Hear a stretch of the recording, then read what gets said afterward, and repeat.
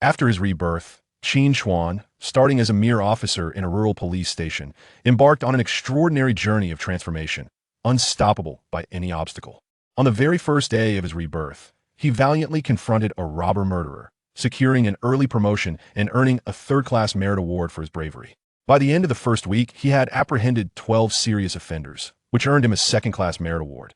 Having been given a second chance at life, Qin Chuan relentlessly pursued wanted criminals and trampled on evildoers, navigating through trials with remarkable tenacity.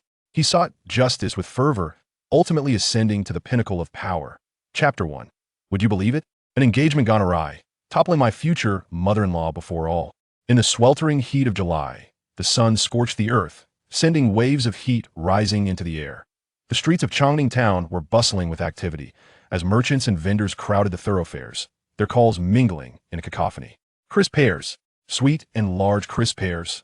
The little girl selling the pears shouted with impressive vigor, her voice far more captivating than the calls of the ladies in the nearby hair salon.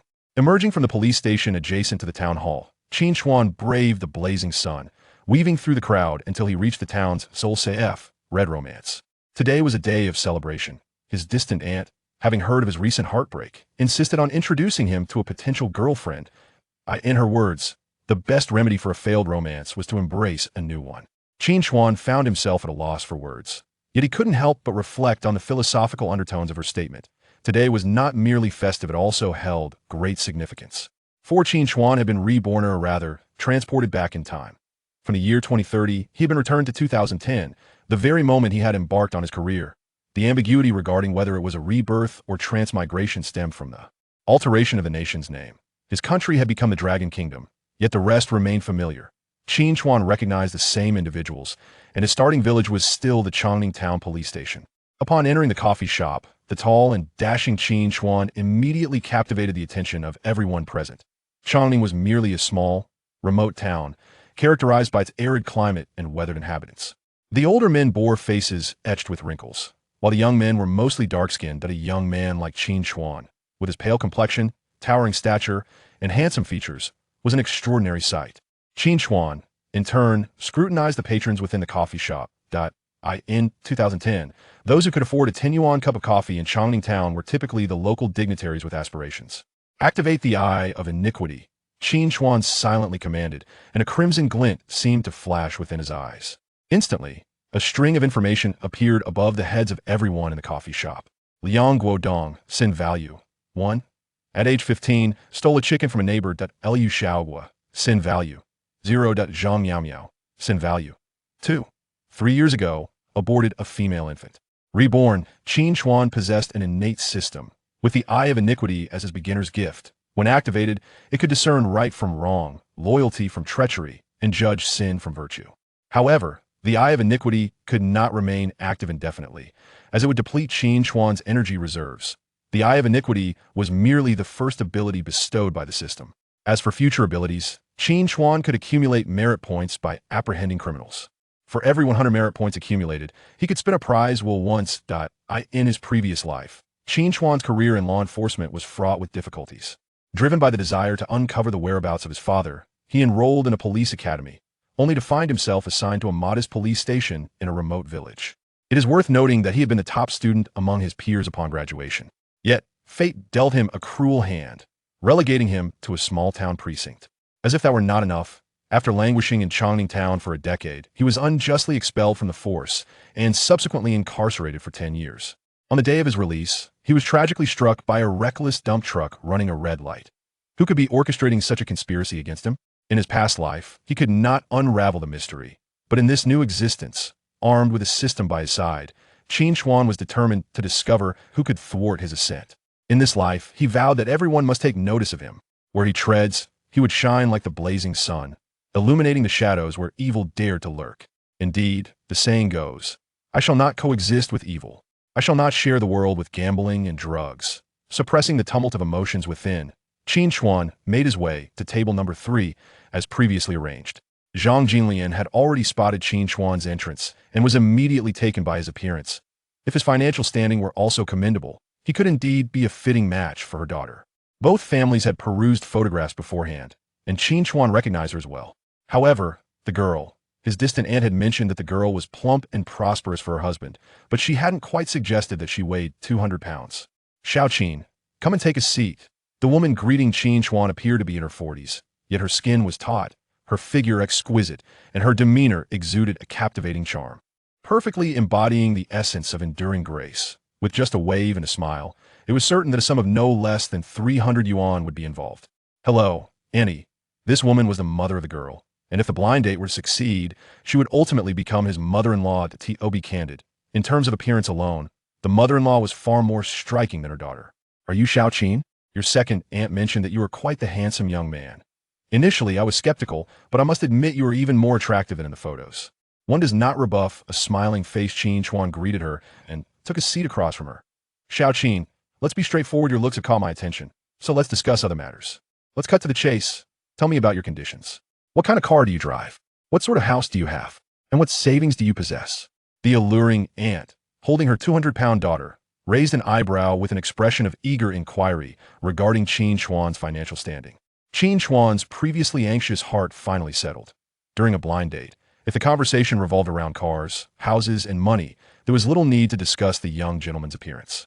He stifled the urge to blurt out that his car was a golden luxury vehicle and his house a charming retreat. Qin Chuan replied slowly, my conditions are fairly decent. I have luxury cars worth millions escorting me, and my family possesses properties that are nestled against mountains and face rivers, although our fortunes have somewhat declined, resulting in fewer savings. Qin Chuan had never told a lie. The subway he rode, valued in the millions, transported him reliably and punctually every day. Though the ancestral home in Wangzhou village was modest in size, it indeed featured a stream in front and was backed by verdant mountains. According to my grandfather, our ancestors once produced a top scholar, but now a certain Xiaoman is burdened with a debt of 7,239 yuan and 80 cents, which truly reflects the decline of our family fortune. Upon hearing this, my aunt's face brightened with an eager anticipation. Is that so? What brand is your car? And on which ring is your house located? The honest Qin Chuan smiled shyly. The subway line 1 is always at my service, and my house is in Wangzhou village, the second house on the west side, with one wall painted green. Aunt, are you out of your mind? Are you mocking me? Girl, let's go. Though it was not the first time he faced disdain for his lack of wealth, Qin Chuan felt that allowing her to leave like this would somewhat tarnish his identity as a police officer. Aunt, isn't it a bit late to think about leaving now? The aunt laughed. What's the matter? Do you think being a police officer makes you formidable? You think you can force me into a deal? She had assumed that being a police officer would come with some advantages, only to discover he was merely a pauper.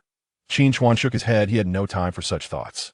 He stepped forward and swiftly tackled the aunt, sending her crashing to the ground. Zhang Jinlian, hands on your head. You are under arrest. Under the gaze of evil, Zhang Jinlian, with a crime value of 49, had orchestrated 3 instances of child trafficking. Help! However, it is easy to remain indifferent when one is not directly involved. After all, how many individuals are truly inclined to meddle in others' affairs? Moreover, who would dare to intrude upon the domain of the police? Although the officers present at the station may not hold significant stature in the eyes of some, they are nonetheless representatives of the law. When the aunt noticed that no one was approaching, she erupted in fury, exclaiming, "I'll have you know, I am not one to be trifled with. The captain of the county security team happens to be my cousin. If you dare to apprehend me, I assure you, you will regret it." Chapter 2. Should we acknowledge such profound contributions? Is the captain of the public security team your cousin? Child trafficking. A third incident. Do not claim that your cousin is the captain. Even if you were the emperor himself, you must face imprisonment. Mother, please do not apprehend my mother. Strangely enough, in this dire moment, the little girl, clad in her cotton coat, stood resolutely in front of her mother, shielding her from Qin Chuan. Though the man was undeniably handsome, she had taken a liking to him upon seeing his photograph. There was no justification for striking her mother. Qin Chuan refrained from confronting the girl aggressively, as she was, after all, a victim herself. The first child abducted by Zhang Jinlian 2 decades ago was none other than this girl. Dialing the chief on his mobile, Qin Chuan awaited reinforcements at the CAF. 10 minutes later, Wang Xuebing rushed into the establishment, panting heavily. "Chief Wang, this is the individual I reported to you over the phone. 3 years ago, a boy went missing from Wangzhou village, and she was the one who abducted him. You are spouting baseless accusations. Help! The police are assaulting me." The woman on the floor cried out. Wang Xuebing glanced at her, then furrowed his brows as he looked at Qin Chuan. "Are you certain?" "Absolutely. The child is indeed the one missing from our village. At the time, someone witnessed the abductor, who bore a conspicuous red birthmark on the back of their hand. Chief, take a look. Of course, Qin Chuan's assertion was fabricated. He could not divulge that the information had been provided by the system. Wang Xuebing scrutinized Qin Chuan intently. This young man, despite having been assigned to the rural police station due to prior conflicts, he had not succumbed to despair. Having observed his diligence and earnestness, Wang Xuebing concluded that if Qin Chuan expressed confidence, it was likely well-founded. Take her back to the station. Director, I have never interrogated a suspect before. This individual was apprehended by me. May I take the lead in the questioning? Qin Chuan proactively requested before Wang Xuebing arranged the preliminary interrogation.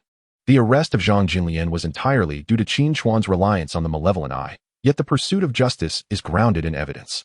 If the suspect obstinately denies involvement, it is possible that they may evade accountability in the end. However, Qin Chuan's approach to the interrogation would differ, as he possesses leverage. Wang Xuebing had no objections. Longning Town is quite remote, and the station has only 6 formal officers, 2 of whom are on leave after last night's duty. Of the remaining 4, 1 is attending a meeting in the town, leaving only 3 available for interrogation, including himself. All right, activate the recording to preserve the evidence. Rest assured, we will proceed strictly according to protocol. In the interrogation room, which resembled little more than a modest office, the suspect was restrained to a heating pipe. Unable to stand or sit, forced to remain in a crouched position. Procedures must be followed, yet the manner of execution is crucial. Thus, Qin Chuan lit a cigarette and turned off the camera. What are you doing? Zhang Jinlian's face drained of color as she watched Qin Chuan disable the recording device. You are a police officer, you cannot. With a derisive chuckle, Qin Chuan replied, Andy, what are you thinking? 3 cases of trafficking. Where shall we begin? What? Trafficking? You are slandering me. I have never committed a crime. Never committed a crime? You surely remember Duan Laosan from Jinjia village, do you not? And what of Zhang Matzi from the neighboring county? Moreover, there is your daughter, the infant girl who went missing from Qinjiagu 2 decades ago. Are her biological parents still alive? Should we consider a paternity test? You. Zhang Jinlian gazed at Qin Chuan with the expression of one who has seen a ghost. How could this police officer possibly know about such matters? Of course, Qin Chuan would not divulge anything to her. Under the scrutinizing gaze of justice, this woman's crimes had been laid bare.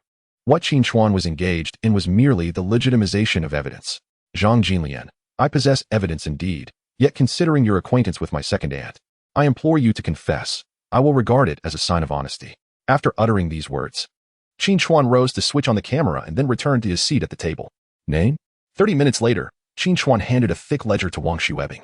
Is it done? Yes, it is complete. A total of 3 abductions, the earliest being the infant girl who vanished from Qinjiagu 20 years ago, now the daughter in question. Ding. Congratulations, host, for apprehending a suspect in child trafficking. You are rewarded with 49 points of moral value. The system's moral value reward corresponds directly to the culpability of the arrested individual. Wang Xuebing, having served as a police officer for over 20 years, was well aware of the challenges inherent in handling such cases. Most child abduction cases are fraught with difficulty due to the extensive passage of time and the elusiveness of concrete evidence. Unless the suspect confesses or there is surveillance footage capturing the event, the ability to secure a conviction hinges on the suspect's endurance during interrogation. Wang Xuebing held little hope for Qin Chuan's interrogation. Yet, to his astonishment, in merely 30 minutes, Qin Chuan had elicited a full confession detailing the criminal proceedings. From the time of abduction to the location of the sale, the transactions involving the children are meticulously documented. Little Qin, did you not employ any tactics? Qin Chuan flashed a grin, saying, Director Wang, I am a police officer. How could I possibly break the law? Rest assured, you need not fear my heavy-handed methods. There is truly nothing to worry about.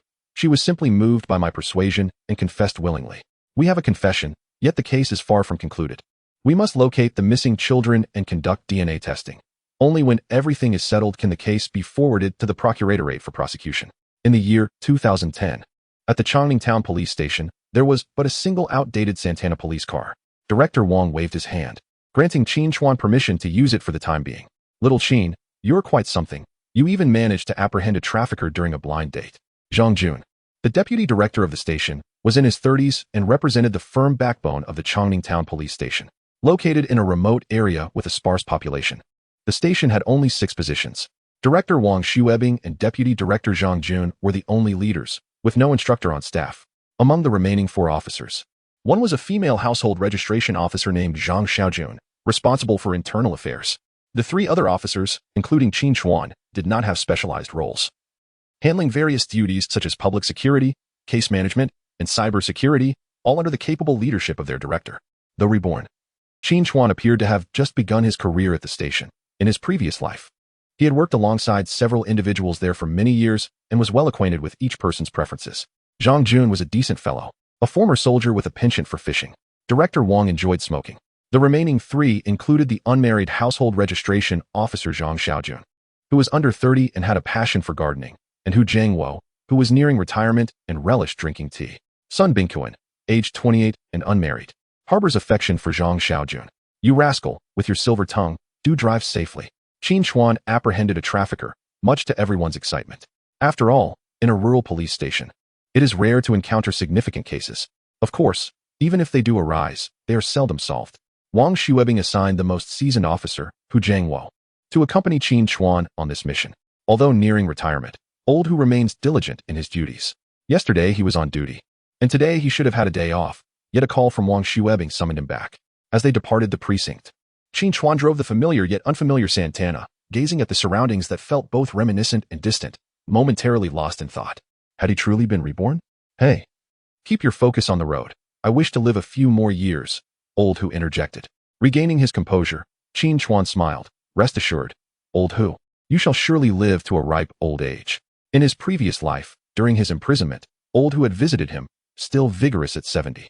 He had passed away after Qin Chuan, yet here he was, alive. Suddenly, with a screech, Qin Chuan slammed on the brakes. Just as he warned, be careful. His mind was too occupied to heed old Hu's complaints. He had casually activated his evil eye ability, and to his astonishment, a plump young man ahead bore a stream of crimson information on his forehead.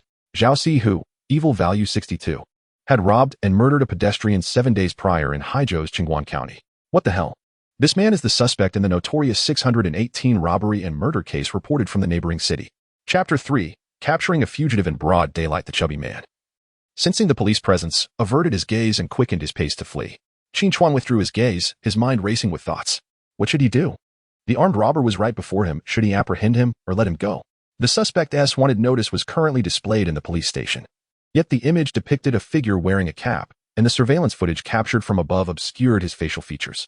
In a previous life, this individual had also been captured in Chongning town, but it was not the local police who apprehended him. Rather, it was members of the criminal investigation team from Haizhou City. Although Qin Chuan had not participated in that operation, he later learned that the suspect was exceptionally ruthless. And during the arrest, a police officer had tragically lost his life, stabbed multiple times in the heart. He could not be revived. If he chose to arrest the suspect, Qin Chuan was acutely aware of his own capabilities. Although he graduated at the top of his class from the police academy, he had never encountered a real-life situation.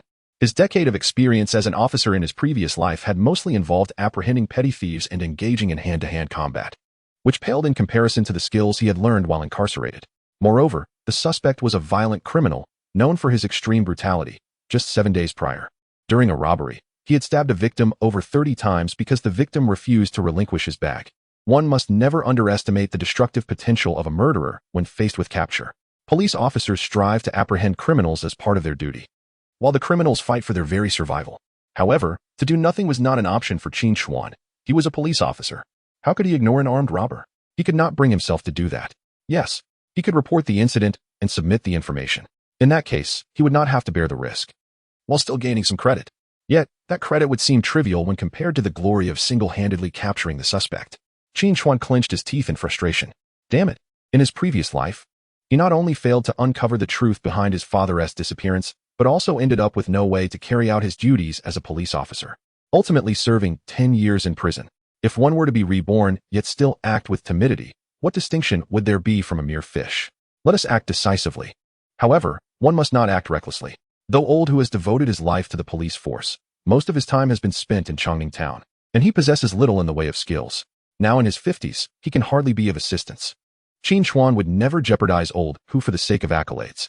Furthermore, his abrupt halt has already aroused suspicion. Recklessness must be avoided. Cunning must prevail. With this thought, Qin Chuan turned the car around and rolled down the window. Fishmonger, I would like 2 catfish, he called out. Without hesitation, he exited the vehicle and strode purposefully toward the fish stall, not forgetting to greet old Hu. Old Hu, wait for me. I'll bring back 2 fish. At that moment, Zhao Sihu was positioned to Qin Chuan's left, exhibiting a heightened state of alertness. Qin Chuan could almost sense the tension coursing through the man's taut muscles. Nevertheless, Qin Chuan bypassed him and squatted before the fish stall. "Boss, what is the price for catfish?" 28 per pound, freshly caught from the North River. "Would you like two?" "Yes, and add 3 pounds of loach." "Certainly. You wouldn't shortchange me, would you?" The stall owner deftly selected the fish and weighed them, flashing a grin that revealed his aged yellowed teeth. "From my family's catch, enjoy it. If it's short, let it be on my head." Observing Qin Chuan genuinely purchasing fish, Zhao Sihu's taut nerves finally began to relax. He paused and walked past Qin Chuan. At that moment, Qin Chuan had completed his payment, and the fishmonger handed the fish to him. "Take care." Uft. Before his words could fully escape his lips, and amidst the astonished gaze of the fish vendor, Qin Chuan abruptly hurled the fish onto the small, plump man to his right. Simultaneously, he seized a rusted steel pipe that had caught his eye beside the stall and aimed a fierce strike at Zhao Sihu. This sudden assault was executed with remarkable swiftness. However, he clearly underestimated the vigilance of a ruthless criminal in the presence of law enforcement.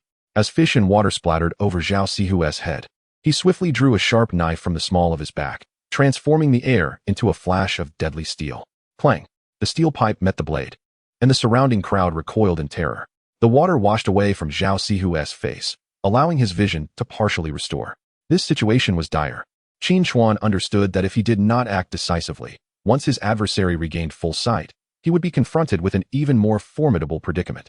At that moment, not only would capturing the criminal be impossible, but any harm inflicted upon innocent bystanders would undoubtedly lead to dire consequences for him. Damn it, it was all or nothing. With that thought, Qin Chuan flung the steel pipe aside, seizing the opportunity as his opponent's guard momentarily faltered and lunged at him. With his left hand, he firmly secured Zhao Sihu's knife-wielding arm, while his right fist came crashing down upon the assailant's head. He shouted, "Old Hu, wanted criminal. This man is a wanted criminal." Old Hu, witnessing Qin Chuan's sudden action, immediately sensed trouble and exited the vehicle. Before he could reach the scene, he observed Qin Chuan tackling the assailant and shouting about the wanted criminal. In that moment, the seasoned Old Hu proved that age does not diminish skill. His kick was both precise and forceful. As Zhao Sihu struggled desperately, his face turned a deep shade of purple, reminiscent of liver. A raspy sound emanated from his throat as Qin Chuan seized the opportunity to twist his opponent's arms. With a sharp click, he swiftly secured the handcuffs in place. Breathing heavily, Qin Chuan felt his limbs grow weak, as if devoid of sensation, and he slumped to the side. "Xiao Qin, who is this wanted criminal?" "It's Zhao Sihu, the robber from Qingguan County, case 618. Old Song suddenly recalled the wanted poster displayed in the office. However, this pudgy fellow hardly seemed to match the description. Just as Old Hu was about to inquire about his name, his gaze fell upon a pool of blood beneath Qin Chuan. "Damn, Xiao Qin, are you hurt?"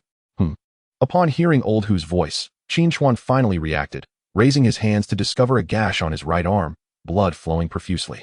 A glance at his abdomen revealed no serious injury, just a cut on his arm. He wouldn't perish from it. 10 minutes later, Wang Xuebing arrived at the scene with several auxiliary officers. Zhang Jun was home, keeping watch over a trafficking suspect, so it was impossible for everyone to be dispatched. "Wang. This fellow's name is Zhao Sihu, a robber and murderer from Haizhou's 618 case." Wang Xuebing, avoiding a glance at the suspect, headed straight for Qin Chuan. "How are you?" Qin Chuan managed a grin. It's nothing, just a surface injury on my arm." Observing the bandaged arm and the pallor of Qin Chuan's face, Wang Xuebing finally felt a weight lift from his heart. Heaven knows how alarmed he had been upon receiving Old Hu's call. In the future, report incidents promptly. Don't try to play the hero. Yes, I understand, Wang. I assure you, there will be no next time. Old Hu, take Xiaoqin to the town clinic for a bandage. I will take the others back. All right then. During the fight, he didn't feel much. But now Qin Chuan is grimacing in pain. As for the credit, he is not worried that Wang Xuebing will take it for himself. Not to mention the many witnesses. Qin Chuan is well aware of Wang Xuebing's character. In his previous life, if it weren't for Wang Xuebing protecting him, he might have long been done away with. Take him back. At this moment, Wang Xuebing finally took notice of Zhao Sihu, who had been handcuffed, a notorious robber and murderer from the 618 case. They have been searching frantically over in Haizhou City, and little did they expect him to show up in their territory. This kid, Qin Chuan, is truly impressive. He just apprehended his mother-in-law and now has taken down a robber-murderer. This is an extraordinary achievement. He must be awarded at least a third-class merit, right? Chapter 4. What did you say? The suspect in the 618 case has been caught. Without further ado, Wang Xuebing was on the phone with the county bureau to report the capture of the murderer. Meanwhile, Qin Chuan had arrived at the clinic. His injuries were indeed not severe, just a bit of blood loss, leaving him pale. The Loaning Town Clinic, much like the local police station, had only a handful of staff. The doctor attending to Qin Chuan was an old childhood friend from Wangjiaga village. What happened to you? Qin Chuan grimaced and offered no explanation. Qin Feng, can you handle this? Should I just go to the county hospital? Wang Qifeng had graduated from a veterinary technical school 3 years ago, and, while returning home to raise pigs, he happened to stumble into a job at the town clinic. According to Qin Chuan's understanding of him, this fellow could certainly manage the postpartum care of sows and heal the sick. As for your minor injury, it is nothing to worry about. Shortly, you shall receive a tetanus shot, and all will be well. Just wait here while I fetch the medication. Old Hu was engaged in conversation with the director of the health clinic, leaving Qin Chuan alone to receive an intravenous infusion. It was a perfect opportunity to check the system notification. Ding. Congratulations, host. You have captured a robbery and murder suspect, earning 62 points of moral value. The host's accumulated moral value now stands at 111, granting you one chance to spin the prize wheel. Would you like to spin now? Spin. As the words left his mouth, a vibrant, multicolored wheel materialized in Qin Chuan's mind, spinning rapidly, rendering the rewards indistinguishable. A single bright red pointer stood out prominently. Stop. The wheel abruptly halted, and the red pointer landed on a blue square. Congratulations, host. You have acquired the skill, Elite Fighter. The system offers a variety of rewards. Just before the wheel came to a stop, Qin Chuan caught a glimpse of the densely packed options, numbering over 100. The skill rewards are primarily categorized into 3 tiers: beginner, intermediate, and advanced. Elite Fighter is an intermediate skill, while the beginner level is known as Novice Fighter and the advanced level as Master Fighter. The colorful wheel of the mind transformed into a radiant stream of light that penetrated deep into Qin Chuan's consciousness. In an instant, a torrent of knowledge regarding combat flooded his mind. The system's skill rewards not only impact the brain, but also directly cultivate muscle memory within the body. After 2 breaths, Qin Chuan opened his eyes and extended his uninjured left hand, forming a fist in the air. Had he possessed this skill during the apprehension of Zhao Sihu, how could he have possibly sustained any injuries? With a single deft maneuver, he disarmed his opponent, delivering a decisive blow. Duan Weigua from the Haizhou City Criminal Investigation Team had not slept for 3 days, his bloodshot eyes betraying his exhaustion. A week prior, a shocking robbery and murder had transpired outside the construction bank in Qingguan County. The assailant had ruthlessly stabbed the victim over 30 times in broad daylight, absconding with 30,000 yuan, leaving no trace behind. The chief of Haizhou Public Security Bureau had issued an ultimatum. If the case remained unsolved within 7 days, Duan Weigua would face dismissal. Now, only 4 hours remained until the deadline. What to do? Suddenly, the phone on his desk rang. Glancing at the caller ID, he recognized the call was from his office director. He chose not to answer, with so little time left and no leads in the case. He had no interest in office matters. It was not the threat to his position that troubled him, but rather the shame of failing to apprehend the criminal. The victim had been 4 months pregnant, 2 lives lost due to one man's cruelty. That murderer deserved a fate worse than death. The phone continued to ring insistently. Frustrated, Duan Weigua picked up the receiver. Zhang Yuan, you better give me an explanation. Captain, we apprehended the suspect. What? Duan Weigua's anger dissipated, leaving him momentarily speechless. Captain, we caught the suspect in the 618 case. Cursing under his breath, Duan Weigua dropped the receiver and rushed to the office. At the Changning Town Health Center, Qin Chuan had finished treating his wounds and received a tetanus shot. In the words of his childhood veterinarian friend, it was nothing serious. With a few days of rest, he would be just fine. However, one must be cautious not to rupture the wound, avoid exposure to water, and prevent infection. Stepping out of the health clinic, it was already past 3 in the afternoon. Qin Chuan gazed at the bustling crowd on the street and let out a long sigh. Indeed, this rebirth was thrilling. It was merely the first day, and he had already sustained an honorable injury. Clearly, the act of showing off comes at a price. Old Hu, was I handsome during that moment at noon? Old Hu shot him an irritated glance and replied, you should have informed me then. At that time, Old Hu genuinely believed Qin Chuan was going to buy fish, reporting to superiors, anticipating that someone from the county or city would come to apprehend him. Qin Chuan scratched his head. I felt he had noticed me. I had no time to ponder such matters. Old Hu's suggestion was indeed the optimal solution, yet Qin Chuan, eager to achieve merit, chose to take the risk. In hindsight, this gamble proved to be quite worthwhile. Setting aside the matter of accolades, the combat elite skill was undeniably substantial. The Santana had already been driven away by Wang, leaving the 2 of them to walk back. The town's market was just about to disperse, with numerous people passing by Qin Chuan. Having reaped the benefits from the evil eye twice, Qin Chuan couldn't resist activating it once more. A series of information suddenly emerged above the heads of a dozen individuals. Zhang Bo, evil value 1, had stolen a chicken from his neighbor a day prior. Sun Weibao, evil value 0. Zhang Feng, evil value 12, a habitual thief, possessing 3 mobile phones and 6 wallets. With a total amount involved of 18,000. Goodness. Qin Chuan, who had thought the world was peaceful, was unexpectedly confronted by a thief. To capture or not, there was no need for deliberation. At the very moment they were about to pass each other, Qin Chuan struck with lightning speed. He swiftly reached for his target.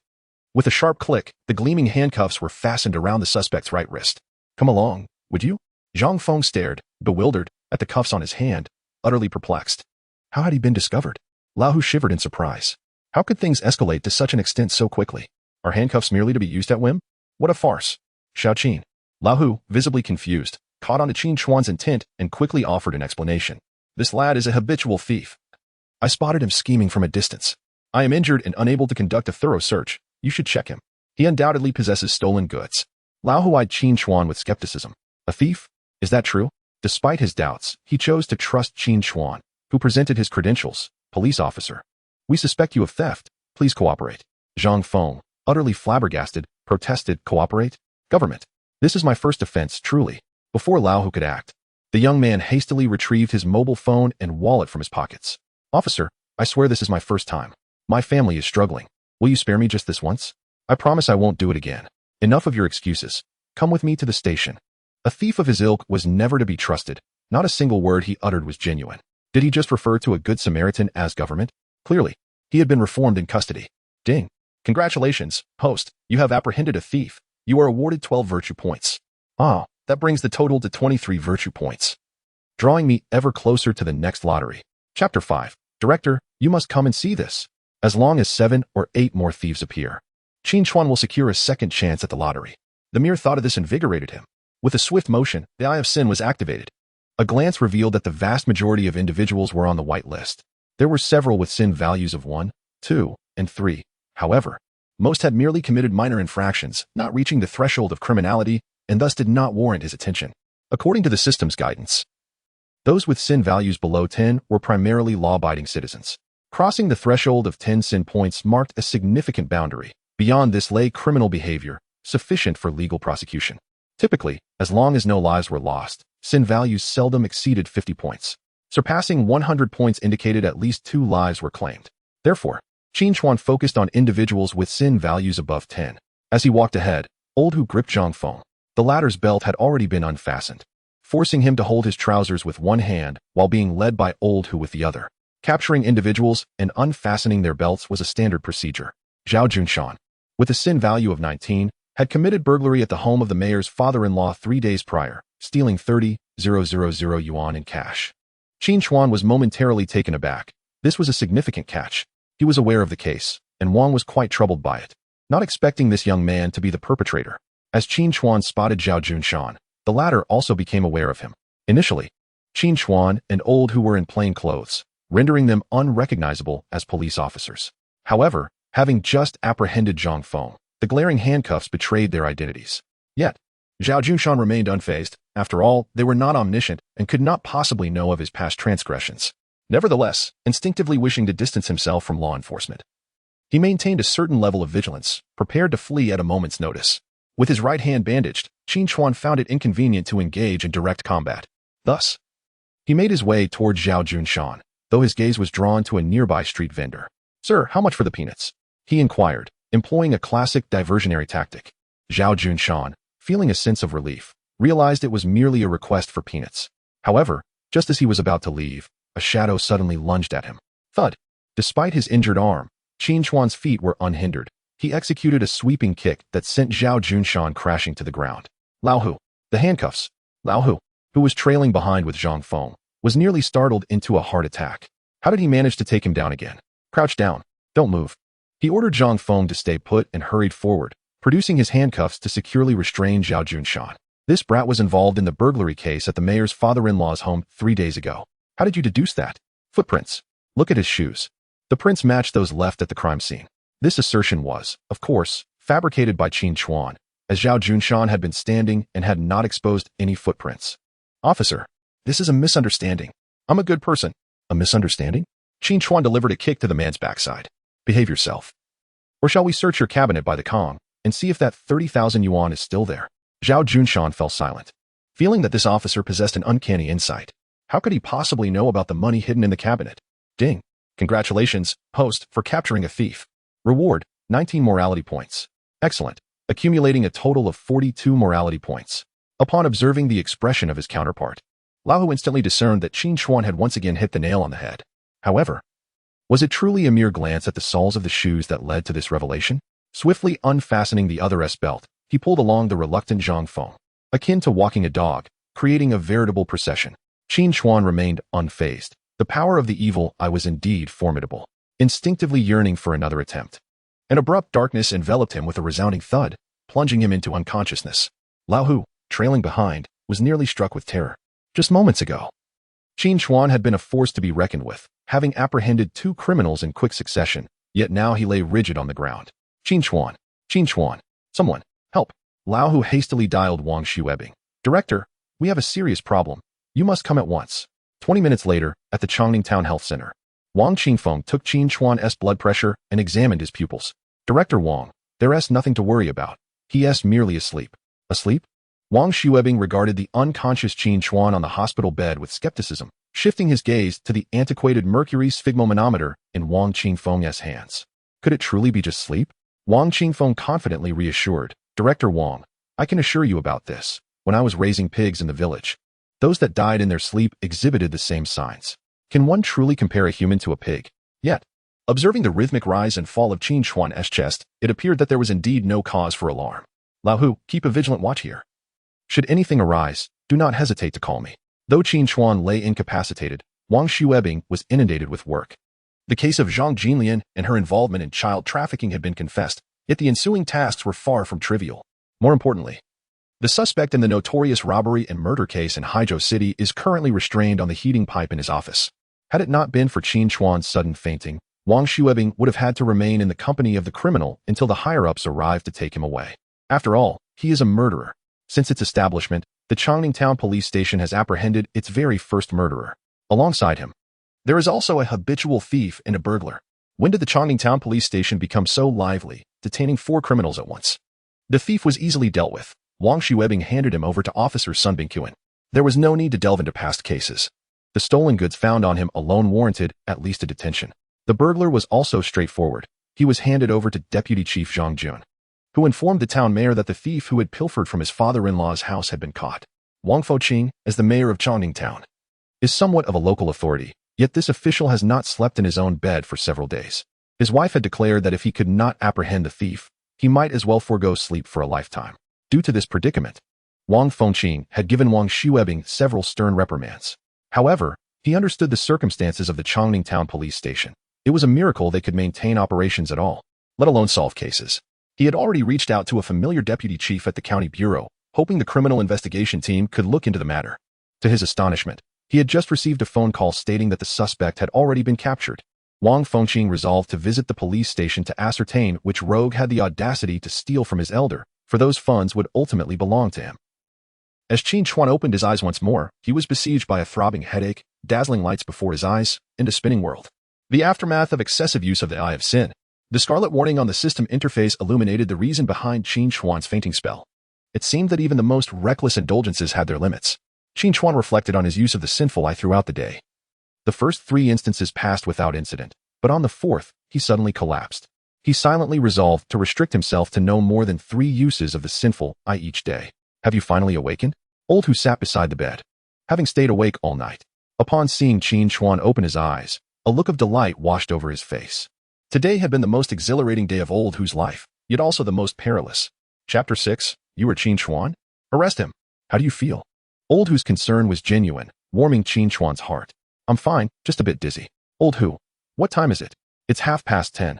You've slept for 5 or 6 hours. What about the thief? Don't worry, he's already been handed over to the chief. Rest easy, any matters can wait until tomorrow. Qin Chuan nodded slightly, the after effects of the sinful eye still lingering, urging him to take some time for recuperation. The following morning, Qin Chuan awoke once more, feeling refreshed. The residual effects of the sinful eye had completely dissipated, and Old Hu was no longer by his side. Rising, Qin Chuan opened the door and was met by Wang Qingfeng. Awake? I told you I have a knack for predicting sleep patterns. You seem fine, right? Where did Old Hu go? He left early for the station, saying that if you woke up, you should head home to rest. The matters at the station are well in hand. Qin Chuan shook his head, The police station was staffed by only a handful of officers. Just yesterday, he had apprehended 4 individuals himself, leaving them undoubtedly overwhelmed. After bidding farewell to Wang Qifeng, Qin Chuan departed from the health clinic, heading directly to the police station. Unbeknownst to him, the Changning Town police station was currently abuzz with activity. A dozen or so uniformed officers had completely blocked the entrance. As Qin Chuan stepped inside, he witnessed a middle-aged man, puffed up with arrogance, reprimanding Wang Xuebing. Director Wang, although Changning Town is a small locale, as the head of this station, do you truly lack even the most fundamental understanding of legal principles? Can an intern officer possess enforcement authority? Look at this. He went up and kicked someone down. Does this little brat even respect the law? With such a rogue among us, if I don't expel him from the police force, I might as well give up my position as the captain of this security team. Qin Chuan raised an eyebrow, having recognized the slightly plump, balding man berating Wang Xuebing. It was Zhao Juanhao, the captain of the public security team from the Zhulin County Public Security Bureau, and standing beside Zhao was the mother-in-law he had knocked down at the matchmaking event just the day before. An intern officer? This was clearly directed at him. Indeed, when his mother-in-law was apprehended, she mentioned that her cousin was a captain in the public security team, and it turned out to be true. Captain Zhao. Surely this is a misunderstanding. This woman. Wang Xuebing began to explain, but suddenly caught sight of Qin Chuan entering through the door. He quickly stepped forward, attempting to shield Zhao Juanhao from noticing Qin Chuan. However, Wang Xuebing could not block Zhang Jilian's gaze. Cousin, that's him. It is he who has falsely accused me of child trafficking. You must apprehend him at once. Zhang Jilian's voice was sharp and hysterical. Upon hearing this, Zhao Juanhao casually pushed Wang Xuebing aside and strode towards Qin Chuan. You? Are you the intern officer? Qin Chuan nodded, maintaining a composed demeanor. Indeed, I am. And you are? Although Qin Chuan had recognized Zhao Juanhao, having dealt with him extensively in his previous life, he could not reveal this knowledge, given his recent rebirth. Thus, he pretended not to know him. That's good to know. As for myself, I am Zhao Juanhao, the captain of the county's security team. Someone cuff him. With that, 2 officers from the security team approached, ready to place handcuffs on Qin Chuan. On what grounds do you intend to arrest me? What is your justification? As an intern officer, you possess no legal authority, do you understand? In public, at the Hongleiman CAF, you have assaulted innocent civilians and falsely accused others of child trafficking. Qin, is it? As a police officer, one must adhere to the law and base actions on evidence. You have violated the law, and I can only act according to regulations. What are you staring at? Someone cuff him. The 2 officers, now standing beside Qin Chuan, exchanged reluctant glances, but as Zhao Juanhao was their superior and had made a valid point, they retrieved their handcuffs, preparing to restrain Qin Chuan. Brother, please cooperate. Wait, Qin Chuan shouted, catching Zhao Juanhao's attention. Oh, are you attempting to resist the law? Qin Chuan shook his head. Captain Zhao, on what basis do you accuse me of violating the law? Humph, as an intern officer, you wield no lawful authority yet abuse it. Is that not a case of breaking the law while knowing it? Law enforcement authority? Zhao, you appear to be mistaken. At that moment, I was acting in the spirit of justice. The crowd was taken aback, and Wang Xuebing's eyes gleamed with realization. As the chief of the local police station, although Changning Town is not a significant locale, Wang Xuebing holds the rank of deputy section chief. Zhao Juanhao, as the captain of the county's public security team, oversees public safety throughout the county and is responsible for certain operations of the police stations. However, in terms of rank, both Zhao Juanhao and Wang Xuebing are equals, both being deputy section chiefs.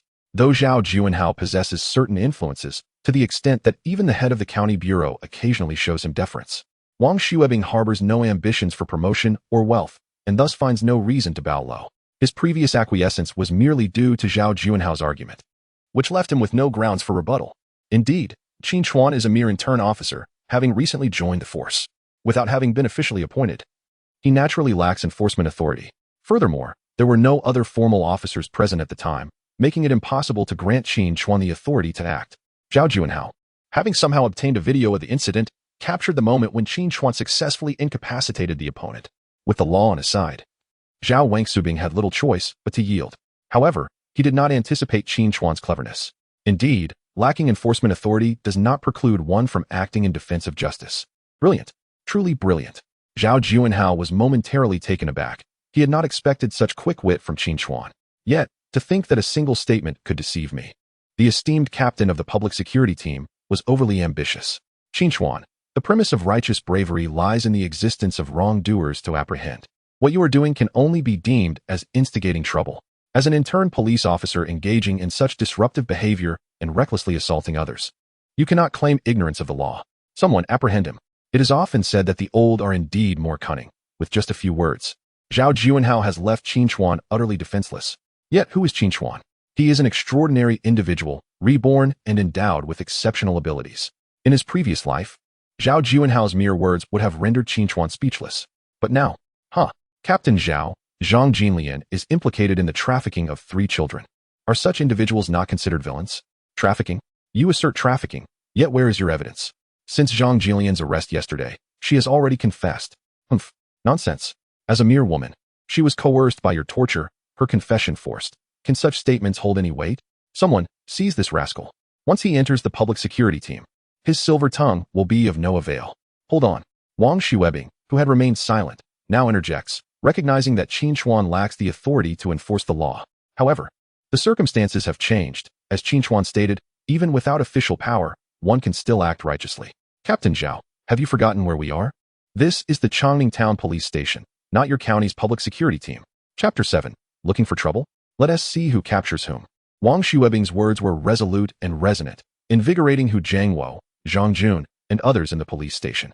This should have been done long ago. The county security team is rather overbearing, coming to Changning Town Police Station to flaunt their authority.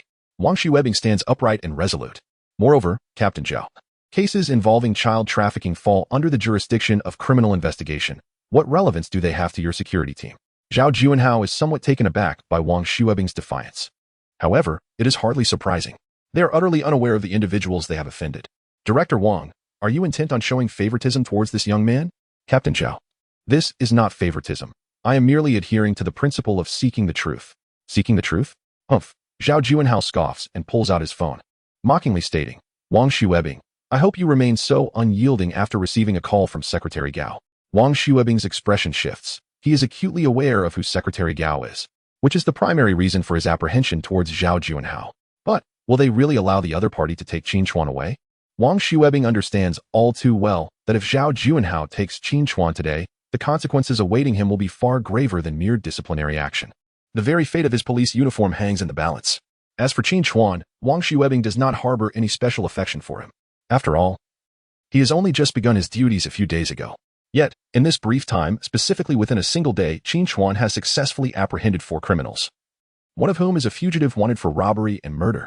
Such a promising talent cannot be allowed to be ruined by Zhao Juanhao. With this thought, Wang Xuebing steels himself. So what if he is the county party secretary?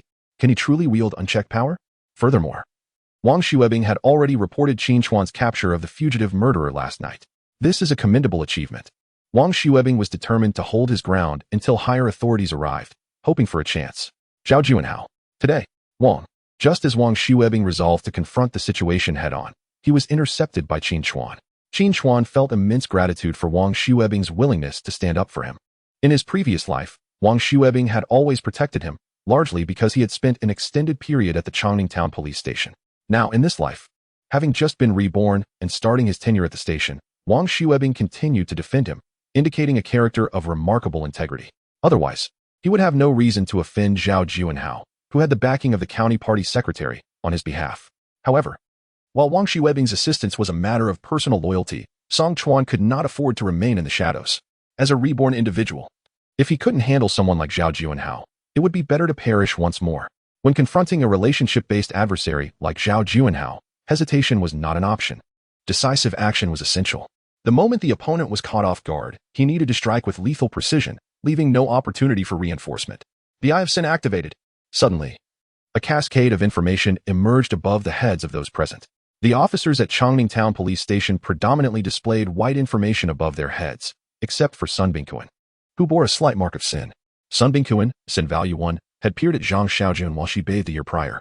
In stark contrast, the dozen officers from the public security team startled Qin Chuan. Out of 13, only 1 bore a white name. The others had varying degrees of sin value above their heads. Jiang Chao, sin value 3, accepted 2 packs of Zhonghua cigarettes and a case of Matai from the owner of AI Lu KTV. Sun Yi, sin value 2, had enjoyed 3 free sessions at Xinxin Foot Massage without paying. Zhang Liang, with a malevolent score of 4, served as a debt collector for a small loan company, leading to the assault of debtors, although most individuals did not exceed a score of 5. The information emblazoned upon Zhao Juanhao's forehead caused Qin Chuan's veins to bulge with rage. Zhao Juanhao, with a malevolent score of 99, acted as a shield for the criminal underworld in Qin County. 3 years prior, he had repeatedly assaulted a female student, resulting in her pregnancy, and subsequently murdered her, burying her body beneath the viewing pavilion in Pine Forest Park. He then brutally attacked the girl's parents in public and was implicated in numerous cases of intentional injury and illegal detention. A malevolence score of 99.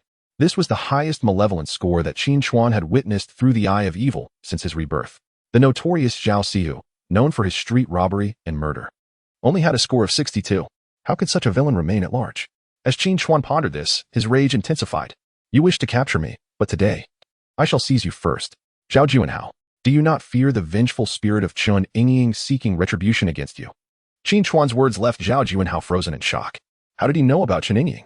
You.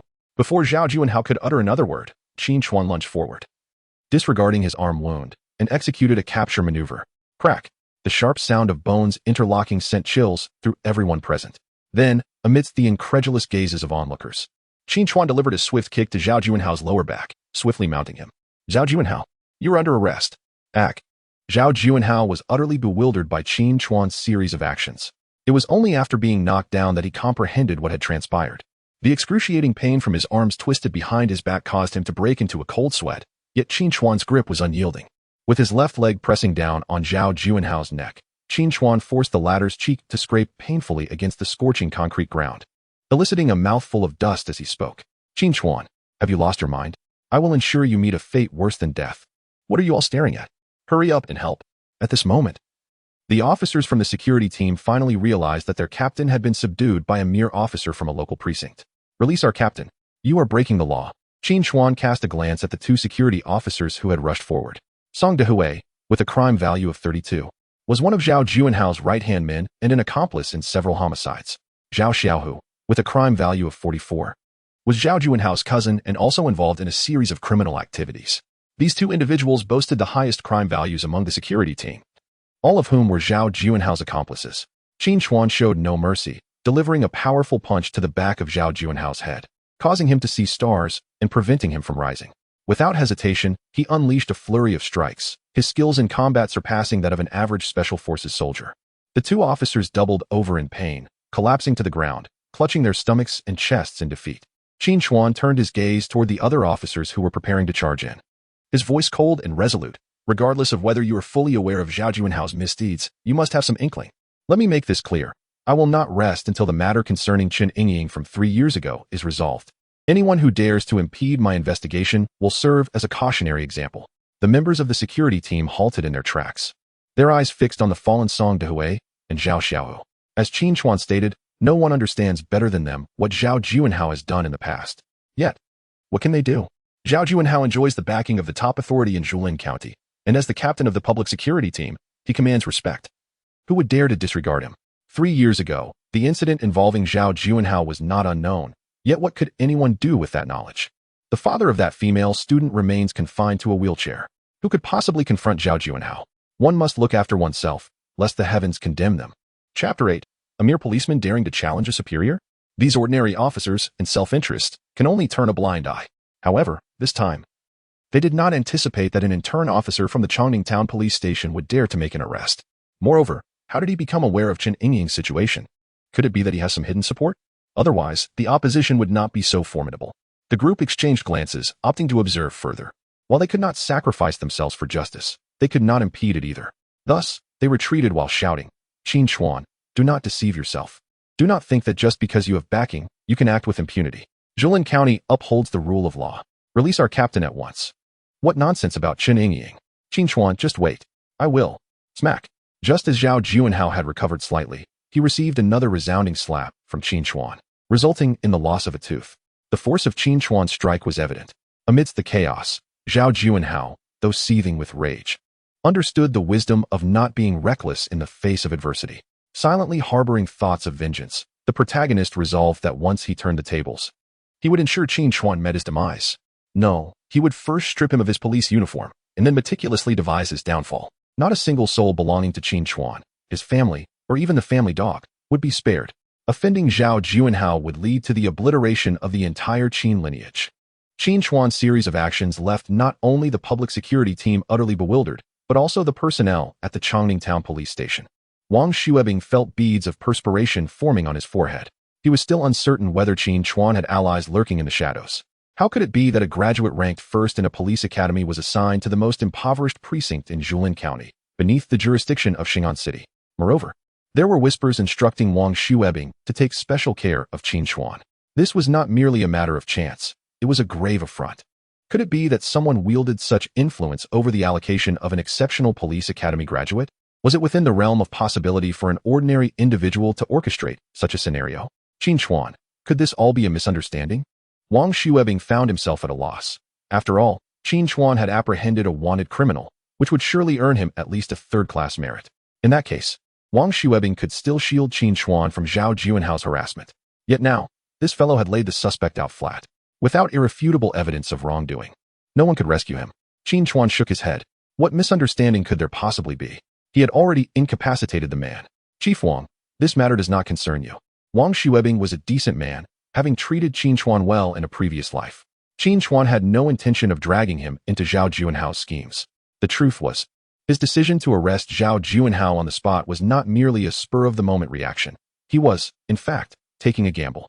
Qin Chuan recalled that in his previous life, when Zhao Sihu was apprehended in Chongning Town, the operation was led by Qian Guobin, the captain of the criminal investigation team of the Xing'an City Public Security Bureau, along with Duan Weigua, the captain of the criminal investigation team from the neighboring Haizhou City Public Security Bureau. Qin Chuan had little impression of Duan Weigua. However, Qian Guobin was a different matter altogether. To the average person, the captain of the criminal investigation team in Xing'an City was already considered a significant official. Yet this was merely the beginning of Qian Guobin's illustrious career. By the time Qin Chuan was serving his lengthy prison sentence in his previous life, Qian had already ascended to the position of the provincial police chief. He had received numerous accolades for his exceptional service, was known for his staunch opposition to evil, and had cracked many major criminal cases. He was a vanguard in the provincial campaign against organized crime and a nationally recognized individual. As long as Qian Guobin was present, and Qin Chuan could substantiate Zhao Juanhao's criminal activities, even if the county party secretary of Jilin stood behind him, there would be no escape from the arm of the law. Lao Hu, bring me 3 sets of handcuffs, just out of the health clinic. Qin Chuan did not possess any handcuffs at that moment. Additionally, he wished to keep his colleagues in the station uninvolved in this matter. Thus, even when it came to using handcuffs, he intended for Lao Hu to bring them over so he could personally secure Zhao Juanhao, Song Dehue, and Zhao Xiaohu. Qin. Just wait. Zhao Juanhao spat out a mouthful of blood, glaring malevolently at Qin Chuan. He had already signaled his subordinates to rush out and call for reinforcements. Damn it. Once my backup arrives. Hey. Zhao Juanhao then turned his dark gaze toward Wang Shuebing and the others. And you, Director Wang. Heh. What a fine police station in Chongning Town. A mere intern policeman, breaking the law and assaulting a superior. Slap. After Qin Chuan had finished interrogating the other two, he casually slapped Zhao Juanhao. Rest assured, Zhao, not even the county party secretary, nor the municipal party secretary, can save you today. I stand by my words. Old Zhang, the police in Xing'an are truly formidable, disregarding even the municipal party secretary? As soon as Qin Chuan's words fell, a hearty laughter echoed from the entrance of the police station. The crowd turned to see a dozen officers in uniform entering.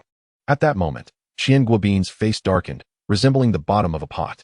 The notorious robber-murderer from Haizhou had been apprehended in his territory, and he had hoped to make a good impression in front of Duan Weigua. How amusing it is that a whole criminal investigation team couldn't manage to capture him. Yet officers from our township police station succeeded.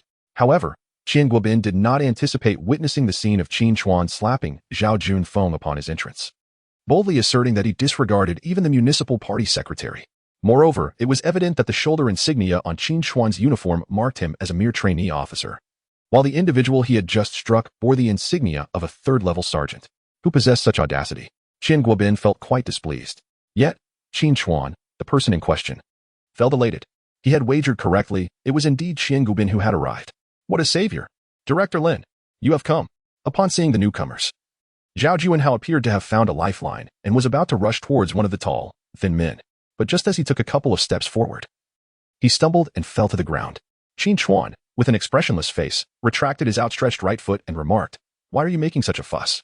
Zhao Juanhao, having fallen in a most undignified manner, was utterly bewildered.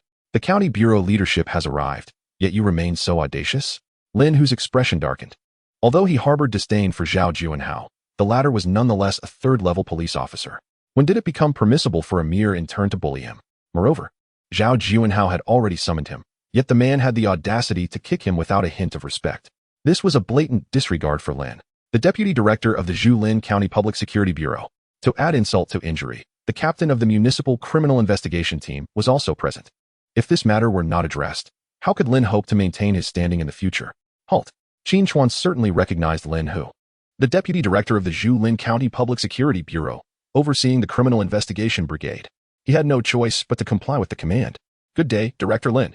Qin Chuan saluted sharply, but due to the forceful nature of his previous encounter with Zhao Juanhao, his injured arm from the capture of Zhao Si, who began to bleed anew, Lin Hu furrowed his brows, disregarding Qin Chuan's salute, and instead turned his attention to Wang Xuebing.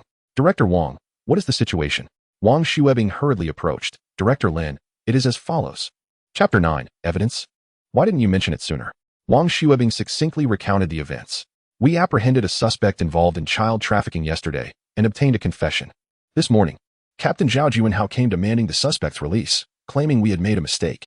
Upon returning from the hospital, I witnessed Captain Zhao attempting to take the suspect away, which led to a conflict. The more Lin Hu listened, the tighter his brow furrowed. He was well aware of Zhao Juanhao's stature, but in Zhuilin County, how many could dare to challenge him? As for Zhang Jinlian, it was highly likely that there was indeed something amiss. After a brief moment, Lin Hu grasped the situation and approached Zhao Juanhao. Captain Zhao, the crime of human trafficking falls under the jurisdiction of criminal investigation. It is inappropriate for your public security team to interfere. Director Lin, Zhang Jinlian, she. Captain Zhao, did you not hear what I said? Lin Hu's glare intensified, his tone growing more forceful. He had no desire to involve himself in Zhao Juanhao's sordid affairs, yet with the leadership of the municipal criminal investigation team present, he was keen to avoid any turmoil and wished only to have this man swiftly removed. He intended to apprehend the murderer and subsequently meet the officer who had bravely captured the robbery-homicide suspect alone. Zhao Juanhao, of course, noticed the individuals behind Lin Hu. Though unfamiliar, their shoulder insignias indicated considerable rank. Despite his arrogance, Zhao Juanhao was not foolish. It was clear that Zhang Jinlian would not be leaving with him today. Alas, it was a pity that this woman still possessed her charm. He would no longer have the pleasure of her company. Well, I shall concede. Director Lin, I will not take Zhang Jinlian, but I must insist on taking this little brat who dares to undermine authority. Lin Hu cast a disdainful glance at Qin Chuan, incredulous that a mere county committee member would hold such arrogance, believing himself above even the municipal secretary. How could a lowly intern officer be so audacious? Lin Hu waved his hand, signaling Zhao Juanhao to handle the matter himself. Upon hearing this, Zhao Juanhao turned to face Qin Chuan, a sinister grin spreading across his face. Though this petty annoyance was hardly significant to Lin Hu, it was merely a minor interlude. Director Wang, please have someone release Captain Zhao's handcuffs and escort us to transfer the robbery-homicide suspect. Having spoken, Lin Hu approached Qian Guobin and the others, preparing to lead them inside. Although Qian Guobin was somewhat displeased, he recognized that this was a matter concerning the Public Security Bureau of Zhuilin County, and thus refrained from overstepping his boundaries. Just then, as the group was about to depart, they were halted by a figure. Director Lin, Zhao Juanhao cannot be released. Lin Hu stared incredulously at the young intern officer who had obstructed their path, nearly laughing in exasperation. This young man truly lacked decorum. Having chosen not to reprimand him for his insubordination moments earlier, he now had the audacity to confront them. However, upon noticing the bloodied arm and the resolute glint in the intern's eyes, Lin Hu inquired, why can he not be released? With piercing eyes, Qin Chuan bypassed Lin Hu, fixing his gaze intently on Qian Guobin as he exclaimed, because Zhao Juanhao has committed murder. Murder? The gravity of this accusation shifted the expressions of everyone present. You little brat, how dare you slander?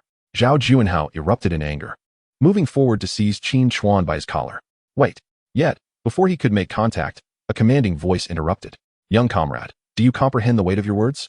Qian Guobin, a figure of considerable authority, though unfamiliar with Zhao Juanhao, had gleaned enough from the earlier conversation among Wang Xuebing, Lin Hu, and others to discern that this man, despite being a police officer, was certainly not of virtuous character. Furthermore, Lin Hu's implicit wariness suggested that Zhao Juanhao likely possessed some significant connections. Otherwise, despite being of equivalent rank within the department, Lin Hu, as a member of the Communist Party Committee and deputy director of the Zhuilin County Public Security Bureau, held a higher standing. Moreover, he held the position of deputy director in charge of criminal investigations, a role that ranked just below that of the director and the political commissar within the entire Bamboo Forest County Public Security Bureau. One might wonder why such an individual would harbor apprehensions towards a mere captain of the security team. Qian Guobin had initially wished to refrain from involvement in such matters, believing them to be beyond his capacity to manage. However, should the situation involve murder, then Qin Guobin would ensure that anyone, regardless of their identity, would face the consequences. Qin Chuan snapped to attention, disregarding the agony of his wounded arm as blood seeped forth. "Report, sir. I swear upon the badge upon my head that Zhao Juanhao committed rape and murder. His crimes are unforgivable.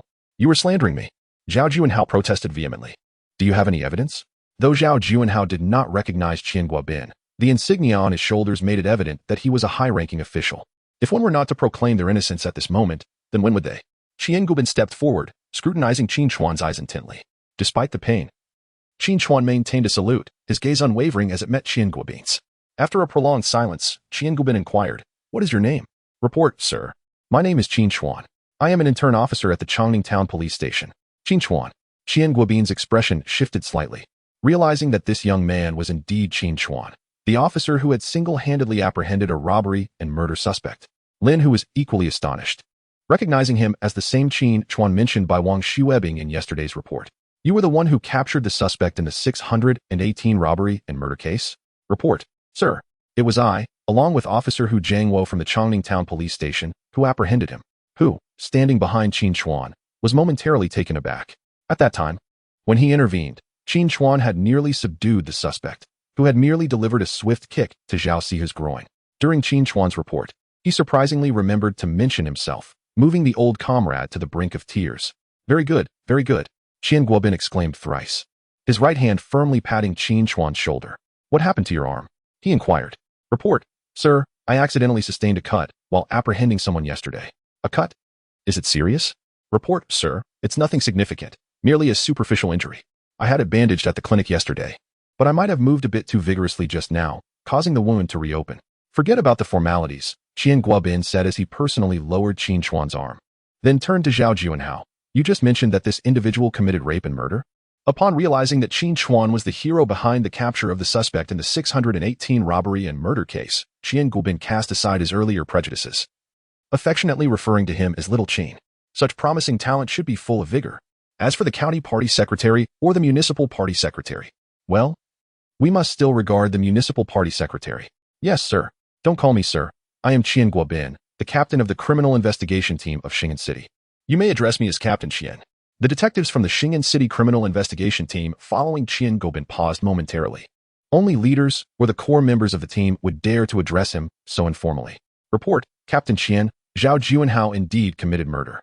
"You're talking nonsense. I'm a police officer. How could I possibly commit murder?" Zhao Juanhao felt that if he didn't resist now, things might take a turn for the worse. "What are you babbling about? Could you really be wronged?" Qin Guobin coldly dismissed Zhao Juanhao and turned to Qin Chuan with a warm demeanor, showcasing a stark contrast. "Xiao Qin, as police officers, we must speak with evidence." "Evidence? I possess it." "Oh, where is it?" "In Songlin Park, after Zhao Juanhao committed murder. He buried the body beneath the viewing pavilion." Chapter 10, The Remains in Songlin Park. Boom. Qin Chuan's words struck like a bolt of lightning, shattering all of Zhao Juanhao's illusions.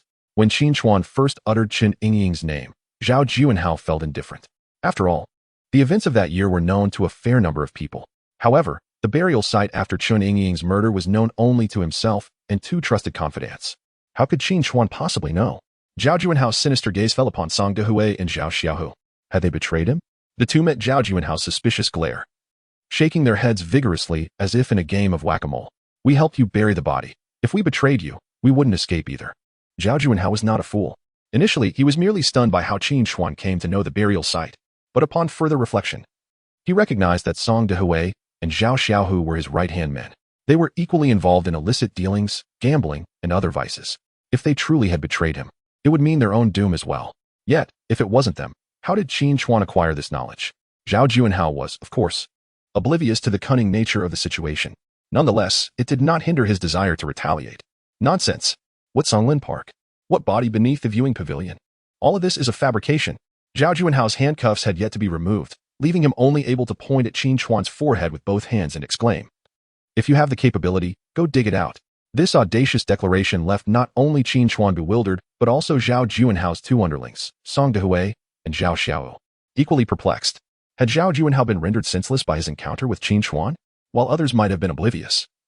Song Dehui and Zhao Xiaohu were acutely aware that Chen Yingying's remains were indeed buried there. Dig it out? That would be akin to walking into a trap.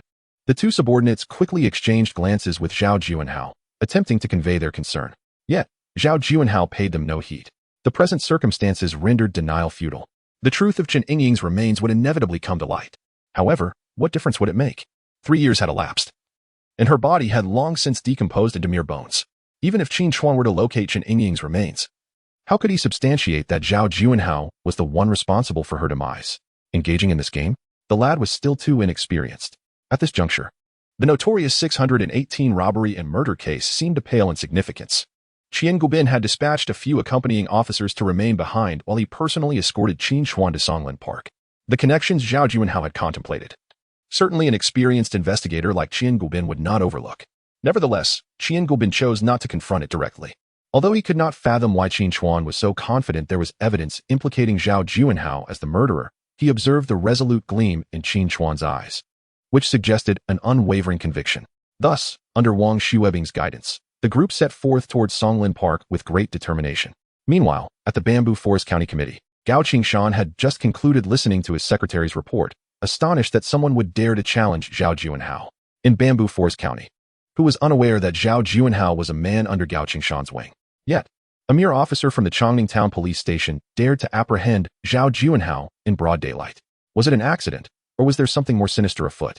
Tap, tap, tap. Gao Qingshan lightly rapped his fingers against the lower corner of his desk, his eyes narrowing in thought. Sun Tao stood quietly, hands at his side, fully aware of his superior's habits as his secretary. This gesture indicated that Gao Qingshan was deep in contemplation, and no one should intrude upon his thoughts. After a prolonged silence, the atmosphere grew still. Sun Tao stepped forward, slightly bowing, ready to receive Gao Qingshan's instructions. Xiao Sun, you must personally investigate the situation, Gao commanded. Secretary, should we not directly bring back Captain Zhao? Sun inquired. Gao Qingshan shook his head. Though Chongning Town is remote, the newly appointed mayor, Wang Fengqing, was promoted by Old Chen. With the impending change in leadership, it is curious that Zhao Juanhao would encounter trouble now, rather than earlier or later. Especially on Old Chen's turf, we must remain vigilant. How could an ordinary township police officer have the audacity to detain the captain of the county security team? Gao Qingshan would not believe for a moment that there was no outside influence involved. Watching his secretary depart, he leaned back in his chair, gazing out the window at the shifting clouds. Old Chen, you are rather hasty. Meanwhile, within the confines of his office, Chen Mingguang, the county chief of Julin, suddenly sneezed. I hope I am not catching a cold. At Songlin Park, in a viewing pavilion, Wang Xuebing, Hu Jiangwo, and Sun Bingquan, along with the injured Qin Chuan and the deputy chief Zhang Jun, who was guarding the police station, all swung pickaxes as they commenced excavation. The criminal investigators brought by Qian Gubin, alongside Zhao Juanhao's subordinates, also joined the digging effort. Qin Chuan merely deduced, based on the hints from the Eye of Evil, that Zhao Juanhao had buried the corpse beneath the gazebo. However, this gazebo was quite expansive, and the system did not specify its exact location. While Zhao Juanhao was aware of it, he could not divulge the information. Thus, the group began to excavate in circles. Suddenly, an unusual sound echoed after an hour of digging, and Lao Hu raised his pickaxe, his expression shifting dramatically. Had they truly unearthed it? Qian Guobin and the others hastily approached to investigate. Indeed, they uncovered a fragment of bone. Qin Chuan's assertion had proven accurate. With the precise location identified, the excavation proceeded swiftly. Before long, a skeleton, wrapped in tattered clothing, emerged before them. Zhao Juanhao, the remains are here. What more can you say? Qin Chuan seized Zhao Juanhao by the collar and dragged him to the grave site. Zhao Juanhao appeared unfazed by Qin Chuan's recklessness, thinking to himself that he would soon have reason to lament. Stop. However, before Zhao Juanhao could speak, someone intervened to restrain Qin Chuan. The crowd turned to see a tall, slender man in a white shirt, adorned with gold-rimmed glasses. He appeared to be in his 30s. Qin Chuan did not recognize him, but Zhao Juanhao did, his face lighting up with relief. This was his savior, Secretary's son. You have arrived just in time. This mere intern from the Chongning Town Police Station has falsely accused me of murder. What a ridiculous claim. As the captain of the county police's security team, would I resort to murder? This fellow randomly unearthed a skeleton and asserts that I am responsible. Is there any fingerprint evidence linking me? Or any other proof of my involvement? Sun Tao is not comparable to Zhao Juanhao. He accompanied Gao Qingshan to the city for a meeting and had the opportunity to meet Qian Guobin. He signaled Zhao Junfeng to remain calm, and proactively greeted Qian Guobin. It is an honor to have you here, Captain Qian. I am Sun Tao, Secretary Gao Qingshan's assistant. I had the privilege of meeting you during my last visit to the city. He added, I shall promptly inform Secretary Gao of your arrival. He will surely come to accompany you personally. Sun Tao's words were imbued with courtesy. Although Qian Guobin held the position of captain of the criminal investigation team in the Xing'an City Public Security Bureau, he was merely at the deputy department level. In contrast, Gao Qingshan, despite serving at the county level, held a position equivalent to that of a full department head, thus ranking higher than Qian Guobin. Sun Tao's remarks were a gesture of respect towards Qian Guobin. Qian Guobin waved his hand, recognizing the courtesy extended to him. It would be unreasonable to respond with coldness. Ah, Secretary Sun, you are too kind. I am here merely to hand over a suspect and shall be returning shortly, so there is no need for Secretary Gao to come in person. Lacking any significant rapport with Gao Qingshan, Qian Guobin had no desire for a meeting. How could that be? Sun Tao exclaimed. If Secretary Gao were to learn of this, he would surely blame me for neglecting an esteemed guest. He then turned to Lin Hu, saying, Director Lin, please take charge of the situation here. It is quite alarming that a mere intern officer could so easily accuse the captain of the county's security team of murder. It seems the Public Security Bureau ought to provide a thorough report to Secretary Gao. Initially, Sun Tao had intended to head to Chongqing Town, but upon learning that others had gathered at Songlin Park, he decided to gauge the situation as per Secretary Gao's instructions. However, upon seeing Qian Guobin, it became clear that this matter must be downplayed. He must do his utmost to extricate Zhao Juanhao from this predicament. Otherwise, should anything happen to Zhao Juanhao, and he falls into Qian Guobin's hands, no one would be able to save him. Moreover, it could potentially cast a shadow over Gao Qingshan. Lin Hu listened to Sun Tao's words, his breath momentarily caught, yet he remained silent. For he understood that speaking would be futile. Although he held the position of deputy director at the County Public Security Bureau, in the eyes of Secretary Sun, he was insignificant. Captain Qian, let us proceed. Wait. Qian Guobin stood resolute against Sun Tao's persuasion, his expression growing colder. A mere secretary to a county committee dared to brazenly intervene in a criminal investigation. What nonsense is this about casually handling a corpse? That is a life lost. Do you think you are the secretary to the city committee? Secretary Sun, I am currently conducting an investigation. I kindly ask that you refrain from interfering. This statement had already been delivered with considerable bluntness. Sun Tao's expression shifted, forcing a smile as he replied, yes. With no alternative. He could only hope that the other party truly lacked any evidence. Qian Guobin then turned to Qin Chuan. Qin Chuan, you claim that this skeleton was buried here after Zhao Juanhao committed murder. Is there any other evidence? Qian Guobin's inquiry was well understood by Qin Chuan. Merely asserting that Zhao Juanhao committed murder based on a single skeleton was insufficient. From a forensic perspective, even if Zhao Juanhao had left fingerprints or similar evidence at the scene, any traces would have completely vanished over the past 3 years. However, Qin Chuan was no fool. He would not overlook any critical points that Zhao Juanhao might consider. Report to Captain Qin. The evidence lies within the remains. With those words, Qin Chuan leapt into the grave, lifting the tattered clothing that covered the abdomen of the skeleton. He then meticulously cleared the dirt from the area. Before long, the onlookers were astonished to discover a small skeleton nestled within the abdominal cavity of the larger remains. This is the proof. Qin Chuan's brows furrowed in fury as he declared, 3 years ago, Zhao Juanhao repeatedly violated the female student Chen Yingying, resulting in her pregnancy. After taking her life, he conspired with Song Dehui and Zhao Xiaohu to conceal the body here. Zhao Juanhao, if you claim you did not kill her, would you dare to undergo a DNA test with the child found within Chen Yingying's skeleton? Let us ascertain whether this indeed is your offspring. Upon seeing the tiny skeleton within the abdominal cavity, Zhao Juanhao was rendered speechless, collapsing in a daze at the edge of the grave, nearly falling in. How could this be? She was pregnant. Qian Guobin immediately grasped the situation. It was evident that Zhao Juanhao was the murderer. This scoundrel, as the captain of the county's Public Security Bureau, had blatantly flouted the law, committing murder and burying the evidence. He deserves to be punished. Bring him in. Bring him in? Sun Tao felt a cold sweat trickling down his forehead. He was all too aware of the connections between Zhao Juanhao and Gao Qingshan. If Qian Guobin were to take Zhao Juanhao seriously, the consequences would be dire. With this thought, Sun Tao steeled himself. Captain Qian, the case of Zhao Juanhao should fall under the jurisdiction of our county's Public Security Bureau. The criminal investigation team from the Municipal Bureau. Humph. Qian Guobin snorted coldly, fully aware of Sun Tao's ulterior motives. Secretary Sun, Hai Qingshan stood before me, and I dared to question whether he would challenge me for my people. Captain Qian, Sun Tao, your unwavering defense of Zhao Juanhao. Could he perhaps be his accomplice? Should I take you in for questioning as well? Qian Guobin let out a cold scoff, then turned to face Qin Chuan, who had just emerged from the grave pit, instantly donning a warm and genial smile. A fine young man. He carries himself like a true officer. Rest assured, I shall take him away, and your contributions shall not go unnoticed.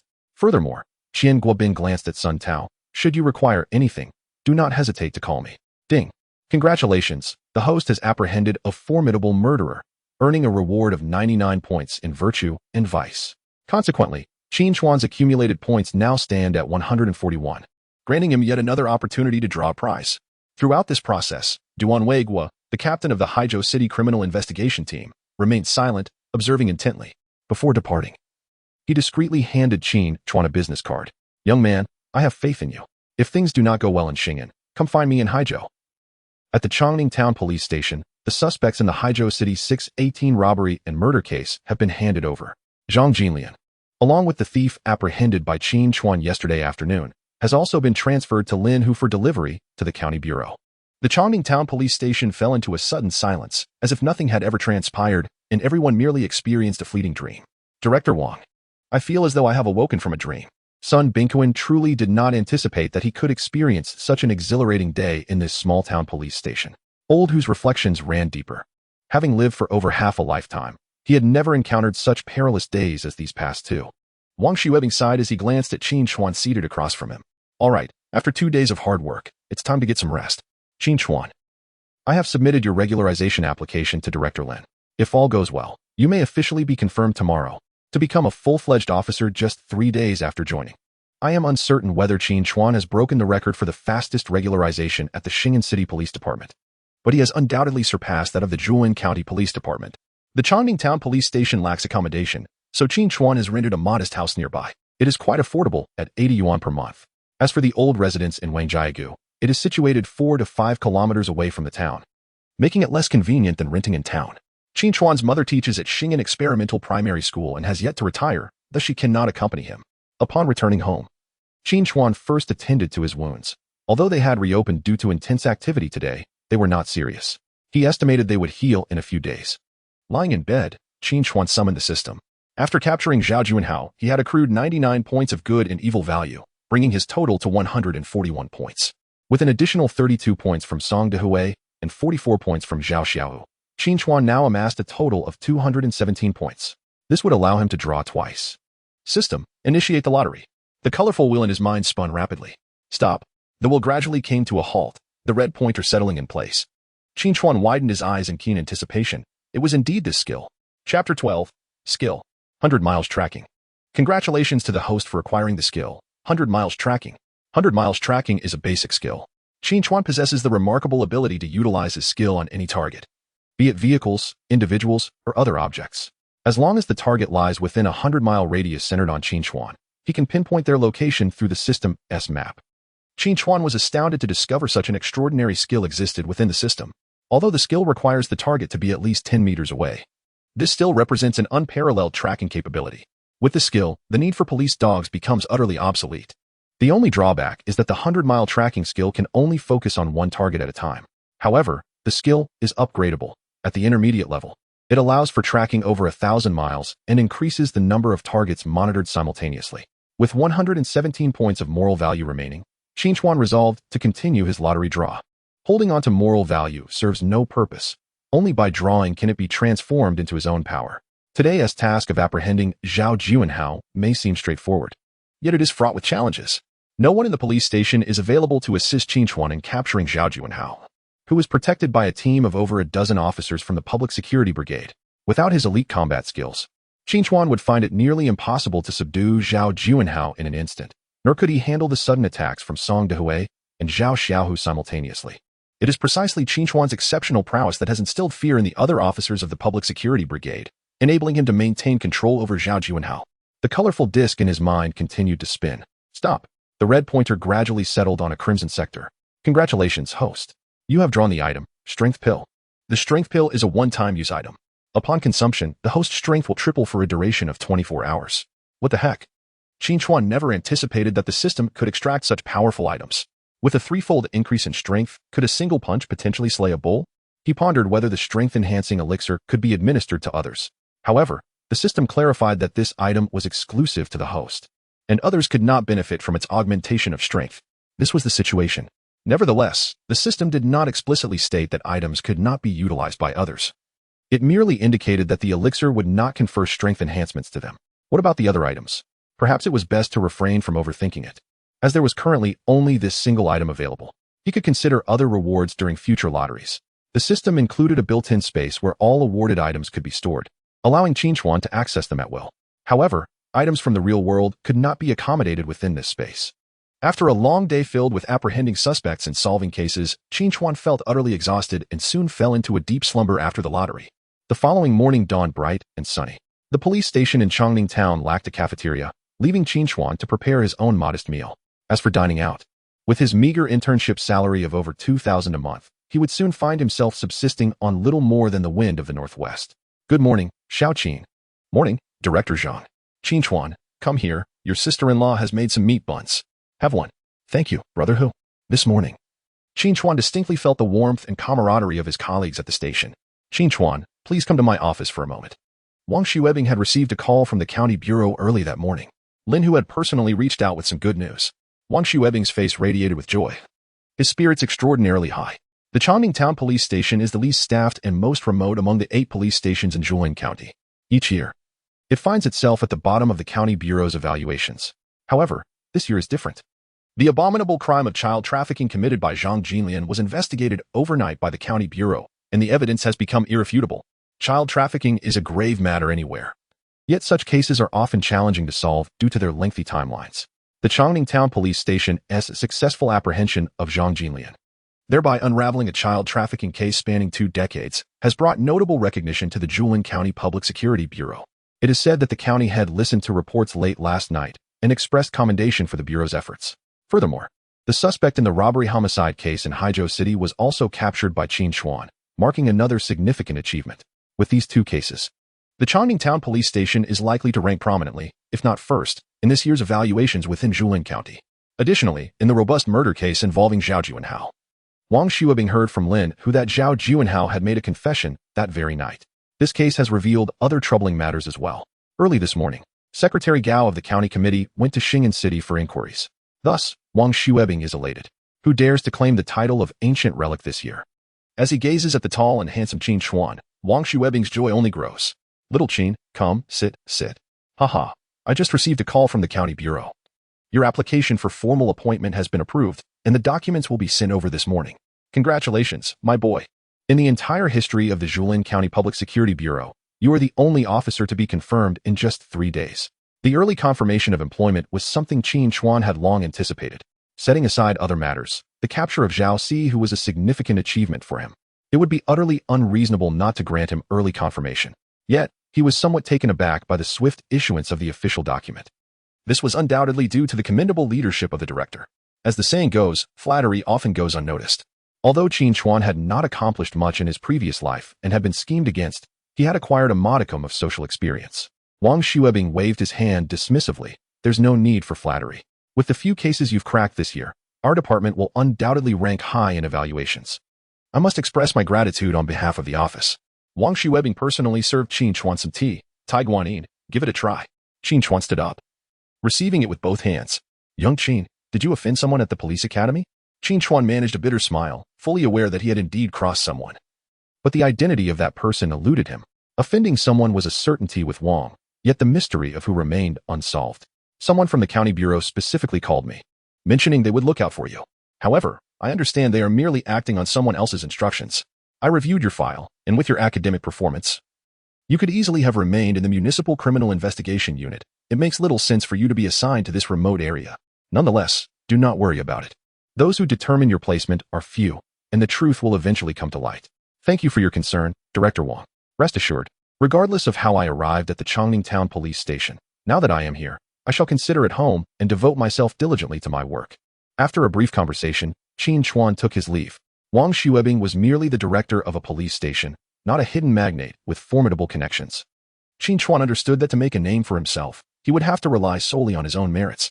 Upon returning to the office, Zhang Jun, Hu Jiangwo, Sun Bingquan, and Zhang Xiaowan were engaged in spirited discussions about Qin Chuan's remarkable feats from the previous day. Not only had he apprehended a wanted criminal, but he had also shown audacity by confronting the captain of the county's public security team. How bold! Brother Chuan, from now on, you shall be my brother, exclaimed Sun Bingquan, the first to give Qin Chuan a thumbs up upon his return. Well done, young man. Zhang Jun, the deputy director, frequently interacted with the public security team, and was well aware of the caliber of individuals therein. He was astounded that Qin Chuan had bested them with such swiftness. What is the big deal? Aren't we police officers to uphold justice? As they say in the movies, I will not share the heavens with evil. Chapter 13. Qin Chuan, the nemesis of evil. Two more violent criminals discovered in the days that followed. Qin Chuan accomplished several significant tasks, utilizing the eye of evil. He found it exceedingly simple to apprehend petty thieves simply by strolling through the streets. However, in order to prevent a recurrence of his previous fainting spell, he limited his use of the eye of evil to no more than 3 times a day, ideally keeping it to 2. Through experimentation over the past few days, he discerned that the frequency of usage was not absolute. It primarily depended on the number of people observed. As long as he did not exceed 20 individuals, he faced no issues. However, surpassing that number would lead to fatigue. A week after his rebirth, the injury on Qin Chuan's arm had completely healed, and the formal approval of his promotion had long been issued. Qin Chuan has also achieved his first medal in life, earning a third-class merit award. Old who has basked in his glory as well, assisting in the capture of a major criminal, thereby also receiving a third-class merit award. Frankly speaking, this event has incited immense envy among the colleagues at the station. Wang Xuebing, who has dedicated his entire life to the Chongning Town Police Station, has not even managed to secure a commendation, let alone a significant honor. Early this morning, Qin Chuan and Hu Jiangwo went to inspect the explosive storage at a mine in Sunjiaten. How do you have such keen eyes?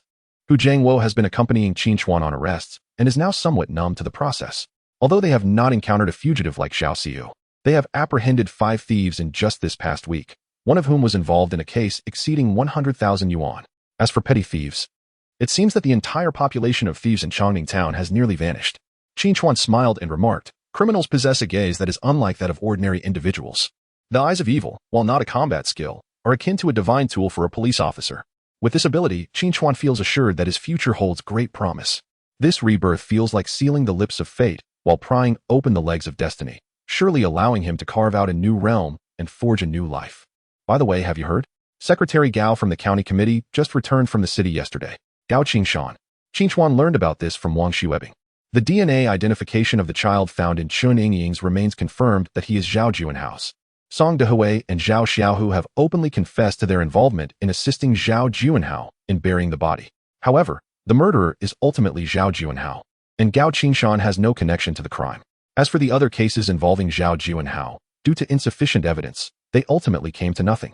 Although Gao Qingshan faced disciplinary action, he remains the secretary of the county committee in Jilin. Qin Chuan understands Hu Jiangwo's implication. Without him, Zhao Juanhao would not have encountered any trouble. If Zhao Juanhao is unharmed, then naturally Gao Qingshan would not face any repercussions. Furthermore, Gao Qingshan had advanced further in his previous life, retiring as the vice chairman of the Political Consultative Conference in Xing'an City, indicating his considerable influence in that area. Brother Hu, I am merely a humble police officer. How could a senior official like him possibly hold a grudge against me? Qin Chuan, the driver, waved his hand dismissively, feigning indifference. As long as Gao Qingshan does not provoke him, Qin Chuan will not instigate any conflict. However, should the situation escalate, he chuckled to himself, willing to risk it all to topple the mighty. What does he have to fear? Moreover, there is a county magistrate who has been parachuted in from Xing'an City. Their discord is well known throughout the county. Can Gao Qingshan truly wield unchecked power? Xinhai Mining is a star enterprise in Jilin County, a major taxpayer. The mine located in Sunjiaten serves as the foundation of Xinhai Mining, continuously supplying profits for the past 20 years. Brother Hu, please, come in quickly. They were greeted by Dong Jijun, the deputy mine chief in charge of safety.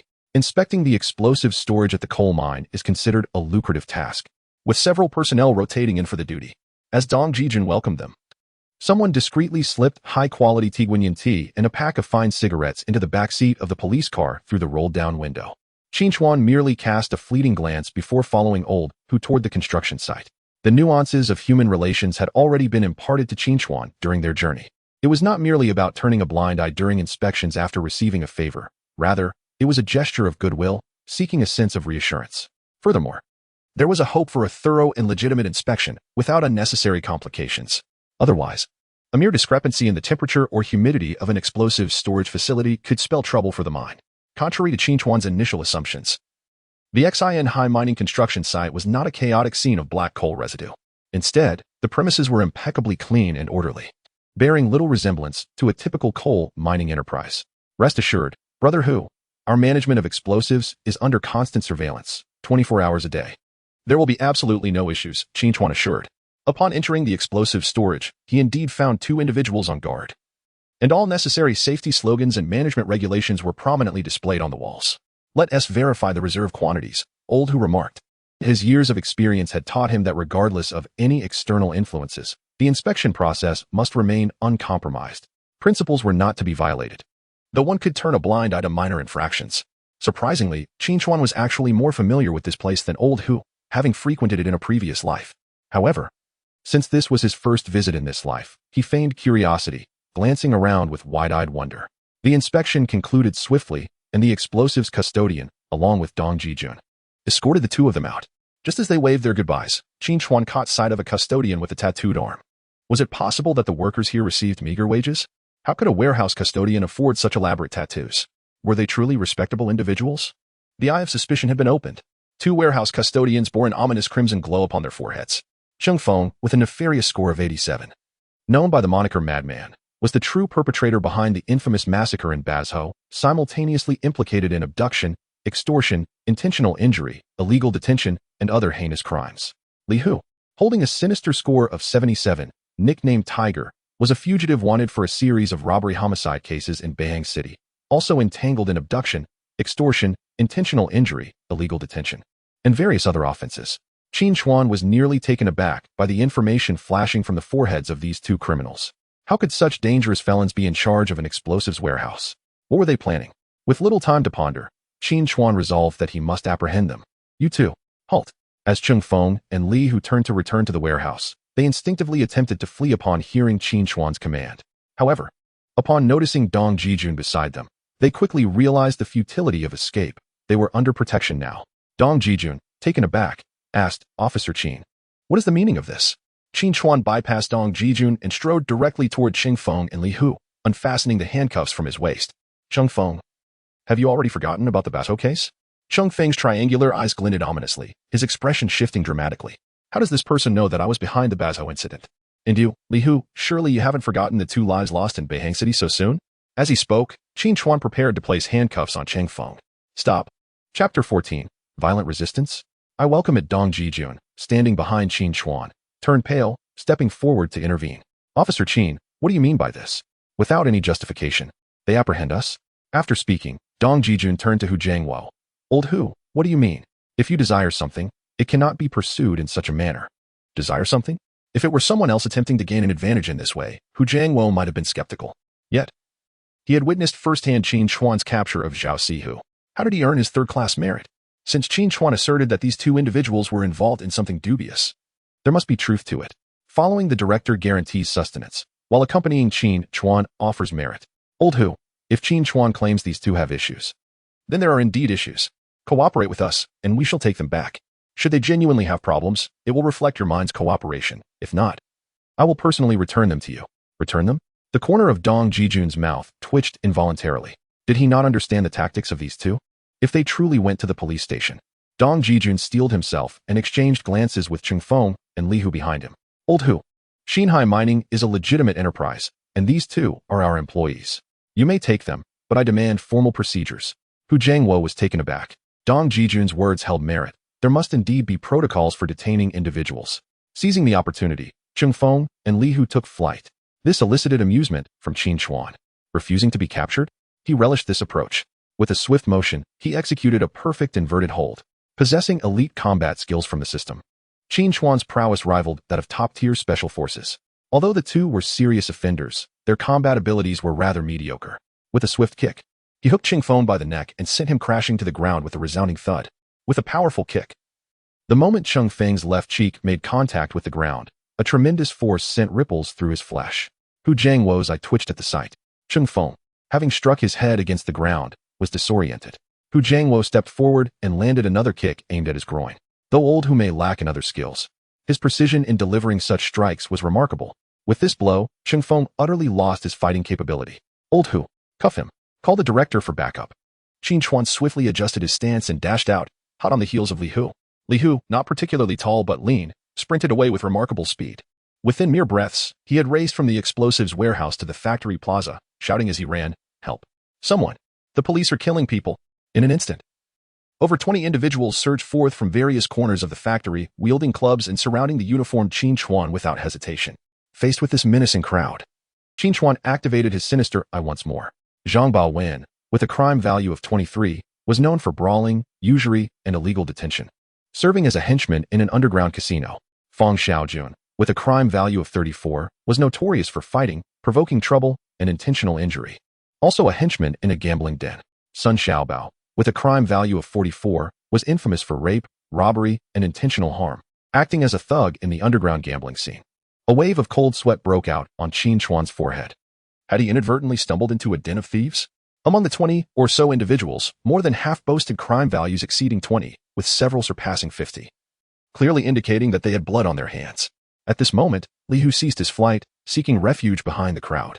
With a slight tilt of his head, his right hand formed a blade, slowly tracing across his neck.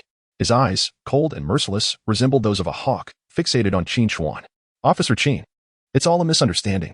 At that tense moment, Dong Jijun rushed over, exclaiming, "Everyone disperse. It's a misunderstanding. This is a misunderstanding." Qin Chuan suddenly turned, his unyielding gaze sweeping over Dong Jijun. Dong Jijun, with a malevolent value of 134, was the second in command of the Shanghai criminal organization, implicated in multiple heinous crimes including murder, kidnapping, extortion, rape, and drug trafficking.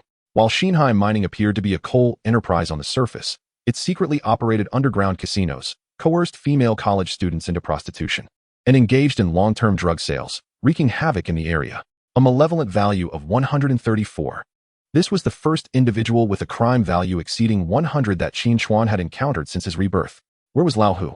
Ignoring Dong Jijun, Qin Chuan pondered why he had come alone, having just been with Lao Hu. "Officer Qin, don't be agitated. Lao Hu is safe. This is merely a misunderstanding. Once it is resolved, he will surely be unharmed." Damn it. Qin Chuan immediately detected the underlying threat in his words. "What have you done to Lao Hu? What is going on?"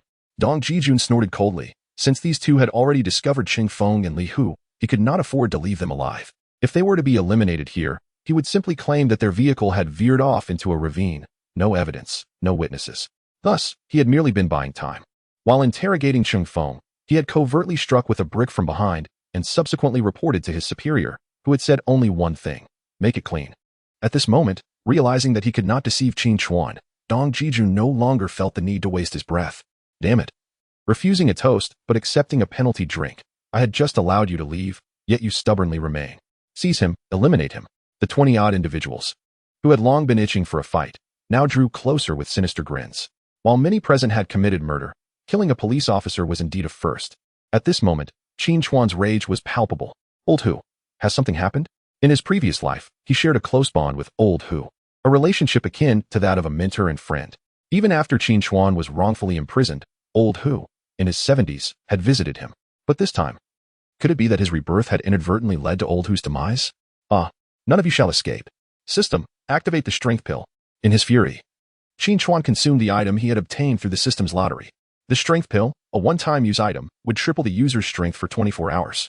A surge of warmth coursed through his limbs, giving Qin Chuan the illusion that he could lift the earth itself.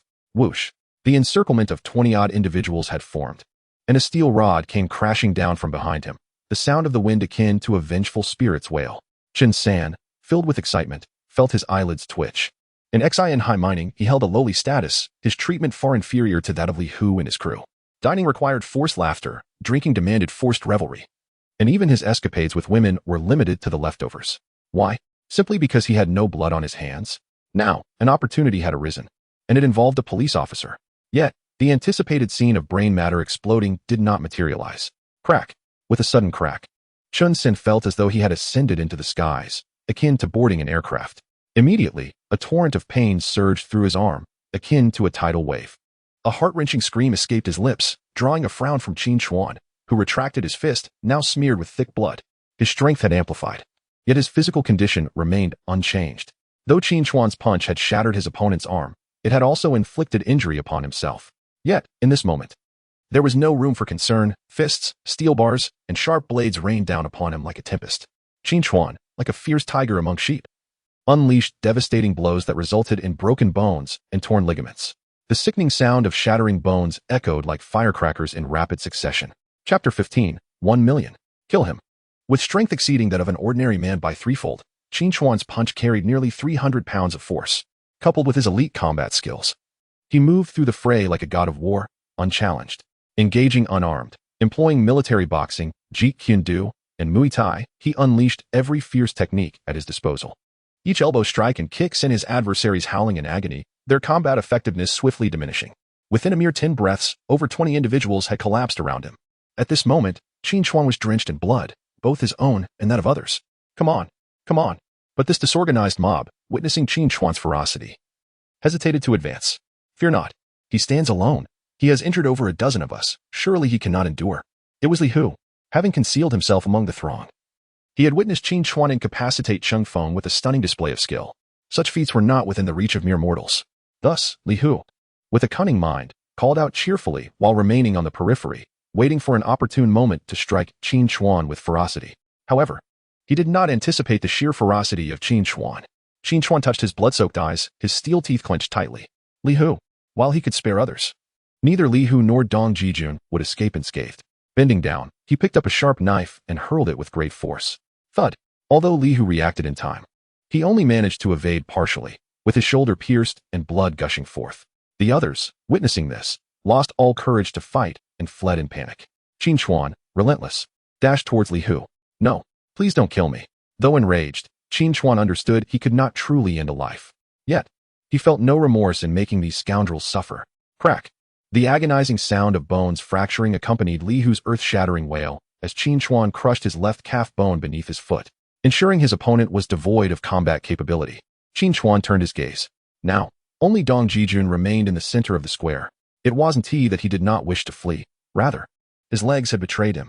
Don't come closer. As the god of death, Qin Chuan approached Dong Jijun, causing the man to tremble in terror. Bang! Qin Chuan paid no heed to Dong Jijun's cries, delivering a powerful slap to his face, shattering 3 of his teeth. The sins committed by this scoundrel deserved 1,000 tortures. Zhang Yinshu had perished at a time when she was 3 months pregnant. A year ago, the beast known as Dong Jijun, inebriated, had laid eyes on a hotel attendant and that very night dragged her back to Xinhai coal mine, rallying over 10 men to violate her. Later, Zhang Yinshu's husband came seeking justice, only to find that his wife was once again subjected to humiliation before his very eyes, ultimately leading to her untimely demise. Their remains now lie interred within the forsaken caverns of the abandoned mine. Furthermore, Dong Jijun resorted to coercive lending practices, compelling female students into the sordid trade of prostitution, catering to gamblers, high-ranking officials, and the dregs of the mining community. Over the years, 3 university students have tragically perished at his hands, their bodies either concealed within the mine or callously discarded on the mountainside to feed the wolves. At this very moment, 3 more female university students remain captive within the mine's grasp. With a sudden motion, Qin Chuan delivered a crushing blow, shattering Dong Jijun's left hand. The anguished cries of Dong Jijun echoed as he convulsed and lost consciousness. Qin Chuan shook his somewhat sluggish right arm. Although he fought valiantly, the odds were stacked against him. Despite possessing elite combat skills, he had endured several blows, leaving him with multiple cuts and bruises across his hands, back, and thighs. Initially, he felt little pain, but now a fiery ache coursed through him. With a grimace, he tore a piece of fabric to bind his arm's wound before hoisting Dong Jijun and making his way toward the explosive storage. He needed to ascertain the condition of old Hu. Suddenly, as Qin Chuan turned, a sharp whistling sound pierced the air behind him. Instinctively, he dodged but felt a slight numbness in his left shoulder. Upon closer inspection, he discovered a dart, swift as a swallow, embedded in his shoulder. Friend, I must take this man away. Mr. Ghost, eliminate him. Dong Jijun exclaimed, a glimmer of desperate hope illuminating his eyes at the sight of the newcomer. 1 million. Kill him, and I shall reward you with 1 million. With a swift motion, Qin Chuan struck Dong Jijun, dislodging 5 of his teeth. Wailing like a discarded rag, Dong Jijun was cast aside. Under the ominous gaze of Qin Chuan, the information about his adversary left him astounded. The figure known as Gui Jianshou bore a malevolent reputation, with a sin value of 244, a skilled mercenary, and an international assassin of the highest order. His presence in Julin County was to safeguard a significant individual while negotiating with the Xin High Group's criminal faction. For the past few days, Gui Jianshou had been concealed within the Xin High coal mine, entertained by Dong Jijun, with a sin value exceeding 200. It was uncertain how many lives he had extinguished. Do you seek him? But what if I refuse? Gui Jianshou approached nonchalantly, halting approximately 10 meters from Qin Chuan. The police of Long Country, you are the most formidable officer I have encountered. But how much strength do you truly possess to fight now? A wise adage from Long Country states that those who recognize the tides of circumstance are truly remarkable. I shall not trouble you, and you need not trouble me. I only desire him. Qin Chuan gasped, his gaze fixed on Gui Jianchou. He remained silent. Gui Jianchou seemed to interpret Qin Chuan's silence as tacit approval to take Dong Jijun, cautiously stepping forward. Mr. Gui, woo-woo, he, slap. Gui Jianchou delivered a resounding blow to Dong Jijun's head. Fool. With that, he flashed a grin at Qin Chuan. Officer, we have no regrets. He then seized Dong Jijun and attempted to depart. Yet, in the fleeting moment as the three shifted past one another, Gui Jianchou's right leg lashed out like an iron whip, accompanied by a fierce gust of wind. Qin Chuan smirked, having anticipated the impending assault. Let us set aside the fact that Qin Chuan would never permit the adversary to abscond with Dong Jijun. The flicker of excitement that danced in the opponent's eyes upon hearing of a 1 million reward did not escape Qin Chuan's notice. The foe was attempting to exploit Dong Jijun to lull Qin Chuan into a false sense of security. Yet, Qin Chuan, too, was striving to regain his strength and buy himself precious time. With a resounding crash, their legs collided, producing a dull thud that made one's heart skip a beat. Upon realizing that his scheme had been unraveled by Qin Chuan, Gui Jianchou ceased to conceal his intentions. His legs flew through the air, unleashing a tempest of unrelenting assaults. Although Qin Chuan was nearing his limits, the effects of the potency pill still coursed through him. Each counterattack, unless it missed its mark, struck Gui Jianchou with the force of a bulldozer. In less than 3 exchanges, Gui Jianchou spat blood, retreating in astonishment. How can you possess such strength? Gui Jianchou, forged through the crucible of life and death, was a master of lethal techniques, his power exceeding that of an ordinary person by more than double. Yet, in the clash against Qin Chuan, he found himself overwhelmed, sensing that he was outmatched in strength. Qin Chuan, too, was not without his discomfort. Gui Jianchou's fists felt akin to branding irons, each strike delivering substantial damage. Chapter 16, Qin Chuan. Your skills are truly remarkable. Qin Chuan coughed up a mouthful of blood and gazed at Gui Jianchou. So, is the million for my life worth it? Gui Jianchou squinted, his triangular eyes narrowing, his crimson tongue licking his lips, a feral glint unabashedly revealing his greed. I want to give it a try. Give it a try? Heh. Qin Chuan was equally eager to test his limits and see if he could subdue his opponent before running out of steam. Suddenly, the sharp wail of police sirens echoed from a distance. Reinforcements had finally arrived. As Gui Jianchou was about to charge forward, he abruptly halted and cast a glance at the distant flickering police lights. Dragon Country's police, consider yourself fortunate. With that, he disregarded the groans of Dong Jijun on the ground and took flight. Qin Chuan had intended to pursue him, but the intense physical exhaustion, coupled with blood loss and the debilitating effects of overusing the sinister eye, left him dizzy and on the verge of collapse. However, escaping would not prove to be so simple. Just as Gui Jianchou was making his escape, Qin Chuan unleashed a 100-mile pursuit. As long as the adversary remained within 100 miles of him, Qin Chuan would eventually have the opportunity to capture him, gritting his teeth against the pain. Qin Chuan staggered toward the explosives depot, determined to ascertain Old Hu's condition. Yet, he had barely taken 2 steps before being engulfed by darkness. Qin Chuan. Just before succumbing to the shadows, a smile graced his lips, as if he had heard Old Hu's voice. When Wang Xuebing arrived at the scene, he was rendered speechless, his jaw dropping at the horrific sight before him. A dozen individuals lay sprawled on the ground, wailing in agony, their limbs contorted at unnatural angles. Among them, one familiar face bore the brunt of the suffering. Bloodied and surrounded by a scattering of teeth, his cheeks bore the unmistakable imprints of slaps. Was this all his doing? Upon his arrival, Wang Xuebing witnessed Old Hu, covered in blood, cradling the unconscious Qin Chuan, amidst a chorus of lamenting men. Though Old Hu had received a brick to the head from Dong Jijun, his life was not in peril. He was merely momentarily dazed. After regaining his composure, he made his way toward the square, just in time to see Qin Chuan on the verge of collapsing to the ground. It seems so, as there is no one else around. What triggered the conflict? Qin Chuan stated that these 2 individuals were wanted criminals and intended to apprehend them. But they seized the opportunity to flee, resorting to violent resistance. Hu Jiangwo recounted what he knew. Old Hu, are you all right? Just as he spoke, Qin Chuan, who had been resting in Old Hu's embrace, finally regained consciousness. I'm fine. How about you? At that moment, Qin Chuan was covered in blood, with a swallow dart embedded in his shoulder. I'm also fine, Director, you've arrived. Turning to see Wang Xuebing, Qin Chuan hurriedly informed him. There's an underground casino here. The basement is holding 3 female students captive. Additionally, there are remains in the mine behind the mountain, Director. We must apprehend them all, however. Before he could finish, Qin Chuan's head tilted, and he fainted once more when Qin Chuan awakened again. He was greeted by the overwhelming scent of disinfectant. Struggling to open his eyes, he was met with the sight of a young nurse. "You're awake?" Her gentle voice enveloped Qin Chuan like a tender embrace, as if tiny hands were persistently caressing him. "Where am I?" "In the county hospital. Please rest well, and don't move. I will fetch the doctor." Accompanying the doctor was Old Hu. "You rascal, you're finally awake." Old Hu's voice brimmed with uncontainable joy. At that moment, his head was wrapped in a large bandage, giving him a somewhat comical appearance, reminiscent of a mummy. "Old Hu." Despite the sharp pain from his injuries, Qin Chuan struggled to sit up. "Are you all right?" "You may recline comfortably." But Old Hu hurriedly moved forward, restraining Qin Chuan, who was attempting to rise. Though he had suffered a blow to the head from Dong Jijun, he was relatively unscathed. "However, you, on the other hand. The doctor has informed me that you bear 7 knife wounds and have lost a significant amount of blood. Are you disregarding your life?" Knowing that Old Hu was safe, Qin Chuan finally exhaled in relief. It is worth noting that Old Hu has only 3 years until retirement. An incident at this juncture would be catastrophic. What has become of Dong Jijun and his cohorts? Rest assured, not a single one will escape. It turns out that after Old Hu reported to Wang Xuebing, the gravity of the situation was immediately acknowledged. Due to the limited police force at the Chongning Town Police Station, Wang Xuebing promptly informed Lin Hu.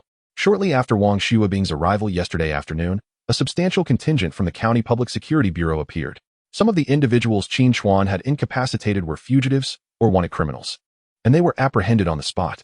Currently, they are being held at the County Public Security Bureau, and it is rumored that the matter has escalated to the city level, prompting officials from the Municipal Bureau to arrive overnight. Qin Chuan sighed deeply. As long as the culprits had not escaped, that was sufficient. The only regret was the notorious figure known as Ghost Sea Trouble, who possessed a crime value exceeding 200. After the doctor conducted a thorough examination of Qin Chuan and confirmed there were no significant issues, he advised him to rest well before departing. Shortly thereafter, Wang Xuebing, accompanied by personnel from the station, arrived at Qin Chuan's hospital room. Zhang Jun squeezed Qin Chuan's right hand and remarked, "I must ask, are you some sort of deity? How did you know those two were serious offenders?" Qin Chuan managed a wry smile. He was no deity, but rather a seasoned individual. The individual known as Li Hu bears a blood mark upon his forehead. A couple of days ago, while I was sorting through documents, I came across the collaborative investigation notice from Beiyang City. The photograph, albeit unclear, drew my attention to that very blood mark. Sun Bingquan gazed upon me with envy. "Qin Chuan, your skills are truly remarkable." At that moment, Old Hu was not present, and Qin Chuan was in a state of unconsciousness. However, Zhang Jun and others managed to acquire the surveillance footage from the scene, which revealed the extent of Qin Chuan's prowess. Alone, he faced over 20 adversaries and emerged victorious without a single defeat. Is he even human? You, my friend, are exceedingly reckless. With so many opponents, what if something had gone awry? Wang Xuebing harbored genuine apprehension. As the director, his perspective differed from that of the others. Qin Chuan was indeed confronting a multitude of foes. Had anything gone amiss? Qin Chuan chuckled. They were merely a rabble, insignificant. By the way, Director Wang, how has the subsequent case progressed? You need not worry about that, Wang Xuebing reassured him, patting Qin Chuan on the shoulder. Xinhai Mining has suffered a complete downfall. The remains you mentioned from the cave in the back mountain have been discovered, and the imprisoned university students have been rescued. Additionally, the underground casino has been shut down. The case has now been handed over to the Municipal Bureau. The Municipal Bureau. That simplifies matters. By the way, Director Wang, have you apprehended an individual known as Ghost Sea Trouble, a member of the Miao tribe? Miao tribe? Wang Xuebing shook his head. I have not heard of any Miao individuals. Just the one who fought me in the end. In the end? He had not discovered it. The place where he collapsed was outside the monitoring range, and he saw no other individuals. A sense of dread enveloped Qin Chuan. He had just checked the system, and the tracking provided by Bailey yielded no clues. The police had also failed to apprehend him. This individual had undoubtedly escaped. Chapter 17. Qin Chuan. Return with us for an investigation. After a brief discussion, the crowd gradually dispersed. Although Qin Chuan's injuries were not severe, he had lost a significant amount of blood and needed ample rest. Undisturbed, he lay on the hospital bed and began to examine the system information. Ding. Congratulations to the host for apprehending the serious criminal Chung Feng. Reward, 87 evil points. Ding. Congratulations to the host for apprehending the serious criminal Li Hu. Reward, 77 evil points. Ding. Congratulations to the host for apprehending the thug Zhang Sungwen. Reward, 23 evil points. Despite sustaining several wounds, Qin Chuan's rewards were extraordinarily bountiful. Just from Chung Feng and Li Hu alone, he had amassed 164 points of virtue and vice. although the other individuals contributed lower scores. Their numbers added up to a considerable total. Moreover, the virtue and vice points Qin Chuan had accumulated from apprehending thieves and other criminals over the past week had brought his total to 473, sufficient for him to draw rewards 4 times. System, initiate the lottery. In his mind, the colorful wheel spun rapidly. Stop. This time, the red pointer landed in a blue sector. Congratulations to the host, you have drawn the item, Mighty Diamond Pill. The Mighty Diamond Pill is a one-time use item that permanently enhances the host's physical attributes by 300. Wow. Qin Chuan's eyes sparkled with excitement. This was indeed a remarkable find. Although both are consumable items, the latter possesses the extraordinary ability to permanently enhance physical attributes, rendering it significantly more valuable than the former. During the recent battle, despite Qin Chuan consuming the strength-enhancing pill, his physical resilience, stamina, and intensity remained at the level of an ordinary individual, markedly hindering his combat effectiveness. However, with the recent fortification from the Mighty Vidra pill, such shortcomings have been entirely rectified. Upon ingesting the Mighty Vidra pill, a warmth far more intense than that of the previous strength-enhancing pill coursed through Qin Chuan's body, enveloping him in a sensation akin to luxuriating in a hot spring. Utterly delightful. A quarter of an hour later, as the warmth gradually dissipated, Qin Chuan uncovered the quilt only to discover that his knife wounds had miraculously healed, leaving behind merely a few scars. He was astonished to learn of this unexpected benefit from the Mighty Vidra pill. Clenching his fist in the void, Qin Chuan felt an unprecedented vigor. Had he possessed this physical condition during yesterday's battle, he surmised he would have emerged unscathed, and the formidable foe would surely have fallen into his grasp. System, continue the lottery. The colorful wheel of fortune reappeared, and after a brief moment, Qin Chuan called for a stop. The red pointer landed in the black zone. Congratulations, host. You have drawn the skill, footprint identification. Footprint identification, a basic skill, enables one to analyze the owner's height, weight, gender, and other essential information based on the footprint shape. Qin Chuan had encountered this during his time at the police academy, but his understanding was superficial, far from mastery. Upon selecting to receive the skill, a torrent of knowledge and experience regarding footprint identification surged into Qin Chuan's mind, encompassing concepts such as stride length, angle, and gait. System, continue the lottery. The roulette spun once more, and upon Qin Chuan's command to halt, the pointer landed again in the black zone. Congratulations to the host, you have drawn the skill, Enhanced Vision.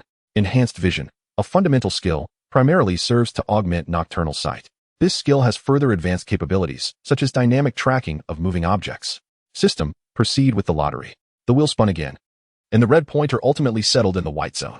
Congratulations to the host, you have drawn the skill, Scene Investigation. Scene Investigation, a primary skill in criminal investigation, excels at uncovering subtle clues at crime scenes, an essential skill for detectives. During his time at the police academy, one of the most pivotal courses was criminal investigation. By the time Qin Chuan graduated, he had achieved the highest score in this subject among all graduates. However, upon receiving the system's skills, Qin Chuan realized that what he had learned in the academy paled in comparison to the scene investigation skill provided by the system. This bountiful harvest allowed Qin Chuan to draw rewards 4 times. Although all 3 skills were basic, the Mighty Vidra pill was undeniably impressive. With 473 points of good and evil value, having completed 4 draws, he now had 73 points remaining. Having tasted the sweetness of the lottery, Qin Chuan eagerly yearned to capture more criminals. Yet, for the time being, he could only dream, as the doctor would not permit his discharge. Qin Chuan also wished to keep his rapid recovery from injuries a secret. Otherwise, he might be subjected to dissection for research. Typically, knife wounds do not heal in less than 10 days to half a month. Remarkably, Qin Chuan healed within a day, leaving only faint scars. Thus, for the next 3 days, Qin Chuan obediently lay in the hospital. On the 4th day, the morning dawned dreary and rain-soaked. Qin Chuan had anticipated his discharge from the hospital today, but instead of the warm embrace of flowers and applause, he was met by 3 unfamiliar police officers. Qin Chuan, we are from the County Bureau's Political Work Supervision Office. You are suspected of violent law enforcement resulting in death. Please accompany us for an investigation. A thunderclap echoed in Qin Chuan's mind. What was happening? When had he ever engaged in violent law enforcement, let alone caused a death? The Political Work Supervision Office was responsible for overseeing police conduct, and indeed, cases of internal violence fell under their jurisdiction. Stop. However, before Qin Chuan could fully comprehend the situation, 2 individuals rushed into the ward. It was Wang Xuebing. At that moment, the latter's face was pale with anger. Old Zheng. Is it appropriate to apprehend Qin Chuan right after his discharge? The newcomers clearly knew Wang Xuebing, and one of them managed a bitter smile. Director Wang, this is an order from above. As you know, although the XIN High Group case has been transferred to the Municipal Bureau for investigation, some specific matters still require our county bureau's involvement. Now that there has been a death and the family has lodged a complaint with the bureau, we cannot turn a blind eye. Although Wang Xuebing's expression was grim, he understood the gravity of the situation. As a mere precinct director, he lacked the power to suppress it. Old Zhang, grant me 10 minutes. Officer Zhang pondered for a moment, his brow furrowing before he relented. Old Wang, 5 minutes. But Zhang Ge, this seems unreasonable, interjected a young officer accompanying Zhang. Enough. What could possibly happen in 5 minutes? With that, Officer Zhang was the first to exit the ward. Wang Xuebing cast a grateful glance at him before turning back to Qin Chuan. Outside the police station, the young officer appeared somewhat perplexed by Inspector Zhang's actions. Brother Zhang, if we proceed this way, what will happen if the higher-ups find out? Zhang, with a light pat on his companion's shoulder, replied, Why must you be so stubborn? The higher-ups merely instructed us to bring the individual back. Did they specify a timeline? Did they prohibit him from interacting with others? They mentioned nothing of the sort, so why the urgency? Besides, he is also a police officer. You are aware of the events from a few days ago, aren't you? He single-handedly subdued a dozen formidable criminals. My dear brother, allow me to offer you a piece of advice. Be lenient towards our own. We must extend compassion where it is due. Within the hospital room, Qin Chuan cast a bewildered glance at Wang Xuebing. The dismantling of the XIN High Group's criminal organization was undoubtedly a significant achievement for him, and he had initially thought he might at least be awarded a second-class merit for his efforts. Why then? Was he being taken away for questioning before he had even been discharged? Wang Xuebing exhaled deeply. Qin Chuan, please allow me to explain. The situation has undergone a dramatic shift in the past 3 days. 5 minutes later, Officer Zhang re-entered the hospital room. Wang Xuebing recognized that Zhang had shown him consideration and gently patted Qin Chuan's shoulder. Qin Chuan, remember my words. You must fully cooperate with the investigation. Having just heard Wang Xuebing's explanation, Qin Chuan felt somewhat prepared. Rest assured, officer, I will fully cooperate with the superior's inquiry. The young police officer trailing behind Officer Zhang approached Qin Chuan, intent on placing handcuffs on him. Qin Chuan, however, was discontented by this turn of events. Just 5 days prior, he had singularly dismantled the entire XIN High mining criminal syndicate, sustaining 7 stab wounds in the process, narrowly escaping death from excessive blood loss. Now, rather than receiving recognition for his efforts, he was to be handcuffed? Officer, I am merely cooperating with your investigation. Wang Xuebing furrowed his brow. Old Zhang, we are all on the same side. Must this be necessary? Officer Zhang waved his hand dismissively. The young officer, glancing at his superior, persisted with the handcuffs. Wang, the lad is new and unfamiliar with the protocols. Please do not take offense. Turning back to Qin Chuan, the officer instructed, Officer Qin, please follow me. In the vehicle, Officer Zhang occupied the front passenger seat, while Qin Chuan was sandwiched between 2 other officers in the back. Although no words were exchanged, the arrangement bore a striking resemblance to the treatment of a criminal suspect. Qin Chuan had already gleaned the identity of Officer Zhang from Wang Xuebing. Zhang Guohao, the director of the Political Work Supervision Office of the Jilin County Public Security Bureau, held the rank of deputy section chief and had spent the majority of his life within the county's police force, an old hand in the field, including the driver. The 5 of them remained silent. Qin Chuan closed his eyes, reflecting deeply on the information Wang Xuebing had conveyed to him. Cheng Feng, Li Hu, and other serious offenders were taken away for investigation by the Municipal Bureau on the day of their arrest. However, the others, lacking significant cases against them, were all handed over to the Jilin County Public Security Bureau for review. As for the most crucial figure within the XIN High mining criminal organization, Dong Jijun, he had tragically perished during his detention that very night. The forensic diagnosis revealed that the cause of death was intracranial hemorrhage. The demise of Dong Jijun has brought about 2 significant turning points. Firstly, upon interrogation, all suspects apprehended from Xinhai mining were found to have been recruited by Dong Jijun during his lifetime. In other words, all criminal activities associated with Xinhai mining now rest solely on Dong Jijun. Meanwhile, Do Sihai, the legal representative of Xinhai mining and the wealthiest individual in Jilin County, remains unscathed. Secondly, surveillance footage from Xinhai coal mine clearly shows Qin Chuan assaulting Dong Jijun, resulting in the latter's death.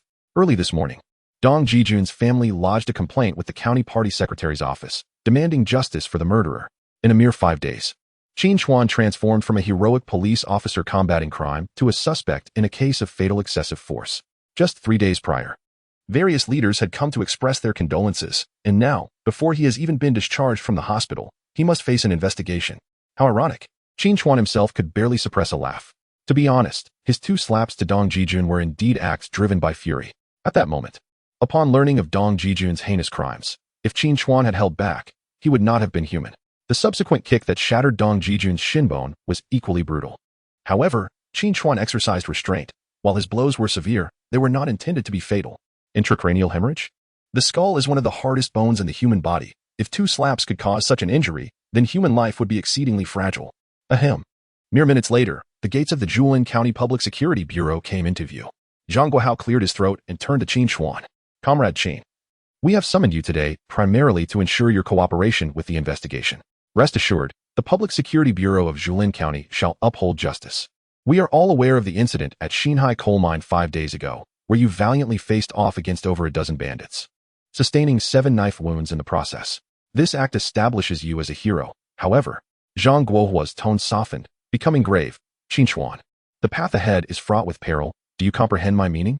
Shortly, a 5-person panel will conduct an inquiry, among whom is Secretary Sun from the county committee, dispatched by Secretary Gao.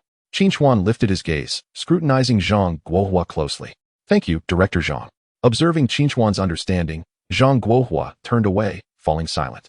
Having navigated the corridors of the Jilin County Public Security Bureau for many years, Zhang Guohua's ascension to the position of Director of Political Work Supervision is no mere coincidence.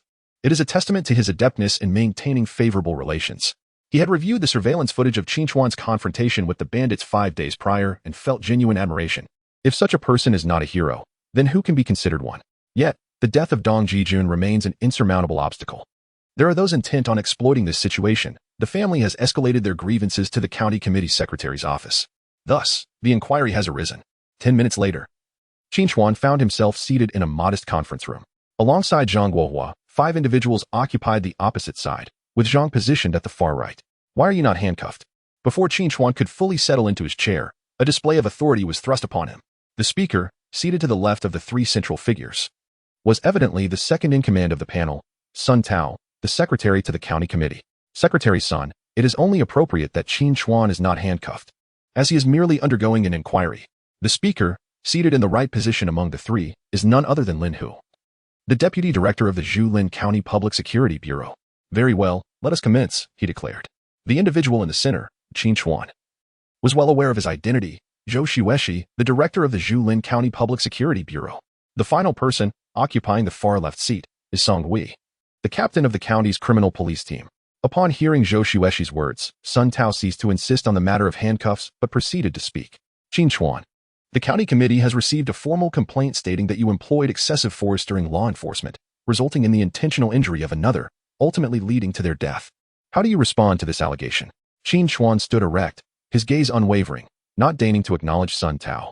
Reporting to Director Zhou, Director Lin, Captain Song, and Director Zhang, I am Qin Chuan, a police officer from the Longhua People's Police, serving at the Channing Town Police Station. With that, he executed a sharp salute, completely disregarding Sun Tao's inquiry and offering no rebuttal. Sun Tao was taken aback, unprepared for such blatant disregard for his authority. What do you mean by that? Only then did Qin Chuan cast a glance at him, slowly articulating, who are you? Why should I answer your questions? Sun Tao was momentarily stunned, unable to fathom that Qin Chuan would audaciously undermine his authority in front of so many. Impudent. I am the county committee secretary. How dare you speak to me in such a manner? County committee secretary? Qin Chuan lowered his saluting hand, calmly gazing at Sun Tao. I am an official police officer of the Longhua People's Police, subordinate to the Jilin County Public Security Bureau. 10 days ago, I apprehended a notorious robber and murderer, earning an exceptional promotion despite sustaining a stab wound, and was awarded a 3rd-class merit. In just 11 days since joining the police force, I have captured over 30 criminals, including thieves, murderers, and wanted fugitives in Changning Town. 5 days prior, I single-handedly confronted more than 20 ruthless bandits at the Xinhai coal mine, enduring 7 stab wounds in the process. And you, a mere secretary of the county committee. Qin Chuan scoffed. What right do you have to berate a battle-hardened hero like me? Chapter 19, Hero? If you are called a hero, then so be it. Apart from Sun Tao, the other 4 individuals could not help but silently applaud Qin Chuan's words. This interrogation was merely forced upon us by the county committee. Xinhai mining has entrenched itself in Jilin County for over a decade. Everyone present is well aware of its formidable background. Dong Jijun was merely a scapegoat. Although he was severely beaten upon capture, initial examinations at the hospital revealed no grave injuries. However, he tragically passed away that very night. This incident led to Zhou Xueshi being reprimanded for 2 hours by the county magistrate and Qian Gubin from the municipal criminal investigation team. Dong Jijun's untimely death has plunged the investigation into a state of significant turmoil. The inquiry led by the county committee secretary's office regarding Qin Chuan is merely an appetizer.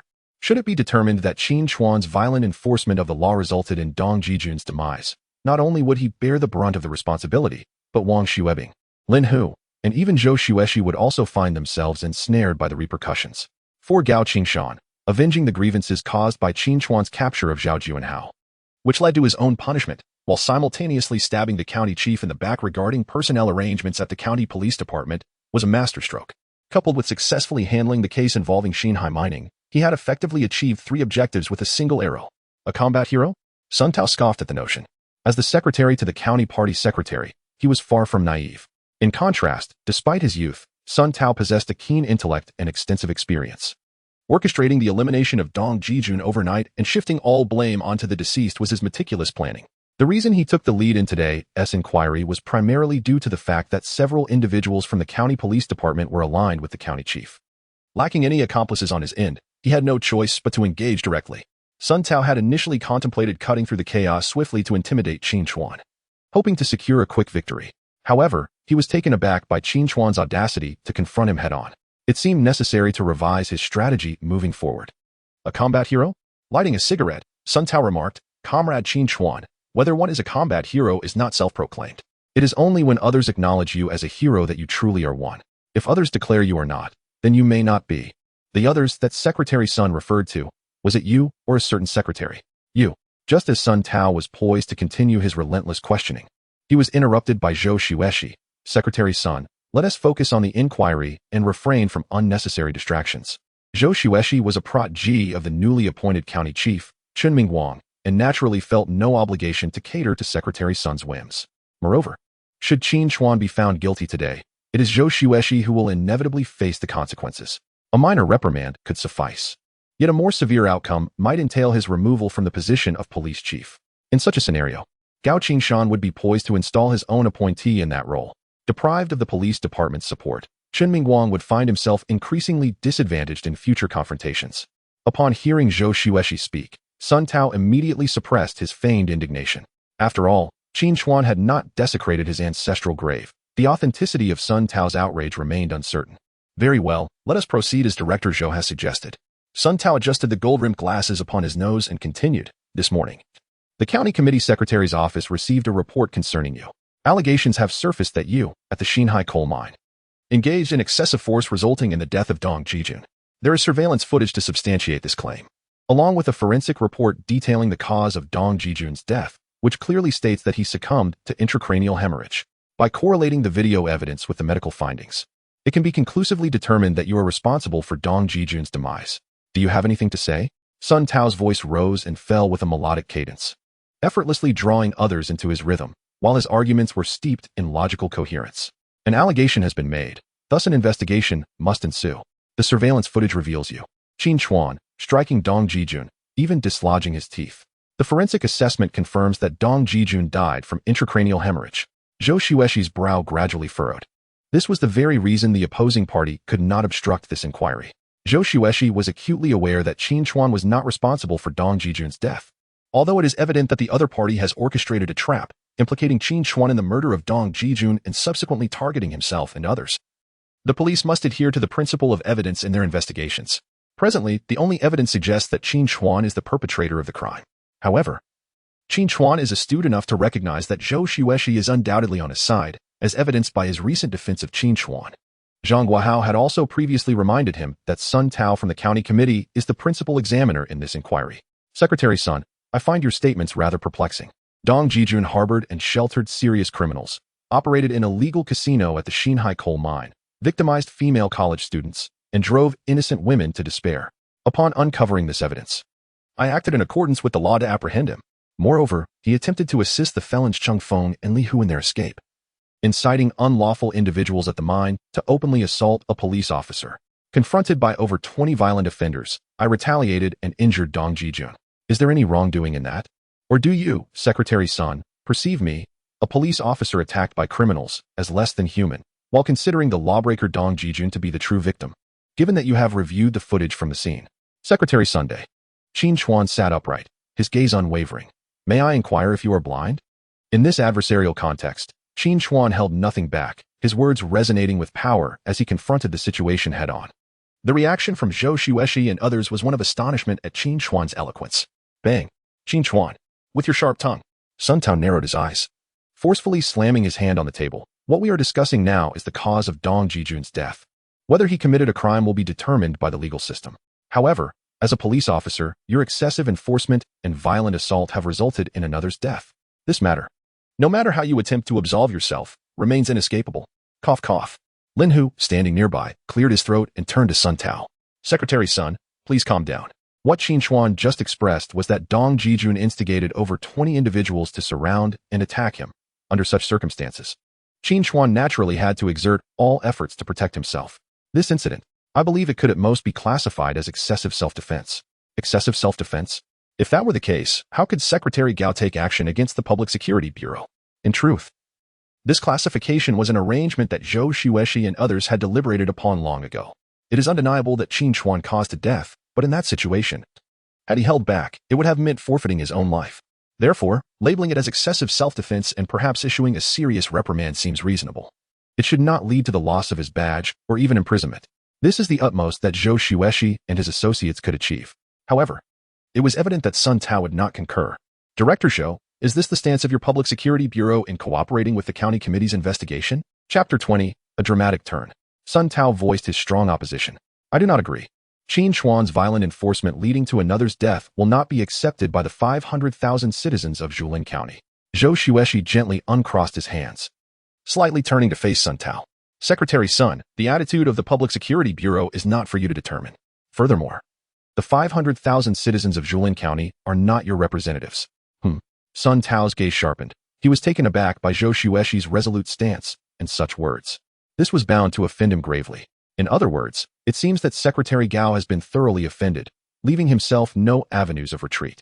Director Zhou, although Secretary Sun Tao holds no significant rank, his words in Julin County, to a certain extent, echo those of County Party Secretary Gao Qingshan. I presume that your recent remarks would not sit well with Secretary Gao. Secretary Gao? I, Zhou Xueshi, recognize only the authority of the county head. Secretary Sun, given Secretary Gao's high position and power, he hardly has the inclination to concern himself with trivial matters. Enough. I believe this incident should be clarified to Dong Jijun's family as an excessive act of self-defense. I disagree. Why are there two dissenting voices? In this context, Zhou Xueshi and Lin Hu are allies, both having been promoted by the county head. Although Song Hui from the Criminal Police Brigade is aligned with Sun Tao, this is a clandestine affair, known to few. Zhang Guahao is a seasoned veteran, unlikely to take a definitive stance. Thus, the only remaining individual is the one opposite, Qin Chuan. This fellow is also dissenting. Sun Tao gazed at Qin Chuan in bewilderment. What is happening? Zhou Xueshi and the others looked at Qin Chuan with astonishment. Sun Tao's disagreement was expected, but Qin Chuan too. Qin Chuan.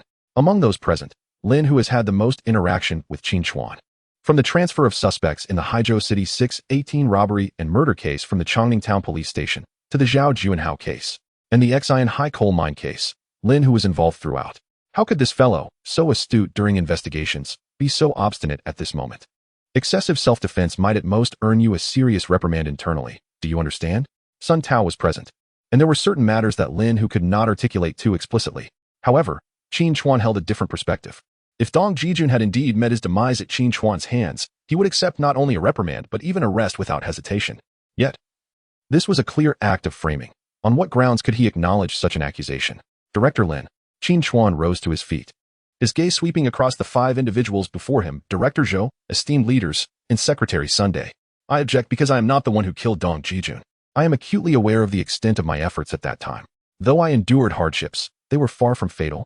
Thus, Director Zhou, Qin Chuan saluted sharply. I request a thorough re-investigation into the circumstances surrounding Dong Jijun's death. Not only do I seek to clear my name, but I also wish to uncover the truth behind Dong Jijun's demise and ensure that all those involved are brought to justice. Qin Chuan, who do you think you are? Do you believe you can simply call for a restart? Sun Tao scoffed. He could never acquiesce to Qin Chuan's demands. Do you dare to wager with me? Sun Tao did not entertain Qin Chuan's challenge. His status did not permit him to engage in such bets. The cause of Dong Jijun's death had already been determined. and he sought to avoid any unnecessary complications. Nevertheless, Qin Chuan remained undeterred by Sun Tao's demeanor. He had his own means to persuade Sun Tao to acquiesce. Director Zhou, I wish to speak with Secretary Sun privately. A private conversation? Although Zhou Xueshi was unaware of Qin Chuan's intentions, he had no justification to decline the proposal at this moment. Sun Tao, intrigued, observed Qin Chuan, neither opposing nor supporting the request. He was curious to discover what Qin Chuan wished to communicate. As Zhou Xueshi and the others gradually departed from the conference room, only Qin Chuan and Sun Tao remained, facing each other. With a swift motion, Qin Chuan leaped onto the table, startling Sun Tao. Having witnessed the video of Qin Chuan single-handedly battling over 20 individuals at the Xinhai coal mine, Sun Tao was acutely aware of the formidable prowess Qin Chuan possessed. Qin Chuan, you mustn't deceive yourself. Qin Chuan scoffed, Secretary Sun, there's no need to be anxious. I wouldn't want to soil my hands by striking you. Then, disregarding Sun Tao's pallid countenance, Qin Chuan leaned in closely and whispered something in his ear. Sun Tao's expression shifted dramatically, as if he had just consumed something vile, and he recoiled. 5 minutes later, Zhou Xueshi and the others re-entered the conference room, only to find Sun Tao's face ashen, unable to meet Qin Chuan's gaze. In stark contrast, Qin Chuan remained seated with an air of composure, his expression unperturbed. Director Zhou, there may indeed be issues surrounding Dong Jijun's death. I support Qin Chuan's investigation. Sun Tao's declaration left Zhou Xueshi and the others utterly astonished, their eyes turning towards the impeccably poised Qin Chuan. What had this young man said to make such a ruffian tremble in fear? At the First People's Hospital of Julin County, Dong Jijun's lifeless body lay frozen in the morgue's cold storage. At that moment, Qin Chuan accompanied Captain Song Hui of the county's criminal police team as they revisited the investigation into Dong Jijun's death. The cause of death was determined to be intracranial hemorrhage, a conclusion already confirmed by the autopsy conducted by the county's sole forensic expert, Chen Guangzhu. The third freezer. You handle it yourself. Chen Guangzhu's tone was curt, clearly expressing his disdain for Qin Chuan. Having served as a forensic expert in the criminal investigation team for 2 decades, he had never encountered anyone daring to question the integrity of his examinations. Yet here was this boy, still in the bloom of youth, audaciously demanding a re-examination of Dong Jijun's body. Though unspoken, the implication was clear. Was he suggesting that Chen's autopsy was flawed? Qin Chuan paid no heed to Chen Guangzhu's tone. His purpose for being here was to uncover the true cause of Dong Jijun's death, not to engage in a battle of wills with an elderly forensic expert. With a creak, the antiquated metal freezer was opened, releasing a gust of cold air that made Qin Chuan shiver involuntarily.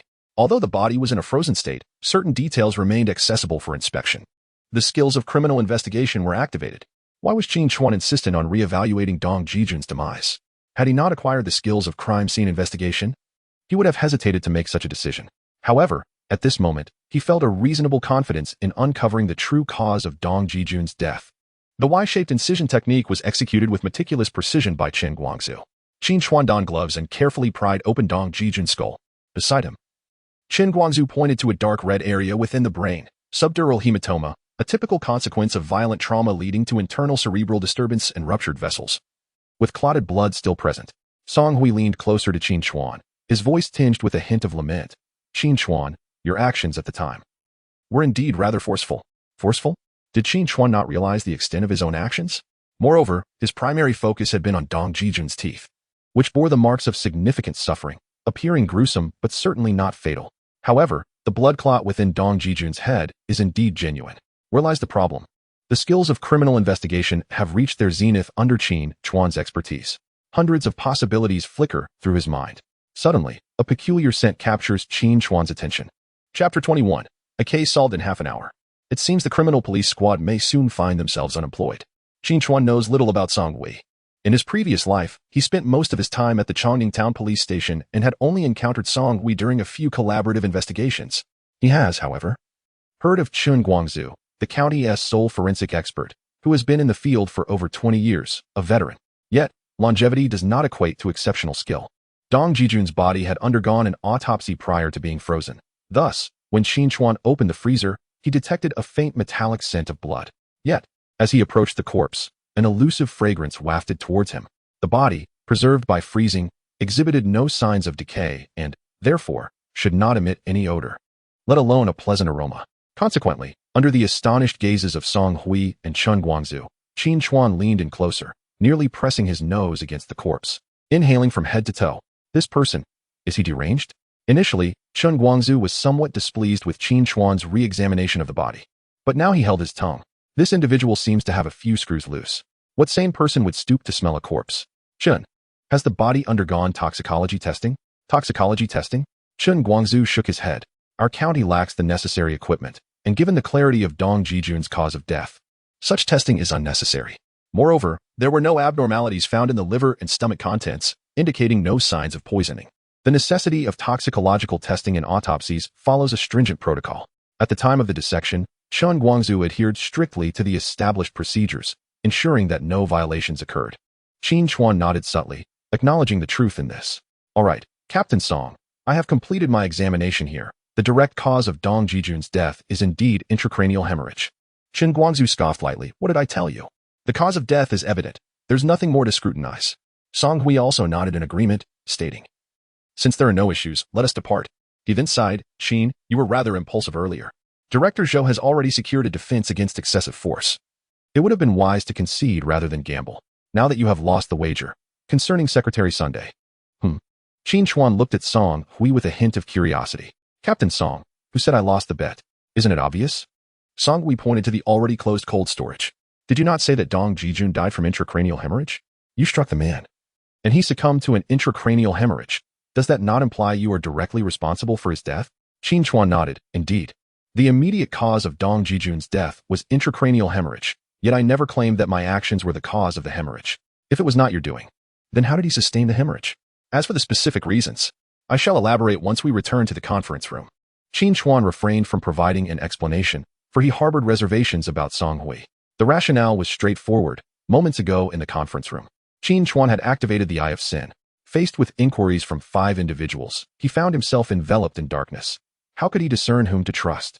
Upon entering the venue, he immediately activated the Eye of Sin.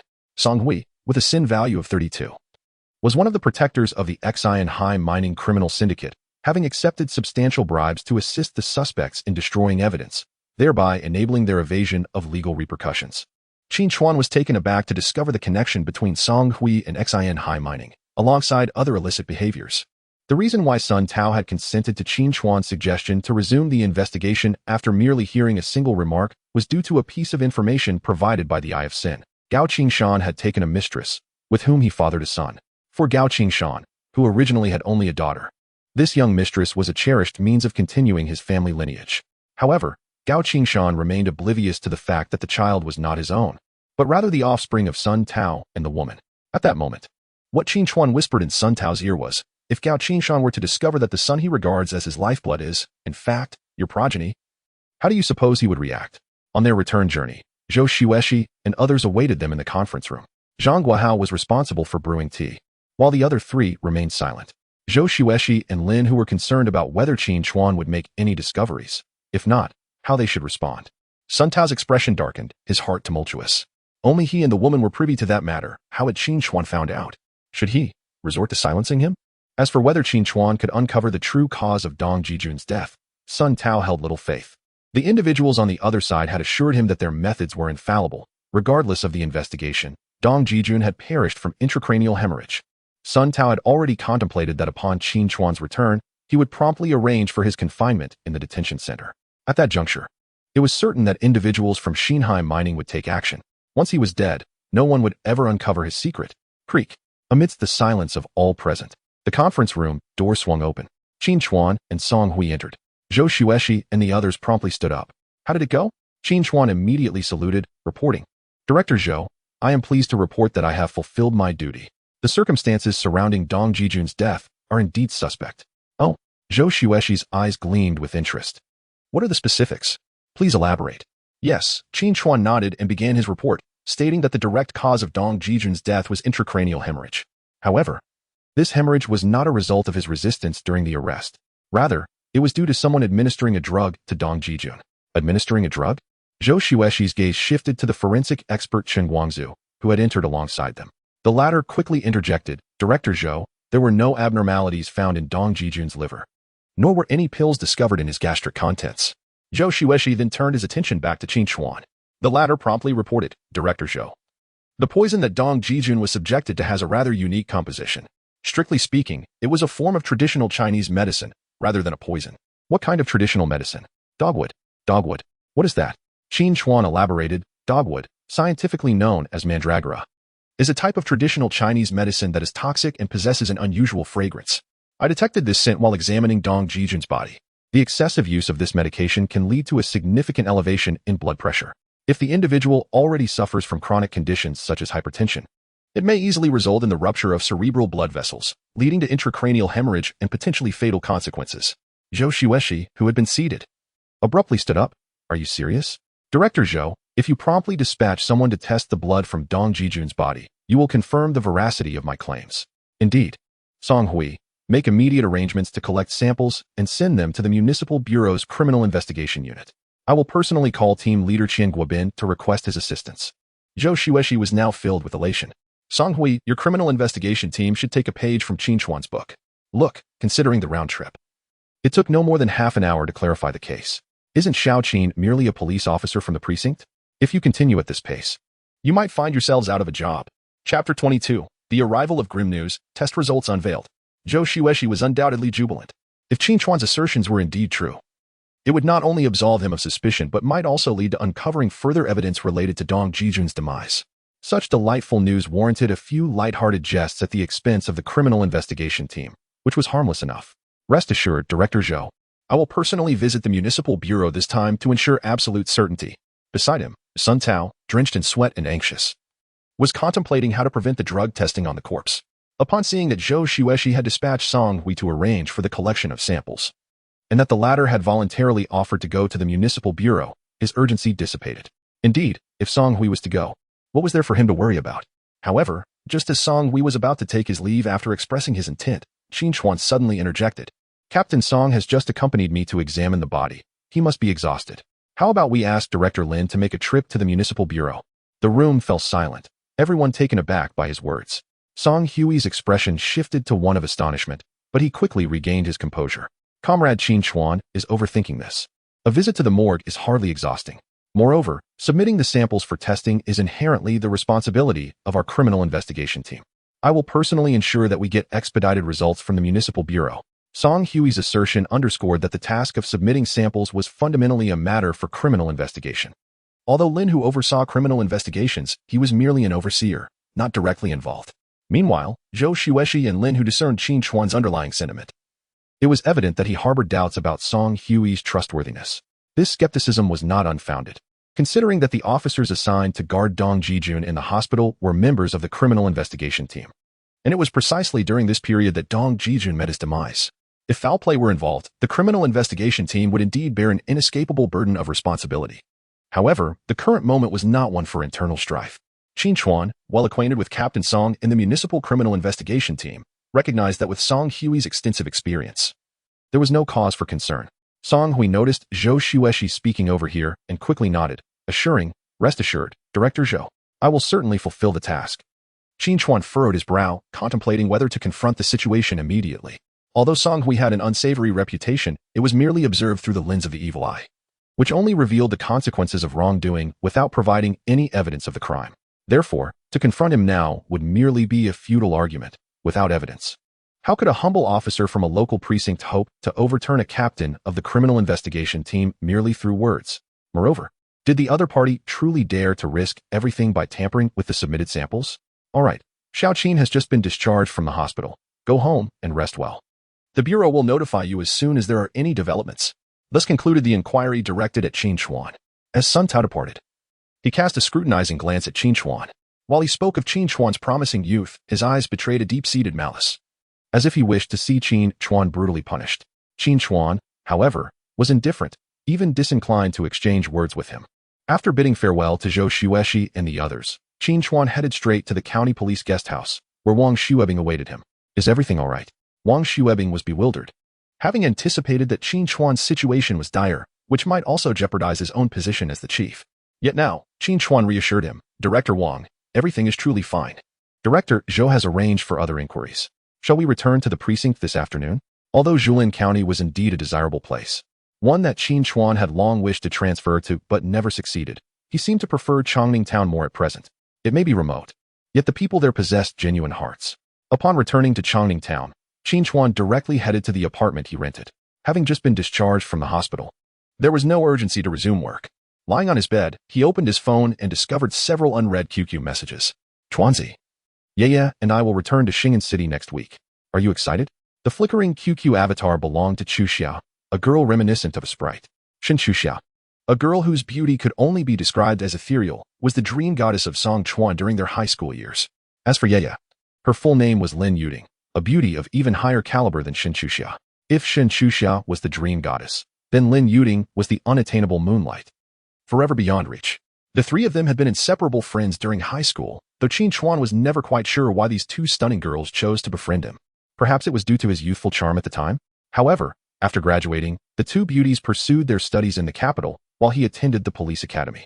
He had received a similar invitation in his previous life, but at that time, he had just been assigned to the Chongning Town police station, experiencing one of the lowest points in his life, which led him to decline the gathering. Yet, this time was different. Reborn. Qin Chuan was no longer the naive youth who could easily be trampled upon.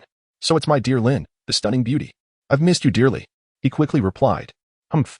You must be missing our Yaya. No, my feelings for Yaya are merely superficial. My devotion lies with you, unwavering through time. This time. The response from the other party was delayed, but its content left Qin Chuan in shock. Qin Chuan, if I were to tell you that Yaya is right beside me, observing our conversation, what would you think? Qin Chuan. I have no thoughts, I just wish to die. Ding ding. Another title, Yuegong Xianzi, incessantly flickers in the QQ chat. Qin Chuan. I am so heartbroken. Do you truly not love me anymore? You promised eternal companionship. How could you have shifted your affections? How dare you claim that my feelings for you are insincere? Humph. If you do not come to Qin City next week, you shall face dire consequences.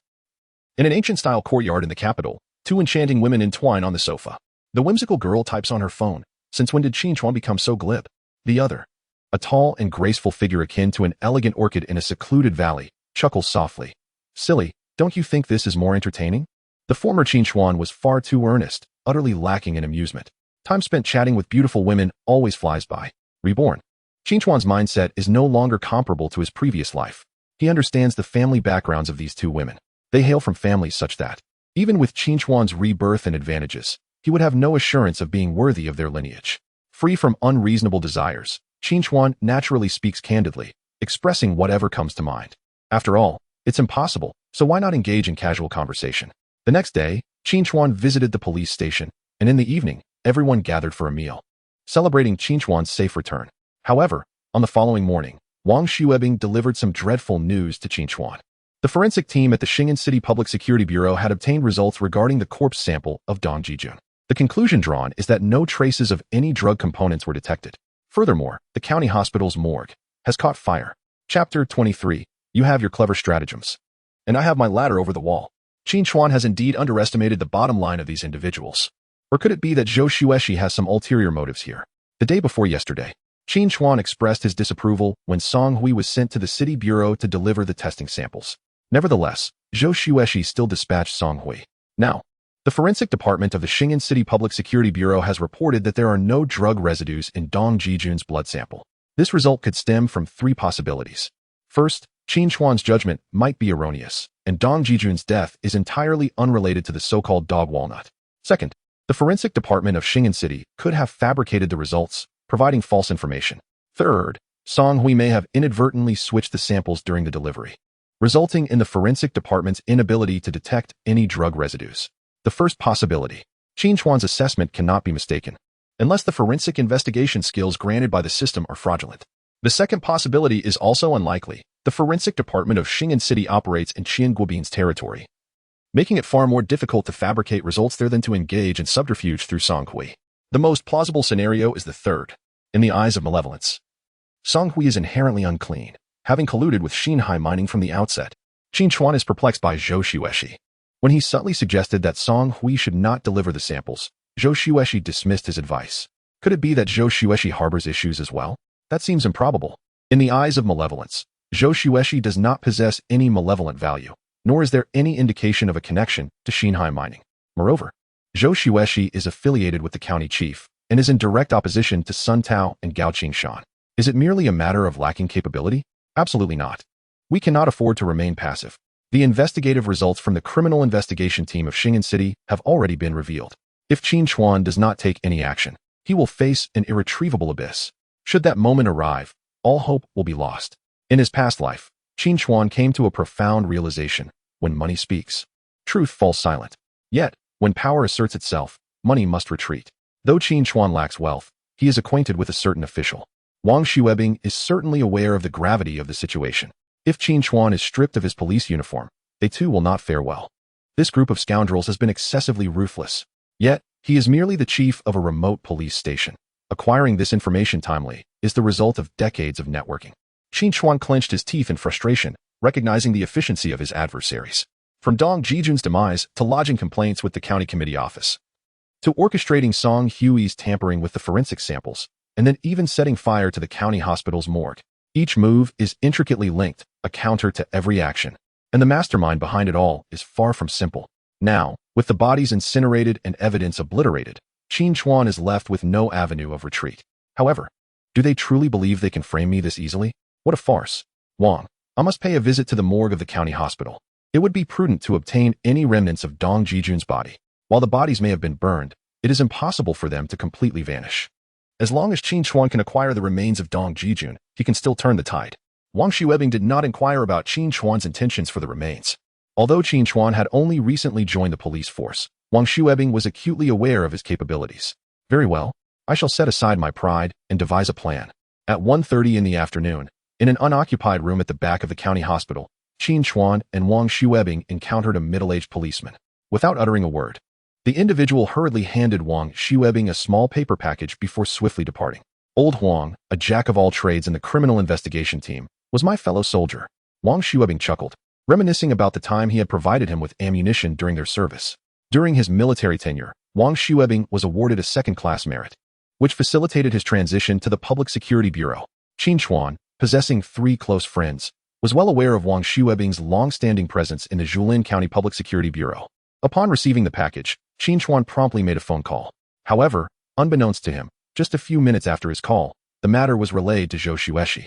It seems that this subordinate of mine does not place his trust in me as the director. Qinji, I apologize for the inconvenience. The laughter from the other end was hearty and robust. All right, if you no longer wish to keep that lad, I can arrange for him to be transferred to the city. Zhou Xueshi, upon hearing this, grew anxious. Old leader, please don't. If you take him away, there will be no one to lead the Jilin County Criminal Investigation Team. I would be left in a precarious position.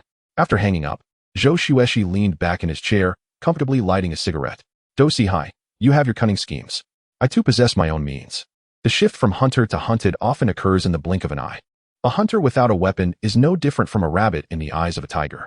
However, firearms come in various lengths. A long gun, when visible, instills a sense of caution, yet it is often not lethal. Conversely, a short gun concealed within a sleeve can take a life with a mere shot. Lao Hu, we must depart immediately for the Xing'an City Public Security Bureau, where you must personally hand this item to Captain Qian Guobin. Remember, it is imperative that you deliver it directly to him. Outside the county people's hospital, Qin Chuan handed over the remnants of Dong Jijun's body, which Lao Huang had brought out, to Hu Jiangwo. He had already contacted Qian Guobin. Once these remnants reached the municipal bureau, the technicians would undoubtedly be able to detect the residual components of the mandrake. What Song Hui and the others remain unaware of is that once mandrake is absorbed by the human body, it swiftly accumulates in the bones, making it detectable even after cremation. Hu Jiangwo recognized the gravity of the situation and set off immediately with the evidence in hand. Wang, the other party will certainly act swiftly. Please assist me in buying some time. Qin Chuan, filled with resentment, withdrew the 100-mile tracking system from Gue Jianshou and hailed a taxi straight to the county committee government compound. Gue Jianshou, that matter can wait. For now, Qin Chuan intends to apply this skill elsewhere. The 100-mile tracking is ultimately a preliminary skill, limited not only by distance, but also by the fact that it can only be used on one individual at a time. Damn it, I refuse to believe that you possess no flaws at all. Qin Chuan's analysis proved accurate. Less than 20 minutes after his departure, Wang Xuebing received a call from the county police criminal investigation team. Song Hui personally contacted Wang Xuebing, demanding that he and Qin Chuan report to the criminal investigation team for questioning. Captain Song, isn't Qin Chuan injured? He is currently on leave, and I genuinely cannot reach him. At 6:30 in the evening, Qin Chuan, who had been squatting under the shade of the trees outside the county committee courtyard, suddenly felt a glimmer of hope. Finally, they had emerged. Qin Chuan donned the newly purchased cap and pulled up his mask, striding purposefully through the entrance. As the target approached within a 10-meter radius, Qin Chuan swiftly executed a pursuit maneuver and then casually turned away. Sun Tao, somewhat perplexed, glanced to the right, sensing an odd familiarity about the man in the cap, yet unable to place it distinctly. Secretary Sun, over here. Just as Sun Tao was lost in thought, a middle-aged man exited a black BMW 7 Series parked by the roadside and waved at him. Setting aside his confusion, Sun Tao hastened towards the luxury vehicle. Chapter 24. Evidence can be sought anew, but once a life is harmed, there is no remedy. In a corner, Qin Chuan observed Sun Tao entering the opulent BMW, and a three-dimensional map spontaneously materialized in his mind. A vivid red mark traversed the map. This marked the first time Qin Chuan had genuinely employed the pursuit skill. Moreover, he discovered an even more intriguing phenomenon. When activating the pursuit skill, it seemed as though he had entered a divine perspective. Qin Chuan could examine the surrounding environment centered on the pursued target. At that moment, he caught sight of Sun Tao conversing with the middle-aged man inside the BMW. The imagery was vivid, yet devoid of sound. However, through the movements of their lips, Qin Chuan could vaguely discern fragments of their dialogue. For instance, his own name, Qin Chuan. Indeed, his name was mentioned during their conversation, and not just once.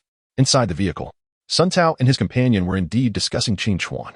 Mr. Wu, the secretary is exceedingly pleased with your affairs. Haha, Secretary Sun, you are being modest.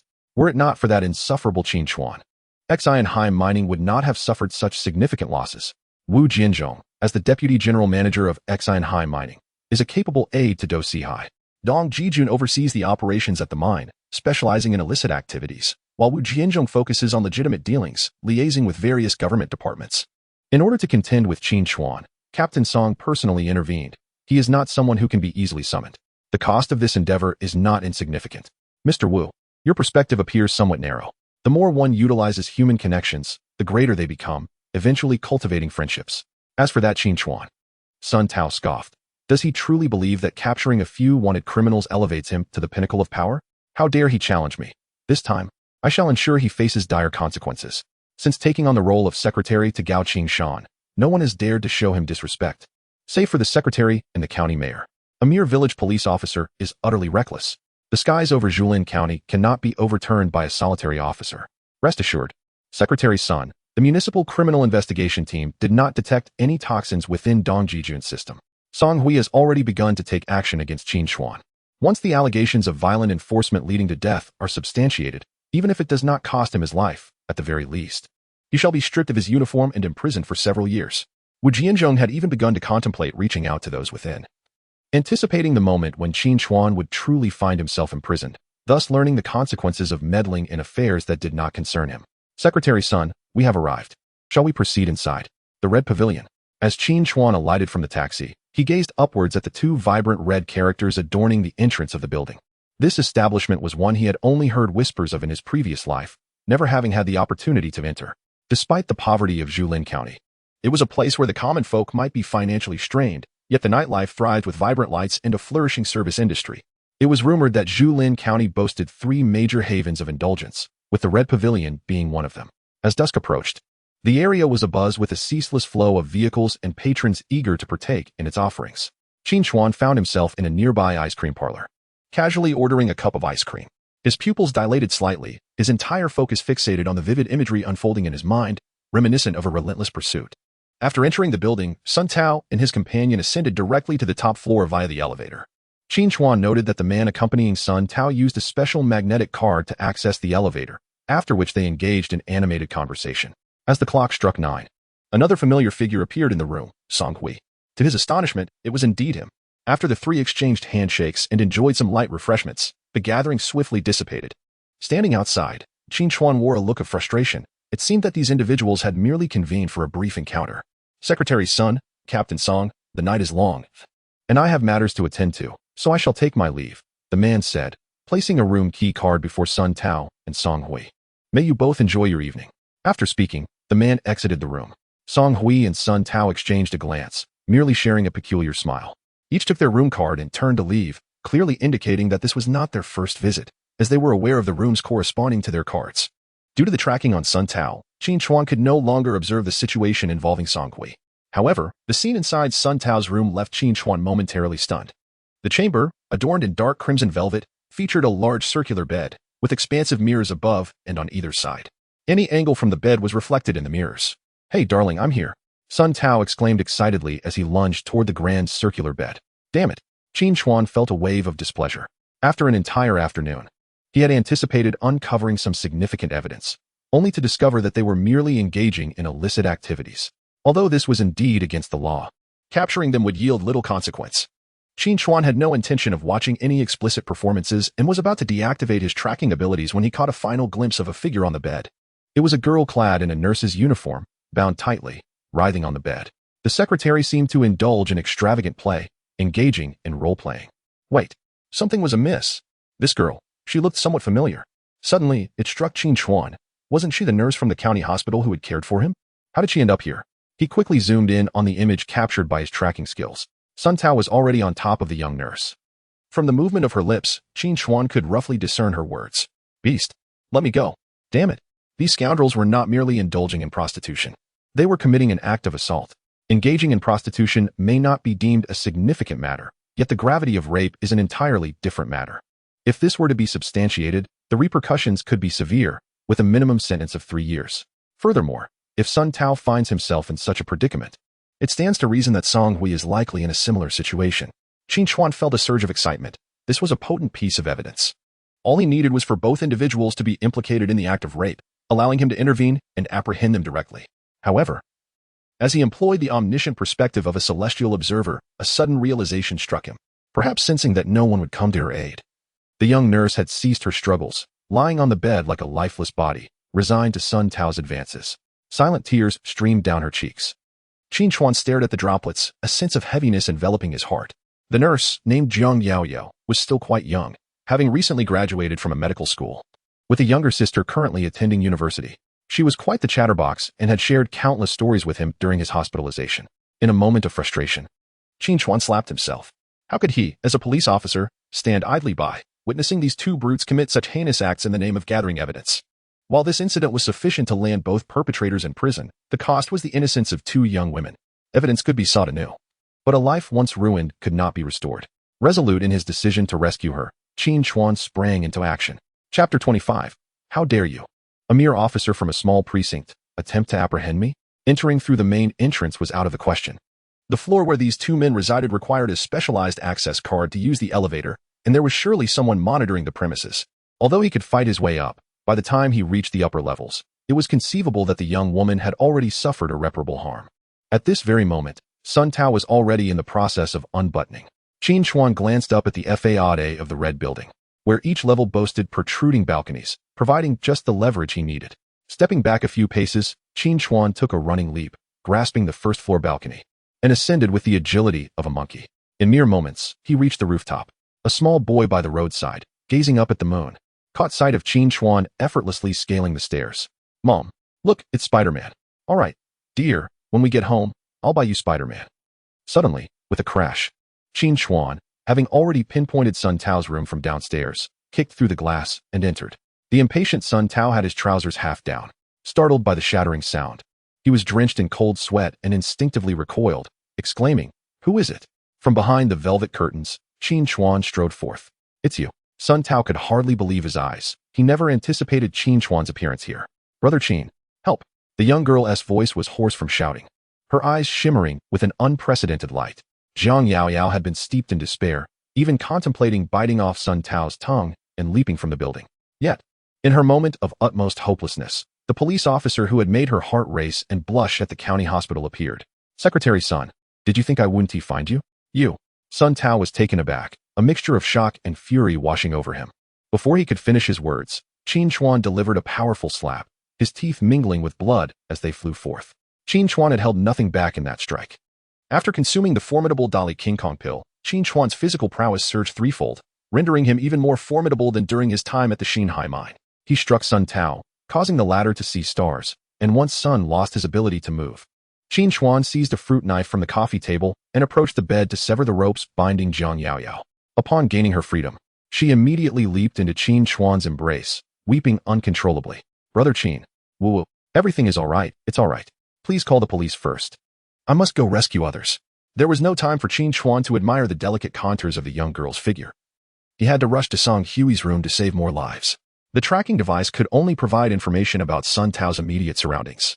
leaving Qin Chuan unaware of the progress on Song Hui's side. Yet, he knew he had to act swiftly. It had only been 3 minutes since the adversaries entered the room. Surely, he would still be in time. With a powerful kick, he burst open Sun Tao's door, appearing in the corridor. Who goes there? Wang Lang believed that the past few years had finally been worth living.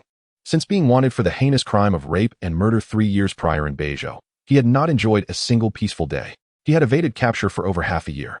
Now, however, he was comfortably nestled beneath the protective shadow of Xinhai, indulging in a life of luxury, content to periodically abduct a few young women for his pleasure. Yet, at times, Wang Lang regretted not having devoted himself to his studies in the past. If only I had studied diligently, being an official would have been so much better. And to be a corrupt official, what a boon that would be. Money would come without the need for robbery, and women would be delivered without the need for courtship. Today, there were only 2 guests upstairs. However, this person was evidently not one of them. Where did he come from? Qin Chuan scoffed, advancing with swift determination. With a sharp crack and a sickening crunch, the sound of bones snapping echoed, leaving an unsettling sensation in the air. Time was of the essence, and Qin Chuan spared no effort. Before Wang Lang could react, he swiftly broke both of his arms and struck his carotid artery with a precise chop, rendering him incapacitated. Upon locating the room where Song Hui was, he delivered a powerful kick to the door. Startled awake by the sound, Song Hui nearly had a heart attack. "It's you," he exclaimed, looking up to find Qin Chuan standing before him. How could the other party appear here? Qin Chuan glanced up and noticed a young girl bound and gagged on the bed. However, compared to Sun Tao beside her, Song Hui's movements were sluggish. He had managed to remove his clothing, yet had not acted further. Qin Chuan. The unfamiliar yet familiar voice made Qin Chuan pause. How did the girl know his name? Just as he was about to approach her to see her face, Song Hui blocked him, exclaiming, "Qin Chuan, what are you doing here? Hurry and get out. Get out." Qin Chuan scoffed, seizing Song Hui's right hand with determination. "Song Hui, you are suspected of rape, and I am here to arrest you in accordance with the law." "Arrest me?" Song Hui nearly laughed at the absurdity. "Qin Chuan, I don't care how you ended up here. But you, a mere officer from a local precinct, think you can arrest me, the captain of the criminal police team? Have you lost your mind?" "Lost my mind." With a sudden, forceful grip, Qin Chuan twisted his right hand, and with a sickening crack, Song Hui let out a horrifying scream as Qin Chuan snapped his wrist. This action was executed with ruthless precision.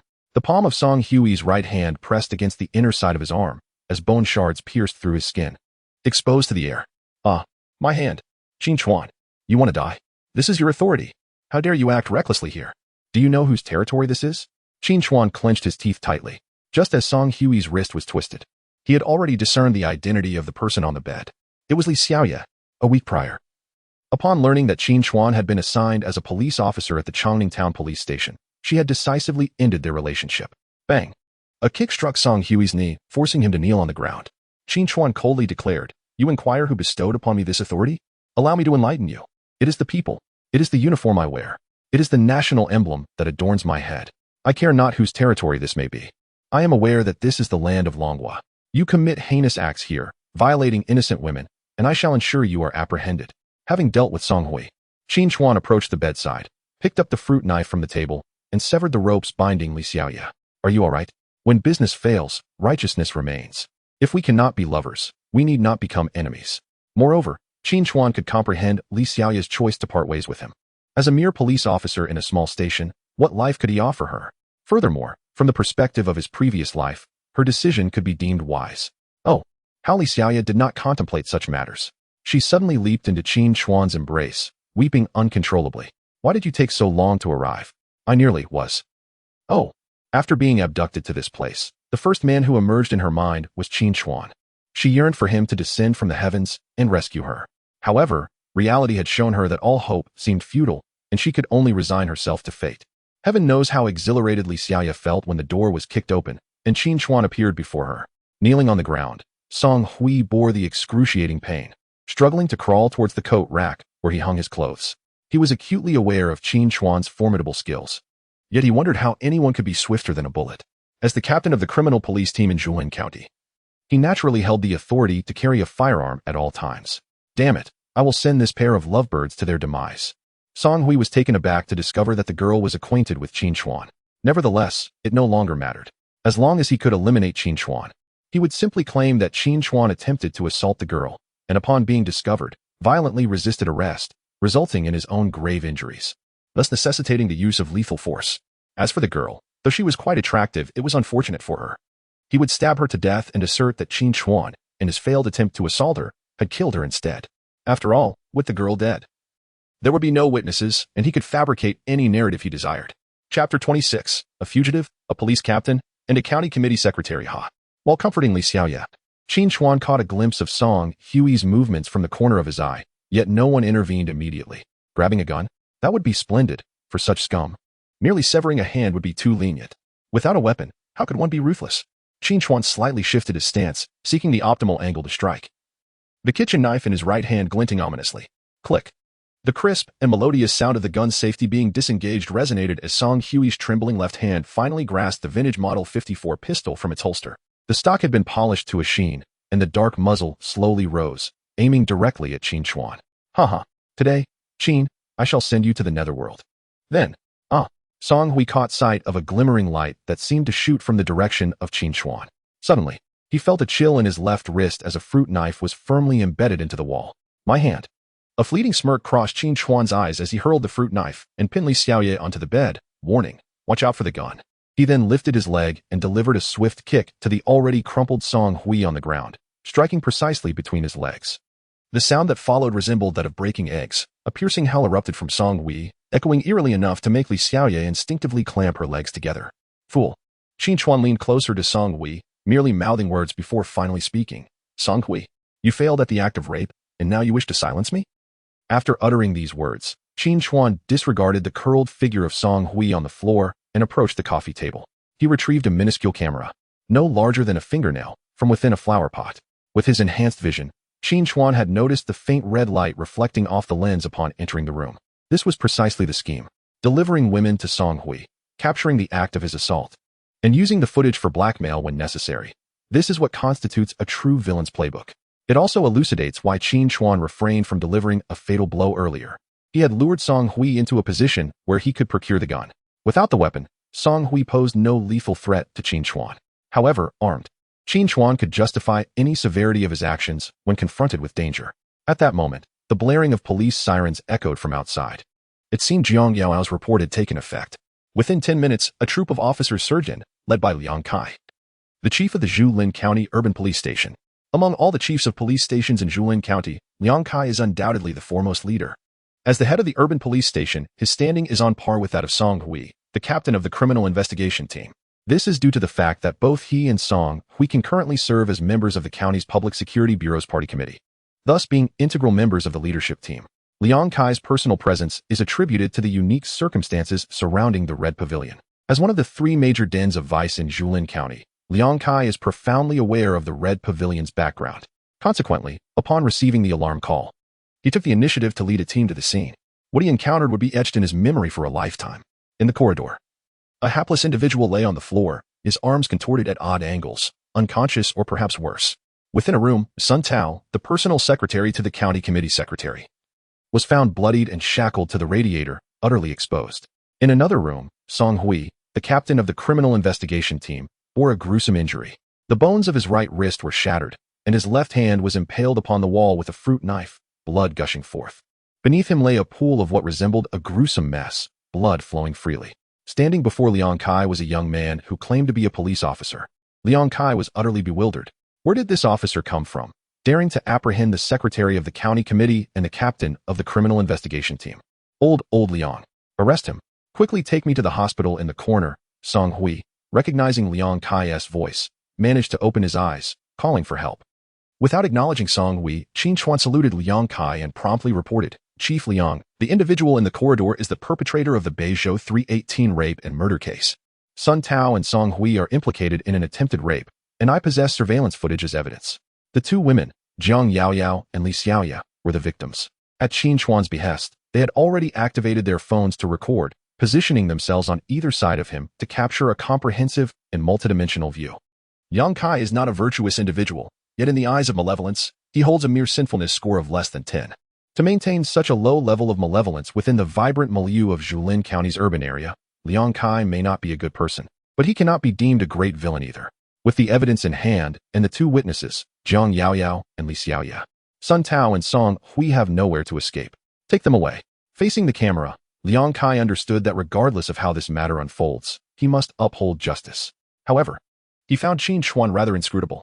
How could a mere police officer from Chongning Town dare to arrest the county committee's secretary and incapacitate the captain of the county's criminal police team? What emboldened him? The head of the Red Pavilion was also taken away for investigation. Zhou Xueshi, who was about to retire for the night, found himself at a loss upon receiving Liang Kai's call. He had already prepared for the county bureau to hold an expanded meeting of the party committee the following day, where he intended to bring down Song Hui. Yet, he never anticipated Qin Chuan's audacity. Could this be a glimpse of his future subordinates? Suddenly, he felt a sense of joy. While some rejoiced, others were dismayed, like Gao Qingshan, the secretary of the Julin County Committee. With a crash, the exquisite Jian bowl was shattered by Gao Qingshan's fury. Useless. But soon, Gao Qingshan regained his composure. Sun Tao and Song Hui, both individuals of their own, surprisingly found themselves apprehended by a mere officer from a local police station within the confines of the Red Pavilion. To Gao Qingshan, this was nothing short of a fantastical tale.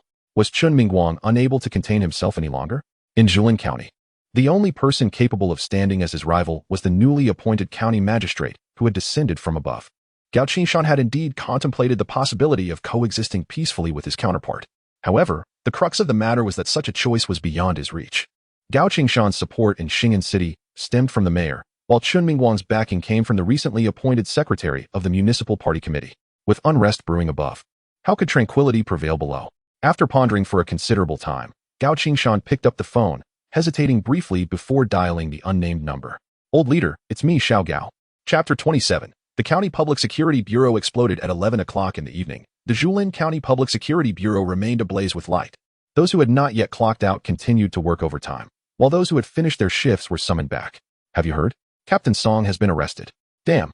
You just found out? Let me tell you, not only Captain Song, but also Secretary Sun from the county committee. What's this? They just captured a wanted criminal a moment ago. Qin Chuan. Does he have some sort of background? If Qin Chuan was relatively unknown 10 days prior, now within the halls of the Julin County Public Security Bureau, no one was oblivious to his identity. On his first day of work, during a matchmaking event, he had floored his prospective mother-in-law and resolved a child trafficking case that had remained unsolved for 2 decades, all while apprehending a robbery-murder suspect from the neighboring city. On the second day of work, the captain of the security team, Zhao Juanhao, was apprehended and subsequently incarcerated, leading to disciplinary action against the county party secretary.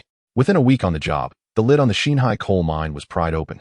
One individual single-handedly subdued over 20 people and apprehended a dozen fugitives. However, the case took a dramatic turn, with accusations that Qin Chuan had resorted to excessive force, resulting in the death of a suspect. Now, within less than a day, both the county party secretary and the captain of the criminal police team found themselves in Qin Chuan's custody. In the interrogation room, Wu Jianzhong appeared utterly despondent. He racked his brain, unable to comprehend where things had gone awry. How did that wretched Qin Chuan end up in Sun Tao's room? Did he take the elevator? Without a personal access card, no one could reach the top floor. Climbing? That would entail ascending 10 stories. Wu Jianzhong was acutely aware that with Wang Lang's arrest, his own escape was impossible. He would inevitably bear the blame for orchestrating the selection of women at the bar, the mastermind behind it all. As for implicating Do Sihai, Wu Jianzhong was not foolish. The charge of rape was not particularly grave, although he had indulged in it more than once. The maximum sentence would likely not exceed 10 years. There was even a chance it would be less, especially with Do Sihai still at large. As long as that formidable figure remained standing, even if he were to be imprisoned, his family would still thrive. However, if he chose to confess, it would spell disaster for his entire family. Weighing the gravity of the situation, Wu Jianzhong was acutely aware of the stakes. Moreover, during a brief interlude in his interrogation, he had received word that if he bore the burden of this incident, he would face no repercussions. The resolution of the matter proceeded with extraordinary swiftness. That very night, everyone had provided clear and concise statements. Wang Lang has openly confessed to the heinous crime of rape and murder of 318 individuals in Beizhou City. With DNA evidence confirming his guilt, he finds himself unable to deny the accusations. Furthermore, in a bid to earn leniency, he willingly divulged details about Wu Jianzhong, who had instructed him to scout for women in bars. This occurred on 3 separate occasions involving 5 victims. Wu Jianzhong does not require Wang Lang's testimony, as his own admissions are already crystal clear. Aside from the 2 individuals in this instance, the other 3 were merely enjoying the fruits of his actions. Additionally, Wang Lang revealed the orchestration behind Song Hui's tampering with Dong Jijun's corpse samples, detailing the meticulous planning, execution, and bribery of Song Hui to administer drugs during Dong Jijun's hospitalization, subsequently framing Qin Chuan for violent murder, every step articulated with precision. On the other hand, Sun Tao's initial progress was far from smooth. However, after the opposing party reviewed the video, it became evident that his attempted rape charge was undeniably valid. Unlike a situation where one voluntarily ceases their criminal activity, this was a case of being compelled to halt, rendering it akin to a charge of rape. With a minimum sentence of 3 years. The situation surrounding Song Hui is considerably more intricate. In Zhou Xuexi's office, Qin Chuan held a forensic report in hand. Possessing skills in criminal investigation, he immediately discerned its significance. It was a toxicological report indicating that Dong Jijun's body contained a substantial amount of mandragora alkaloids. Does this not raise questions? As Qin Chuan set the report down, he pondered the oddity. The body tissue samples taken by Song Hui had been analyzed at the Xing'an City Criminal Investigation Unit, which concluded that Dong Jijun's body did not contain mandragora alkaloids. How? Then, did a report emerge indicating that Dong Jijun's body contained a significant quantity of these substances? Old Hu. He only departed this afternoon. It is implausible that results would emerge so swiftly. Thus, Qin Chuan's eyes lit up. Director Zhou, are you setting a trap for Song Hui? Zhou Xuexi was taken aback, then managed a wry smile. What do you mean by setting a trap? If he has no issues of his own and there is no last-minute switch, who could possibly harm him? Originally, the plan was to arrest him during the expanded meeting of the party committee scheduled for tomorrow morning, aiming to instill a certain degree of deterrence. Unexpectedly, you managed to stir up such a significant commotion overnight. Qin Chuan scratched his head, genuinely unaware of Zhou Xuexi's covert arrangements. He had previously suspected that Zhou Xuexi was either involved with Song Hui or lacked competence. Now, it seems he had underestimated him. After all, how could someone capable of becoming the county's public security bureau chief be merely a mere figurehead? Nevertheless, even if given another chance, Qin Chuan would not wait until tomorrow morning. After all, Li Xiaoya and Zhang Yaoyao are innocent. Having encountered them, he must take action. All right, Wang Xuebing is waiting outside for you. Make sure to rest well tonight. We will handle matters here. Understood. Outside the Public Security Bureau, under the moonlit sky, Wang Xuebing stood at the entrance. The veteran director observed Qin Chuan emerging from the county bureau with a complex expression. Although he belonged to the criminal investigation team, he had heard of Qin Chuan's exploits throughout the night from Old Huang. Song Hui was not to be underestimated, especially since the county's public security division, while extensive in jurisdiction, was not the core department. If one sought to make money, they would not go to the county's public security division. If one aspired to promotion, that was not the place to be. The criminal police team, led by Song Hui, is unlike any other. It is the very core of the county's public security bureau. It is precisely for this reason that Song Hui can concurrently serve as a member of the party committee of Zhulin County Public Security Bureau. Thus, it is rather astonishing that such a promising individual, wielding significant power, was apprehended by Qin Chuan, a mere junior officer. You, my friend, truly possess unparalleled audacity. Qin Chuan smiled and replied, Director Wang, what can I do? They intend to eliminate me. I cannot simply extend my neck for them to strike. Upon returning to the guest house, Qin Chuan eagerly accessed the system information. This time, he had accrued a considerable amount of good and evil points. To highlight, the wanted criminal Wang Lang alone contributed 64 points of malevolence. Chapter 28, Continuing the Lottery, Awaiting Promotion Ding.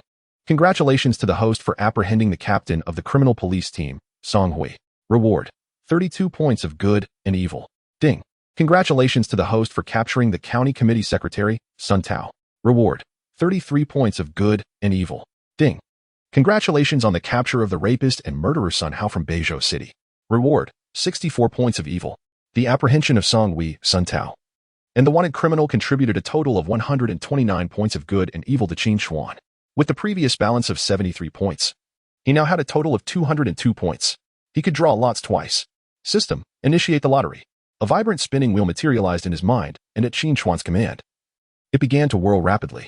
Stop. The red pointer ultimately settled in the blue zone. Congratulations to the host. You have drawn the item, Charge Needle. The Charge Needle is a one-time use item that, when employed, doubles the host's speed for a duration of 24 hours. This is a remarkable item. Having experienced both the Power Pill and the Mighty Pill, Qin Chuan has developed a particular fondness for the rewards provided by the system. System, let us continue the lottery. In Qin Chuan's eyes, the concept of virtue and vice holds the same value as money. The money spent is termed as currency, while that which is saved is merely paper. Speaking of which, since he has been reborn, it is imperative to earn more money. After all, the salary of a police officer is hardly substantial. The colorful will continue to spin rapidly before finally halting, with the red pointer resting on the black sector. Congratulations, host. You have drawn the item, Gunslinger Glasses. The Gunslinger Glasses are a one-time use item that, once activated, grants the host all the abilities of a shooting master for a duration of 24 hours. Although this lottery did not yield a skill-based reward, both the charge needle and the gunslinger glasses are undoubtedly highly practical items. After securing his rewards, Qin Chuan indulged in a comfortable sleep. He was in no rush to contemplate earning money. In his previous life, Qin Chuan spent a decade at the Chongning Town police station, not engaged in much else, but diligently studying the stock market. Although he experienced considerable losses during his foray into stock trading, he still retained memories of the years when certain stocks surged dramatically. At the very least, pooling some funds to invest in Tencent stocks would have made him a millionaire within a decade. However, purchasing Tencent shares requires going to the Hong Kong Stock Exchange, which can be rather cumbersome. Of course, investing in Maodai would also yield substantial returns. Wang Xuebing mentioned that the bonuses from Qin Chuan's recent captures of wanted criminals would be fully dispersed by the end of the month, amounting to nearly 100,000 yuan. At that point, he could invest the entirety into the stock market and let the money multiply. The following morning, Wang Xuebing and Qin Chuan boarded the bus back to Chongning Town, personally greeted by Deputy Director Zhang Jun. He drove the only vehicle in the department, an old Jim known as the Jiu Shou Santana, which, aside from its silent horn, was still quite lively. Accompanying him was Hu Jiangwo, who had hurried back from Xing'an City to Zhulin County the previous night. Since Zhou Xueshi had already anticipated contingencies, whose journey had been in vain. However, at that moment, Qin Chuan remained oblivious to Zhou Xueshi's suspicions regarding Song Hui, whom he had ensnared in a trap. By noon yesterday, including Zhou Xueshi himself, none were regarded with trust by Qin Chuan. That young lady was rather impressive. You simply let her go? Zhang Jun remarked about Li Xiaoya, whom he had encountered moments earlier at the guesthouse entrance. She had arrived bearing a large bouquet of flowers and milk for Qin Chuan, who nodded in agreement. Affirming Zhang's observation, you're right. She certainly harbors feelings for you. Qin Chuan chuckled and shook his head. The reason for his breakup with Li Xiaoya was his assignment to a rural police station following graduation. She deemed him lacking in prospects, which led to their separation. Although he had saved her life the previous night, in her eyes, he remained merely a rural police officer, even if she chose to reconcile out of gratitude. How enduring could such feelings be? While it was likely he would be transferred from Chongning Town, such a career shift might mask Li Xiaoya's superficiality. Yet, what if he were to return to Chongning Town someday? Or worse, what if he were to lose his badge entirely? Such possibilities were not unfathomable. In his past life, Qin Chuan not only lost his badge, but also spent a decade in prison. In this life, despite having a system at his disposal, what difference would it make? If Wu Jinzhong had been more ruthless when orchestrating Dong Jijun's demise. Once the forensic examination by the criminal investigation team concludes, will Qin Chuan still have an opportunity to exonerate himself after opting to incinerate the corpse? Will Song Hui be apprehended? By then, what awaits is not merely an inquiry by a 5-member panel, but rather direct confinement in a detention center. While Qin Chuan has been reborn, others are not naive.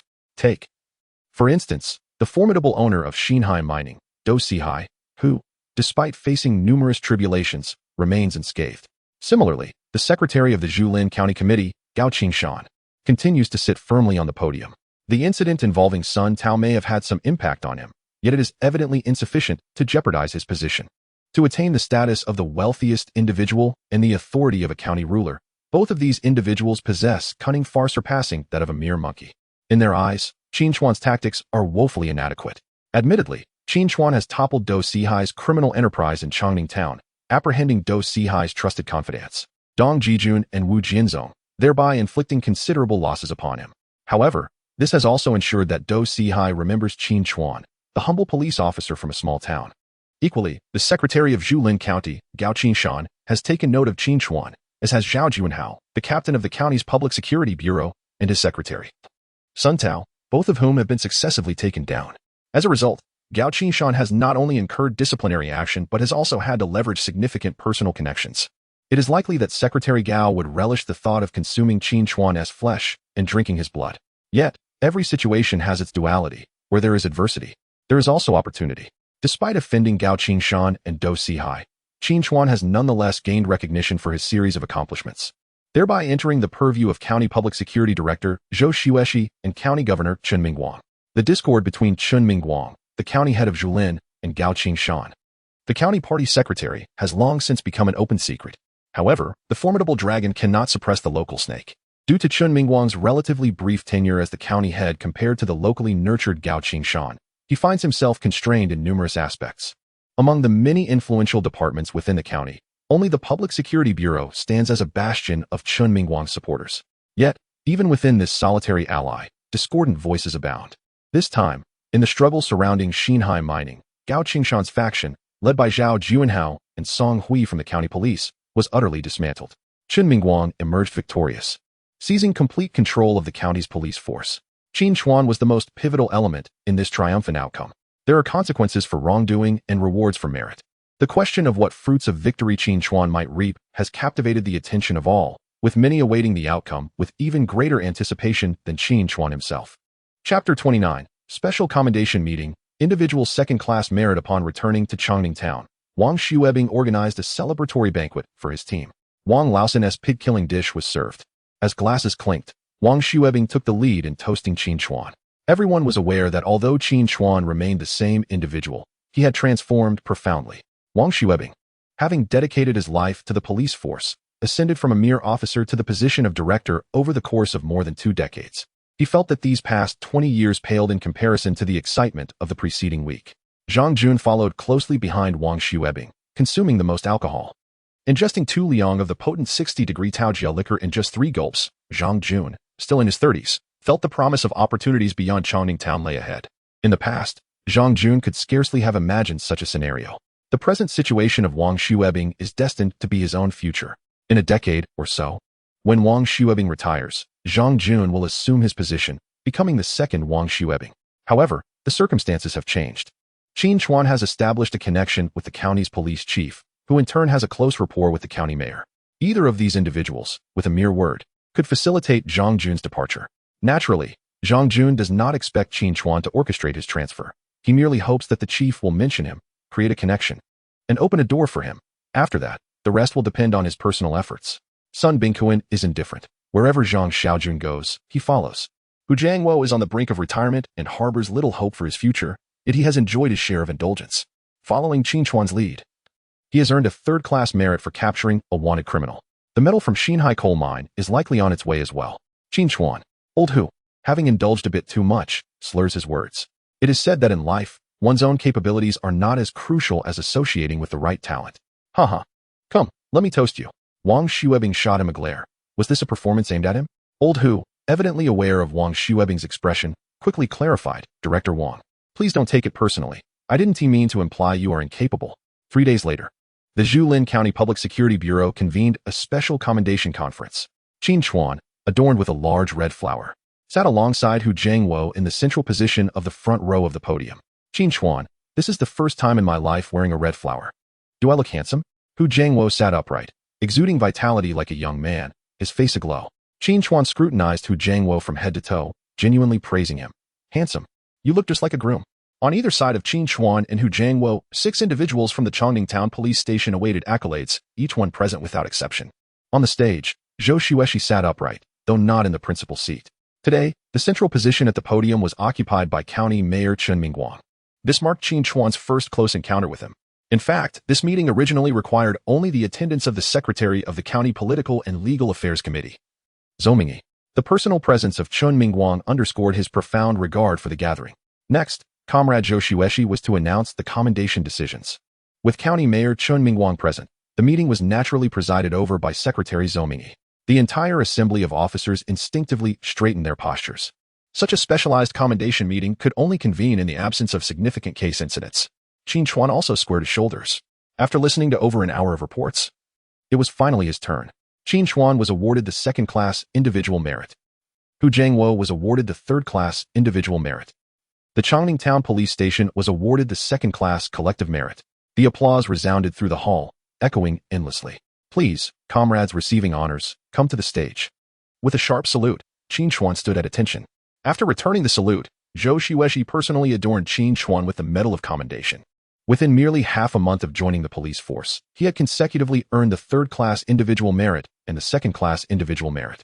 The rapidity of Qin Chuan's accolades shattered the records of the Xing'an City Public Security Bureau. Congratulations, Comrade Qin Chuan. Serving the people. Click, click. The publicity officer from the Political Works Supervision Office was fervently capturing the moment, nearly wearing out the camera shutter. After the meeting concluded, Qin Chuan was retained for a private discussion. Led personally by Deputy Director Lin Hu, they proceeded to a small meeting room on the 2nd floor. Qin Chuan had an inkling of who was to meet him, yet he could not suppress his astonishment upon actually encountering the individual, Chen Mingguang, the county governor of Zhulan. In Qin Chuan's memory, this Qin was no ordinary figure. In his previous life, Qin Mingguang's tenure at the Zhulan County Committee was rather fleeting. Following Gao Qingshan's reassignment as vice chairman of the Xing'an City Political Consultative Conference, Qin Mingguang ascended to the position of county party secretary. Subsequently, he rapidly climbed the ranks, becoming a prominent official within a mere decade. Recognizing such a potential asset, Qin Chuan was determined not to treat him lightly. Governor Qin Chuan saluted sharply. Good day. Haha, comrade Qin Chuan. Do not feel constrained. Relax a bit. Today, I merely wish to meet you, for you are indeed a great benefactor of our Zhulan County. Qin Mingguang regarded the dapper young man in police attire before him, his admiration increasingly evident in his gaze. He had long harbored thoughts regarding Gao Qingshan and already possessed some leads on the latter's illicit activities. However, such information must remain confined to him. At his current rank, advancing further required more than mere ruthlessness. It necessitated a tactful balance and a middle way. He sought to be the one wielding authority rather than charging into battle himself. The leadership had placed him in this position not merely to eliminate a county party secretary. If every issue demanded his direct intervention as county governor, there would be little future for Qin Mingguang. Originally, Zhou Xueshi served as a tool in his arsenal. Now, it seemed Qin Chuan had become an even sharper sword. If wielded wisely, it would prove unstoppable. The county head has overly praised me. Combating crime and safeguarding the public is the fundamental duty of the police. Qin Chuan stood tall, fully aware that he had yet to earn the privilege of relaxation in front of Qin Mingguang. The significance of others' words is contingent upon one's standing. Qin Chuan felt that. As an ordinary village police officer, he was unworthy of Qin Mingguang's formalities. Qin Chuan, your recent commendable service has greatly uplifted the morale of law enforcement throughout the county. Moreover, given the shortage of talent in the county's public security bureau, what aspirations do you hold for your future? Aspirations? Snap. Qin Chuan once again stood at attention and saluted. Report to the county head. I shall absolutely comply with any arrangements made by the organization. Out of the corner of his eye, Qin Chuan caught a glimpse of Qin Mingguang's satisfied smile. Excellent. With such determination, there is no task too challenging. I look forward to hearing of your further accomplishments within the county. Yes. The brief meeting concluded swiftly. In the end, Qin Mingguang did not disclose what position he had in mind for Qin Chuan. However, before departing, he provided Qin Chuan with his personal phone number, instructing him to reach out directly should he encounter any insurmountable difficulties. Meanwhile, just after attending the special commendation meeting, the county's Political and Legal Affairs Committee Secretary, Zhou Mingyi, appeared in the office of the county party secretary, Gao Qingshan. Chapter 30. Ascending to Great Heights, Captain Qin. Gao Qingshan personally poured a cup of tea for Zhou Mingyi, who accepted it with both hands, expressing his gratitude profusely. Secretary Zhou, did you just attend the Public Security Bureau's commendation conference? Gao Qingshan was evidently aware of Zhou Mingyi's whereabouts. Indeed, Secretary Qingshan, the meeting has just concluded. County Mayor Mingguang also attended and delivered an excellent and impassioned speech. Coupled with the recent successful apprehension of numerous fugitives by the Public Security Bureau, the morale of the county's law enforcement officers is exceptionally high. Secretary Qingshan nodded in agreement. The recent efforts of the Public Security Bureau have indeed been commendable. As the Secretary of the County Political and Legal Affairs Committee, your contributions cannot be overlooked. Secretary Qingshan. You jest. Director Zhou does not regard me, the Secretary of the Political and Legal Affairs Committee, with much esteem. He tends to report directly to Mayor Mingguang on matters. Haha, Zhou Xueshi is a spirited young man, and his eagerness for advancement is quite understandable. Zhou Mingyi, in truth, was not aligned with Gao Qingshan. However, due to Qin Mingguang's direct interference in the affairs of the Public Security Bureau, he harbored some discontent towards Qin. After all, from an administrative perspective, it was the Secretary of the Political and Legal Affairs Committee who should oversee the Bureau. Gao Qingshan was evidently aware of Zhou Mingyi's motives for visiting his office immediately after the commendation meeting. It was a subtle gesture of goodwill. Although they did not share the same backing, it was clear that there were potential grounds for collaboration on certain matters. By the way, I heard that during the commendation meeting, a grassroots police officer named Qin Chuan was awarded a second-class merit? Yes, Secretary Qingshan. This officer is quite young. He only just began his service half a month ago, having graduated from the Xingshan Police Academy. He is a remarkable youth. Upon hearing this, Gao Qingshan raised an eyebrow. Is Secretary Mingyi particularly familiar with this Qin Chuan? That seems unexpected. If there exists a connection between Qin Chuan and Zhou Mingyi, it is improbable that Qin Chuan would be assigned to the desolate Chongning Town police station during his work allocation. It is not merely a matter of familiarity. Qin Chuan excelled in his studies at the police academy, graduating with the highest overall scores. Zhou Mingyi took a sip of tea and said languidly, Commissioner Jiang specifically made a phone call, emphasizing that such an outstanding young comrade should be placed at the grassroots level for training and personal development. Upon hearing this, Qin Chuan narrowed his eyes. How could someone who graduated with the highest honors be dispatched to such an unremarkable location? As for the so-called grassroots training, nonsense. Would it not be better to directly engage in training at the criminal investigation team of Qin City? Being placed in a remote township police station, with no opportunity for distinction, would mean a lifetime of obscurity. It seems that Qin Chuan has indeed offended quite a few individuals. However, given Commissioner Zhang's status, why would he target such a minor character? At the headquarters of Xinhai Mining, a stunning woman clad in a pink qipao knelt on the floor, her curvaceous figure partially visible beneath the fabric. The woman was extraordinarily beautiful, with almond-shaped eyes and a figure that was both alluring and graceful. Yet, at this moment, her complexion was somewhat pale, her gaze filled with trepidation as she trembled while picking up the shards of a teacup that had shattered on the floor. Before the imposing sandalwood table, two men stood with bowed heads, their eyes not daring to linger on the woman in the qipao. The one who harmed me, and now has received accolades, and become a hero? A chilling laugh echoed, and those familiar with Do Sihai knew that at this moment, he was at his most perilous. Such a bargain is inconceivable. Dare to challenge me, and I shall bring ruin upon your household. Investigate this Qin Chuan thoroughly, ascertain where his family resides, whether he has a girlfriend or a wife and children. I demand to know every detail. Understood. Additionally, arrange a dinner with Secretary Gao for tomorrow evening. Yes, Director Do. Two men obeyed the command and departed. Do Sihai's gaze drifted towards the window, lost in thought for a moment before abruptly turning to the woman in the qipao kneeling before him. You come here. Upon hearing Do Sihai's words, the woman trembled involuntarily but dared not defy his command. She set aside the shattered remnants in her hands, forcing a smile as she crawled over. Do Sihai's face contorted with disgust. Soon, his eyes widened, and after a prolonged moment, he exhaled a deep, murky breath. Get out. The day following the award ceremony, Qin Chuan received a document at the Chongning Town Police Station. It was a notification from the Bamboo Forest County Public Security Bureau regarding the appointments and dismissals of comrades Sun Jianye and others. Zhao Juanhao was relieved from his position as the captain of the Public Security Brigade. Song Hui was relieved from his position as the captain of the Criminal Investigation Brigade. Sun Jianye was relieved from his position as the chief of the Qin Chuan Town Police Station. Sun Jianye was appointed as the captain of the County Public Security Brigade. Qin Chuan was appointed as the deputy captain of the County Criminal Investigation Brigade, acting in charge. A series of appointment and dismissal announcements placed Qin Chuan in a pivotal position. To his astonishment, he had become the deputy captain of the County Criminal Investigation Brigade, and he was to act in charge. When Qin Chuan perused the document, he was truly taken aback. He had anticipated no more than a deputy position at the police station would be the pinnacle of his expectations. Although Qin Chuan has recently garnered considerable credit for his contributions, it must be acknowledged that his tenure has been rather brief, barely a month. Securing the position of deputy director at a small police station, classified as an associate officer, is not excessively extraordinary. However, attaining the role of deputy captain within the Criminal Investigation Brigade is a different matter entirely. It is a position of genuine authority, equivalent to a full officer. Moreover, the added note of in charge of operations signifies that as long as Qin Chuan avoids any significant blunders in the coming year, he will ascend to the rank of captain of the Criminal Investigation Brigade by this time next year. Having worked for merely a month, he has been promoted to a permanent position and appointed as the deputy captain of the county's Criminal Investigation Brigade. Remarkably, in his previous life, Qin Chuan spent 10 years without reaching such heights. Congratulations are in order, little Qin. Or rather, you must now be addressed as Captain Qin. Even more astonished by Qin Chuan's rapid rise are individuals like Wang Xuebing. Having toiled for a lifetime at the Chongning Town Police Station, Wang has only attained the rank of associate officer. In contrast, Qin Chuan has barely been on the force for a month. With a third-class merit and a second-class merit to his name, he has now caught the attention of the county chief, leading to his immediate promotion to deputy captain of the Criminal Investigation Brigade.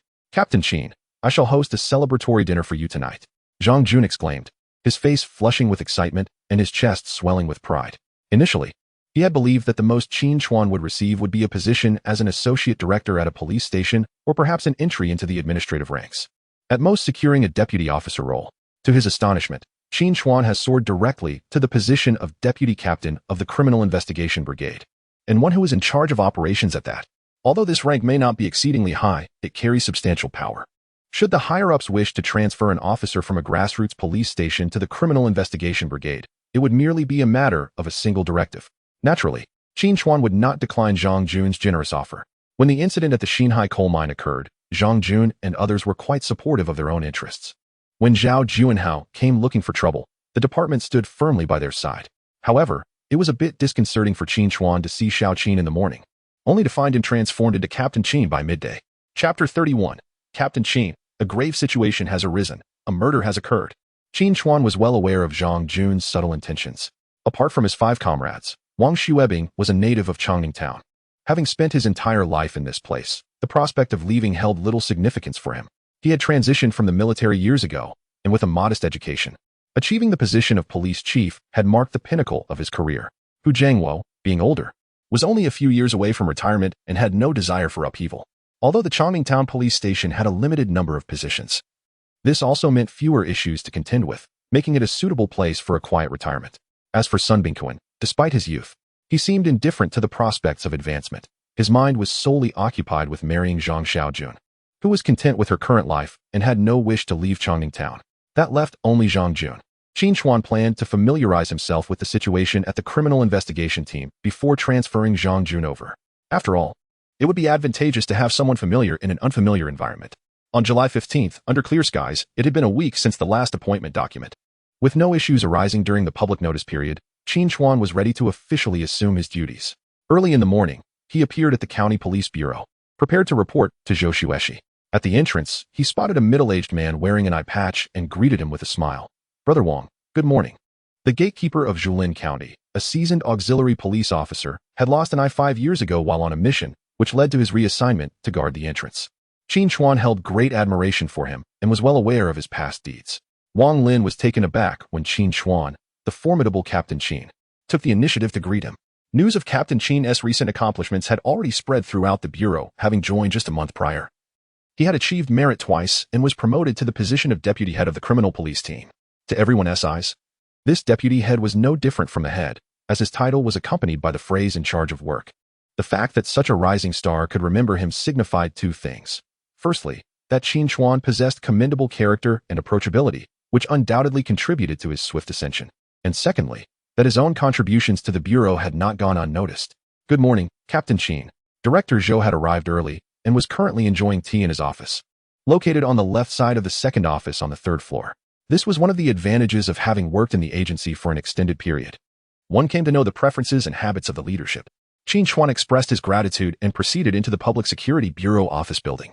This was a place he had only visited once during his initial registration, yet now he found himself coming here frequently.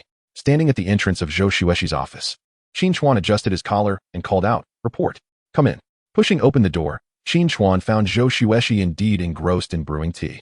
With a crisp salute, he announced, "Report, Director. Qin Chuan has come to report for duty." Upon recognizing Qin Chuan, Zhou Xueshi promptly set down his teacup. "Haha, Xiao Qin. No, it is now more appropriate to address you as Captain Qin. Here, there is no need for formalities. In the future, you may enter my office directly without saluting. Come, enjoy a cup of tea. I have just brewed some Dahong Pao." In this moment, Zhou Xueshi exuded no semblance of authority, conversing as if with a junior, and refrained from discussing work matters. When Director Lin and Political Commissar Wei Lin arrive, we shall proceed together to the Criminal Investigation Division to announce your appointment. Thank you for your concern, Director Zhou. Qin Chuan gently cradled the teacup handed to him by Zhou Xueshi and took a sip. The two engaged in casual conversation until Deputy Director Lin Hu and Political Commissar Li Wei Lin arrived. Half an hour later, at the Criminal Investigation Division, Zhou Xueshi personally read the appointment document. "Rest assured, I shall not disappoint the organization's nurturing.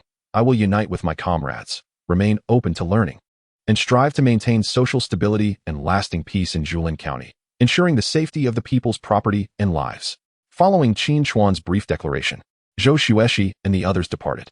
Before leaving, Zhou Xueshi earnestly patted Qin Chuan on the shoulder and said, "Work diligently.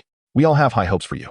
The County Criminal Investigation Division, situated in the northwest corner of the county, occupies a standalone 2-story building. After bidding farewell to Zhou Xueshi and the others, Qin Chuan, flanked by 3 squad leaders and accompanied by another deputy leader, entered his office. "Captain Qin, this was originally Director Song Hui's office. We have replaced all the furniture. Please take a look and let me know if there is anything you are not satisfied with, and I will have them make adjustments," spoke Chao Tianrun, the originally appointed deputy leader of the Criminal Investigation Division. The leadership of the Criminal Police Brigade consists of 2 principals and 2 deputies. The brigade leader and the political commissar are both at the deputy section level, but currently, all positions are vacant. Among the two deputy brigade leaders, Chao Tianrun is one. Qin Chuan is not particularly familiar with him, though he has heard of him in his previous life. An old hand in the criminal police brigade, Chao Tianrun has dedicated over 20 years to the profession. In fact, following the incident involving Song Hui, Chao Tianrun was eligible to assume Song Hui's position. However, to his surprise, Qin Chuan was parachuted in, and even though he too held the title of deputy brigade leader, he was designated to oversee the operations. Despite any dissatisfaction Chao Tianrun may harbor, he could only swallow his feelings. Song Hui's office is the largest within the criminal police brigade, spanning nearly 100 square meters. A 5-meter-long mahogany table occupies the room, behind which sits a spacious executive chair. A brand-new tea set adorns the coffee table, while the high-end leather sofa still emanates the unique scent of its material. In 2010, there were no stringent regulations regarding office space, yet Song Hui's office is undeniably excessive. Qin Chuan surveyed the surroundings, refraining from voicing an opinion, and instead inquired, "Where is Deputy Brigade Leader Chao's office?" "Oh, my office is right next door," Chao Tianrun replied. "Perfect, let us tour each office. I wish to familiarize myself with the workings of the brigade." Chao Tianrun and the other 3 squad leaders exchanged puzzled glances, unsure of Qin Chuan's intentions. Nevertheless, they resolved to follow the directives of their superior. Deputy Leader Qin, the first floor houses the archives, evidence room, detention center, and interrogation room. The offices, along with the weapons room, are located on the second floor. Chao Tianrun led the way, with the 3 squad leaders trailing behind. Qin Chuan inspected each office as they proceeded. After approximately an hour of familiarization with the entire courtyard, Captain Qin, "Do you see anything that needs to be added to your office?" Captain Chao inquired once more. "As for that office, let it be. We are both deputy captains. I notice there is an empty office adjacent to yours, and I shall work there." Qin Chuan could not ascertain Chao Tianrun's intentions. However, being cautious and prudent is never a mistake. The office originally used by Song Hui was designated for the chief of the criminal police brigade. Although Qin Chuan presides over the duties, his rank is still that of a deputy chief. It would be more appropriate for him to occupy an office of the same size as Chao Tianrun's. Chao Tianrun quickly waved his hand. "Captain Qin, you are currently in charge, and it is entirely appropriate for you to use that office. Furthermore, in no more than a year, your role as the presiding officer will be relinquished, at which point—" "Captain Chao, you mentioned a year, so we shall discuss it then." "Captain Qin." Chao Tianrun wished to persist, but was interrupted by Qin Chuan. "Captain Chao, this matter is settled. I am new here, and in an hour, we shall convene a meeting in the conference room so that I may understand the work." With that, Qin Chuan confidently entered the office he had chosen. "Captain Chao." The 3 squad leaders exchanged glances, apprehensive of this new deputy chief, who seemed exceedingly cautious. It appears that the days ahead may not be easy. In contrast to Chao Tianrun and the 3 squad leaders, the one who faced the greatest difficulty in the criminal police brigade was forensic expert Shin Guangzhu. He was the one who examined Dong Jijun's body, and there had been a confrontation with Qin Chuan in the morgue of the county hospital. A few days had passed, and unexpectedly, he had transformed into the deputy team leader. In the office, Qin Chuan rubbed his temples, which felt slightly swollen. He had just completed a tour of the criminal investigation team, not out of whimsy, but rather to activate the eye of evil and scrutinize a portion of the personnel. The results were promising. Overall, the quality of the criminal investigation team was commendable. The levels of malevolence were low, with only a few individuals marked, most not exceeding 10 points. Bang! After resting for just over half an hour and preparing to attend a meeting, the office door was suddenly flung open. It was Captain Lu Jigua of the first squad. "Captain Qin, we have a serious situation. A murder has occurred." Chapter 32, the first day in office. The headless bloodied corpse. Half an hour earlier, after completing his rounds in the criminal investigation team, Qin Chuan returned to the office to rest, while Chao Tianrun and 3 squad leaders proceeded to Chao's office. "Captain Chao, you must devise a strategy. This Qin Chuan, he doesn't seem like an easy opponent," said Sun Haomin, the captain of the 2nd squad, wearing a distressed expression.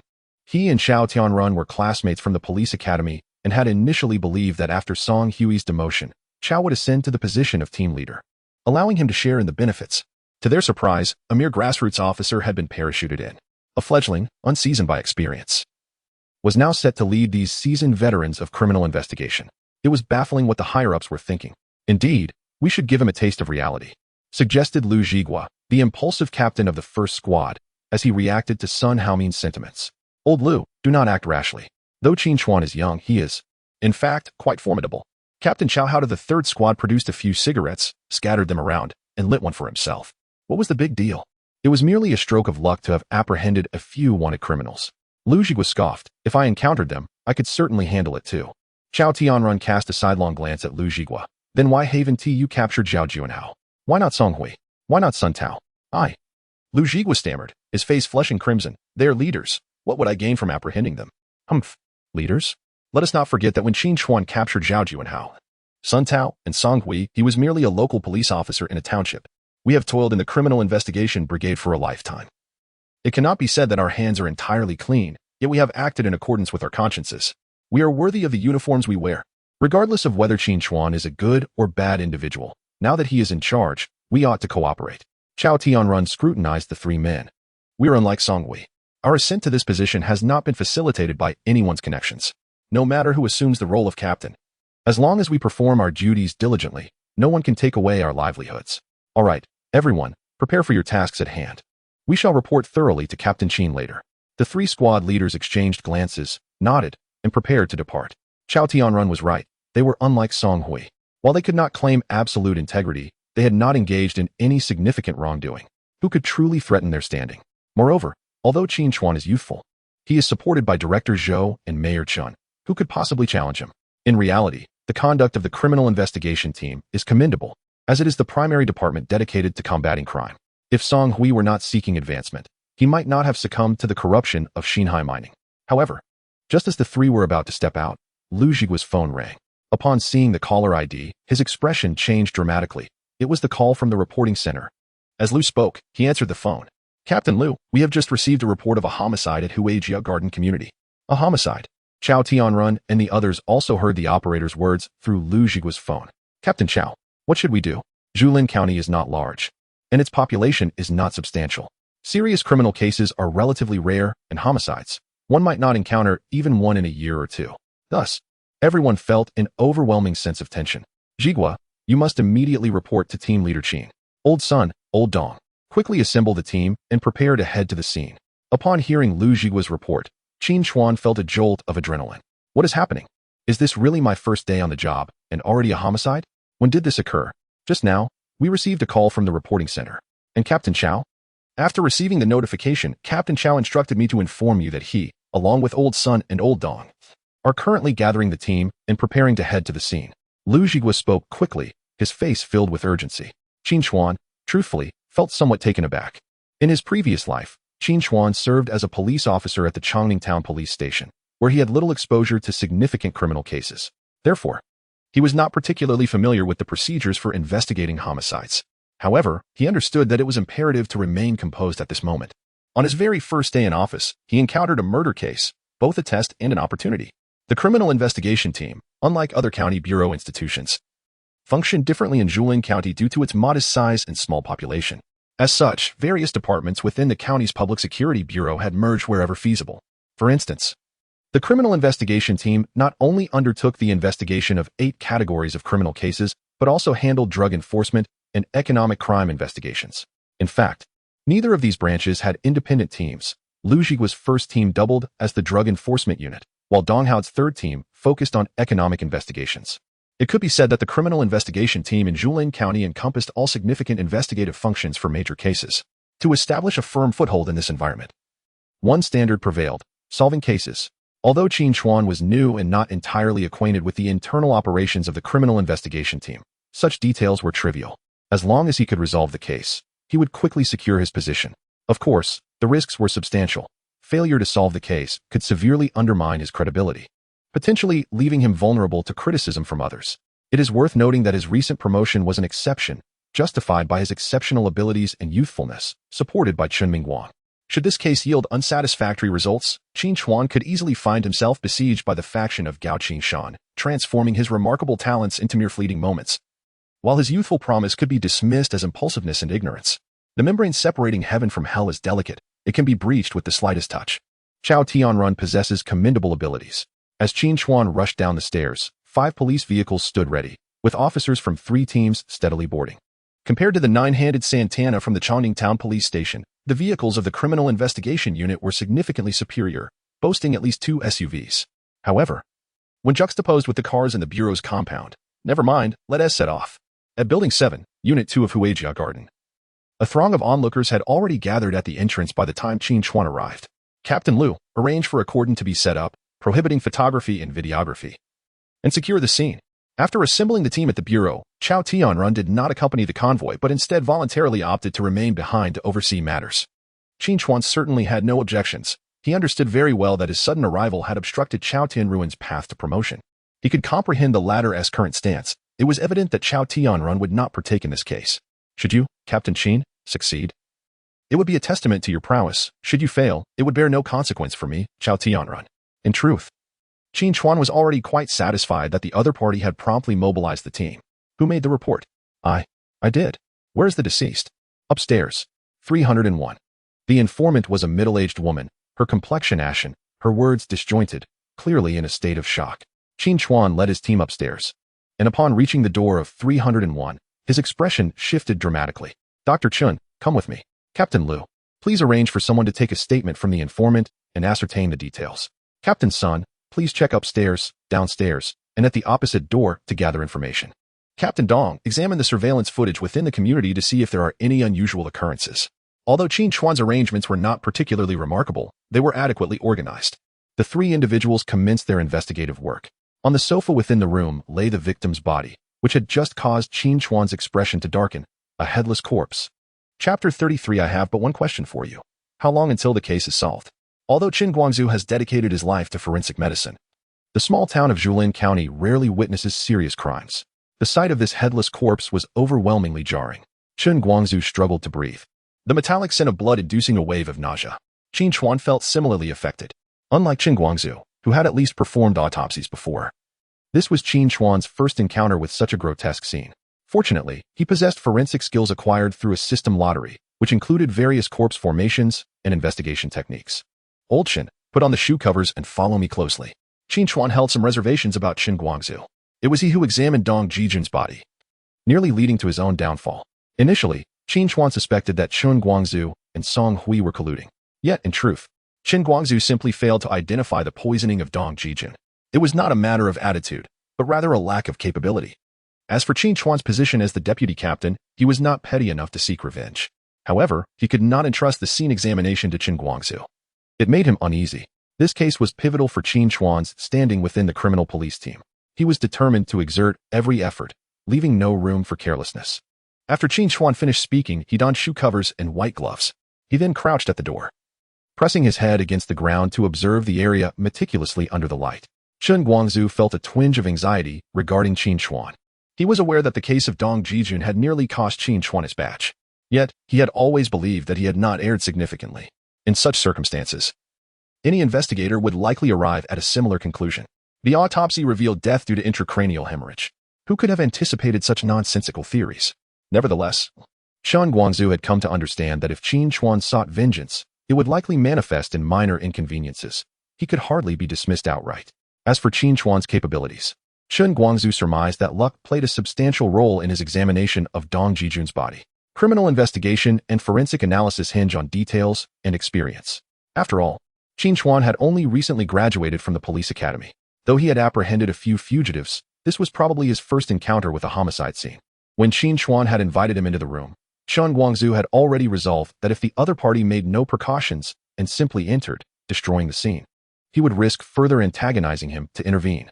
However, Qin Guangzhou was taken aback when Qin Chuan did not enter the room at all. Instead, he changed into shoe covers and began his examination. This particular stance allowed Qin Chuan to see the footprints on the ground against the light. This was the initial step in entering a crime scene, establishing the distribution of footprints within the room and ensuring protective measures were in place before proceeding. Hand me the chalk. Oh, Qin Guangzhou hesitated for a moment before hastily passing the chalk to Qin Chuan. Beginning at the entrance, Qin Chuan advanced along the wall, meticulously marking the outlines of footprints on the floor with chalk. Have the forensic personnel arrived? Yes, they have. 2 forensic detectives from the criminal investigation team, subordinate to Liu Zhiguo's unit, were present. Pay attention to the doorknob and the shoe cabinet on the right. You may commence dusting for fingerprints. I have already marked the footprints within the room, so please avoid disturbing them. Understood. Qin Chuan proceeded at a measured pace. After marking some footprints, he would pause beside them for a moment of contemplation. After approximately 20 minutes, he finally reached the position of the living room sofa. At this juncture, Qin Guangzhou followed closely behind, preparing to examine the corpse. The victim's body was slumped at an angle in the center of the sofa. The head was missing, and the floor and walls were spattered with blood. Qin Guangzhou touched the corpse's arm and noted the unmistakable rigor mortis. The body had stiffened, yet residual warmth remained. The time of death should not exceed 24 hours. The autopsy follows a strict sequence. Qin Guangzhou pulled out the autopsy sheet, checking each item methodically and marking them with a tick upon completion. While conducting the on-site investigation, Qin Chuan also observed the demeanor of those around him.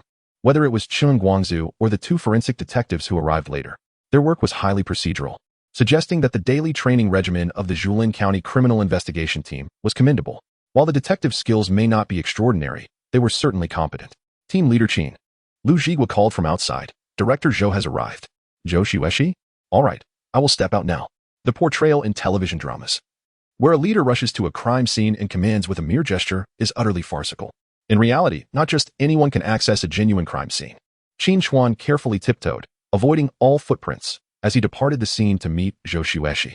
By this time, Zhou Xueshi had already ascended from the lower floors and arrived at the entrance of room 301. He was taken aback to encounter Qin Chuan so soon after announcing his appointment that very morning. What is the situation? Zhou Xueshi inquired. After leading the team in announcing Qin Chuan's appointment, he had not returned to the county police bureau but had proceeded to the county government office. It was in Mayor Chun Mingguang's office that he received a call from the director of the Emergency Response Center, informing him of the homicide. Mayor Chun had issued directives for a swift resolution to the case. Accompanying Zhou Xueshi was the County Political and Legal Affairs Committee Secretary, Zhou Mingyi. Greetings, Secretary Zhou. Good day, Director Zhou. Enough with the pleasantries. Let us get straight to the case details, Zhou Mingyi replied, his tone impatient and his expression grave. Qin Chuan was taken aback. He hoped he had not offended this superior. However, given the urgency of the situation, a brusque manner was somewhat justifiable. The criminal investigation team received the call from the emergency center at 10 a.m. We have already deployed personnel to investigate the informant, the deceased neighbors, and the nearby surveillance footage. The on-site examination is also ongoing. Qin Chuan had only been at the scene for less than 30 minutes. All parties were currently gathering information. Moreover, having recently utilized the evil eye at the criminal investigation team earlier that morning, he feared that activating it again would become overwhelming for him. Zhou Xueshi listened attentively and nodded. Qin Chuan's arrangement, while not particularly eye-catching, was adequately conventional. Just as Zhou Xueshi was about to speak, he was interrupted by his superior.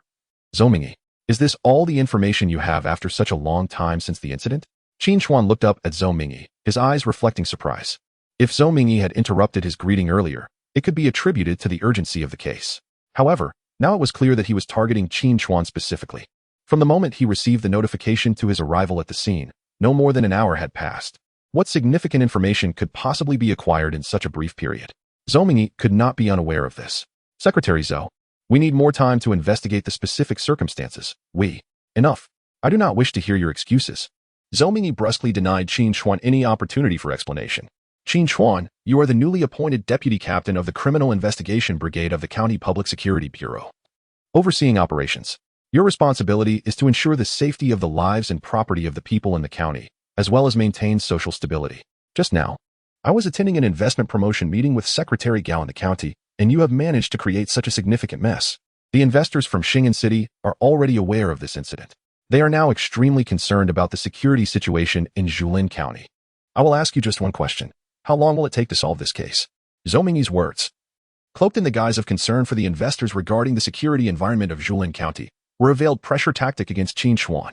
However, it is evident to any discerning observer that Zhou Mingyi is deliberately creating difficulties for Qin Chuan.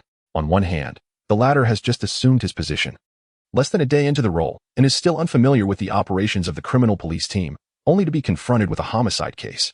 The fact that he managed to respond swiftly and organize the investigation methodically is commendable. On the other hand, it has been less than an hour since the report was filed, and the investors are already aware of it? Are they truly concerned about the investment climate? Such deceit.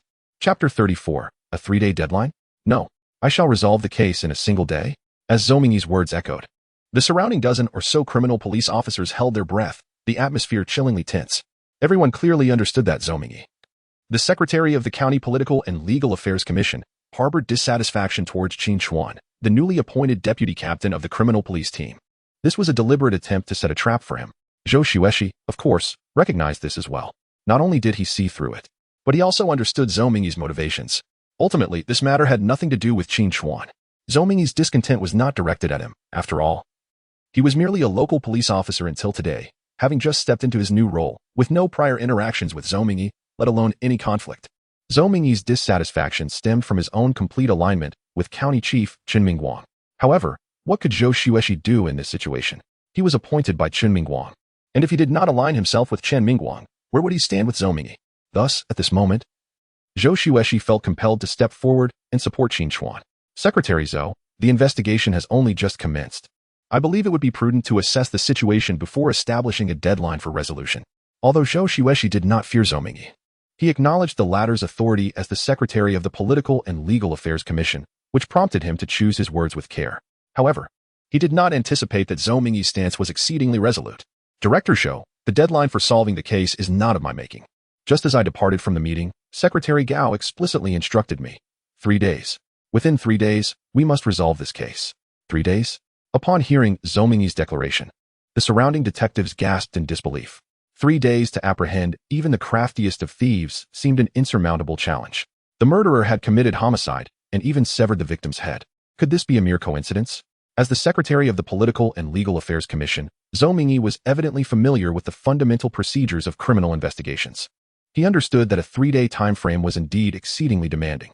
Yet, he had just stated that this was Secretary Gao's directive. He was merely there to oversee and convey the message. If there were any objections, they should be directed towards Secretary Gao. Zhou Xueshi's complexion turned ashen. He realized that this was yet another maneuver by Gao Qingshan's faction to undermine Qin Mingguang, exploiting the current homicide case. In truth, Zhou Mingyi, in his capacity as Secretary of the Political and Legal Affairs Commission, could have sought leniency from Gao Qingshan regarding this unreasonable demand. However, it was evident that he had not done so. If Zhou Xueshi were to approach Gao Qingshan directly, it would likely be futile and he would risk being labeled as someone who disregards protocol in the larger picture. After all, Secretary Gao's request was also intended to bolster investment in Julin County. Secretary Zhou, since this is Secretary Gao's command, our county's Public Security Bureau will certainly withstand the challenges and resolutely execute it.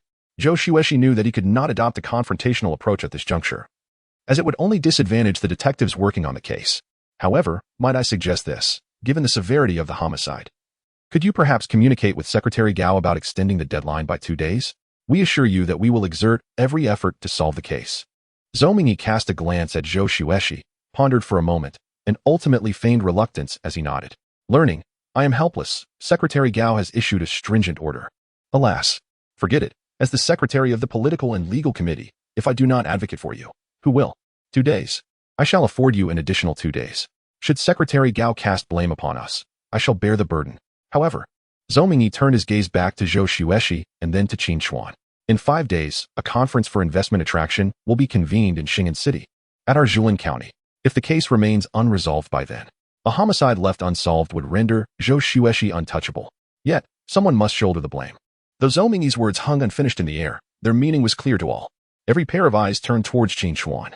Zhou Xueshi had successfully negotiated an extra 2 days. Now, it was up to the deputy captain of the criminal police team, Qin Chuan, to make a statement. Qin Chuan felt the weight of numerous gazes upon him, aware that he had to speak. Yet, who told you that I, Qin Chuan, require 3 days to solve a case? Earlier, while reporting to Zhou Mingyi and Zhou Xueshi, he had only conveyed a portion of his arranged tasks, omitting the clues he had discovered at the crime scene. After all, some of the evidence at the scene was merely his own findings, which needed to be integrated with investigations from the other 3 squads to ultimately derive valuable insights. But now, Zhou Mingyi, in front of so many, had placed him in a precarious position, compelling him to declare, very well, I shall make my declaration. Secretary Zhou, with his police uniform impeccably crisp, stepped forward and fixed his gaze upon Zhou Mingyi. If the criminal investigation team fails to solve the case within the stipulated time frame, I, Qin Chuan, shall resign voluntarily. Zhou Mingyi's eyes sparkled with anticipation. He had been awaiting this declaration. In truth, he was uncertain when the case would be resolved. However, as time dwindled, so did the pressure intensify. Should Qin Chuan indeed falter in cracking this case, he would possess a legitimate rationale to reorganize the leadership of the criminal investigation team. At that juncture, due to Qin Chuan's predicament, Zhou Xueshi and Qin Mingguang would undoubtedly be unable to interfere. Consequently, Zhou Mingyi would wield considerable influence over the choice of candidates for the position. While Zhou Mingyi did not necessarily harbor ulterior motives, the prospect of holding sway over the vital criminal investigation team was undeniably gratifying. Captain Qin, the county committee eagerly awaits your triumphant return, but bear in mind, you have 5 days. Only 5 days. With that, Zhou Mingyi prepared to turn and depart. His objective had been achieved, and there was no need to linger. Wait. Zhou Mingyi halted, turning back with a teasing glance at Qin Chuan. What, Captain Qin, are you having second thoughts? Qin Chuan shook his head. This was no mere child's play, and he would not retract his words. Secretary Zhou, if the case remains unsolved by the deadline, I shall resign voluntarily. But if the criminal investigation team resolves the case ahead of schedule, Qin Chuan's eyes gleamed with determination. What then? Zhou Mingyi regarded Qin Chuan with keen interest. Although he had orchestrated Qin Chuan's assignment to the Chongning Town Police Station, he had not encountered him at that time. The decision was merely a directive from higher authorities, executed at their behest. To be candid, Qin Chuan's performance over the past month has been nothing short of remarkable. Whether it was tearing apart a robbery-homicide suspect or apprehending Sun Tao and Song Hui, his actions were executed with finesse. Zhou Mingyi holds a certain admiration for Qin Chuan. He possesses vigor and the audacity to take decisive action, qualities befitting a police officer. The fact that he dares to challenge him openly brings a wry smile to Zhou Mingyi's lips. What do you propose we do? At the very least, a collective third-class merit. Without a moment's hesitation, Zhou Mingyi replied, Very well, I shall grant you that. While the county may not have the authority to determine such accolades, the Public Security Bureau of Xing'an City certainly does. If a swift resolution to the murder case were to be achieved, he could certainly advocate for it, as there lies potential in that endeavor. As the secretary of the county political and legal committee, regardless of whether the police heed his counsel, he is nominally responsible for overseeing public security, prosecution, and judicial affairs. Should the case remain unresolved, he remains indifferent as long as Qin Chuan is there to shoulder the burden. A resolution would be even more favorable, as it would also reflect his adept leadership. Thank you, Secretary Zhou. Qin Chuan expressed his heartfelt gratitude. No need for thanks, Comrade Qin Chuan. In 5 days, I shall await your good news at the county party committee. Wait. Qin Chuan interrupted Zhou Mingyi, who was preparing to leave. Is there something else? Qin Chuan smiled. Yet his next words nearly left everyone speechless. Secretary Zhou, who said I would solve the case in 3 days, or even 5. You will hear my good news right from the scene today. I shall resolve the case. Chapter 35. Just arrest her. She is the murderer. Madness. Including Zhou Xueshi. Everyone believed that Qin Chuan had undoubtedly lost his mind. Zhou Xueshi had just managed to extend the county committee's 3-day deadline to 5 days with great difficulty. Yet, Qin Chuan boldly proclaimed that he would solve the case today. It is important to note that, as of now, the identity of the deceased has not been fully established. All individuals present had only just arrived at the scene, and no valuable clues had been gathered. On what grounds could Qin Chuan assert that he would crack the case in a single day? Zhou Xueshi's face darkened, resembling the bottom of a pot. He began to regret promoting Qin Chuan to the position of deputy captain of the criminal police team. Although the latter's recent accomplishments were impressive, his youth was undeniable. His eagerness to prove himself and establish his foothold within the criminal police team was palpable. Zhou Xueshi understood his motivations. After all, he too had once been young. What adolescent does not exhibit arrogance? Yet, what time is it now? Lives are at stake. Moreover, this case has implications for him, as it involves County Mayor Chun Mingguang's grip on the County Public Security Bureau. Should the case fail to be solved promptly, the criminal police team might fall into the hands of Gao Qingshan. At the very least, it could end up under the command of Zhou Mingyi. In short, Zhou Xueshi had just completed the commendable task of gaining comprehensive control over the County Public Security Bureau, a situation that could very well be jeopardized in an instant. It was utterly chaotic. The surrounding detectives shared the same look of disbelief. No one even knew the identity of the deceased. Solving a case in a day? Was this a joke? Yet, at that moment, no one dared to voice their thoughts. As a newcomer, how could the members of the criminal police team speak up for him? Nevertheless, surprises abound. Secretary Zhou. Just now, team leader Qin may have been a bit overly enthusiastic. We shall solve the case within 5 days, without fail. Dong Jijun. Qin Chuan was certainly aware of the consequences of his words. Yet, he was taken aback when someone spoke on his behalf. Turning around, he was surprised to find it was Captain Dong Jijun of the 3rd Squad. Dong Jijun was not there to support Qin Chuan. He was the head of the investigation team. While Qin Chuan could afford to be reckless, the leaders were not the ones directly involved. If something went awry, it would ultimately fall upon them to resolve the matter. Thus, Dong Jijun felt compelled to interject. With the criminal police team backing him, it would make things easier for Zhou Xueshi. Qin, I appreciate your enthusiasm and urgency in solving the case. But one must not act too hastily. It requires careful consideration. Although Qin Chuan had been personally promoted by Zhou Xueshi, the gravity of homicide cases warranted a sudden change in leadership, with Chao Tianrun poised to take charge. However, before he could finish, he was interrupted by Zhou Mingyi. Xueshi, I believe young Captain Qin's spirited determination is commendable. Haha, here's what I propose. If the criminal police can solve a case in a single day, I will personally accompany Secretary Gao to the Municipal Bureau to request a collective second-class merit award for your team. However, Zhou Mingyi approached Qin Chuan and patted his shoulder firmly. Qin Chuan, solving a case is not child's play. If you cannot crack it within a day, then prepare to relinquish your police uniform. Rest assured, if I fail to resolve the case within a day, I shall have no face to remain here. With that, Qin Chuan moved beside Zhou Xueshi and earnestly declared, Director Zhou, grant me 1 hour. Without delay, he turned and returned to the crime scene. The criminal investigation conducted by Qin Chuan has yet to reach its conclusion. Although the identity of the murderer has long been established in Qin Chuan's mind, a few intricate details remain unclear. Old Shou, there's no need to wear such a grim expression. Let us simply sit here and wait. Zhou Mingyi summoned chairs and took a seat at the entrance. Isn't it supposed to be a day's work? We shall await the good news from Captain Qin together. As time ticked away, Qin Chuan had yet to emerge from the scene. The detectives around began to murmur among themselves. Is our newly appointed Captain Qin truly capable? What a joke. He is nothing more than a decorative figure, having stumbled upon 2 fugitives purely by chance, and now he fancies himself a genius? Claiming to solve a case in a single day is sheer nonsense. Indeed, one must wonder what the higher-ups think. A fresh graduate from the police academy, having barely spent a month as a patrol officer, is now the deputy captain of the criminal investigation team, presiding over operations. Those fugitives might very well have been delivered to him as a favor. Perhaps Captain Qin has some influential connections? Can one really be promoted so swiftly without connections? Setting aside that, regarding the case, one day? At this rate, it will take him a year to solve it.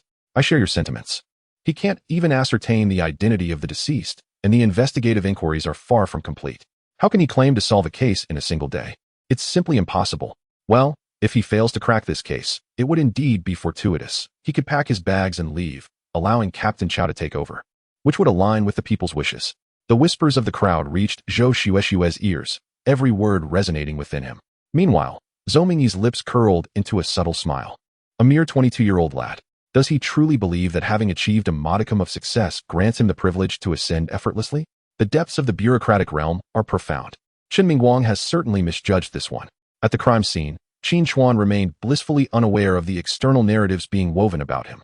Yet, even if he were cognizant, it would matter little. The paramount focus now is to solve the case. Once resolved, he would be hailed as a detective extraordinaire, having led the criminal investigation unit to earn a collective second-class merit on his very first day. At that moment, he could firmly establish his position within the unit through this case. Failure to solve, it would mean a swift return to the fields of Wangjiagu. At precisely 2:28 p.m., Qin Chuan finally concluded his examination of the scene and stepped outside. A multitude of eyes, over 20 pairs, were fixated upon him. Zhou Mingyi rose and casually inquired, Captain Qin, where to next? To apprehend the perpetrator.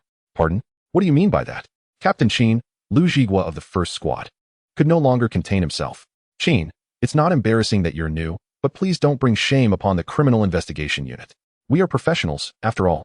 The identity of the deceased has yet to be established. We've just discovered that the deceased is not associated with this household. Qin Chuan nodded in agreement. Indeed. The deceased is not a member of this family. His name is Zhang Jun, the owner of room 302. Wait, what? Lu Zhigua was taken aback. The individual who reported the incident was the female owner of room 301. And he had only just arranged for her statement when he learned that the deceased was the male owner from across the hall. But how could Qin Chuan have known this without consulting the report or receiving any briefing? Qin Chuan discerned LZH Gu's perplexity and elucidated. The female owner of room 301 is engaged in personnel work and shares a professional relationship with the male owner of room 302. The deceased. Within the drawer of room 301's living room lies a dossier containing each other's files, including photographs and essential information. However, with the deceased's head missing, how can one ascertain that the individual who reported the incident is indeed a colleague of the deceased? A detective, unable to fathom Qin Chuan's line of reasoning, could not help but interject. This was because the deceased bore a circular dark red birthmark on his left hand, which matched that in the photograph. The multitude of detectives present suddenly experienced an epiphany. This newcomer, Captain Qin Chuan, possesses an astute eye for detail. Yet, relying solely on this evidence to solve a case in a single day seems rather farcical. Captain Sun. Qin Chuan disregarded the murmurs of the crowd and summoned the captain of the second team, Sun Haoming. I have just instructed you to conduct interviews with the neighbors above and below. The female owner of room 302 is among them, correct? Indeed. I have just exited from across the hall. Excellent. Apprehend her immediately. She is the murderer. Chapter 36. Capturing the killer through a single footprint. Can you believe it? Qin Chuan's proclamation left everyone in stunned silence. What has transpired? How could the female owner from across the hall be the murderer? The surrounding detectives were utterly bewildered. According to the recent dialogue between Qin Chuan and LZH Gu, the deceased should indeed be the male owner of room 302. Yes, typically, when one spouse is murdered, the other becomes the primary suspect in the eyes of the police. However, even if the other party were truly the perpetrator, an investigation would still be warranted. The crux of the matter lies in why the wife chose to murder her husband not within the confines of their own home, but rather in the residence of their neighbor. Sun Haomin found himself grappling with the command issued by Qin Chuan, his expression betraying his discomfort. Herein lies the dilemma. Qin Chuan possessed no tangible evidence, yet boldly labeled the individual as the perpetrator. Conversely, should Sun Haomin choose to disregard this assertion, he must contend with the fact that Qin Chuan currently held the esteemed position of deputy chief within the criminal police brigade. What course of action should he take? Fortunately, Sun Haomin was not alone in his curiosity regarding Qin Chuan's declaration implicating the neighbor's mistress as the killer. Zhou Xuexing interjected, alleviating Sun Haomin's embarrassment by inquiring, "What leads you to assert that the mistress next door is indeed the culprit? In our pursuit of justice, we must rely on evidence and refrain from baseless conjecture." Had it been anyone else, Qin Chuan might have remained reticent, yet Zhou Xuexing was his immediate superior. While Qin Chuan was unafraid to confront Zhou Mingyi, he would never dare to challenge Zhou Xuexing. The latter, alongside Shen Mingguang, represented his most significant support during his tenure in Zhuilin County. In truth, when Qin Chuan had earlier provoked Zhou Mingyi, it was not merely a momentary display of bravado. Although young, Qin Chuan was seasoned by the experiences of his previous life. No longer the impulsive youth he once was. His proclamation of resolving the case within a day, made in front of a multitude, was underpinned by several key factors. First and foremost, upon entering the crime scene, he had made a pivotal discovery. The footprints at the scene, typically yielding only basic information to an ordinary investigator, were perceived quite differently by Qin Chuan. With the specialized skill of footprint identification acquired through a system lottery, he was equipped to ascertain critical details about the owner of the clear imprints, such as height, weight, gender, and occupational characteristics. Armed with this significant clue, Qin Chuan felt a renewed sense of assurance. This is where he finds his greatest confidence in solving the case within a day. Secondly, the arrival of Zhou Mingyi is evidently purposeful. Since the other party is not courteous, Qin Chuan, naturally, need not extend any courtesies in return. After all, his promotion has no connection to the other party. He intends to leverage the other party's unfamiliarity with him to secure a collective second-class merit for the criminal investigation team, believing that no one in the team would disapprove. This would greatly benefit his establishment of a solid footing and authority within the criminal investigation team. Thirdly, his actions aim to construct an image of a brilliant detective in front of Zhou Xuexing and all the members of the criminal investigation team. The more outrageous his current actions, the less they will be believed, but when the outcome arrives as promised, the contrast will be most striking. He seeks to gain Zhou Xuexing's trust in him and the trust of the criminal investigation team members through the swift resolution of the case. It is precisely based on these three considerations that Qin Chuan made the commitment to solve the case in a day. And now, the moment to unveil the mystery has arrived. Director Zhou, I have identified the mistress of room 302 as the murderer, and it is thanks to the evidence. Oh, then tell us, what evidence led you to conclude that she is the culprit? Zhou Mingyi also stepped forward, clearly intrigued by Qin Chuan's assertion of evidence. Footprints. Qin Chuan responded emphatically. The evidence that pinpoints the mistress of the opposite room is the footprints left at the crime scene. As he explained, Qin Chuan approached the door of room 301, pointing to the dozens of chalk circles, some overlapping, others solitary, within the room. Behold, all the areas circled by chalk in the scene are the locations of the victim, marked by the footprints left by the perpetrator. Present are all criminal investigators. Although not all are crime scene investigators, they possess the essential knowledge. Naturally, there is no dissent regarding Qin Chuan's words. Even Zhou Mingyi nods in agreement.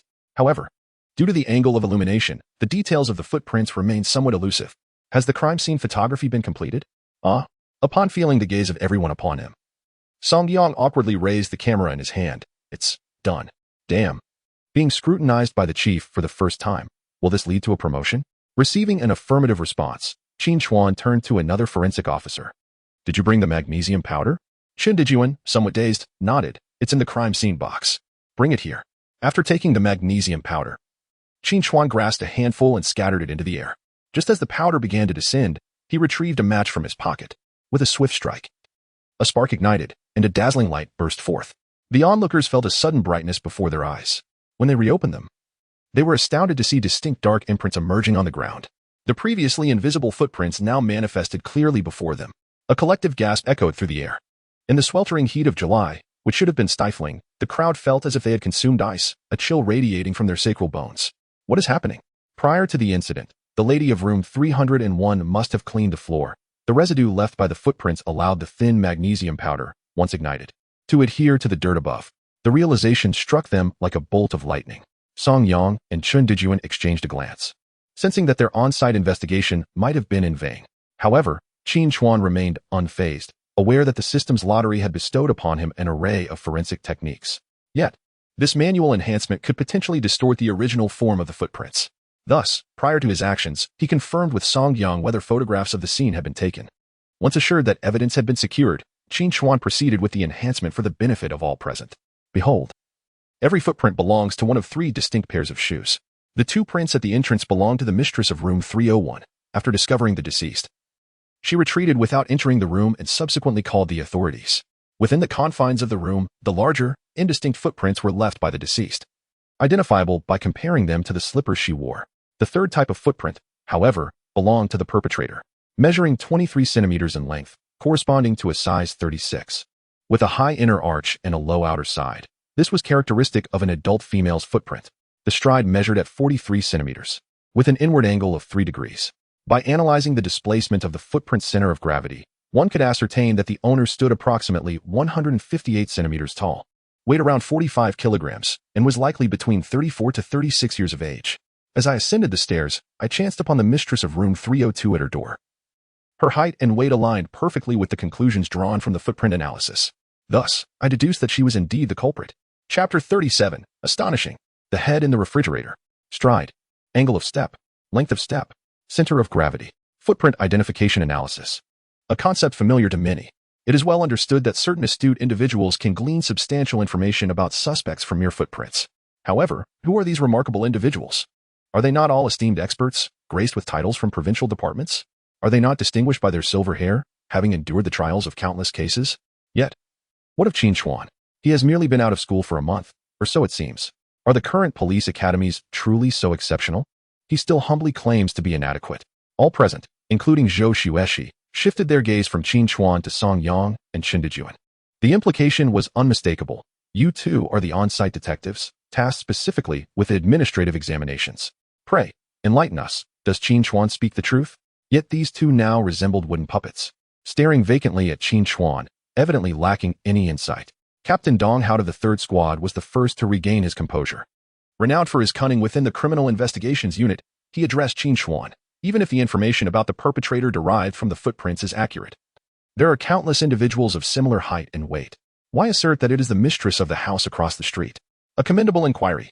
Qin Chuan felt inclined to applaud Dong Hao. What is there to fear in showcasing one's intellect? The greatest dread lies in the absence of collaboration. At last, the supporting character had engaged in the dialogue. You are correct. Footprint analysis can only narrow down the general vicinity of a suspect. Without comparative footprints, it is indeed impossible to pinpoint an individual. However, let us observe these 2 footprints. Qin Chuan had selected those located near the entrance, oriented from the outside to the inside. These are the footprints left by the assailant upon entering the room. The right foot is distinctly clear, while the left foot appears blurred, with the center of gravity evidently leaning to the right. The onlookers leaned in to verify this observation, and indeed, it was as stated. Why might this be the case? Dong Hao, ever astute, raised the pertinent question. The assailant must have a disability in the left leg. A murmur of astonishment rippled through the crowd. Their gazes towards Qin Chuan began to shift, for the mistress of room 302 was indeed disabled. Could it be that Qin Chuan was speaking the truth? Captain Qin, your assertion holds considerable merit. However, observe this string of footprints. As a competent squad leader, Dong Hao is no fool. This series of prints, with toes pointed outward, must indicate the assailant's exit, correct? Qin Chuan nodded, acknowledging that Dong Jijun's observation was indeed accurate. The footprints indicating the assailant's entry had their toes pointing inward, while those of their departure pointed outward, easily distinguishable. Dong Hao continued to pose questions. But why do the clarity of the 2 sets of footprints appear similar? The assailant could not have entered with a disability only to leave without one. Indeed, the crowd nodded in agreement. Dong's assertion was sound. It was illogical for the assailant to enter with a disability and then depart free of it. Could it be that Captain Qin had erred? Let us not rush. Let us hear what Captain Qin has to say. As anticipated, Qin Chuan gestured for Dong Jijun to remain calm. Before addressing your inquiry, I would like to pose a question to everyone. Who among you knows the weight of an adult human skull? The question at hand. Although everyone present was a criminal investigator, they were surprisingly unfamiliar with this matter. Zhou Xueshi furrowed his brow, perplexed by Qin Chuan's inquiry. However, he had previously encountered a case involving a headless corpse and had reviewed the relevant materials. The average weight of an adult skull typically ranges from 4.5 to 5 kilograms. To Zhou's astonishment, it was he who provided the answer, as he had anticipated that forensic expert Qin Guangzhu would be the one to speak.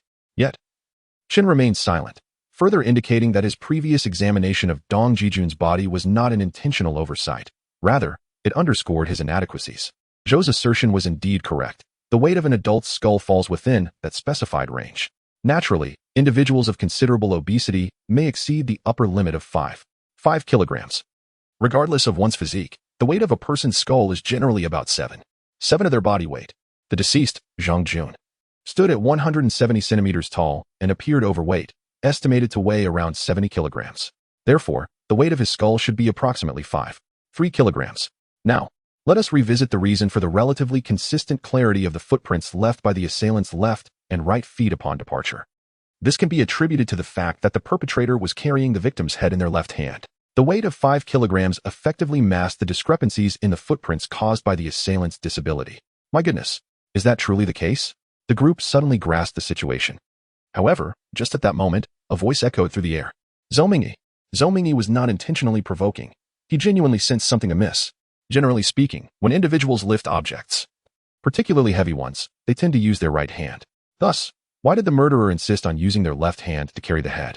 Indeed, this question was astutely posed. Who decreed that a perpetrator must utilize their left hand? It is only natural to employ the right hand. Everyone turned their gaze toward Qin Chuan, eager to hear his explanation. Qin Chuan regarded Zhou Mingyi with an odd expression. He had initially thought that no one would serve as his foil this time. Just as he pondered how to articulate the most pretentious aspect, Zhou Mingyi unexpectedly provided assistance. Secretary Zhou was indeed correct. Qin Chuan raised his right hand. A typical individual would predominantly use their right hand to lift heavy objects. However, he then lifted his left hand. What if the individual were left-handed? Left-handed? This time, Qin Chuan did not wait for any questions from the group. He directly entered the room and stood beside the victim's neck. There were distinct serrated marks on the victim's neck, indicating that the murderer had employed a tool such as a saw to sever the victim's head. Qin Chuan looked at forensic expert Qin Guangzhu. Forensic expert Qin. I am not mistaken, am I? Although Qin Guangzhu's abilities were indeed somewhat lacking, he possessed enough discernment to confirm that the murderer had indeed used a saw to decapitate the victim. It was common knowledge that the teeth of a saw are oriented in one direction. Thus, everyone examined the direction of the serrations on the victim's neck. Qin Chuan stood up and mimicked the action of holding a saw, considering the direction in which the victim had fallen. It was evident that the murderer had used their left hand to wield the saw, resulting in the orientation of the serrated injury. Qin Chuan turned once more to Qin Guangzhu. Is my assessment accurate, forensic expert Qin? Indeed, Captain Qin, you are correct, Qin Guangzhu replied, nodding vigorously. Rising from beside the corpse, Qin Chuan addressed Zhou Mingyi at the doorway. Thus, based on the marks on the neck of the deceased, I deduce that the assailant is left-handed. Therefore, when the murderer departed with the head, it was likely hefted in their left hand. Qin Chuan's series of deductions could not merely be described as reasonable, they were compellingly substantiated. As he elucidated, he made his way to the entrance of room 302. If my conjecture holds true, the head of the deceased is likely nestled in the bottom compartment of their refrigerator.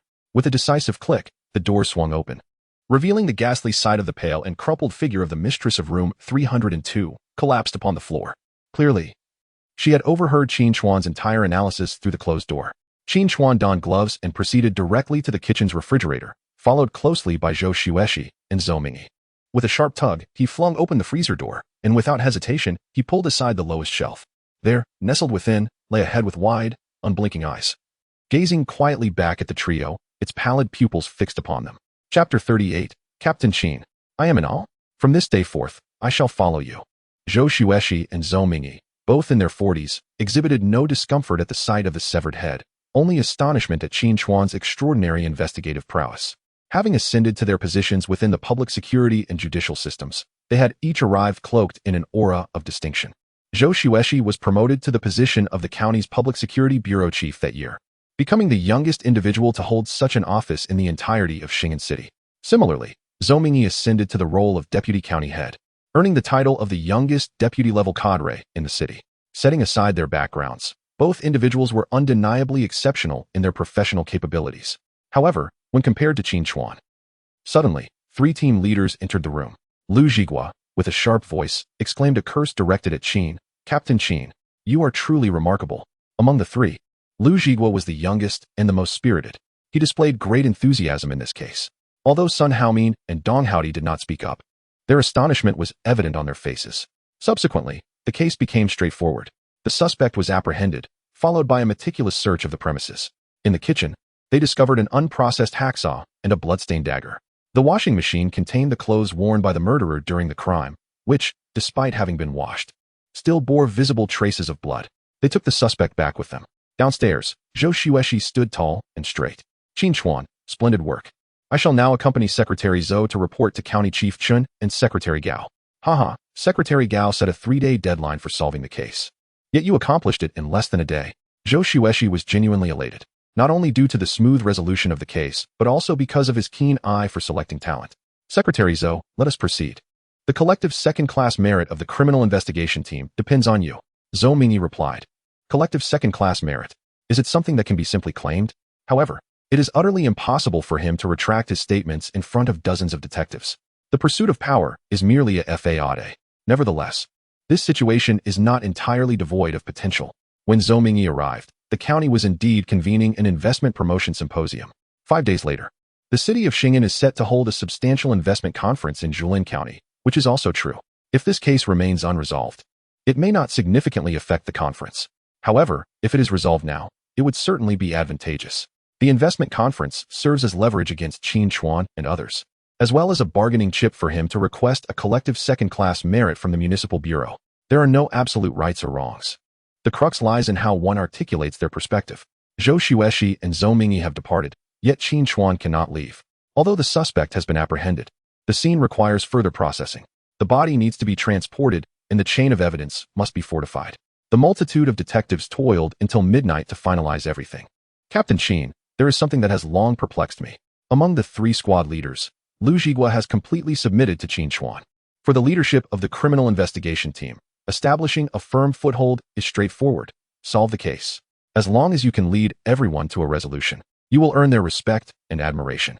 You see, despite a degree of fatigue, Qin Chuan's spirits are quite high.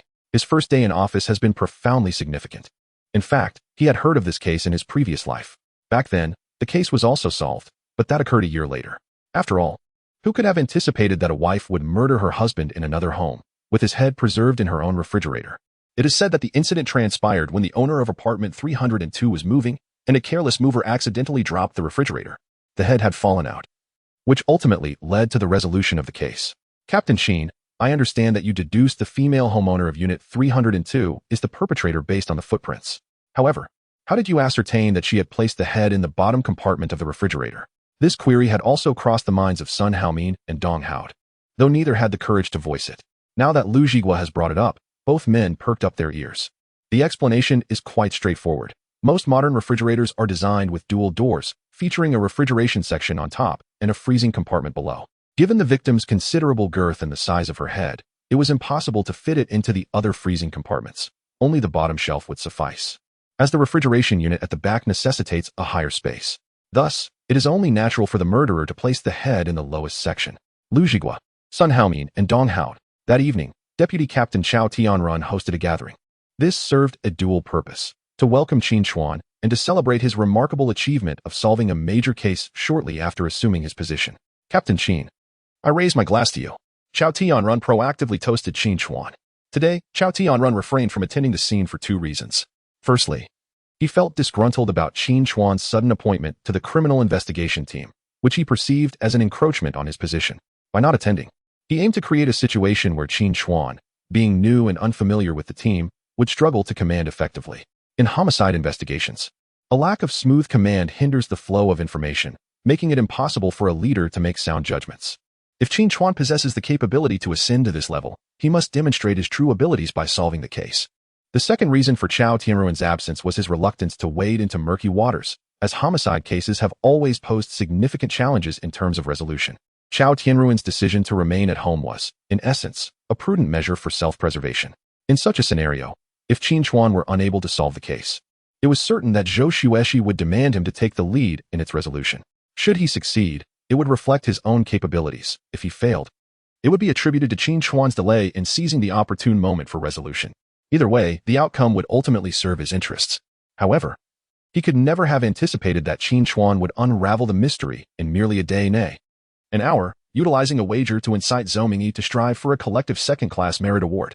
This accolade was unprecedented since the establishment of the Jilin County Criminal Police Team. Not to mention, the monetary reward of 20,000 yuan was a tangible benefit, akin to Qin Chuan disbursing funds to the team upon his arrival. Captain Qin, the resolution of today's case was nothing short of splendid. I, Old Chow, am known for my forthright nature. With Song Hui's arrest, it was reasonable to assume I might ascend to his position. Yet unexpectedly, the higher-ups parachuted you in. Though I was not present at the scene today, I did not intend to hinder your progress. Nevertheless, Captain Qin, rest assured that having spent a lifetime as a criminal investigator, I hold great respect for those with genuine skill. Your ability to solve a homicide in an hour has earned my admiration. From this point forward, the criminal police team will heed your command, and I shall follow your lead. This cup of liquor shall serve as my apology. I shall drink to that. Cheers. With a swift gulp, Chow Tianrun downed the 2 liang of white liquor. Observing this, Qin Chuan knew not whether to trust the words spoken, but the act of drinking was undeniably sincere. Captain Chow, your boldness in consuming this drink solidifies our camaraderie as brothers in the same trench. I shall partake as well. Cheers. In a single gulp, he downed 2 taels of white wine, leaving Lu Zhigua and his companions utterly astonished. Chapter 39. Who the hell do you think you are? Demanding face? The members of the Criminal Police Brigade reveled in a jubilant celebration of Qin Chuan's recent appointment and the successful resolution of a homicide case. Meanwhile, Zhou Mingyi and Gao Qingshan hastily made their way to Xing'an City, accompanied by County Chief Chen Mingguang. This marked the first occasion where the 3 united in pursuit of a common goal. The collective second-class merit they had promised to Qin Chuan could not simply be overlooked. Zhou Mingyi would stand no chance alone, as the approval for such a merit award requires the city bureau to seek permission from the provincial department before any endorsement could be granted. This entailed a matter of authority concerning merit rewards. The city bureau holds the jurisdiction to approve second-class merits for collectives and individuals, excluding its own leadership team and members. However, first-class merits are solely subject to provincial department approval. With the addition of Gao Qingshan and Chen Mingguang to Zhou Mingyi's efforts, they now possess 2 more channels of influence, significantly enhancing their chances of success. Of course, Gao Qingshan was reluctant, yet he had no alternative.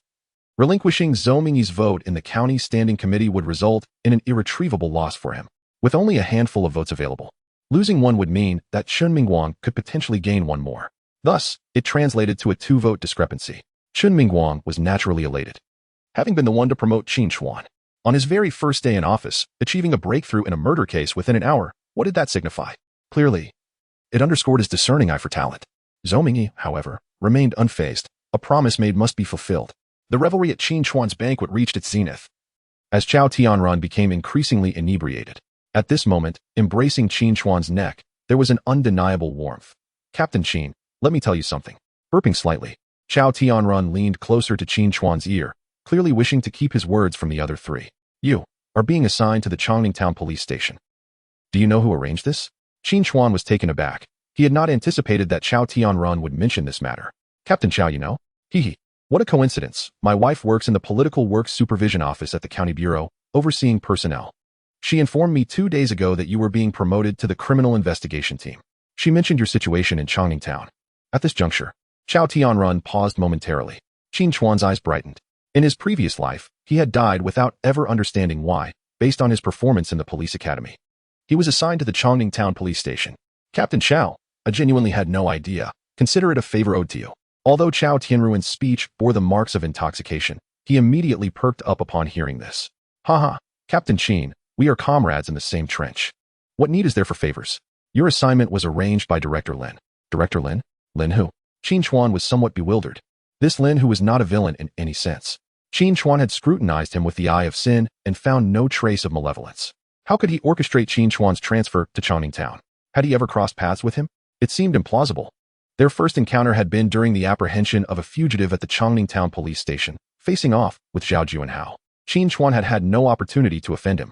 Chow Tianrun appeared to discern Qin Chuan's bewilderment and raised his glass. Come on, Captain Qin, let us drink another toast. I have heard that Team Qin performed exceptionally well at the police academy. As for Director Lin, his influence seems limited. It is likely that others have intervened on his behalf. If you take the time to converse with him, the truth will become apparent. Qin Chuan understood Chao Tianruan's words clearly. Lin Hu is not the root cause. He merely appears to be doing a favor for someone. Thank you, Captain Chao. Come, let us share another drink. With that, Qin Chuan downed his glass in one swift motion. As for Lin Hu, there is no rush. Patience is a virtue. In this lifetime, Qin Chuan has ample time. In his previous existence, he was but an ordinary officer, where even a mere vice director of a county bureau could alter the course of his life with a single utterance. However, this time, as the group departed, it was already 9:30. The outside world was ablaze with lights, and the nightlife was just beginning to awaken. Tonight, I shall treat you all. Let us go sing and celebrate Qin Daoi's arrival.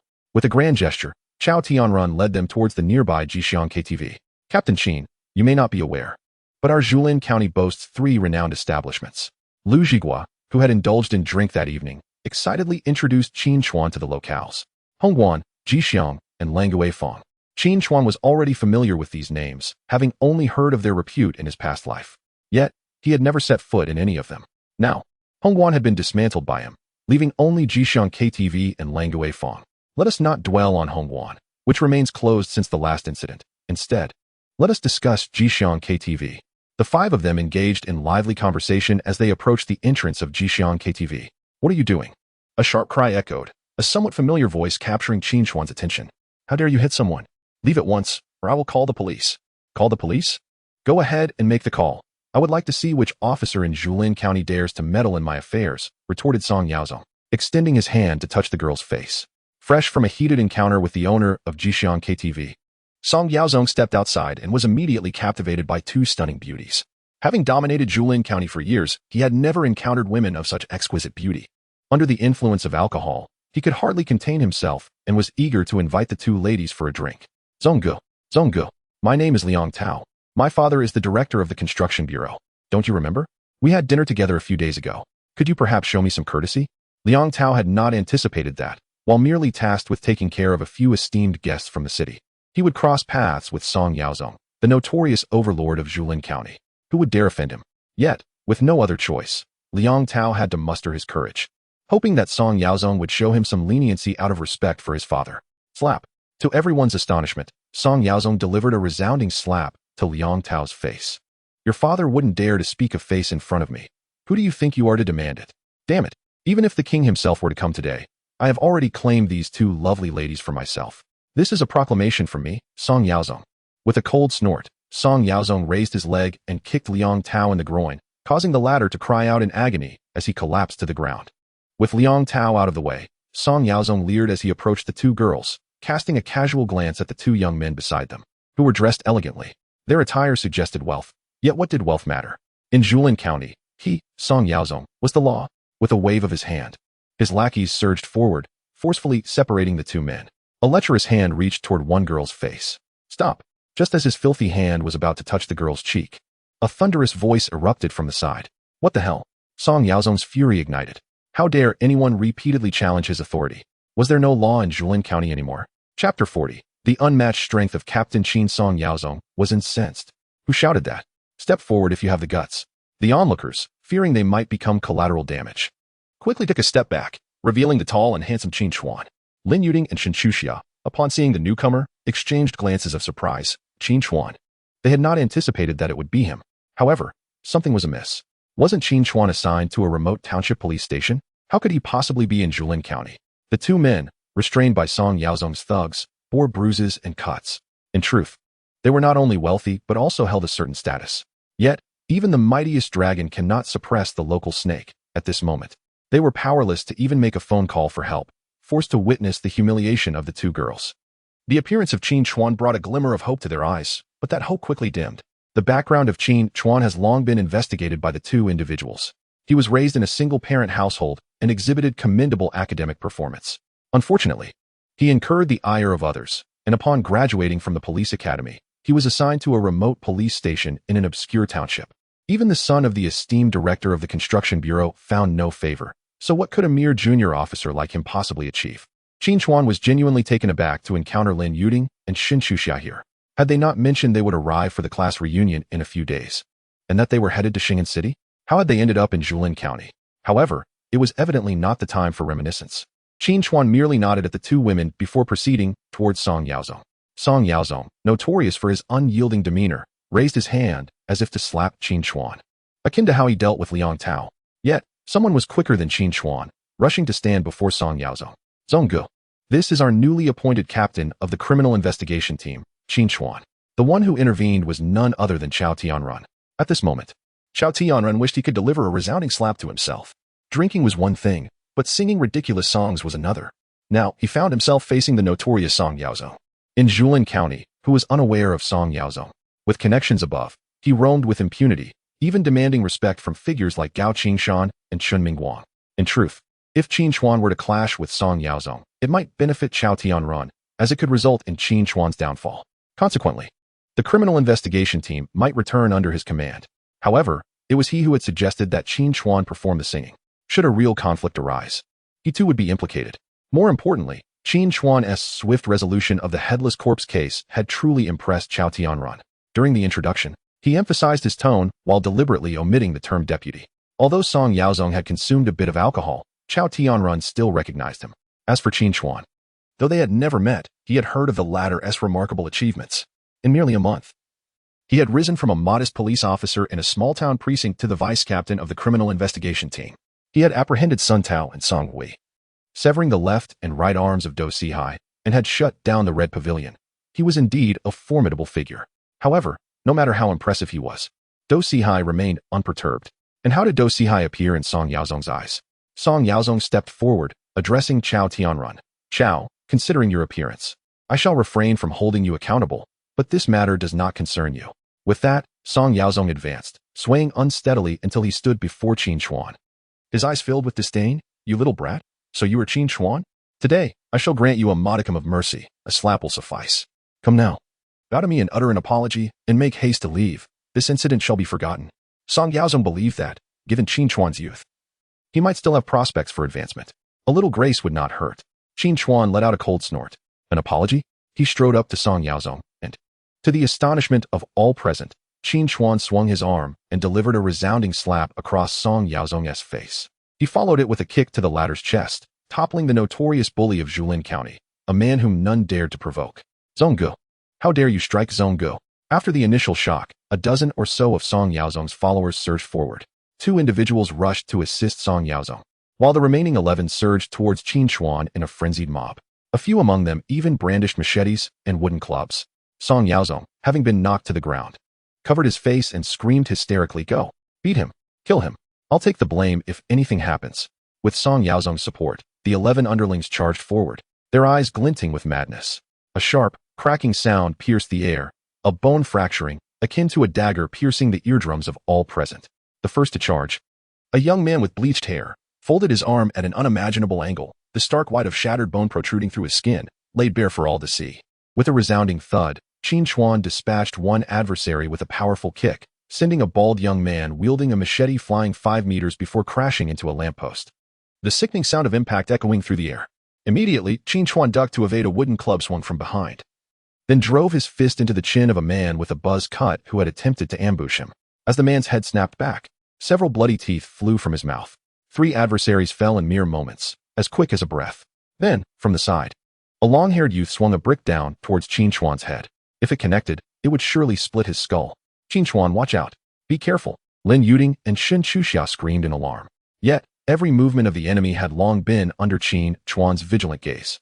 In the nick of time, he stepped back, seizing the wooden club from the bald man's grasp, and struck the long-haired assailant on the forehead with a fierce blow. In an instant, the adversary lay wailing on the ground, blood streaming from his forehead. Bang! Thud!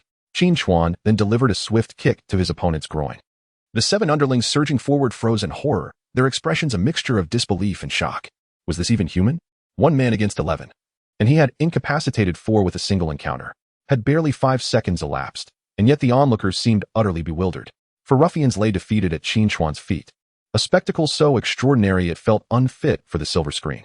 Only Lin Yuding and Shen Chuxiao exclaimed in delight, praising Qin Chuan's remarkable prowess. How had he become so formidable? Was this truly the shy high school classmate they once knew? The 2 young men, previously restrained by Song Yaozong's subordinates, and now following Lin Yuding and Shen Chuxiao, wore expressions of astonishment. Such skill. Was this the caliber of the old man's bodyguards? Where had this young man emerged from? Hadn't they heard he was merely a lowly police officer? They exchanged glances. each recognizing a hint of jealousy in the other's eyes. Despite being rescued, there was an undeniable sense of dissatisfaction brewing within them. This feeling intensified as they observed Lin Yuding and Qin Chuan's reactions. After toppling 4 men, Qin Chuan surveyed the scene. The remaining 7 thugs, gripped by fear, instinctively took several steps back. Trash. Qin Chuan's assessment was not born from disdain, but rather from the confidence he had gained from facing numerous wanted criminals alone at Xinhai coal mine. Why would he fear a mere handful of ruffians? Casting aside the wooden stick, he strode confidently towards Song Yaozong, who instinctively retreated a step as he rose with the assistance of his subordinates, seemingly feeling that the situation did not align with his status. He turned his gaze towards Qin Chuan and stepped forward a couple of paces. Chao Tianrun, who had just intended to mediate, was equally stunned by Qin Chuan's prowess. However, he understood at this moment that the situation could not be allowed to escalate. Otherwise, it would spiral out of control. Chapter 41. Halt. Did I permit your departure? Captain Qin. Captain Qin. Chao Tianrun hurriedly approached, eager to stop Qin Chuan, exclaiming, "This is all a misunderstanding. Zhongge has had too much to drink. Let us consider this matter settled." Turning to Song Yaozong, he continued, "Today, with so many witnesses, and Captain Qin having indulged in some spirits, I ask you to grant me this favor and let this incident conclude here." With a sharp motion, Song Yaozong spat out the bloody saliva he had been harboring and swatted away Chao Tianruan's reaching hand. "Damn it. You, a mere deputy captain of the criminal police, have no authority to demand anything from me." Yet, he was acutely aware of the wisdom in avoiding immediate conflict. His men were unarmed, and he could not hope to best Qin Chuan in a physical altercation. He resolved to bide his time. "No. Tonight, after this encounter, I will gather my forces and ensure your downfall." However, with so many onlookers, he could not afford to lose face. "Qin, let us maintain our dignity. This issue is far from resolved. Chao, I shall grant you this favor, and we shall meet again." Although Chao Tianruan's favor held little weight, it served as a means of retreat. After wiping the blood from the corner of his mouth and spitting on the ground, Song Yaozong waved his hand dismissively. "Let us depart." As Chao Tianrun observed Song Yaozong's retreat, the tension that had lodged in his throat finally subsided. Whether it is Qin Chuan or Song Yaozong, neither of them is someone to be trifled with. A conflict has arisen between the two, and a rift has been established. However, as long as nothing untoward occurs tonight, all shall be well. Qin's enthusiasm for singing has certainly waned, and Chao Tianrun intends to escort Qin Chuan back to his dormitory. Yet, before he could finish his sentence, Qin Chuan's words nearly drained the color from his face. "Stop." Qin Chuan bypassed Chao Tianrun, his icy gaze fixed upon Song Yaozong. "Do you still fancy yourself a paragon of virtue? You think you can act like a thug? Harassing women in public, instructing your lackeys to defy the law and assault the police? Do you think I will let you go?" The moment those words escaped his lips, the onlookers felt a chill run down their spines, a wave of exhilaration surging from their heels to the crown of their heads. Lin Yuding and Qin Chuan's eyes sparkled with astonishment, for it was the first time they realized that even vulgarity could be delivered with such charisma. The guardian of the two ladies, having returned to their side, observed the shift in atmosphere. Such audacious remarks had always been their domain. Yet in this seemingly insignificant place of Julin County, everything had changed. Moreover, witnessing others display such bravado was rather displeasing. Chao Tianrun slapped his forehead, feeling a surge of dizziness, his ears ringing. "Oh, my ancestors, my Captain Qin, are you truly unaware of who Song Yaozong is? He has already left. We could simply let it go. If he gets angry, a single phone call from him could bring us to our knees." As Song Yaozong, who had taken but 2 steps, heard Qin Chuan's declaration, he turned in astonishment. It seemed he either did not comprehend or could not believe that Qin Chuan would actually prevent him from leaving. "What did you just say?" "I said, I will not let you go." "Haha." Song Yaozong, consumed by fury, forced a smile, his gaze emanating a palpable aura of menace. "Eliminate him. If I do not eliminate him, I shall not bear the surname Song." In this moment, Song Yaozong irrevocably sentenced Qin Chuan to death. "Surname Qin, do you realize the gravity of your words?" "I am fully aware, Song Yaozong. I hereby declare your arrest. The charge is instigation of trouble." "Instigation of trouble?" "Haha. How splendid." Qin Chuan, knowing that he could not overpower Qin Chuan through brute force, Song Yaozong resorted to alternative methods. He extracted his mobile phone and dialed a number. "Are you not capable of handling this? If you possess any courage, bring down your superior as well." "Hello, Director Lin, it is Song Yaozong. There is a new captain in your county's criminal police brigade named Qin Chuan. Quite impressive. He is attempting to arrest me at the entrance of Jishan KTV. Director Lin, will you take charge of this matter?" "Good, relay this to him." Song Yaozong grinned maliciously. "That person. Officer Chao, come here for a moment." As Chao Tianrun approached, Song Yaozong casually tossed the phone into his arms. "Give him the phone. Your Director Lin wishes to speak with him." With that, Song Yaozong raised his chin defiantly at Qin Chuan. Aren't you impressive? This time, I won't even allow you to see his face. Chao Tianrun clumsily caught the phone and offered it to Qin Chuan. However, Qin Chuan did not take the call. Instead, he covered the microphone and stepped forward, causing Song Yaozong to flinch in fear. What are you doing? Qin Chuan coldly chuckled. Rest assured, I will not strike you. Upon hearing this, Song Yaozong finally regained his composure, only to be abruptly pulled by Qin Chuan by the collar. Come here, I have a little secret to share with you. He then whispered in a barely audible tone, Song Yaozong, if your second uncle were to discover that the child born by his mistress is actually your progeny, how do you think he would treat you? The words of Qin Chuan struck like a sharp blade, piercing through Song Yaozong's composure, causing his entire being to tense up. With his mouth agape, he found himself utterly speechless, his eyes reflecting sheer terror as he gazed at Qin Chuan, as if he had seen a ghost. How could this be possible? This matter was the deepest secret harbored in Song Yaozong's heart, aside from himself and that woman. No one else knew. How did Qin Chuan come to know? Seeing the expression on Song Yaozong's face, Qin Chuan felt a sense of relief. He released his grip on Song Yaozong's collar, meticulously smoothing out the creases before handing the phone back to him. Stunned, Song Yaozong finally recalled that Lin, who was still waiting on the other end. Taking a deep breath, he forced himself to suppress the shock rising within him. Regardless of how Qin Chuan had come by this information, it was imperative that this secret remain undisclosed. Otherwise, the consequences awaiting him would be far more excruciating than death itself. He was all too aware of his second uncle's ruthlessness at that point. Even the desire for death would be a luxury. Song Yaozong's intuition was indeed correct. In his previous life, when the truth was revealed, he met a most tragic end. Not only did he suffer, but so did that woman and their child, all facing a similarly grim fate. The green hat worn by Song Chongfeng, the wealthiest man in Xing'an, a representative of the people, a renowned entrepreneur throughout the province, the president of the Xing'an Chamber of Commerce, and the chairman of the Feng Fan Group, was not a burden to be taken lightly. Director Lin, I sincerely apologize for the misunderstanding that occurred earlier with two of my friends from Team Qin after I had a few drinks. It has been resolved, and I regret disturbing your rest. I shall host a dinner for you another day. On the other end, Lin Hu, engaged in a repetitive motion, ended the call.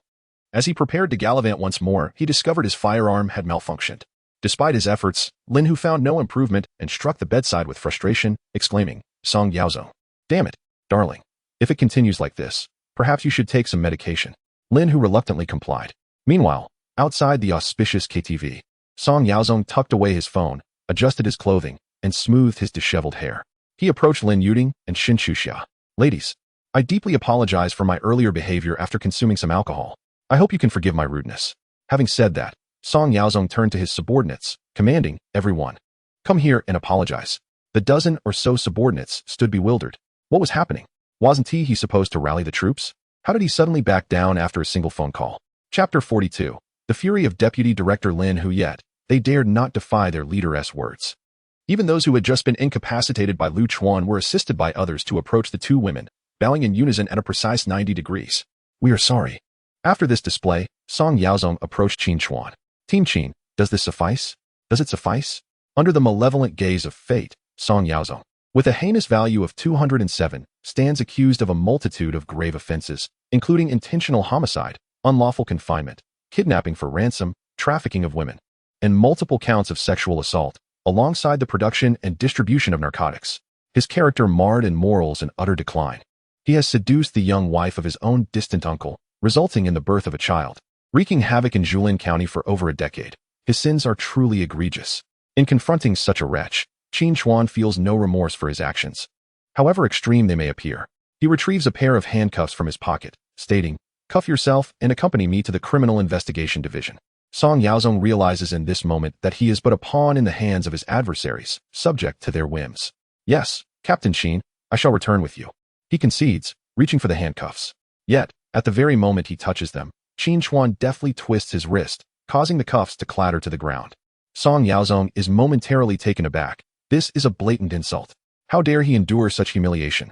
A tempest brews within him, yet he forces a smile, muttering, I will pick them up myself. Of course I can endure this. With that, he bends down to retrieve the cuffs, securing them around his wrists with a firm grip. Outside the auspicious KTV, a throng of onlookers gathers, including Lin Yuding, Xin Chuxia, and their two gallant protectors, along with team leaders Chao Tianrun and Lu Zhigua, as well as a cadre of Song Yaozong's subordinates. Many have come to witness the spectacle of Julin County's tyrant. Song Yaozong, as he attempts to rewrite his legendary tale of invincibility. They stand in disbelief, having just witnessed his earlier bravado, now reduced to apologies, bows, and the very act of handcuffing himself. Is this still the same Song Yaozong who commands respect, even from county magistrates and party secretaries? Could it be that someone is impersonating him? Yet, regardless of the astonishment of the onlookers, the reality remains that Song Yaozong has shackled himself. Before leaving, Qin Chuan approached Lin Yuding and Shun Chuxia, casually mentioning that he would call later, and then proceeded to the criminal police team. In the presence of so many people, it was indeed not a suitable time for reminiscing. Yeah, isn't Qin Chuan a police officer at a township station? Shun Chuxia remarked, watching the tall and handsome Qin Chuan depart, a glimmer of excitement sparkling in her large eyes. When did he become the captain of the criminal police team? There are plenty of 22-year-old police officers in this world, but a 22-year-old captain of a criminal police team. It seems impossible to find another. Lin Yuding shook her head, equally perplexed. Just a few days prior, he had mentioned he was still in the town. The two women had come to Julin County with the intention of visiting Qin Chuan's workplace to surprise him. Little did they expect to encounter such a public spectacle, and even more surprising, Qin Chuan had come to their rescue. Never mind, once he is done with his tasks, we will interrogate him and find out, Lin Yuding said, glancing at the two guards beside them. Elder brother, didn't you say you would come to protect us? Is this your idea of protection?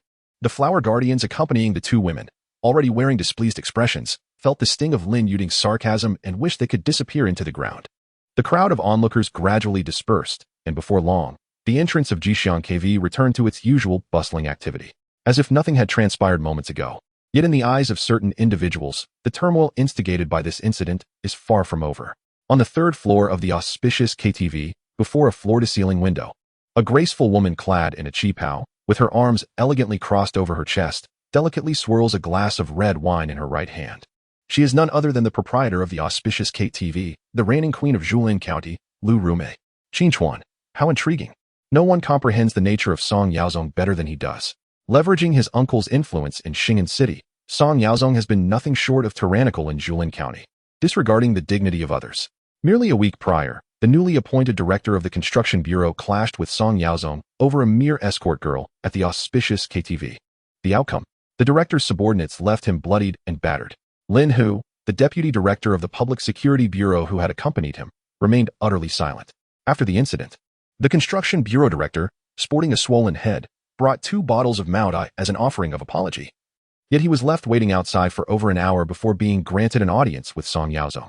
In Julin County, one may be oblivious to the identity of the county chief, but one must certainly recognize Song Yaozong. Yet, this very individual found himself humiliated before Qin Chuan. Not only defeated but stripped of all dignity, handcuffed by his own doing. Why? On what grounds? Merely because Qin Chuan possesses fighting prowess? Or perhaps due to Qin Chuan apprehending a few fugitives? Nonsense. If society operated on such logic, universal harmony would have long been achieved. The news of Song Yaozong's arrest reverberated with a magnitude far beyond Qin Chuan's expectations. At the residence of Lin Hu, deputy director of the County Public Security Bureau, having just ingested a pill, Lin Hu, emboldened by a surge of vitality, is now poised to conquer and pillage. Wife, I am coming. Buzz, buzz, buzz. Lin Hu initially had no intention of answering the phone, yet the insistent ringing was relentless. Reluctantly, he picked up, fearing it might be a matter of great importance from the bureau. With a sense of frustration, he pressed the answer button. Chao Tianran. Do you have any idea what time it is? If you don't provide me with a reasonable explanation. What did you say? Song Yaozong has been captured by Qin Chuan. After hanging up, Lin Hu felt his hands trembling. Who was Song Yaozong that he could be apprehended so easily? Darling, what's wrong? Is there a case? Huh. No. Let us continue. Once again reclining, Lin Hu sorrowfully realized that the fleeting surge of confidence he had just felt had vanished. Chao Tianran. You fool. Achoo. Chao Tianran, still burning the midnight oil at the criminal police team, sneezed forcefully. Who is mentioning me? It can't be Director Lin, can it? Yes, that must be it. This wave of loyalty will surely score full marks. Within the next 2 hours, Dou Si Hai, Chen Mingguang, and Gao Qingshan, every notable figure in Julin County, had learned of the news. Stay here today, and tomorrow morning we will head to the detention center for 5 days. Qin Chuan casually shoved Song Yaozong into the holding room of the criminal police team, then proceeded to finalize Song Yaozong's schedule for the following day. Captain Qin, I believe 3 days would suffice. Do you think this is child's play? What I feel matters, not your opinion. Qin Chuan locked the door and stated firmly, 7 days. For days. It cannot be any longer. 10 days. Fine. 10 days it is. Song Yaozong felt an overwhelming urge to slap himself. What was he thinking, negotiating with him? Now, what was originally supposed to last for 5 days had inexplicably doubled. Captain Chow arranged for 2 officers to keep a watchful eye on him tonight, ensuring he would be taken directly to the detention center tomorrow. Chow Tianrun nodded fervently, akin to a chick pecking at grains. And, on what charges? Well, let's say inciting trouble, came the response. Chapter 43, Qin Chuan, when will you get married? On the other side of the Iron Gate, Song Yaozong found himself seething with indignation. What did it mean to simply accuse him of inciting trouble? It sounded as if a flimsy charge had been concocted to justify his confinement. Exiting the criminal police station, Qin Chuan took a deep breath. The night air was cool and refreshing, alleviating some of the lingering intoxication. His encounter with Song Yaozong, who had dared to tease his 2 high school classmates, was purely coincidental. However, regardless of who it had been, Qin Chuan would have reacted the same way. Qin Chuan was acutely aware of Song Yaozong's influential background. Even in his previous life, while he had lived in the modest confines of Chongning Town, the name Zhonggu had resonated with formidable authority. The intensity of Qin Chuan's response today, showing no deference to Song Yaozong, stemmed from various underlying reasons. His greatest assurance lay in the secret he had unearthed about Song Yaozong, one that remained hidden from the public eye. Much like the way he had recently dealt with Secretary Sun Tao. Armed with this leverage, Qin Chuan felt confident that Song Yaozong would refrain from openly confronting him. With this protective talisman in hand, Qin Chuan intended to exploit Song Yaozong to the fullest extent. On one hand, by detaining Song Yaozong, he could further solidify his reputation within the criminal police team. The case of the headless, bloodied corpse has solidified Qin Chuan's standing within the criminal investigation unit, albeit primarily on a professional level. It has demonstrated his capability in solving cases and his proficiency in the field. However, his audacity to apprehend Song Yaozong and remain unscathed signifies his defiance against authority. In the past, when the criminal investigation unit encountered Song Yaozong's transgressions, the mere act of voicing concerns was an exercise in futility, let alone making an arrest. It is not entirely fair to blame the ordinary detectives. The crux of the issue lies with the leadership that shies away from responsibility. Leaders who fail to support those who take on accountability or fulfill their duties are hardly deserving of their titles. The current scenario is markedly different. I, Qin Chuan, not only dare to confront Song Yaozong, but I am also capable of bringing him to justice. The courage to act stems from audacity, while the ability to do so reflects competence. With the criminal investigation unit rallying behind me, how can there be no prospects for advancement? On another note, this incident is undeniably personal. How dare they lay a hand on someone who is my peer? If not him, then who else should be apprehended? Moreover, Qin Chuan's actions serve as a statement to certain individuals in Jilin County. Over the past month, his rapid promotion has earned him both allies and adversaries. Do Sihai from Xinhai Mining and County Party Secretary Gao Qingshan are among those eager to see him removed from the equation. Yet, Qin Chuan has no true backing. County head Chun Mingguang merely appreciates his talents, and their relationship is devoid of any personal connection. Furthermore, Chun Mingguang, being merely a county head, must often yield to the authority of the county party secretary.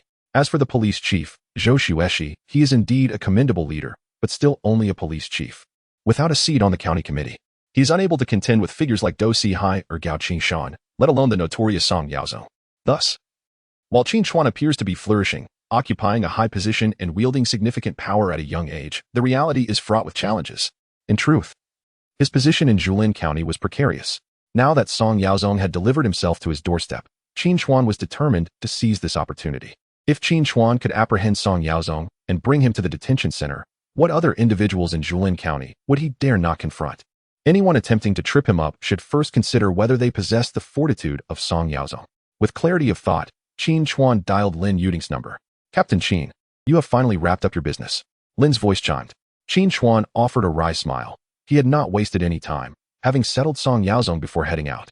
However, this was not the moment for explanations. Where are you? In the Emperor No. 2 private room at Jixiang KTV. After ending the call, Qin Chuan hailed a taxi, heading directly to Jixiang KTV. Welcome. Upon entering the KTV, he was greeted by a row of enchanting young ladies clad in kipeos, their smiles bright and welcoming, enveloping him in an atmosphere rife with the allure of indulgence. Do you have a reserved room, sir? Emperor No. 2. This was Qin Chuan's first visit to Jixiang KTV, and thus he was unaware of the significance of the Emperor No. 2 private room. However, the reception lady was well informed, her smile growing even more radiant. Please, follow me. He was led to the familiar floor-to-ceiling window room, where Lu Rubai had yet to finish her glass of red wine, gazing at the man standing below with his head bowed. He has returned? Lu Rubai had not anticipated that Qin Chuan would come back. The private room reserved for Lin Yuding and others had been a deliberate arrangement on her part. The Emperor private rooms at Jixiang KTV were limited to 3, traditionally catering only to distinguished guests. It was evident that Qin Chuan was acquainted with the 2 women, otherwise he would not have stood up for them. Lu Rumei initially intended to give Qin Chuan a favor. After all, he was someone even Song Yaozong dared to approach and successfully engage with. She did not anticipate that the other party would come in person. In that case, please arrange for a bottle of Remy Martin and a fruit platter to be sent over. Today's expenses will be entirely waived. Consider it a congratulatory gift for Captain Qin's promotion. In the private room, Qin Chuan once again encountered Lin Yuding and Shen Chuxia. The 2 women sat beside him, their eyes filled with curiosity that seemed capable of overwhelming him. Honestly, you mentioned just a few days ago that you were a police officer at a township station. How did you suddenly find yourself in the county, and even as the captain of the criminal police team? Shen Chuxia, with her youthful visage and ample bosom, showed no restraint while cuddling up to Qin Chuan, nuzzling against him. Qin Chuan slowly but firmly withdrew his nearly suffocated arm, adopting a serious demeanor. Miss Shen, please be mindful of your influence. Humph. Shen Chuxia dismissed his concern without a second thought. Have you forgotten that you wrote love letters to both of us back in high school? Qin Chuan covered his face with both hands, feeling the weight of those long-ago days when they were so young. Lin Yuding playfully patted Qin Chuan's thigh, teasing, "What is the matter, Captain Qin? Are you unable to appreciate the delicate beauty of our figures? Or perhaps, are you worried your little girlfriend might misunderstand?" Enough. Qin Chuan could no longer endure this. He was a man, a perfectly ordinary man at that. With the 2 of them flanking him, who could withstand such pressure? Ladies, please, let us not play around. If you 2 are merely delicate beauties, what does that make the rest of the world? You both are no less than celestial beings. Qin Chuan struggled to extricate himself from the clutches of the 2 enchanting women, the entire process remarkably decisive and devoid of any hesitation. How did Qin Chuan manage to forge a close friendship with these 2 campus beauties during high school? It was merely due to his sobering realization of the disparity between them after his confession was met with rejection. Furthermore, after entering the workforce in his previous life and gaining a profound understanding of their familial backgrounds, Qin Chuan became acutely aware that a connection with them was implausible. The gulf between them was such that even with his rebirth and the advantages of a system, it might remain unbridgeable. Thus, he adopted a clear-minded approach of respectful distance towards these 2. Their recent antics were undoubtedly light-hearted banter. Qin Chuan, possessing a commendable disposition, harbored no inappropriate thoughts towards them, allowing the 2 women to feel particularly at ease. Given their appearances and family backgrounds, he valued this friendship, leading them to cherish it in return. Oh please, even celestial beings haven't pursued us. Finally releasing Qin Chuan's arm, Shen Chuxia opened a bottle of beer and inquired, "Why didn't you bring your little girlfriend along? When are you planning to get married?" Chapter 44. What is the true nature of Qin Chuan? Qin Chuan generously clinked bottles with her and took a swig. Marriage? What nonsense. We've long since broken up. Broken up? What happened? The flames of gossip ignited in Lin Yuding and Shen Chuxia's eyes. Nothing much. I was assigned to the police station in Changning Town, and she deemed me to be lacking ambition, thus we parted ways. Materialistic.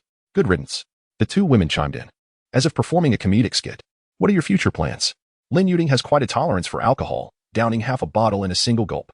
Qin Chuan, unperturbed and welcoming of all, quipped, "What's the matter? Are you trying to introduce me to a girlfriend?" "Indeed," Lin Yuding exclaimed, pulling Shen Chuxia closer. "Look at our Xia, ample bosom, delicate features, easily toppled, with long, graceful legs and a splendid physique. Consider her." Shen Chuxia, unfazed by Lin Yuding's bold proclamations, leaned in eagerly. Her long, fair legs draped enticingly before Qin Chuan. "What do you think? Is my complexion fair enough?" Qin Chuan scoffed dismissively, refusing to even glance their way. "You 2 should reconsider. I regard you as friends, yet you treat me as a fool." The 2 women fell silent. Life's circumstances often diverge. For instance, within the same private room, 2 male figures occupy opposite ends. While Qin Chuan is flanked by companions, the 2 females can only clutch microphones and wail. "I dislike him," Shen Gubai stated candidly regarding Qin Chuan. Lin Shuhuan nodded emphatically, "Though he saved us, I have resolved to report him later. Count me in." The 2 young masters from the capital found themselves in rare agreement. Let us rewind 30 minutes to when Qin Chuan first entered the private room.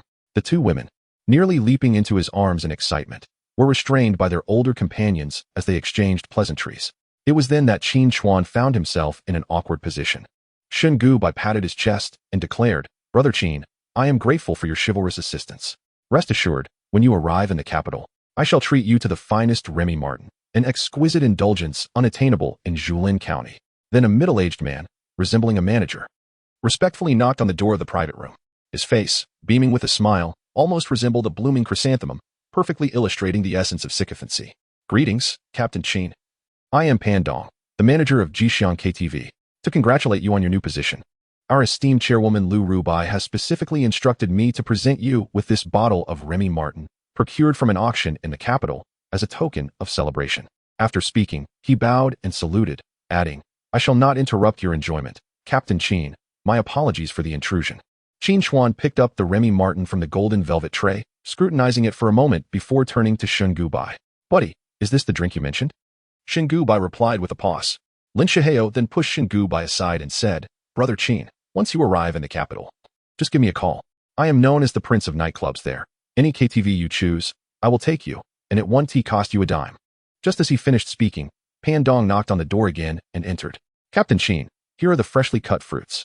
Oh, by the way, all expenses incurred by your friends tonight will be complimentary." Lin Shihao remained speechless. Both of them suspected that Pan Dong was deliberately toying with them. Meanwhile, Qin Chuan and the two women continued to drink merrily. "What brings you two here? We were supposed to have a high school reunion in a week's time. It was just that after hearing you were assigned to the township police station, I wanted to come see you and offer my support." "I didn't expect you to have risen to such a prominent position," one of the women replied. Qin Chuan was slightly taken aback. He truly had no idea that the two women had come to Julin County solely for him. Could it be that they had visited in his previous life as well? However, due to Song Yaozong's absence, he did not get to see himself and thus returned. Shen Chuxiao leaned in once more, capturing one of Qin Chuan's arms. The ample sensation interrupted his thoughts. "Do tell, how did you attain such a promotion?" Lin Yuding inquired, and the other two gentlemen were equally intrigued. It is noteworthy that Qin Chuan had only recently embarked on his career, having been employed for just over a month. Under normal circumstances, he would not even meet the criteria for formal employment. How then had he ascended to the position of captain of the Criminal Police Brigade in Julin County? The four individuals, long residing in the capital, had encountered numerous young officials due to familial connections. At Qin Chuan's age, it was not uncommon for individuals to hold positions at the departmental level, yet most were merely nominal roles, as their entry into the workforce was determined by the rank of their workplace. In contrast, Qin Chuan emerged from a rural police station, the very epitome of grassroots service. The captaincy of the Criminal Police Brigade in Julin County, while modest in title, was pivotal for the safety and stability of the county-level administrative region, overseeing the investigation of criminal cases. Such a position, even for those with connections, could not be simply arranged. In light of the domestic system, mutual checks and balances are a common occurrence at the county level, and while autocratic governance is not entirely absent, many matters result from extensive coordination, communication, and compromise. They were well aware of Qin Chuan's humble background, hailing from an ordinary family. Thus, the question remained, what had propelled him to this position? Qin Chuan chuckled nonchalantly. "There isn't much to it. I was fortunate after starting work. I apprehended several wanted criminals and solved a few cases, earning second and third-class merits. Coincidentally, the former captain of the brigade was captured by me, and thus I was promoted." "Did you apprehend the wanted criminal? Did you receive a second-class merit award? Did you earn a third-class merit award? Did you capture the former captain of the criminal police team?" For individuals posed for inquiries. Qin Chuan nodded. "Indeed. It was merely a trivial matter." "What sort of conversation is this? Just a trivial matter? Pray, elaborate on the circumstances." The following morning, Qin Chuan bid farewell to Lin Yuding and Shen Chuxia. "Do take care.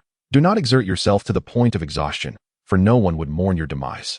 Shen Chuxia, having learned of Qin Chuan's remarkable achievements over the past month, as well as the fresh scars that adorned his body, felt an overwhelming surge of maternal instinct and wept for quite some time. "Rest assured, I possess a strong constitution. I shall not perish. You must attend the class reunion next week. We await you in Xing'an City." Lin Yuding's eyes were also red-rimmed. Her visit to Julin County to see Qin Chuan had originally been her suggestion. She intended to offer comfort to an old classmate not seen in 4 years, unaware that his first month on the job had been so harrowing. "Do not worry, I shall arrive punctually." Meanwhile, Song Yaozong, who had already been sent to the detention center, received his first visitor. Lu Rumei gazed at Song Yaozong, who was casually holding a half-smoked cigarette. She recognized that even within the confines of the detention center, he held a position akin to that of a local sovereign. "Brother Zong, by the looks of you, your charm remains undiminished." In the entirety of Julin County, the individual whom Song Yaozong truly respected was none other than the proprietor of the auspicious KTV, Lu Rumei, known as the Golden Rose. "Ugh, the outside world has grown tiresome. Let us find solace within." "Solace within? Zonggu, Let us not beat around the bush. Who exactly is Qin Chuan? Chapter 45. I am merely giving Qin Chuan a favor. Lu Rumei acquired Qin Chuan's information last night. With her capabilities and connections, it was only natural for the director of the County Personnel Bureau to personally deliver the materials. However, after reviewing the information, Lu Rumei found herself even more perplexed. She had initially assumed that Qin Chuan possessed some significant background, having been sent to the countryside for training and subsequently promoted step by step. His mere presence in Julin County seemed to be just for the sake of gaining grassroots work experience. Yet, the documents revealed that Qin Chuan had only a single mother residing in Xing'an City, with his father having disappeared early on. There seemed to be no substantial backing. Nevertheless, if he truly lacked any connections, why did Song Yaozong willingly allow himself to be sent to the detention center by him? Lacking any background, Song Yaozong snorted dismissively, claiming that there was nothing to Qin Chuan's background. If it weren't for the fact that he had uncovered my secret, I would. As this thought crossed his mind, Song Yaozong paused. Indeed, why did he end up in detention? Only he and Qin Chuan were privy to that information. Others could not possibly know that Qin Chuan had grasped his weakness. If Song Yaozong were to fabricate a powerful and mysterious background for Qin Chuan, then his own incarceration would seem entirely justified. Yes, that is the plan. What I fear are not Qin Chuan himself, but rather the individuals behind him. With this realization, Song Yaozong added, however, Lu boss, I advise you to steer clear of this person. Lu Rumei, already skeptical of Song Yaozong's words, found herself even less inclined to believe him after his statement. Zonggu, I am opening a business. Why would I offend the leaders associated with him? Given our long-standing friendship, I implore you to speak candidly. Who exactly is Captain Qin connected to? Song Yaozong scratched his head, feigning impatience. Boss Lu, you've already stated that you were here to conduct business. Why inquire so deeply? However, upon meeting Lu Rumei's penetrating gaze, Song Yaozong clenched his fist and struck the table. Fine, I cannot divulge the specifics. Just understand that his connections run high. He pointed his right index finger towards the ceiling, wearing an enigmatic expression. But I checked his records through the Personnel Bureau. They are as pristine as a blank sheet of paper.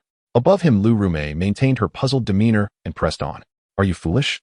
Someone with his background would allow you access to genuine records? What do you mean by fake? Is it possible for the Personnel Bureau's records to be fabricated? Indeed, the records from the Personnel Bureau cannot be false, yet they are not entirely authentic either. To manipulate the records, one must possess substantial influence.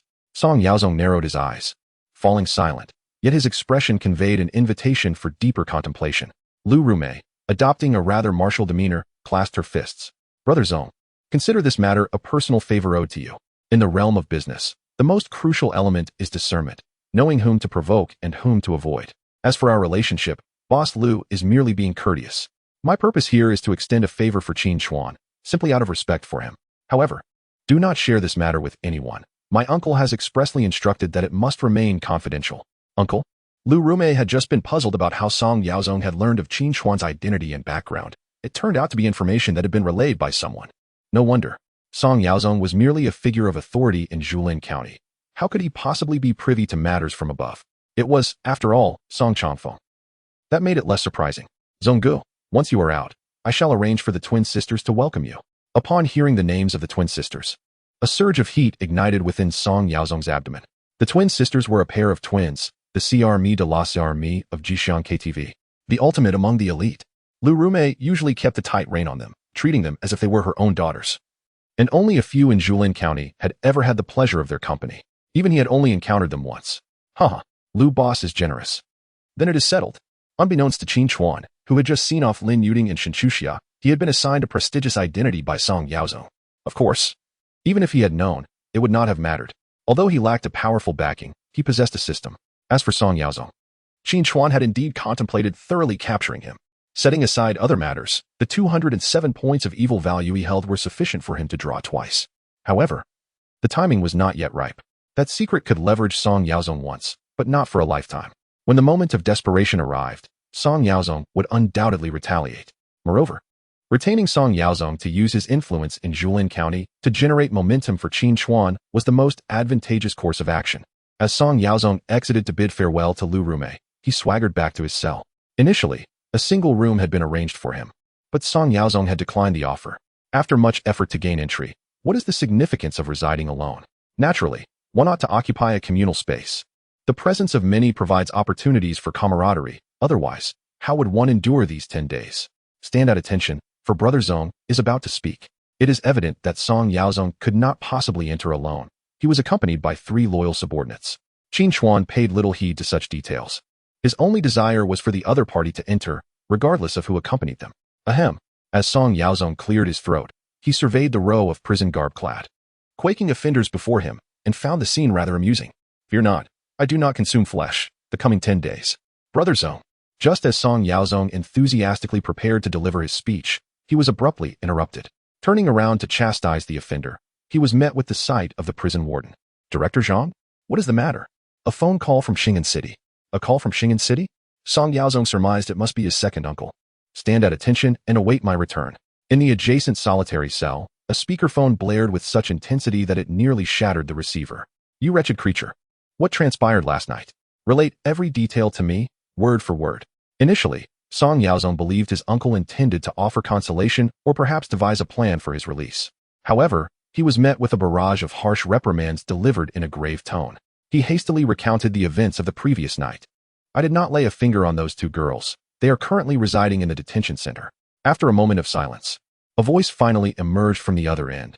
Behave yourself for the time being, and remain well during your stay. Additionally, regarding the individual you mentioned, Qin Chuan, it is imperative that you do not provoke him, nor should you venture out seeking vengeance. Understood? Yes, dear uncle. Rest assured, I shall not provoke him. Song Yaozong speaks the truth. Provoking him would be tantamount to courting disaster. However, this Qin Chuan, could he truly possess some significant backing? Otherwise, why would my uncle specifically caution me? In the office on the top floor of the Fengfan Group S building in Xing'an City, Song Chafeng contemplated for a moment before dialing another number. Secretary Guo, worry not. Last night was merely a minor misunderstanding. The individual has already been taken into custody. Yes, indeed, I shall ensure severe punishment. You can rest assured. Chapter 46. The girl prepared to leap upon returning to the criminal police team. Qin Chuan sensed an abrupt change in the atmosphere within the building. When he first assumed his position yesterday, although the staff had shown him respect, he could distinctly perceive the way they regarded him, merely as a formality. Good day, team leader Qin. However, today, although he encountered the same colleagues he had seen the day before, the spark in their eyes was unmistakably different. Each greeted him with enthusiasm, standing at attention and saluting with vigor. A few young ladies even blushed, their gazes flickering shyly away from him. Team leader Qin, you have returned. Lu Zhigua emerged from his office just as Qin Chuan walked in, immediately extending his greetings. Qin Chuan nodded in acknowledgement and noticed that Lu was accompanied by 3 or 4 individuals in uniform heading outside. Is there a case? I have just received a call from the alarm center. It appears that a student at the vocational high school is threatening to jump from the building. We should go and take a look. A student attempting to leap from a height? Qin Chuan, with nothing pressing at the moment, contemplated for a moment and decided. I will accompany you to see what is happening. At the vocational and technical high school in Jilin County, several hundred students have already gathered on the playground. A few individuals, evidently teachers and school administrators, stand beneath the building, attempting to dissuade the student perched above. Jiang Shui, are you out of your mind? Come down immediately. Do you believe I will expel you? Principal Cheng Liang shouted frantically from below. This troublesome student is a constant source of issues, always either causing complaints or engaging in fights, and now she resorts to threatening to jump. If only they had expelled her the first time she caused trouble. Principal Liang Guofa shot a glare at Cheng Liang, thinking, what a fool. Has his brain been devoured by dogs? Is this truly the time for threats? If she does jump, what will become of the school's reputation? It was imperative to coax her down safely first, and then deal with the situation afterward. With this in mind, Liang Guofa donned what he believed to be his most amiable smile. Dear Jiang Shui, I am Liang Guofa, the principal of our school. On the rooftop, Jiang Shui cast a glance at the balding man below. Liang Guofa, the principal. How could she not recognize him? When she had just entered her first year of high school and was bullied by a group of senior girls, it was this very Liang Guofa who, with his repugnant hands, had. At that moment, even from the height of the building, Jiang Shui felt as though she could detect the foul odor emanating from his yellowing teeth and see the nauseating tufts of hair on his greasy, bald head. Vice Principal Qiu Guozheng quickly called out, Jiang, if you have something to say, please speak. Rest assured, the school leadership will support you. However, Jiang Shui upstairs remained unmoved, suddenly standing there, tossing small pebbles one by one downwards. The crisp sound echoed, and Jiang Shui glanced at the scene below, finding the sound delightful. She wondered if, when she jumped, she too could produce such a melodious noise. Director Cheng, we must act swiftly to bring her down. Where are the security personnel? Have they ascended? Principal Liang Guofa, witnessing the ineffectiveness of their calls, unleashed all his frustration onto the director of education, Cheng Liang. If this situation is not resolved properly, your tenure as director will be in jeopardy. Cheng Liang felt a deep sense of injustice. What could she do if a student was intent on jumping? Suddenly, the shrill sound of a police siren pierced the air. Liang Guofa's face turned ashen as he turned to the teachers and students behind him, exclaiming, "Who on earth called the police? Wasn't it stated that we should refrain from reporting?" The arrival of the police escalated the situation significantly.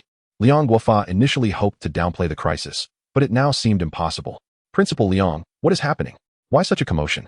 Liang Kai, the head of the urban police station, took the reports from his subordinates seriously and personally led the response team. Upon recognizing that Liang Kai was among the arrivals, Liang Guofa felt a sense of relief. Both sharing the surname Liang, they were distant relatives. Liang Guofa served as the principal of a vocational high school, holding a professional rank, while Liang Kai was a member of the county's Public Security Bureau Committee and head of the urban police station, holding a deputy rank.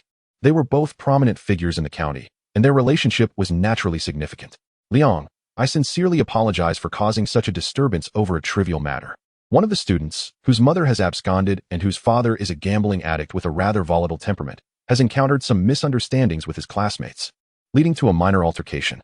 In a fit of despair, he threatened to leap from a height." Liang Kai glanced upward and remarked, "Principal Liang, this is a minor issue. Regardless of the circumstances, we cannot allow a life to be lost. Let us first persuade him to come down." He instructed his colleagues to summon the fire department to deploy safety nets. Liang Kai's approach was indeed conventional. However, the efficacy of such measures in saving a life remained uncertain. Just then, the wail of sirens pierced the air. "Liang, the members of the criminal police squad have arrived." "Oh, what brings them here?" It was evident that the alarm center had informed them as well. Liang Kai casually nodded. The town of Julin County was quite small, and should a suicide occur, if the individual survived, it would be a relief, but if a fatality ensued, a coroner's report would be necessary. However, upon recognizing Qin Chuan as he alighted from the vehicle, Liang's expression became serious. He had first encountered Qin Chuan at the Red Hall, the night he apprehended Sun Tao and Song Hui. Not to dwell on the specifics, Liang Kai had a very clear understanding of Qin Chuan's ruthlessness in enforcement. This individual was exceedingly formidable, and those captured under his command, particularly fugitives, often emerged severely injured.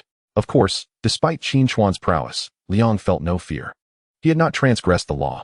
Furthermore, as a member of the Public Security Bureau's party committee in Julin County, he was technically Qin Chuan's superior.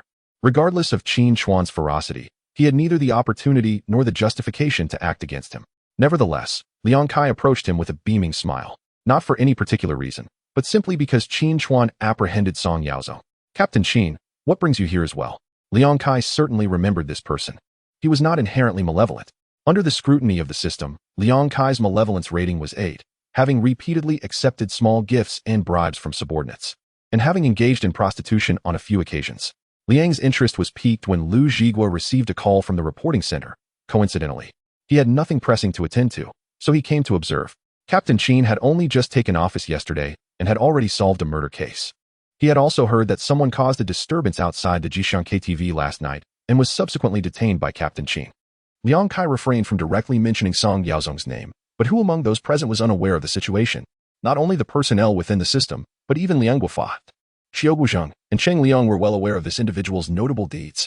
Originally, this matter fell under the jurisdiction of the public security team, but circumstances dictated otherwise. If they encountered it and apprehended him, so be it. "What is the situation upstairs?" Qin Chuan, upon noticing the frail figure above, felt a twinge of uncertainty. A vocational high school student jumping from a building, he seemed to recall something from his previous life. "Captain Qin," Liang Guofa hurried over, introducing himself as the principal of the vocational high school. "The individual upstairs is a troubled student of ours named Jiang Shui. There has been a minor conflict with a classmate, and she is merely experiencing some emotional turmoil." Despite Liang Guofa's higher rank compared to Qin Chuan, his authority paled in comparison. Moreover, this was a man bold enough to apprehend Song Yaozong. If he could establish a favorable relationship with him, it would undoubtedly yield benefits. Jiang Shui? Upon hearing this name, Qin Chuan's mind erupted with realization, recalling exactly who she was. In a previous life, a horrifying serial murder case transpired in Julin County. Within the span of a week, 9 individuals were brutally slain at a vocational high school. The perpetrator was a disabled female student named Jiang Shui. Chapter 47. The Murderous Fiend, Jiang Shui. As the gates of memory swung open, Qin Chuan recalled the intricate details surrounding this case. The shocking incident of 9 murders within a week created a significant uproar at the time, even attracting the attention of the provincial authorities. who dispatched a supervisory team to oversee the investigation. During that period, Qin Chuan served as a police officer at the Chongning Town Police Station, and thus did not have the opportunity to be involved in such a significant case. However, he later learned the full narrative of the incident through subsequent police reports. The assailant, Jiang Shui, was an 18-year-old senior at Jilin County Vocational Technical High School. She murdered 4 educators, including Principal Liang Guofa, Vice Principal Qiu Guozheng, Director of Education Cheng Liang, and homeroom teacher Sun Xiaofeng. Among the gruesome details, Liang Guofa's eyes were gouged out, his hands severed, and his lower body subjected to branding with a hot iron before being fed to wild dogs. Qiu Guozheng had his kidneys excised, Cheng Liang was left toothless, and Sun Xiaofeng's skin was flayed from his body. The brutality of these acts was unparalleled, and their nature exceedingly vile. Additionally, 3 fellow students from the same grade and 2 graduates from the vocational school also fell victim, with the methods employed against them even more savage than those against the educators. After the bloodbath of 9 lives, the blood-soaked murderer, Jiang Shui, voluntarily surrendered to the police station. With his enhanced visual acuity, Qin Chuan could distinctly see the girl atop the building from a considerable distance. Though her complexion was pale, her features were exquisite, and her figure graceful, her eyes lacked vitality, appearing as hollow as a mere shell of existence. Undoubtedly, Jiang Shui is exceptionally beautiful. However, while God bestowed upon her striking looks, he did not grant her a life filled with happiness. At the tender age of 10, Jiang Shui was abandoned by her mother, who left her and her father to follow a barefoot doctor. Jiang Shui's biological father was not only a compulsive gambler, but also a drunken abuser, inflicting harm upon her without fulfilling any paternal responsibilities. As for the 4 teachers and 5 students slain by Jiang Shui, in Qin Chuan's eyes, they deserved their fate. Upon entering her first year of high school, Jiang Shui became the target of bullying due to her sweet appearance and tragic family background. This eventuality led to her committing an unthinkable crime, taking the lives of 9 individuals. Stepping forward, Qin Chuan recalled little from his previous life regarding this incident of suicide. It seemed that Jiang Shui indeed leaped from the building but did not perish. Instead, she was left disabled. This aligned with the police report from his past life, which described the disabled student Jiang Shui as having gone mad and killed 9 people. Contemplating the sequence of events, Qin Chuan retracted his gaze from the rooftop and directed it toward Principal Liang Guofa, with a terrifying glint in his eyes. These wretches, given their treatment of Jiang Shui, they deserve to die 1,000 times over. Yet, Jiang Shui is innocent. She should not bear the burden of their demise. Principal Liang, to you, a young girl standing on the edge of a building, contemplating a jump, is merely a trivial matter, just a fit of emotions? Liang Guofa was taken aback, struggling to comprehend why Qin Chuan spoke so harshly. However, he dared not retaliate against him, while harboring a deep-seated resentment towards Jiang Shui on the rooftop. Damn it. A little girl with no one to care for her should have been dealt with firmly from the start. Why cause trouble now? After some persuasion, I shall demonstrate how to deal with you. On the rooftop, Jiang Shui observed the arrival of the police and noticed the people below seemingly engaged in conversation. Yet, it mattered little. They were merely a nest of snakes and rats. The reason she had not yet leapt was that the sun had not yet reached its zenith. Today marked her 18th birthday. Having not lived under the sun, she resolved to perish at its most resplendent hour. Captain Liu, bring the megaphone. Huh, what do you mean? Hurry, I wish to converse with Jiang Shui. Oh right.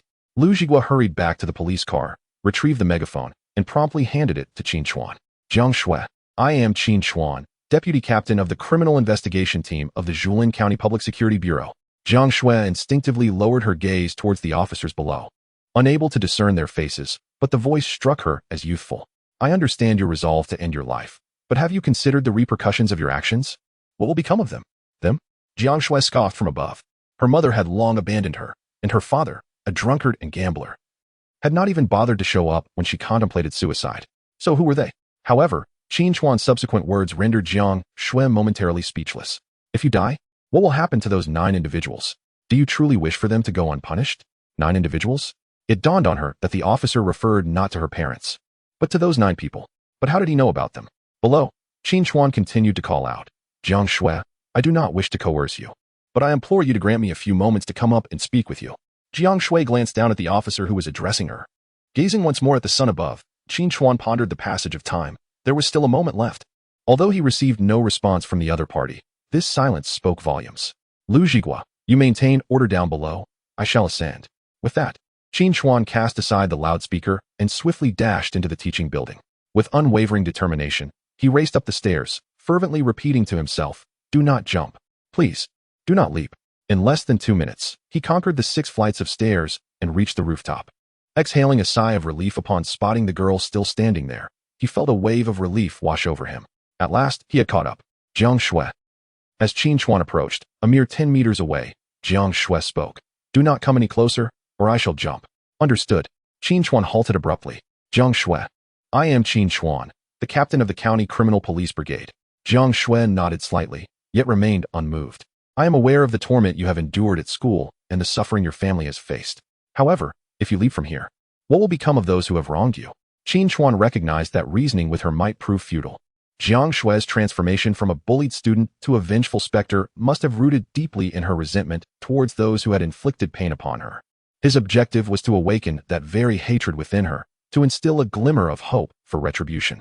Indeed, a flicker of change crossed Jiang Shui's face as her gaze shifted from the heavens to Qin Chuan.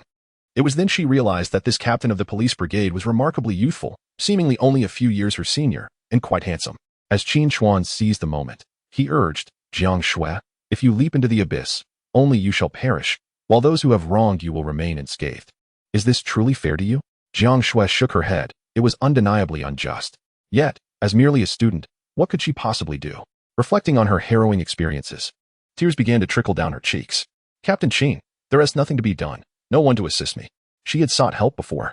However, when she confided in her father about the bullying she endured, all she received was his drunken mumbling, equating her with her despicable mother. Why do they not target others? Why you? This was followed by a brutal beating. When she reported her plight to her homeroom teacher, she was met with unwanted advances, being coerced into undressing for an examination of her bruises. After escalating her grievance to the head of the department, she was punished with a day of standing in the playground without food. Her protests led her to the vice principal and ultimately the principal, where she narrowly escaped a horrifying assault in their office. Chapter 48. Jiang Shui, trust me, I swear on my badge. Why? Jiang Shui cried out repeatedly, questioning the purpose of it all. She had never inflicted harm upon others, yet she had never been treated kindly by those around her. Death seemed to be her ultimate destination. No, Jiang Shui, someone can help you. As she gazed at the handsome, radiant officer before her, a flicker of hope ignited within her heart, only to be swiftly extinguished. She had indeed reported the incidents, but the police had merely handed her back to the school, leading her into even more torment. She could not bear to endure it all once more. Jump down like that, and everything will dissipate into smoke. Is it you? Haha. No one can help me.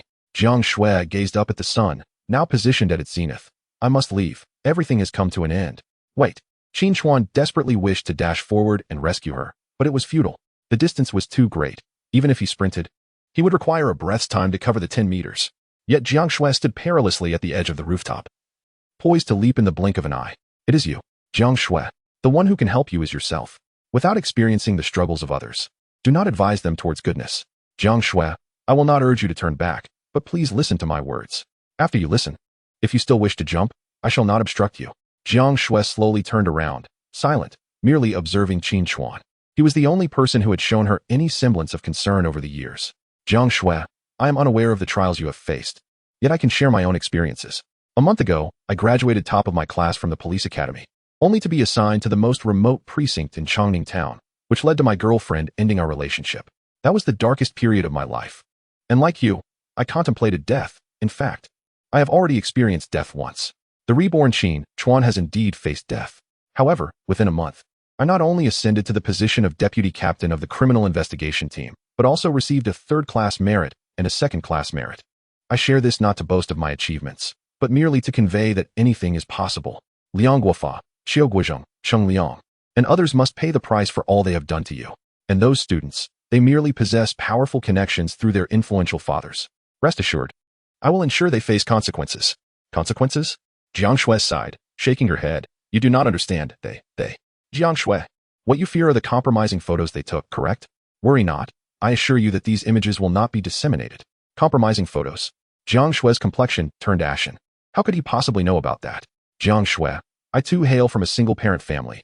I can empathize with your plight to some extent. Please trust me. As your older brother, I vow to help you seek justice. Older brother? Jiang Shui's eyes flickered with surprise. Could she truly have an older brother? Qin Chuan extended his right hand and stepped closer. Qin Chuan, brother, can I really trust you? Observing Jiang Shui's gradual easing of tension, Qin Chuan moved forward further. Jiang Shui, look here. He pointed at the badge on his police cap. Trust me. I swear by the badge atop my head that I will assist you in attaining justice. Qin Chuan's sincerity finally touched Jiang Shue's heart. However, just as he was about to grasp her hand, a harsh voice echoed from downstairs. Jiang Shue, you little wretch, stop dawdling. If you lack the ability to jump down, then hurry and come down. The moment Jiang Shue, who had just begun to relax, heard that familiar and terrifying voice, a tempest of fear surged within her heart. The past grievances, injustices, and bullying that Qin Chuan had endured overwhelmed his attempts at persuasion, while the venomous curses extinguished Jiang Shue's spirit in an instant. The moment her hand was about to touch Qin Chuan's, it recoiled as if struck by lightning, and she leaped off the rooftop. Damn it! Qin Chuan exclaimed in a mix of fury and desperation. Success was within reach, just a hair's breadth away. What to do? Without a second thought, he propelled himself off the ground, following Jiang Shue into the abyss. Everything was on the brink of annihilation. Jiang Shue, her eyes shut tight from fear, dared to open them one last time to behold this world, only to see a towering figure that seemed to engulf the entire sky on the rooftop. Seizing her right arm, hold on to me. In the instant Qin Chuan lunged forward, he grasped Jiang Shue, yet both continued to plummet at a terrifying speed. If fate remained unchanged, they would meet a tragic end. However, Qin Chuan did not descend with the intent of surrendering to death. Earlier, he had noticed the light box frames extending from the walls of the top and second top floors of the teaching building. If they could grasp those frames, salvation awaited them. With a determined snap, his elite combat skills bestowed upon him remarkable physical coordination. The powerful golden pill endowed him with threefold the strength of an ordinary person. Coupled with enhanced vision, Qin Chuan accurately seized the steel frame. The two of them, now suspended in midair, avoided the fall. Yet, the sharp metal tore through Qin Chuan's palm, and his searing blood trickled down his arm, landing upon Jiang Shue's cheek, flowing to the corner of her mouth, and seeping into her heart. It became clear that this world had not forsaken her. Qin Chuan, brother, from this moment forth, you are my sky. Ah! At that moment, terrified screams echoed from downstairs. Lu Zhiguo was the first to react, exclaiming, quick, save her. 3 years after graduating from university, Zhang Xiaoyu began working at the Linjiang Provincial Daily, accompanying an editor from the newspaper to conduct research in Jilin County. She was granted a half-day leave due to her supervisor's personal matters. With some free time on her hands, Zhang Xiaoyu meandered through the county town, fortuitously near a vocational high school. Upon hearing of a student who had jumped from a building, her keen journalistic instincts compelled her to rush over. Thus, she witnessed the entire dramatic scene of Qin Chuan sprinting to rescue Jiang Shue as she fell. Retrieving her portable dining utensils, a high-powered DSLR camera, Zhang Xiaoyu's face flushed with excitement. This was due, in part, to the sheer peril of Jiang Shue's leap and Qin Chuan's daring rescue. Moreover, the Linjiang Provincial Propaganda Department had recently mandated a campaign to promote the positive contributions of the People's Police, as directed by provincial leaders. The newspaper had received information about an exemplary figure named Qin Chuan in Jilin County, who had apprehended multiple wanted criminals and earned commendations for his exemplary service in just a month. Zhang Xiaoyu was there to investigate this very matter. Little did she expect to capture such a stunning photograph before even meeting the central figure, a police officer clad in uniform, soared from the 6th floor to save a girl plunging to her doom. The vivid red of blood resembled a flag stained crimson. Coupled with the officer's resolute, handsome features, he epitomized the ideal figure for promotion. Zhang Xiaoyu resolved to persuade her superiors to prioritize this police officer as a key subject for publicity. With this photograph alone, Zhang Xiaoyu is confident in her selection for the National Annual Best News Photography Award. While the National Golden Image Award may be a stretch, the News Photography Golden Lens Award is certainly within reach. Chapter 49. Who are you to teach others? After being rescued, Qin Chuan and Jiang Shue found themselves in close proximity, with the young girl steadfastly following Qin Chuan, her gaze resolute and unwavering. The girl who once was Jiang Shue has perished. From this day forth, the reborn Jiang Shue's life is solely dedicated to Qin Chuan. Captain Qin, are you all right? Lu Zhiguo was genuinely astonished. Qin Chuan had taken office just yesterday morning, and yet, in less than 24 hours, what has he accomplished? He first solved a decapitated murder case, apprehending the suspect within an hour at the crime scene. Subsequently, that evening, he arrested the notorious bully of Jilin County, Song Yaozong, on charges of disturbing the peace. These two actions firmly established Qin Chuan's reputation within the criminal investigation team and garnered him respect. In the world of criminal police, who does not possess a sense of righteousness and a desire to combat evil? Yet, in Jilin County, there are individuals who, after being apprehended, are quickly released. Song Yaozong was such a figure. When Song Hui served as the captain of the criminal investigation team, he would often avoid him. But Qin Chuan, he apprehended him without hesitation. Trust me, He is currently detained in the holding facility. Today, he also saved a female student from a suicide attempt. On the rooftop, Qin Chuan leapt without a moment's hesitation, saving not only Jiang Shue's life, but also restoring Lu Jigua's faith. For a person like him, charging into battle, Lu Jigua has no regrets. Qin Chuan shook his arm. It's nothing serious, just a little cut. Do you need to go to the hospital? Qin Chuan shook his head. The matter was far from resolved. Although Jiang Shui had been rescued, there were still promises that Qin Chuan had yet to fulfill. The Eye of Sin, Liang Guofa, with a sin value of 54, had committed heinous acts by molesting multiple female students, filming videos to blackmail them, and accepting substantial bribes from the cafeteria contractor. He had also orchestrated collusion in the bidding for the construction of the office building, resulting in shoddy work that led to the wrongful death of a teacher who had reported him, whose body lay buried beneath the playground. Xiao Guozheng, with a sin value of 39, had repeatedly raped female students and collaborated with Liang Guofa in the construction of the substandard office building. Cheng Liang, with a sin value of 44, was implicated in gang rape, and drugging, and had incited idle individuals from outside to threaten and intimidate students. Sun Xiaofeng, with a sin value of 19, had secretly filmed students in compromising situations, leading to one girl's pregnancy and subsequent abortion, while colluding with outsiders to exploit students. None of these 4 individuals were virtuous. Given the opportunity to confront them, how could Qin Chuan possibly let them escape? Captain Qin, I am truly grateful, Liang Guofa said, approaching with a hurried gait, showering Qin Chuan with flattery. On behalf of the vocational high school, I extend my deepest gratitude to you. After speaking, Liang Guofa turned to Jiang Shui. You should return to your class with the homeroom teacher and await the school's response. Although Jiang Shui had faced life and death, she was still just a 17 or 18-year-old child. In response to Liang Guofa's words, she instinctively displayed fear. Principal Liang, you just mentioned. Response? Indeed, a response. This young girl has disrupted the normal teaching order of the school, causing such negative repercussions, and even led to your injury. Captain Qin, rest assured, we will impose severe punishment. Indeed, Vice Principal Qiu Guozheng proceeded to express, for a student like this, at the very least, a serious reprimand should be issued. And the entire school must reflect on this. Qin Chuan let out a cold snort. Does Vice Principal Qiu believe this response is appropriate? Qiu Guozheng was taken aback. Is a serious reprimand insufficient? Cheng Liang sensed an opportunity to ingratiate himself, as he was most familiar with the school's disciplinary regulations. According to the school rules, we could directly expel him, he asserted. Expel? Liang Guofa and Qiu Guozheng immediately reacted, exclaiming in unison, yes, indeed, expel him. Expel him at once. During this exchange, Liang Guofa cast a discreet glance at Jiang Shui, reflecting on the unfortunate circumstance. Though this young lady appeared to harbor a deep-seated resentment, she possessed an admirable figure and striking features. Should expulsion occur, such a remarkable girl might fall into the hands of those ruffians outside the school. However, it mattered little. There were indeed other students within the school, more beautiful and from less fortunate backgrounds. It was not worth offending Qin Chuan over this matter. Qin Chuan observed the 3 individuals before him, nearly laughing in exasperation. Principal Liang, did you not just mention severe punishment? Indeed, Liang Guofa nodded eagerly. Principal Qiu, did you not just suggest a serious reprimand? Qiu Guozheng nodded earnestly. Qin Chuan then turned to Cheng Liang. Director Cheng, did you just advocate for expulsion? For serious violations of school discipline, expulsion is imperative. Very well. Qin Chuan laughed heartily. What a fine notion of severe punishment, a reprimand, expulsion. Standing closest to Cheng Liang, Qin Chuan delivered a resounding slap to the man's face. Slap. This unexpected action left everyone in a state of shock. What just transpired? Wasn't he everything perfectly fine moments ago? Why did this turn into a physical altercation? Captain Qin, you. Slap. At this moment, Qin Chuan could no longer indulge him. A series of slaps ensued, sending 2 teeth flying from his opponent's mouth. A student leaping from a building in despair. And instead of offering counsel, you seek to impose severe punishment? A reprimand? Expulsion? Slap, slap, slap. Qin Chuan seized his adversary by the collar and delivered over a dozen resounding slaps. Captain Qin. Lu Jigua hurriedly stepped forward to restrain Qin Chuan. Calm down, calm down. Liang Kai was also taken aback by Qin Chuan's actions. Striking someone publicly, what would become of the police?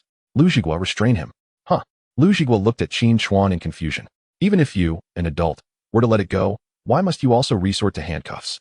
Captain, this. Liang Kai stepped forward as well. Qin Chuan. Enough. This is not how we operate. The police cannot simply handcuff individuals at will. In truth, Liang Kai had initially preferred to remain uninvolved in Qin Chuan's affairs.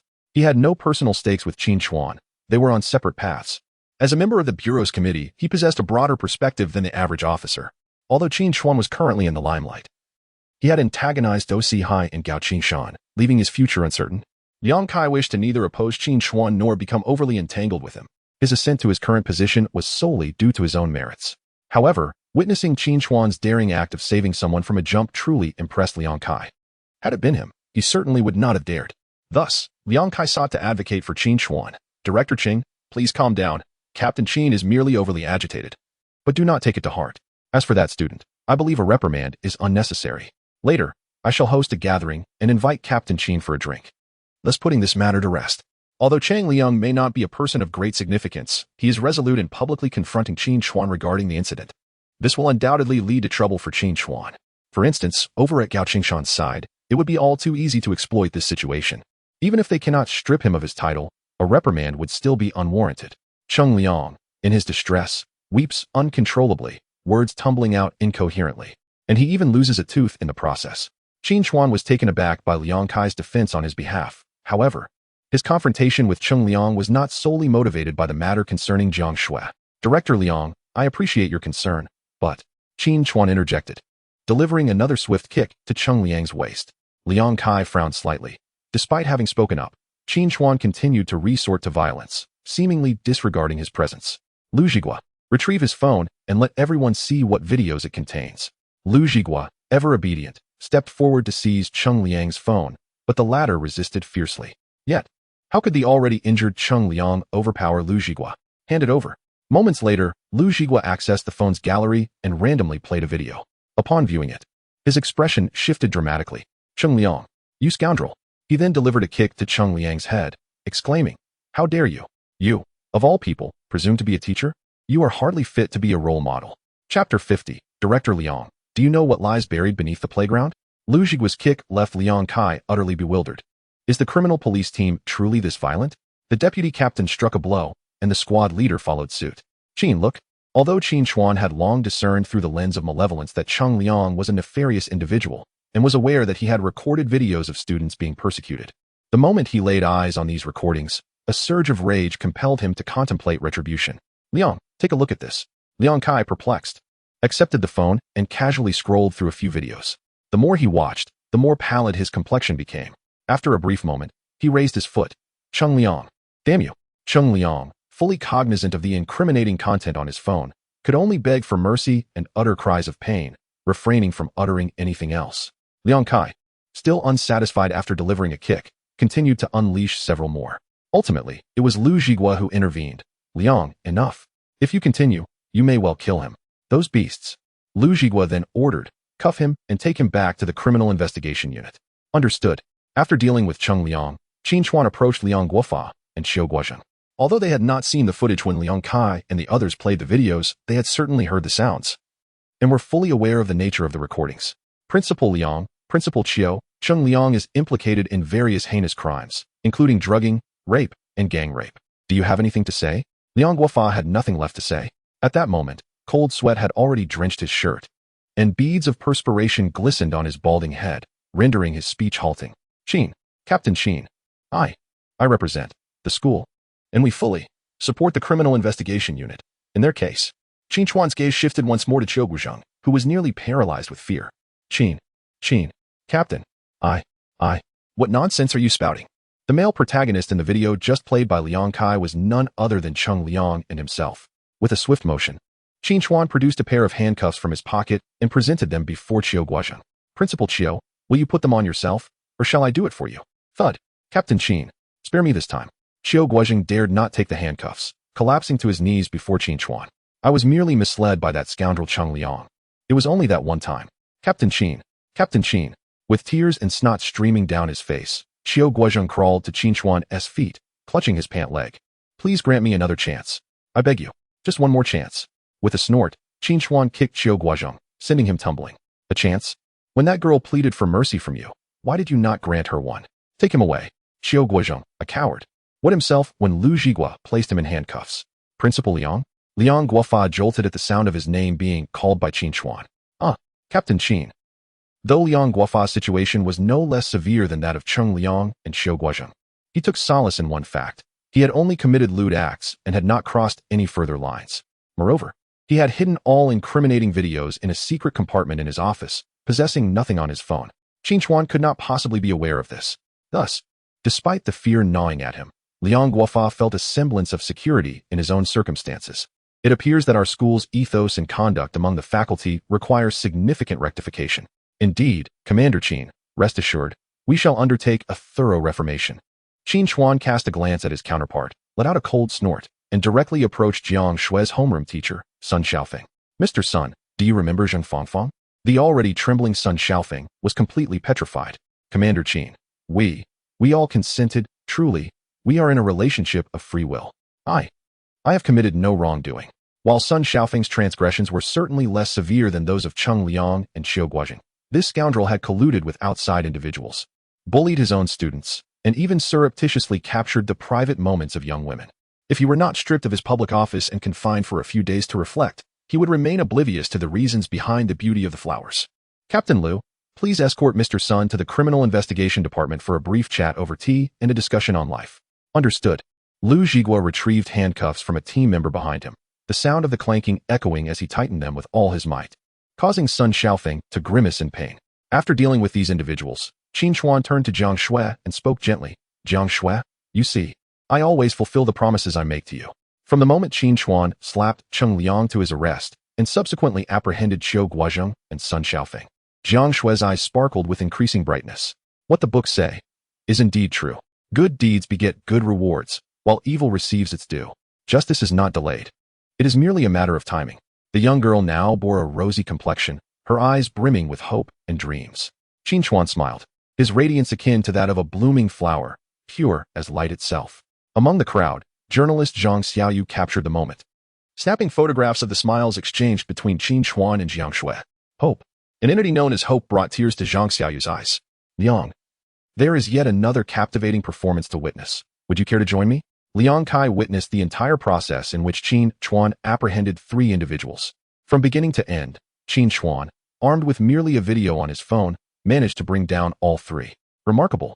He wielded the momentum of righteousness to subdue them, leaving them no opportunity for resistance.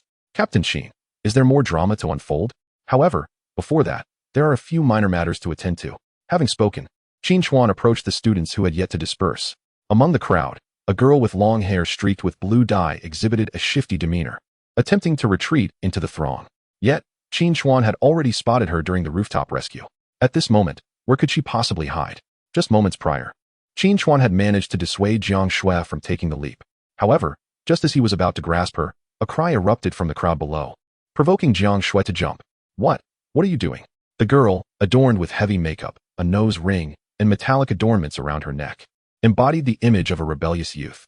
Yet, her eyes were now filled with terror as she beheld Qin Chuan advancing towards her through the scattering crowd. And she screamed in alarm. My father is the deputy director of the county's organization department. If you dare to touch me, he will not spare you. Qin Chuan scoffed, his gaze lingering with a hint of disdain upon the girl, whose appearance was reminiscent of delinquency. The eyes of wickedness. Zhao Xinjin, with a malevolent score of 33, harbored jealousy towards her classmates' appearances.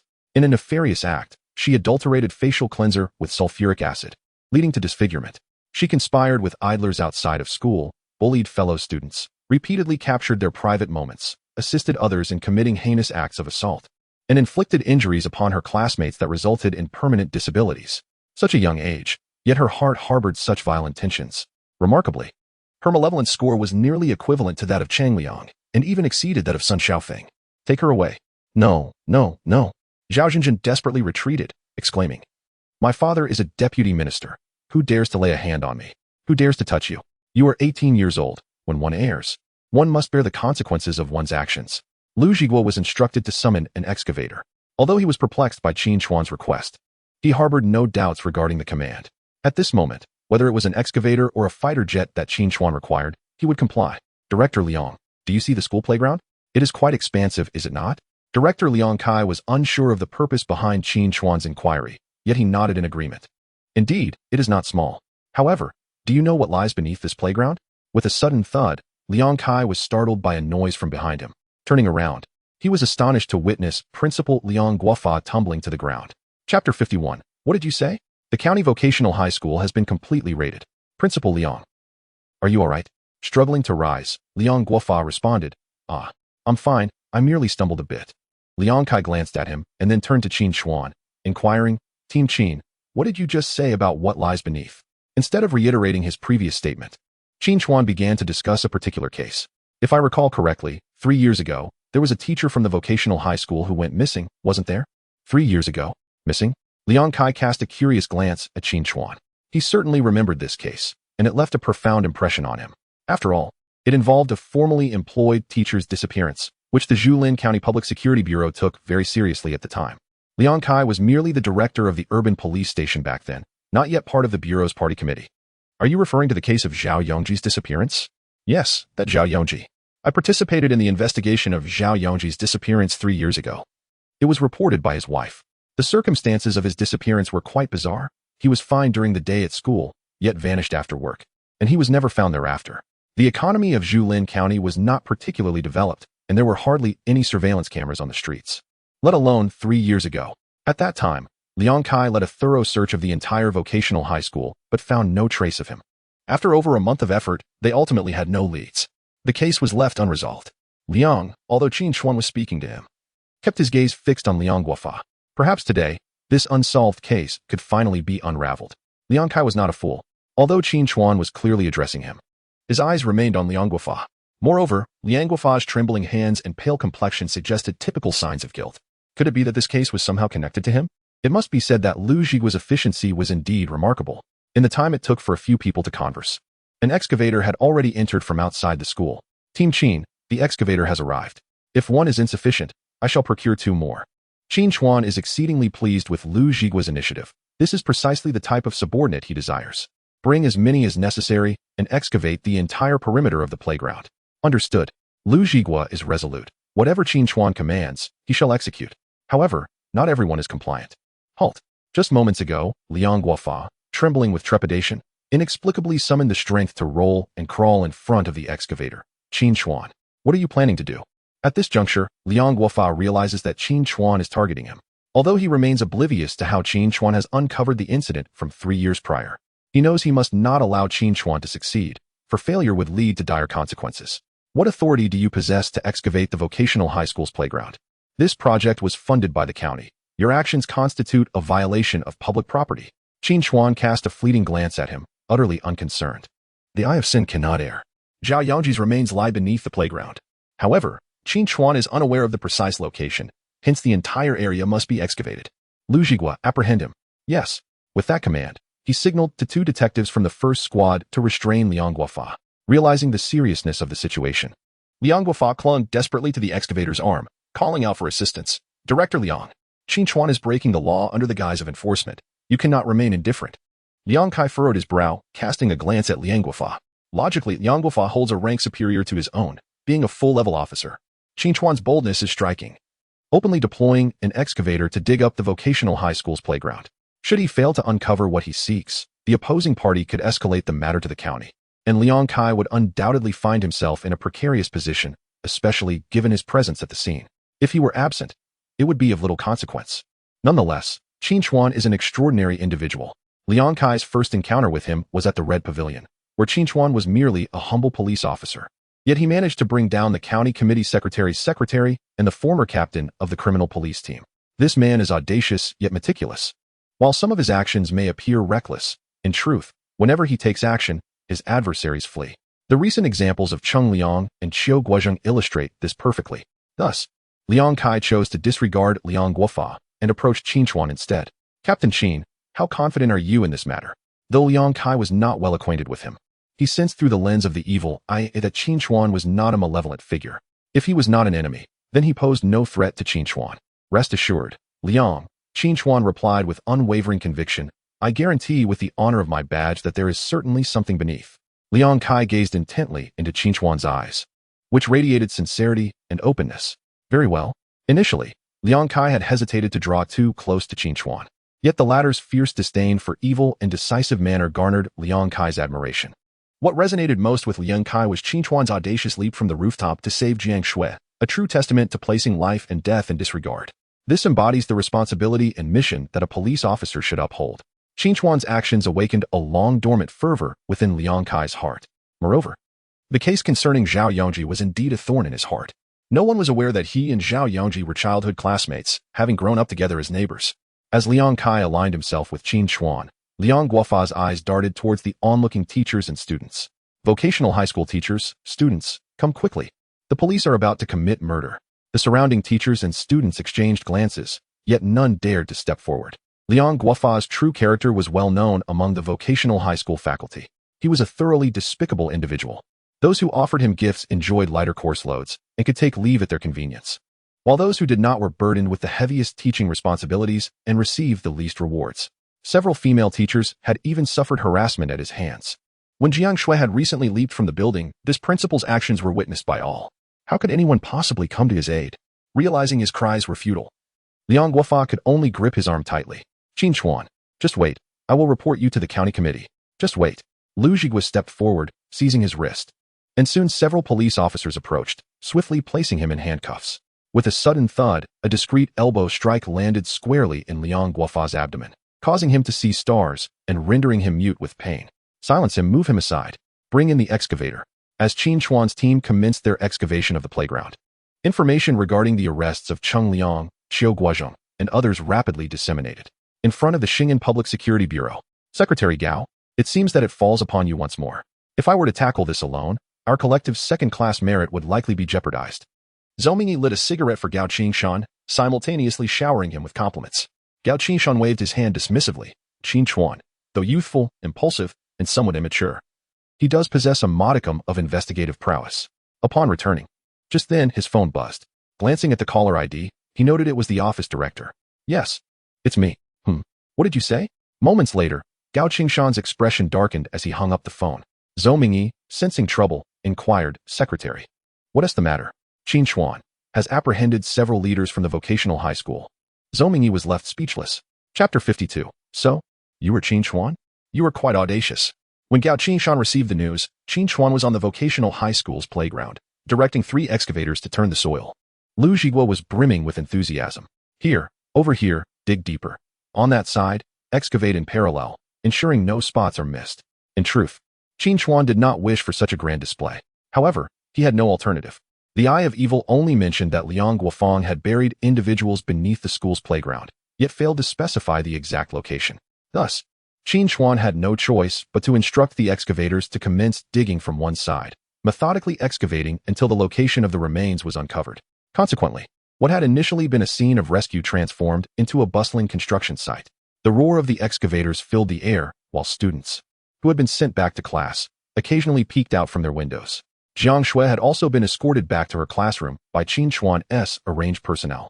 Nevertheless, the unfolding events indicated that this was far from over. After being brought back to the criminal investigation team, Zhao Xinjin, as soon as she settled into the chair in the interrogation room, confessed to everything without hesitation. This included acts of bullying against Jiang Shui, intentionally disfiguring a classmate, instructing outside individuals to commit rape against fellow students, and collecting protection fees, among other transgressions. Captain Qin, Zhao Xinjin implicated a total of 7 individuals, 4 students and 3 outside accomplices. Should they be apprehended? The officer in charge of interrogating Zhao Xinjin was Captain Dong Haod of the 3rd Squad. Upon confirming the details, he immediately called Qin Chuan for guidance. Of course, they must be arrested. Otherwise, will we allow them to celebrate the new year at home? Dong Haod was well aware that an arrest was necessary. However, he reached out to Qin Chuan because there were certain matters he felt hesitant to decide upon. Captain Qin, Zhao Xinjin's father, is the deputy minister of the county committee's organization department. Among the 4 classmates she implicated, 3 have parents working within the county committee. There is the nephew of the director of the Civil Affairs Bureau, the daughter of the deputy director of the Education Bureau, and... Stop. Qin Chuan, who took the call, did not conceal his voice. Captain Dong, do these details pertain to their criminal activities? I do not care whose son or daughter they are or what connections they may have. If they have committed a crime, arrest them. If you are unable to take action, I will have Lu Jigua handle it. If he fails, I shall go myself. I refuse to believe they are more difficult to apprehend than Song Yaozong. After concluding the call, Qin Chuan turned to Liang Kai, who stood nearby, and remarked, This Dong Haod is quite decent, though he tends to overthink and play politics. Liang Kaining remarked, Those are your personnel from the criminal investigation team, not from my district police station. Nevertheless, he understood Qin Chuan's approach. As a newcomer to the criminal investigation team, Qin Chuan was in dire need of obedient and capable subordinates. Lu Zhigua had evidently secured his position first and had gained Qin Chuan's preliminary trust. Dong Hao was the next individual under Qin Chuan's scrutiny. This operation was essentially a loyalty test that Qin Chuan had requested Dong Hao to submit. Dong Hao, on the other end of the line, was acutely aware of this reality, yet felt powerless. To make arrests would antagonize certain leaders in the county, while failing to act would mean dealing with someone as formidable as Song Yaozong, an endeavor he dared not undertake. The excavation work continued unabated. In fact, Lu Zhigua had summoned 2 additional excavators that afternoon, bringing the total to 5 machines at work. Approximately 80% of the playground had been unearthed, yet nothing of significance had been discovered. At this moment, the sun was nearing the horizon, with just over an hour left before darkness enveloped the land. Liang Kai cast a puzzled glance at Qin Chuan, who maintained a serene demeanor, quietly observing the cacophony of the earth-moving machinery. Despite the extensive area that had been excavated, no discoveries had surfaced, yet Qin Chuan exhibited no signs of anxiety. Since noon, Liang Kai had received numerous calls, including those from Police Chief Zhou Xueshi, County Chief Chun Mingguang, Deputy County Chief in charge of Education Duan Xuanguang, as well as several key officials from various county departments. All inquired about the situation on site. Liang Kai remained unfazed, relaying the details candidly. "Captain Qin, it will soon be dark." "No worries," Qin responded calmly. "The sun will rise again tomorrow." Liang Kai smiled faintly. Evidently Qin Chuan comprehended his implication, understanding that his words encompassed more than mere weather. In a short while, it seemed that someone would arrive, and he advised caution. Qin Chuan shrugged off the concern with a nonchalant smile, expressing gratitude for Liang's attentiveness. He had assumed they would wait until the excavation was complete before making their move. But it appeared they were not so patient. Liang Kai offered a wry smile, acknowledging that Qin Chuan appeared to know everything. Today, Qin Chuan had turned the vocational high school upside down. The administrative body of the school consisted of merely 3 individuals: Principal Liang Guofa, Vice Principal Qiu Guozheng, and Director of Education Cheng Liang. As a result of a single morning's turmoil, 2 had been apprehended, while 1 awaited his fate. Julin County was a small locale, where only a handful of prominent figures existed, leading to an environment where everyone was familiar with one another. Thus, the essence of interpersonal relationships held greater significance. Having rescued Jiang Shui, Qin Chuan had every reason to depart from the vocational high school without causing further strife. Yet, he had inadvertently stirred trouble.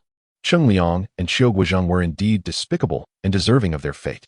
However, it would have sufficed to at least notify the Education Bureau or make a call to the deputy county head responsible for education to report the situation.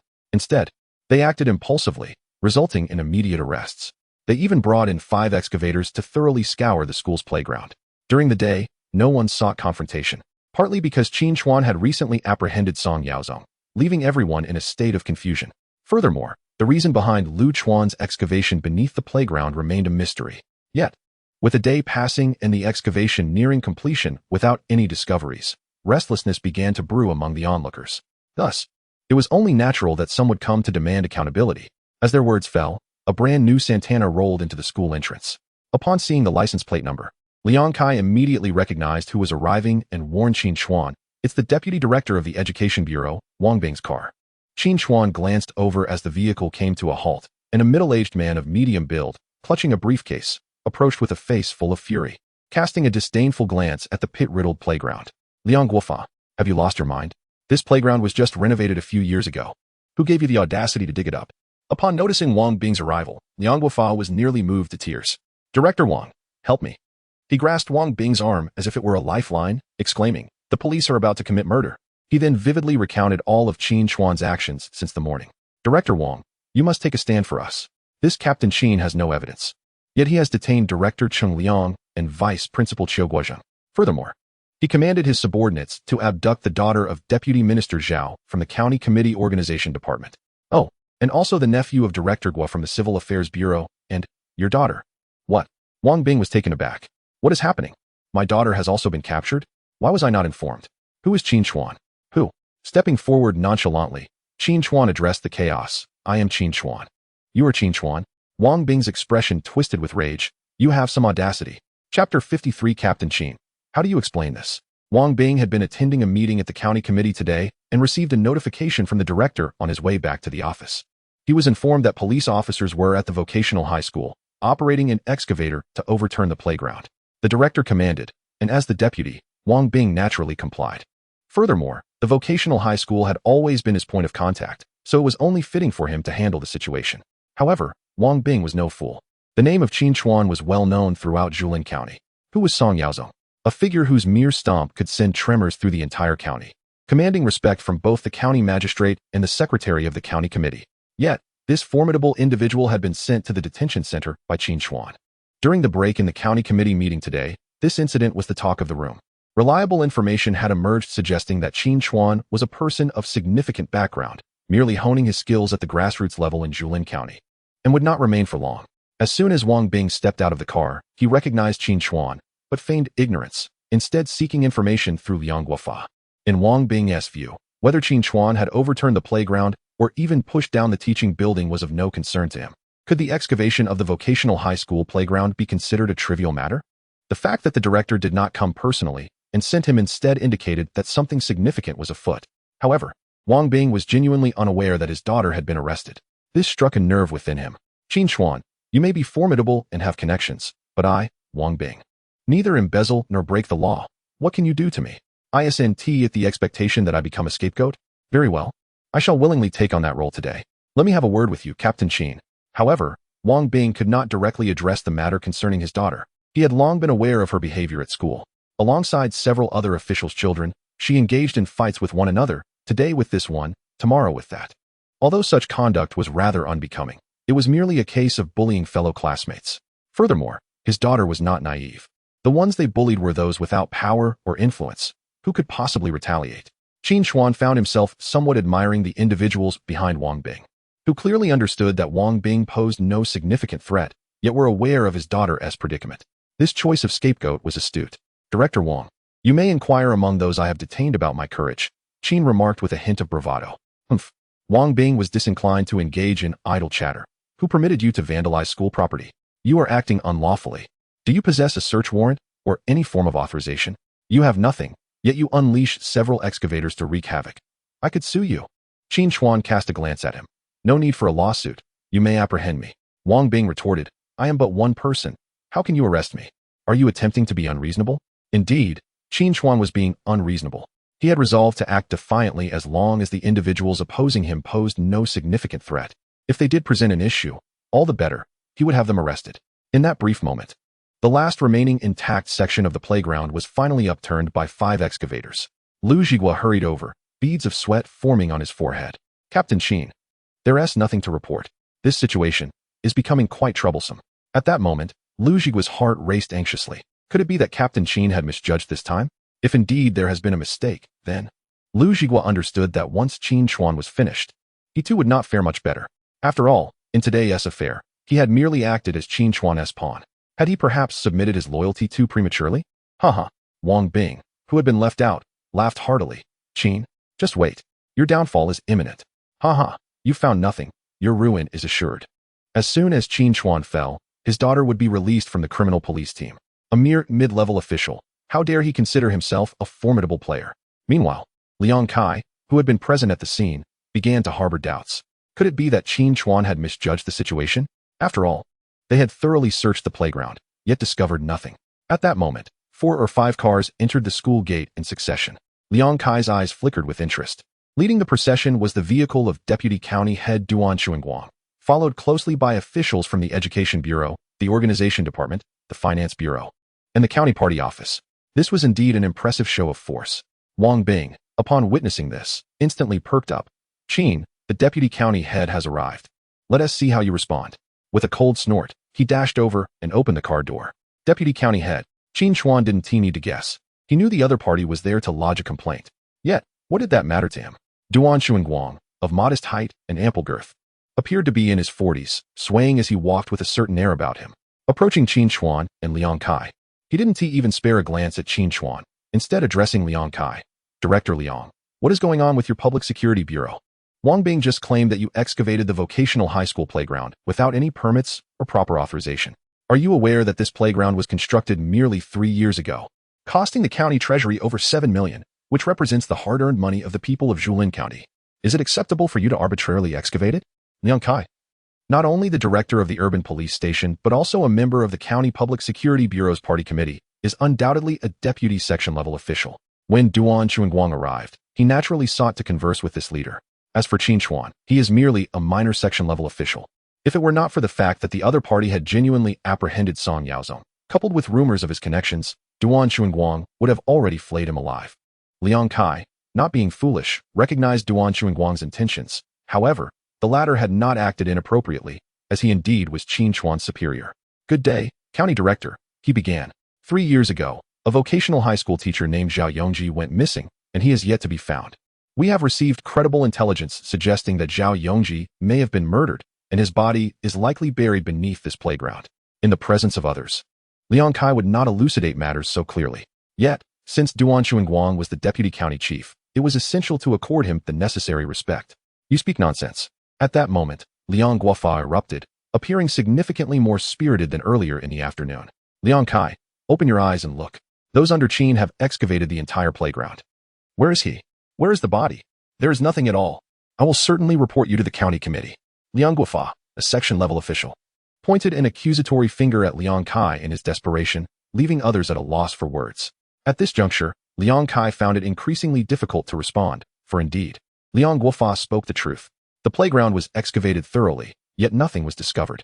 "Principal Liang, one should not speak with such certainty. If nothing was found in the first dig, then a second excavation is warranted."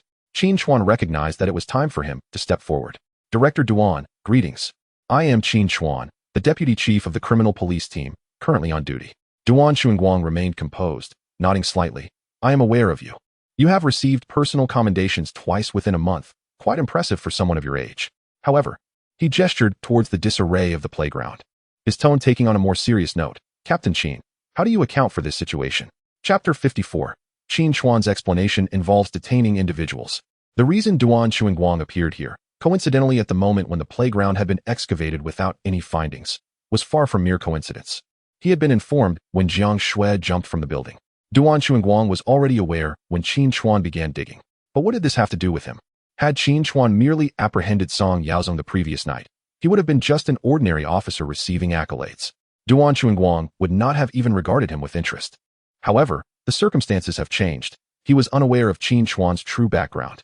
Duan Xuanguang had ascended from a village head to his current position through meticulous caution, skillful subterfuge, and avoiding offense to anyone. He had never intervened in the rivalry between Gao Qishan and Shen Mingguang. His presence here was prompted by a call from Gao Qishan, requesting him to come and take a look. As the year draws to a close, there would be a vacancy for an executive vice-county mayor due to impending retirements within the county committee. Could we prep-in the title of executive to deputy county head Duan Xuanguang? Gao Qishan possesses considerable influence. The other party subtly alluded to this matter, and Duan Xuanguang realized that if he did not express himself soon, he might lose the opportunity to be recognized as executive. Report to County Head Duan. The Criminal Investigation Brigade is currently conducting the first round of thorough inspections at the vocational school's playground based on reliable intelligence. This phase has been completed, and we shall promptly commence the second round. Qin Chuan stood at attention and saluted, adopting a similarly formal approach. In any case, one must not allow others to find fault with his courtesy. Qin Chuan's investigative style is indeed swift and decisive, yet that does not imply he seeks to alienate everyone. County Head Duan, this is mere sophistry. If the first round yields no results, shall we proceed to a third? Liang Guofa felt his heart racing. Only 2 individuals knew of the events from years past, and the other party would never betray him, as they too were complicit. If the digging continued, it was possible that the truth would indeed surface, and at that point, he would not know how his downfall would unfold. Thus, Liang Guofa desperately sought to obstruct the investigation. However, Qin Chuan was undeterred by his wishes. The information provided by the Eye of Evil could not be erroneous. Today, he was determined to uncover the body of Zhao Yongji, even if it meant digging 3 feet into the ground. Principal Liang, your assertion is rather misplaced. Qin Chuan gestured towards the playground. 3 years ago, vocational teacher Zhao Yongji mysteriously vanished, and now that we finally possess some leads, why do you persist in obfuscation? What? Principal Liang, could it be that Zhao Yongji's disappearance is somehow linked to you? Liang Guofa's expression shifted to one of alarm. You are talking nonsense. Director Duan, you see, Qin Chuan has slandered me. Duan Xuanguang coughed lightly and said, Captain Qin, if there is no evidence, it would be prudent not to speak. Indeed, Director Duan, replied Qin Chuan. There was no conflict between Qin Chuan and Duan Xuanguang. After all, he was still a leader, and it was wise to speak courteously. Principal Liang, whether anything can be unearthed beneath the playground is not solely for you or me to decide. Yet, We must excavate to ascertain the truth. Your reluctance to allow further digging does not concern me personally. However, you must consider Director Duan's position, with leadership present. We must ensure that the facts are laid bare and that the investigation is thorough. Otherwise, if we fail to clarify matters today, any future incidents could cast a shadow over us. Wouldn't that be digging a pit for Director Duan? Upon hearing this, Duan Xuanguang's gaze flickered with uncertainty. Qin Chuan's words rang true. If there were indeed something beneath the playground, failing to resolve it today could lead to repercussions later. He would find himself unable to absolve his name, even if he were to plunge into the Yellow River. At the very least, he might bear the burden of ineffective oversight. No, Director, please hear me out. That is not what I meant, truly. Liang Guofa stammered, pointing at Qin Chuan. You? What about me? Qin Chuan stepped closer to Duan Xuanguang. Director Duan, my sources of information are highly reliable. I implore you for just a little more time. I will ensure that this case is resolved thoroughly. Duan Xuanguang listened to Qin Chuan's words, but refrained from giving a direct response. Qin Chuan understood that the other party was deliberately waiting for a commitment from him. Once the facts were uncovered, they would determine the appropriate course of action. However, it remains undiscovered. You must have some words to say, Director Duan. Rest assured, if it cannot be uncovered, I shall bear full responsibility. At this moment, Duan Xuanguang nodded slightly, eagerly awaiting this assurance. With someone to take responsibility, everything could be resolved. Yet, before he could voice his agreement, a sardonic question arose from behind him. Captain Qin, your words are rather light. If it cannot be found, how will you take responsibility? Qin Chuan turned to see a balding middle-aged man in a gray short-sleeve shirt making the remark. Who is this person to chime in? Captain Qin. This is Deputy Minister Zhao from the Organization Department. Lu Zhigua, aware that Qin Chuan might not recognize the individual, quickly whispered a reminder. Oh, that clarifies things. Earlier that morning, he had apprehended the man's daughter, and now it seemed he was seeking retribution. Nevertheless, even as others spoke, Qin Chuan could only engage in verbal sparring. Do you, Zhao, possess the qualifications to stand before me? The Eye of Sin. Zhao Yinhu, with a sin value of 44, had impersonated another to gain admission to university 20 years ago. 5 years prior, he had hired his nephew to murder the individual he had impersonated. And he assisted his daughter Zhao Jinjin in concealing acts of bullying and disfiguring classmates. Lu Zhigua, arrest this balding man. What? Not only was Zhao Yunhu taken aback, but also Duan Xuanguang, Liang Guofa, Liang Kai, and Lu Zhigua, who had received the orders, were left bewildered. What is going on that warrants his arrest? Zhao Yunhu laughed heartily. You, Qin, think you are someone of importance? You believe you can just arrest anyone you wish. I do not consider myself of great importance, but apprehending you is well within my reach. Captain Lu, are you not going to take action? The pressure shifted to Lu Zhigua. Currently, Qin Chuan, the deputy captain of a criminal police team, finds himself in a precarious situation. In the presence of the deputy county head and a member of the county bureau's party committee, he is compelled to handcuff the deputy director of the county's organization department. What course of action should he take? To execute the order would likely spell the end of his career, yet to refrain from acting poses its own dilemmas. Lu Zhigua reflects on the tumultuous events of the past day, recalling how Qin Chuan solved a murder case within an hour, and how he unhesitatingly leaped from a rooftop to save Jiang Shui. Such audacity leaves one astounded. With a leader like this, Lu Zhigua feels invigorated. Years later, when asked by someone about the most prudent decision he ever made, now as the director of a provincial public security bureau, Lu Zhigua would answer without hesitation, that night. I heeded Captain Qin's words and apprehended an individual named Zhao Yunhu. With a decisive snap, he handcuffs Zhao, expressing regret to the deputy director. Zhao Yunhu offers no resistance and, with hands raised, approaches county head Duan. As you have witnessed, this is an abuse of public authority. Handcuffing a current county committee official without just cause. If such actions go unaddressed, what becomes of the law? Chapter 55, Sudden Developments. Only 2 hours remain. Lu Zhigua has indeed restrained Zhao Yunhu. The ripples of this act are profound. Liang Guofa silently applauds. He is acutely aware of Zhao Yunhu's character. He knows all too well the misdeeds of Zhao Jinjin at school. The incident where Zhao Jinjin added sulfuric acid to a classmate's facial cleanser was captured on surveillance. During the investigation, it was indisputable evidence of guilt. However, Liang Guofa not only failed to take action, but even actively assisted in exonerating the charges. The surveillance footage is currently stored in his home safe. Why is this the case? It is solely due to Zhao Yunhu. When Qin Chuan ordered the arrest of Zhao Jinjin earlier this morning, Liang Guofa was awaiting Zhao Yunhu's retaliation. Now, it appears that Qin Chuan has not only clashed with Zhao Yunhu but has also, in front of Deputy County Head Duan Xuanguang, directly handcuffed him. Liang Guofa is now contemplating celebrating his own triumph. Setting aside the fact that Zhao Yunhu's brother-in-law wields considerable influence in Xing'an City, one must consider the implications of Duan Chuanguang's presence. Qin Chuan has clearly shown a lack of respect. At this moment, Duan Chuanguang's expression is far from pleasant. Zhao Yunhu's earlier inquiry was, in essence, a defense of himself. He asked Qin Chuan what specific responsibilities he would assume if nothing were unearthed beneath the playground. Yet, without hesitation, Qin Chuan proceeded to handcuff the individual. What does this signify? Should I, Duan Chuanguang, also be restrained from my question? Or is it the case that the Public Security Bureau operates under your command, allowing you to detain whomever you please? Liang Kai discerned Duan Chuanguang's displeasure at this juncture. As a member of the Public Security Bureau's party committee, he felt compelled to interject. Qin Chuan, what are you doing? After speaking, he turned to Lu Zhigua. Lu Zhigua, quickly remove the handcuffs from Minister Zhao.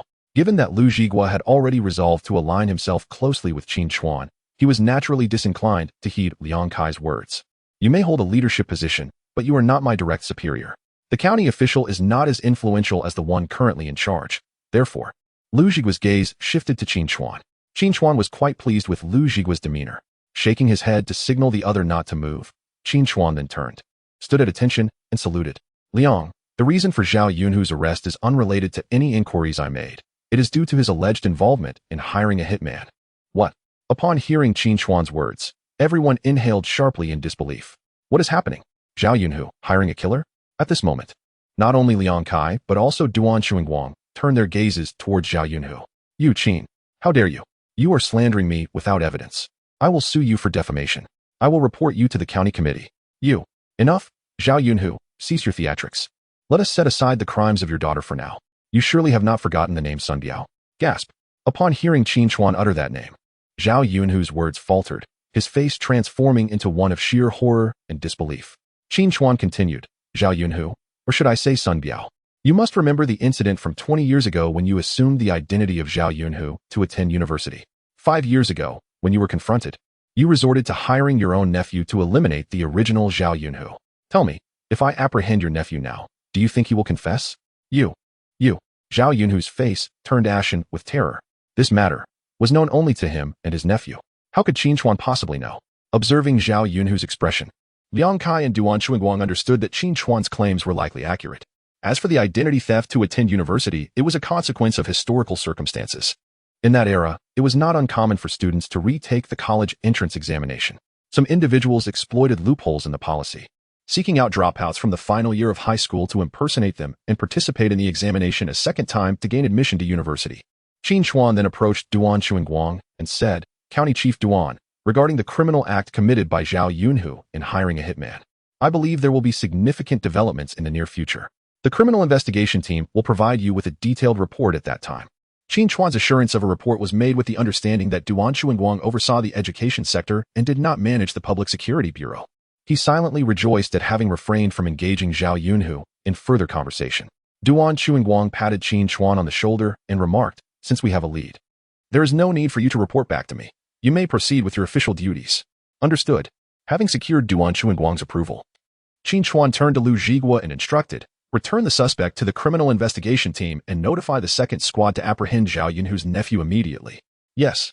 Lu Zhigua's face flushed with excitement. This was exhilarating. What did it matter if he was the deputy director of the county committee's organization department? They were about to apprehend him. What could he possibly do? By heavens, my brother Qin is formidable. Lu Zhigua had spent a lifetime as a detective and had never felt such exhilaration. Let's go. However, Zhao Yunhu was now incapacitated, completely collapsed on the ground. Get a few people to carry him away.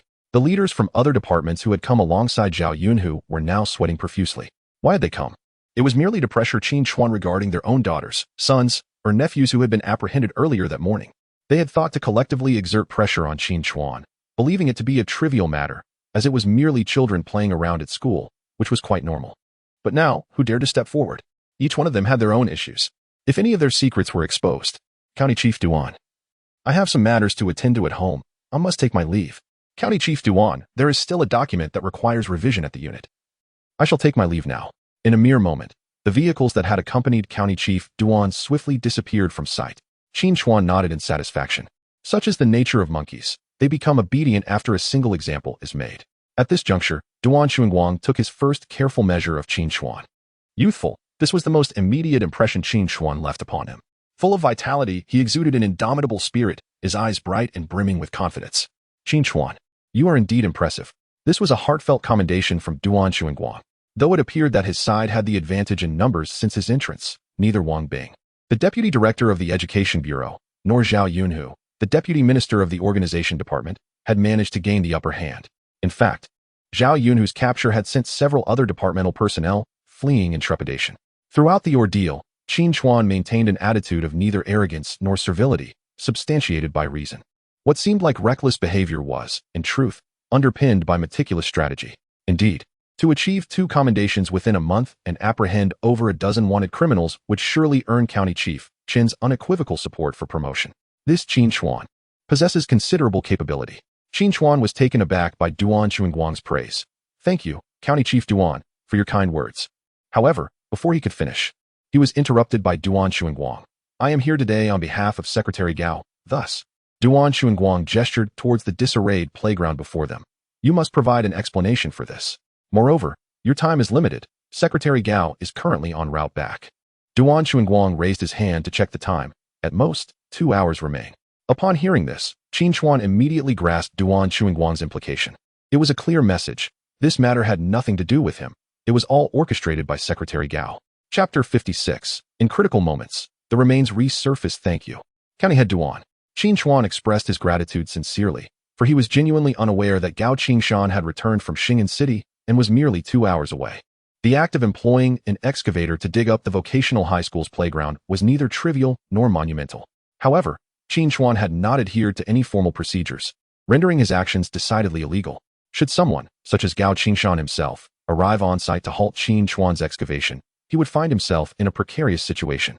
As for Duan Chuanguang's presence at the scene, Qin Chuan initially believed it was to impede his continued digging, especially given the timing of his arrival, which coincided perfectly with the conclusion of Qin Chuan's first excavation attempt, which yielded no findings. It now appeared that Duan Chuanguang was merely sent by Gao Qingshan to buy time. If Duan Chuanguang could indeed prevent Qin Chuan from proceeding, it would be advantageous. Yet, if he failed, it mattered little. Once Gao Qingshan arrived, he could swiftly terminate Qin Chuan as position. The rationale was straightforward. He had broken the law, lacking any formal authorization, and had engaged in destructive excavation of the vocational high school's playground. Once Qin Chuan was dismissed, the question of whether there were remains beneath the playground would become irrelevant. Chen Mingguang might be concerned, but the initial excavation had yielded no discoveries. Ultimately, if the playground were simply filled back in, even if Qin Chuan harbored knowledge of Liang Guofa's crime, the absence of a body would leave him without any evidence, extinguishing his chances of redemption. Duan Chuanguang waved his hand dismissively, saying, "You need not thank me. It is your own actions that have saved you. Now, focus on arranging the excavation. Time is of the essence." Understood. Qin Chuan turned and called out, "Lu Zhigua, I don't care what methods you employ. Bring me 10 excavators at once." Half an hour later, 15 excavators roared to life, digging into the playground. However, after an hour had passed, there was still no sign of success. Captain Qin, this marks the third wave. The 15 excavators have already unearthed nearly 2 meters deep, having turned over the ground 3 times. Standing at the edge, Qin Chuan furrowed his brow. He was certain that the information provided by the Eye of Sin was indeed accurate. Given ample time, he could sift through every inch of the playground's soil and uncover the body. Yet, time was now of the essence. Only 20 minutes remained from the 2 hours Duan Chuanguang had mentioned. Although they could muster enough effort to turn the ground over once more, they had already done so 3 times. Would another round yield any clues? Something felt amiss. Reckless actions would not suffice. As Qin Chuan approached the edge, he surveyed the playground, now resembling a plowed field. Suddenly, he noticed the basketball hoops standing resiliently in the distance. Had the areas beneath those 2 hoops been excavated, the surrounding ground had been cleared, leaving only the bases intact. The workers feared that if they dug too deeply, the hoops might topple. Enough with the chatter. Move the hoops aside and commence digging. Understood. With that, Lu Zhigua directed the excavators to begin their work on the 2 basketball hoops. On the other side, Liang Guofa, who had been anxiously awaiting Gao Qingshan's arrival, nearly collapsed upon hearing Qin Chuan's command to dismantle the basketball hoop. "Oh, my Secretary Gao, if you do not arrive soon, I..." Tears almost welled up in Liang Guofa's eyes when suddenly, an unprecedented glimmer of hope ignited within him. At the school gate, a sleek black Passat glided into view. Liang Guofa, overwhelmed with joy, exclaimed, "Qin Chuan, stop! Quickly, cease your actions. Secretary Gao has arrived." "Secretary Gao is here." Duan Chuanguang and Liang Kai exchanged glances with Qin Chuan before hastily rising to prepare for the reception. Liang Kai let out a silent sigh. With Qin Chuan's relentless pursuit, it was possible that Zhao Yongji truly lay buried beneath the playground. Although he too harbored a desire for vengeance on Zhao Yongji's behalf. The dynamics of the situation shifted fundamentally with Gao Qingshan's arrival. With a soft creak, the vehicle came to a steady halt before the gathered crowd. Duan Chuanguang stepped forward, opening the rear right door, and respectfully announced, Secretary Qingshan. Gao Qingshan nodded and descended from the vehicle at a measured pace. It is commendable that County Head Duan made the effort to come, he remarked. It is of little consequence, came the reply. As Secretary Qingshan had traveled back from Xing'an City, disregarding the fatigue of his journey to reach the scene promptly. There is much for you to learn from this, Chuanguang. Gao Qingshan nodded once more, evidently appreciative of Duan Chuanguang's words. However, this did not imply satisfaction with Duan Chuanguang's work. Had he performed adequately, there would have been no need for this trip. Thus, his acknowledgement of effort subtly conveyed that while toil was evident, merit was lacking. Secretary Qingshan, Liang Guofa, witnessing the conclusion of their conversation, rushed forward, nearly kneeling before Gao Qingshan. You must advocate on my behalf. In the absence of any formal procedures or permissions, the criminal police team, led by Qin Chuan, brazenly excavated the vocational high school's playground under the pretext of baseless accusations. Without any evidence, they audaciously apprehended our vice principal, the head of the educational department, a teacher, and several students, all in plain sight. This is utterly insane. Just moments ago, they even handcuffed Deputy Minister Zhao Yunhu from the organization department. Such blatant disregard for the law is appalling. Secretary Qingshan, you must stand up for us. Liang Guofa, in a pitiful state, resembled nothing more than a street-cursing woman rather than a principal. Though Gao Qingshan looked down upon him, Liang Guofa succinctly articulated Qin Chuan's wrongdoings, proving somewhat effective. Look at you, crying and wailing like that. Zilin County is a place governed by rules and laws. No one should trample upon the law. Yes, yes, yes. Secretary Qingshan is indeed correct. Liang Guofa walked closely behind Gao Qingshan, standing tall, his fierce gaze fixed on Qin Chuan as if he intended to devour him whole. Qin Chuan sighed inwardly as he observed Gao Qingshan approaching. It would not be easy to navigate this situation. However, when Gao Qingshan reached him, he did not spare Qin Chuan even a glance, completely disregarding him, and instead turned his attention to Liang Kai. It felt as though Gao Qingshan had no intention of addressing Qin Chuan at all. Taken aback, Qin Chuan could only smile bitterly. After all, one does not attain the position of county party secretary without merit. With this seemingly trivial action, Qin Chuan realized that a cadre at the district level, despite wielding substantial power, was merely an inconsequential entity in the eyes of the county party secretary. Gao Qingshan understood that to manipulate the situation in his favor required little effort. A simple gesture would suffice. Liang Kai, what is the situation at your police department? Cease all unlawful activities immediately and address the personnel involved. I demand a report from Zhou Xueshi this evening. In that moment, Qin Chuan found himself classified as one of the concerned individuals. Liang Kai rubbed his hands, eager to negotiate. Secretary Qingshan, we have received intelligence. What intelligence? Is it credible? It is merely the ramblings of someone. Enough, implement it immediately. Boom. At that instant, a thunderous noise interrupted Gao Qingshan's words. In the distance, the once stalwart basketball hoop collapsed with a crash. Lu Zhigua's voice rang out, heightened and sharp as if invigorated. Team Qin. Bones. Bones. There are bones beneath the basketball hoop. Chapter 57. Capturing a suspect in front of Gao Qingshan. Exhilarating. Upon hearing this, Liang Guofa felt darkness envelop him, nearly fainting. In the distance, Lu Zhigua came bounding over like a giant monkey, flailing his arms. Bones. Team Qin, we have unearthed bones. Qin Chuan's expression froze. He had not anticipated such fortuitous timing. To discover bones at the final moment was unexpected. Liang Kai was equally astonished. Had they truly found bones? The reactions of others, including Deputy County Head Duan Chuanguang and County Party Secretary Gao Qingshan, varied, yet at that moment, silence prevailed. The unfolding situation had surpassed everyone's expectations. Qin Chuan had arranged for personnel to toil on the playground for an entire afternoon. The ground had been turned over 3 times and excavated to a depth exceeding 2 meters. Yet no discoveries were made. Even Lu Zhigua, who had previously held unwavering confidence in Qin Chuan, found himself wavering. However, none could have anticipated that upon Gao Qingshan's arrival at the scene, skeletal remains would be uncovered. The purpose of Gao Qingshan's visit was evident to all. He had come specifically for Qin Chuan. According to the original narrative trajectory, Qin Chuan should have already faced severe repercussions, awaiting his fate. Yet, the discovery of the bones altered everything. Within the confines of the system, regardless of one's rank, all must adhere to the established rules of engagement. Even Gao Chuan, as the county party secretary, could not intervene in the affairs of the public security organs. Without bones, there exists no evidence. As the paramount leader of Jilin County, whatever Gao Chuan pronounced would command attention. Yet now, confronted with evidence, even the highest officials must yield. Qin Chuan adjusted his collar and donned his police cap, deliberately bypassing Gao Chuan without a glance. He positioned himself before Liang Kai. Report to committee member Liang Kai. Criminal Investigation Team Qin Chuan, conducting an investigation here. Please provide guidance. Liang Kai cleared his throat awkwardly. It was evident that Qin Chuan was intentionally ignoring Gao Chuan, much as Gao Chuan had disregarded him moments earlier. Nevertheless, Gao was the county secretary, while Qin Chuan held the lesser title of deputy captain of the criminal investigation team. It was best to let it go. Although Qin Chuan's rank was modest, one could not overlook the caliber of individuals he had apprehended. Proceed according to protocol. Understood. Qin Chuan turned around and approached Duan Xuanguang, standing at attention to salute. Director Duan, in accordance with directives from higher authorities, the criminal investigation team is proceeding with the investigation of the criminal case. Duan Xuanguang nodded silently, pondering the futility of words. What more was there to say? This individual reported to Liang Kai and to himself, yet neglected to inform Gao Chuan. What was the implication of that? Thus, he merely waved his hand dismissively. However, to be candid, he held a certain admiration for Qin Chuan's audacity. Youth is characterized by vigor and tenacity, regardless of the county party secretary's status. If one chooses to disregard you, what can you do?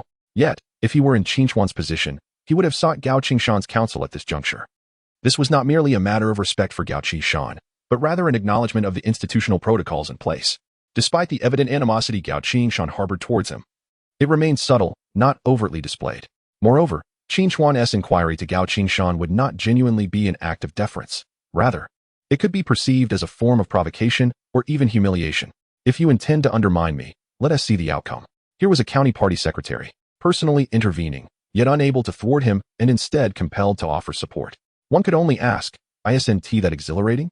Qin Chuan, after all, is indeed youthful. In the next moment, however, Qin Chuan compelled Duan Xuanguang to regard him with newfound respect. Qin Chuan turned and, with a serious demeanor, approached Gao Chuan, standing firm and saluting sharply. Reporting to Secretary Gao, I am Qin Chuan, the deputy captain of the criminal investigation team, currently executing a task.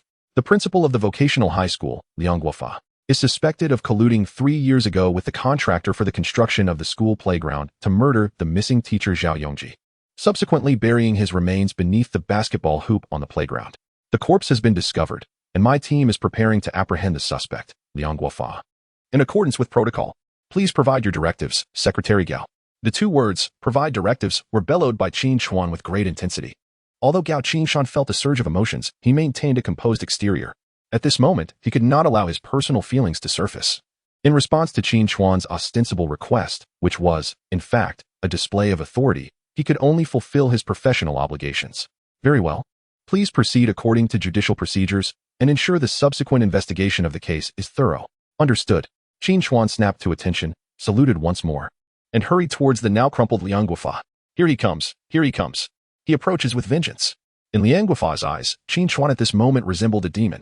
Qin Chuan smirked as he drew near Liang Guofa, whispering in his ear, Liang Guofa, I promised Jiang Shui that none of you will escape. Lu Zhigua, called out Lu Zhigua, who had been closely following Qin Chuan. Present. Cuff him. Yes. In the distance, within a classroom, the glint of handcuffs seemed to illuminate Jiang Shui's bright eyes. The world is ultimately beautiful. Justice has always existed. Zhang Xiaoyu was equally moved by the scene. So he is Qin Chuan. He is the exemplary police officer from Jilin County whom Zhang Xiaoyu intended to interview. Initially, Zhang Xiaoyu had thought that Qin Chuan's exploits were somewhat exaggerated.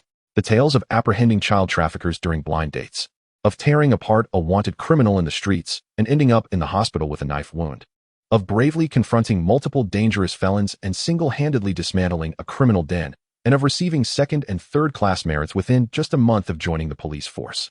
Is this still a human being? However, at this moment, Zhang Xiaoyu believed it. In the dead of night, Zhang Xiaoyu not only witnessed Qin Chuan risking his own life to leap from a building to save Jiang Shui, but also observed his unwavering determination to seek the truth behind a murder case, unafraid of power. When Zhou Xueshi and others arrived, Gao Chuan and Duan Xuanguang had already departed, leaving the county bureau chief bewildered. What was happening? How could another murder case arise? Hadn't they just resolved one the previous morning? Furthermore, Qin Chuan, Could you at least report when you apprehend someone? It might be acceptable with vocational high school teachers, and students are of little concern, but to arrest the director of education without notice? And the vice principal too? You simply apprehended the deputy minister of the county organization department at your whim. Do you realize that Zhao Yunhu oversees the evaluation of all county-level officials? I must maintain some degree of decorum. Now, it seems even the principal of the vocational high school, a person of equal rank to me, has been taken away by you. Upon learning from Liang Kai that Qin Chuan had not only apprehended individuals, but had done so in front of the deputy county mayor and the county party secretary, Zhou Xueshi was further astonished. When he discovered that Qin Chuan dared to confront Gao Qingshan before everyone, Zhou Xueshi could only utter one phrase. Impressive. You are remarkable. You accomplished what I wouldn't dare to do. But, is the county mayor aware of your audacity?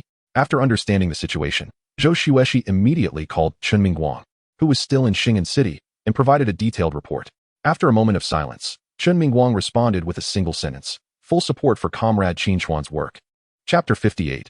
Qin Chuan, you have made the newspapers. Today is destined to be a sleepless night. The skeletal remains of Zhao Yongji have been discovered, yet solving the case requires time. It was just past 4 in the morning, with dawn barely breaking, when Qin Chuan finally found a moment to rest his eyes. However, before 6 o'clock, he was awoken by a phone call.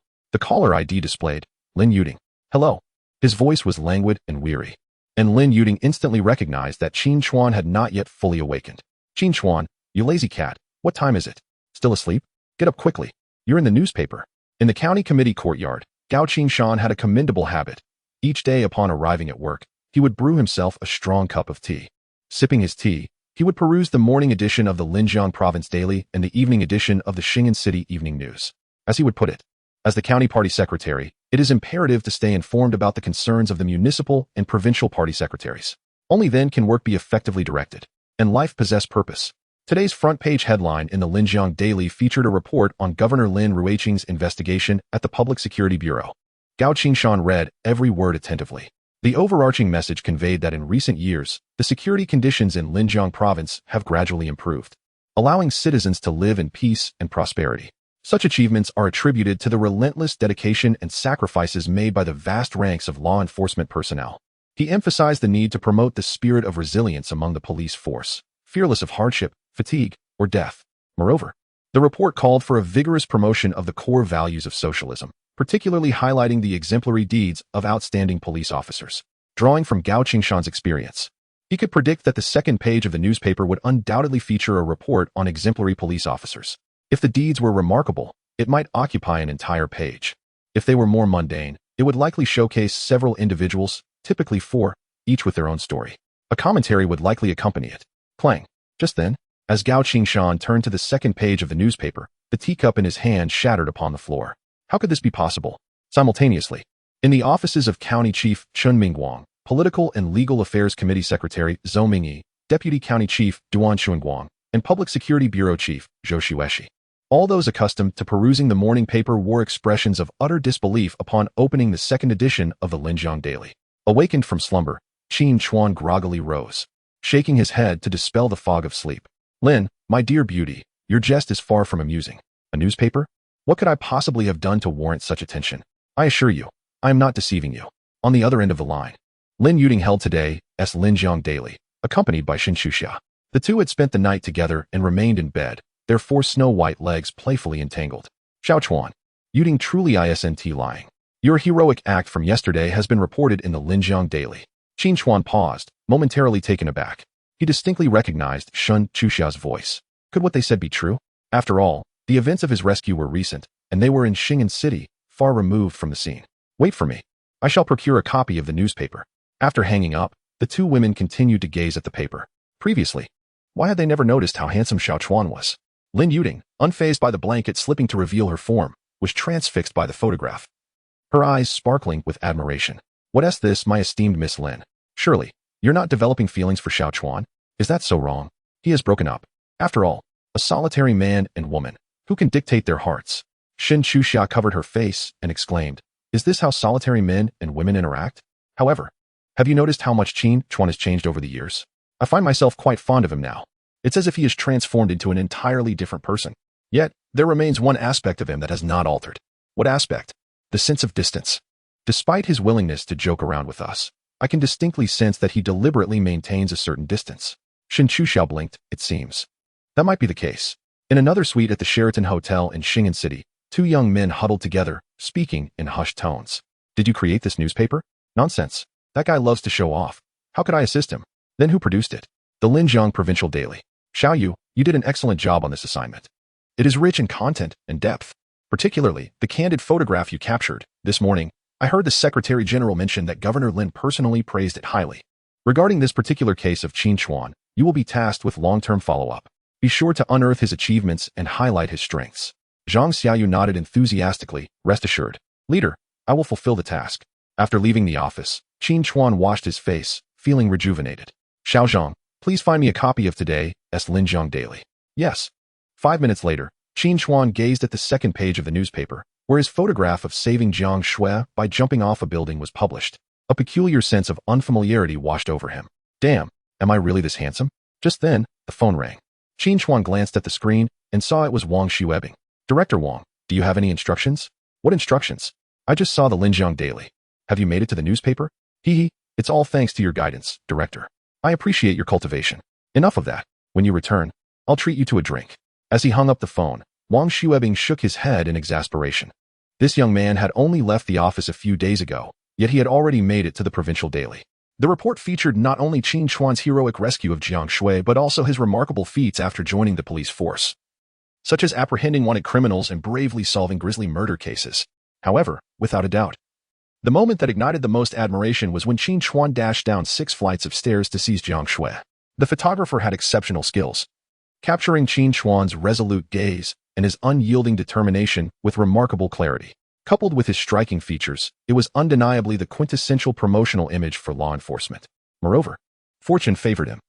He happened to be in the spotlight just as Governor Lin visited the Public Security Bureau to advocate for the spirit of fearlessness and to promote the commendable deeds of exemplary police officers. Soon after, Qin Chuan's phone began to ring incessantly. His mother called, weeping uncontrollably and inquiring about his well-being. There were also classmates, superiors, and friends reaching out. A full-page feature in the Linjiang Daily had broadcasted Qin Chuan's achievements far and wide. In the detention center, Song Yaozong, who had been incarcerated for 2 days, was beginning to feel restless. He contemplated whether he should find someone to help him escape. As for Qin Chuan's claim of 10 days, nonsense. He had already been brought in, saving face. What more could they possibly want? However, just moments ago, upon seeing the Linjiang Daily, that thought vanished entirely. Leaving no trace behind, he felt quite content to be there, experiencing life for the first time, reading the Linjiang Daily, contemplating existence, sleeping in a large communal dormitory, and even urinating in front of a crowd of 20 or so. Song Yaozong suddenly felt a sense of enlightenment. Being there was rather pleasant. 10 days. Could it be too brief? Chapter 59, Sudden Incident. Mother in a car accident returning to Xing'an City, at the auspicious KTV. Lu Rubmei gazed at the photograph in the newspaper and candidly remarked how handsome it was. Qin Chuan was inherently attractive. The photographer had skillfully captured the angle and moment. And with the complement of the police uniform, Lu Rubmei felt as if she had become somewhat radiant. Initially, Song Yaozong had mentioned that Qin Chuan had a significant background. Now it seemed that this background was indeed substantial. If she could connect with such a person, Lu Rubmei believed her ace in the hole, the charming duo, was about to make an appearance. Of course, if that didn't pan out, she had confidence in herself as well. With Qin Chuan's looks and status, he was certainly worthy of Lu Rubmei. Team Qin, you've made the newspaper. In the Criminal Investigation Unit, Lu Zhigua brandished a copy of the Linjiang Provincial Daily, shouting in the corridor with exuberance, as if he himself had made the headlines. All right, what is all the fuss? Has Liang Guofa finished the interrogation? Qin Chuan did not respond favorably to Lu Zhigua's excitement. His tone was rather casual. However, it was precisely this nonchalance that evoked envy from others, particularly from team leader Sun Haomin of the 2nd Squad and team leader Dong Hao of the 3rd Squad. Sometimes, when a leader criticizes you, it is not genuine reproach, but rather an indication of camaraderie. Clearly, in the current Criminal Investigation Unit, Lu Zhigua was the only one whom Qin Chuan regarded as an ally. Certainly, this was also a deliberate act by Qin Chuan to impress Sun Haomin and Dong Hao. Both of these individuals are quite competent in their own right. Sun Haomin seeks to make an impression, yet often lags behind Lu Zhigua in his endeavors. Dong Hao, with his meticulous nature, tends to overthink and hesitate, which, while ensuring caution, simultaneously diminishes the likelihood of gaining further trust from leadership. As Qin Chuan embarks on his new role, he is in dire need of support from his team, particularly from the 3 squad leaders. Lu Jigua's performance in recent days, especially yesterday, has brought Qin Chuan great satisfaction. Hey, team leader Qin, the interrogation is complete. Old Lu employed a few tactics. And now we have everything we need. Additionally, the construction team leader who was involved in the killings has just been apprehended. We are merely waiting to finalize the records before transferring him. Very well, let us ensure that the follow-up work is thorough. As the acting deputy captain, Qin Chuan no longer needs to oversee every detail personally. Upon returning to his office, he intended to catch a bit more rest, but suddenly recalled the system's rewards. With so many arrests made yesterday, his moral value score should have increased significantly. Ding! Congratulations, host, for capturing Zhao Yunhu. You are awarded 44 moral points. Ding! Congratulations, host, for capturing Qiu Guozhong. You are awarded 39 moral points. Ding! Congratulations, host, for capturing Liang Guofa. You are awarded 54 moral points.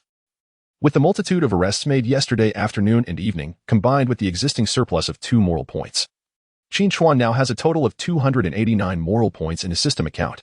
Excitedly rubbing his hands together, Qin Chuan prepared to commence the lottery once more. Summoning the system's lottery wheel, he inwardly exclaimed, "Lottery." The vibrant will gradually enlarged in his mind and began to spin rapidly. Stop.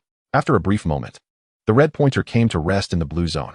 Congratulations to the host for acquiring the skill, Enhanced Olfaction. Enhanced Olfaction, a primary skill, augments the host's ability to discern scents. This is quite remarkable, akin to Enhanced Vision, both serving to amplify the faculties of perception. Let us continue the lottery. The vibrant will spun once more, and this time, Qin Chuan waited a considerable while before calling for it to stop. The red pointer landed in the red zone. Congratulations to the host for drawing the card, Skill Upgrade Card. The Skill Upgrade Card is a consumable item that can elevate a primary skill to an intermediate level. Qin Chuan's eyes sparkled. This upgrade card is indeed beneficial. Among the skills rewarded by the system, aside from Combat Elite, which is an intermediate skill, all others such as 100 miles tracking, appraisal, crime scene investigation, enhanced vision, and enhanced olfaction are classified as primary skills. After much contemplation on which skill to upgrade, Qin Chuan found himself unable to make a definitive choice. Never mind, he thought. He would decide when the need arose, as the card would not expire. The subsequent days passed in tranquil monotony. Qin Chuan devoted all his energy to familiarizing himself with the criminal police team. In the interim, he received a call from the county committee's publicity department, requesting his presence in Xing'an City on Saturday for an interview concerning exemplary police deeds. Qin Chuan glanced at the clock. It coincided perfectly with his planned reunion with high school classmates in Xing'an City. After reporting to the bureau, Deputy Director Lin Hu, who had also been notified, mentioned that he and Zhou Shui would also be heading to the city, prompting Qin Chuan to prepare accordingly. Originally, Qin Chuan intended to return home on Thursday afternoon. Having not visited home since starting work, this trip to Xing'an City would provide an opportunity to see his mother. On Friday evening, I attended a gathering with classmates, and on Saturday, I had an interview. However, plans often fall prey to unforeseen changes. On Monday at noon, while Qin Chuan was dining in the cafeteria, he received a phone call from a neighbor in Xing'an City. "Chuanzi, you must return quickly. Your mother has just been struck by a vehicle." A wave of shock washed over Qin Chuan, and he felt darkness descend before his eyes. His mother was in an accident? For her, it had only been a little over a month since her son began his work and left her side. Yet for Qin Chuan, who had lived 2 lives, it had been a decade since he last saw his mother. In his previous life, he had been whisked away by a dump truck immediately after his release from prison, never having the chance to see her again. In this life, how could his mother have been in an accident? He recalled that in his previous existence, she had never encountered such a misfortune. After a brief moment of panic, Qin Chuan compelled himself to regain his composure. Situated far away in Julin County, he realized that distant help would not resolve his immediate crisis. Fortunately, he had classmates working at the hospital in Xing'an City. As he hurriedly made his way out, he dialed the number of a high school friend employed at the First People's Hospital. "Old Chun, my mother has just been hit by a car. The neighbor said she was taken to the first hospital. Please, can you check on her?" Chun Bing and Qin Chuan were not only high school classmates, but had also attended elementary and middle school together, with Qin Chuan's mother having watched Chun grow up. Chun had done well in Xing'an City and had risen to the position of deputy director at the first hospital by the time Qin Chuan entered prison. "Don't worry. I've got this. Stay calm." Upon witnessing Qin Chuan rush out, Captain Lu Jigua and the other team leaders immediately followed him. "Team leader Qin, what happened?" "My mother has been hit by a car. I need to go to Xing'an City." "Captain Sun, please help me request leave." "Old Dong, you take care of the house." "Lu Jigua, please drive me to Xing'an City." 10 years ago, there was little distinction between public and private transport. So Qin Chuan simply requested Lu Jigua to use the vehicle from the Criminal Investigation Division to take him there. Such vehicles are officially registered, and speeding incurs no penalties, making it considerably more convenient. Along the way, Qin Chuan called a neighbor to inquire about his mother's condition. However, they were also uncertain, only relaying that she had been taken to the hospital. A car accident. How could my mother be in a car accident? Yet, there was no use in panicking now. He could only await the results from Qin Bing. Aware of Qin Chuan's anxiety, Lu Zhigua accelerated at every opportunity, pressing the gas pedal as if it were an extension of the fuel tank itself. 2 hours later, they arrived at the orthopedic ward of the First People's Hospital in Shingen City. Fortunately, she was all right. Her right leg was fractured, and her right arm bore abrasions. She had just undergone fracture reduction and was now in a cast. Chapter 60. Intentional Collision. Who is the culprit? Upon hearing the details from Qin Bing, Qin Chuan let out a considerable sigh of relief. Old Qin, thank you. No need for pleasantries. At the gathering in 2 days, make sure to drink a little more.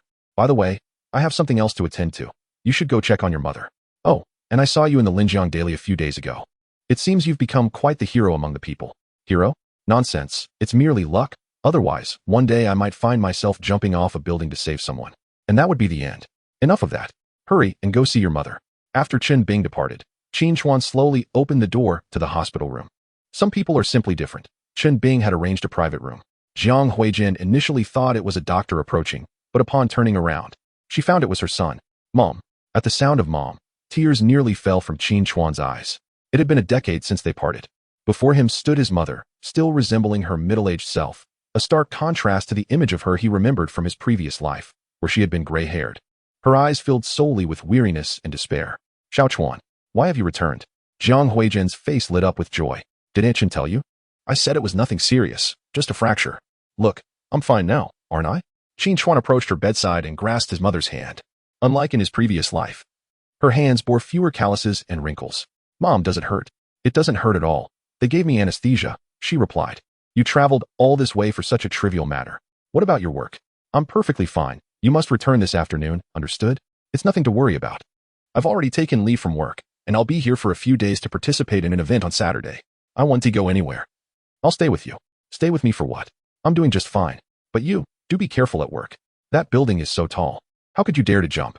In Jiang Huijin's eyes, her desire for her son to achieve great things paled in comparison to her wish for his lifelong safety.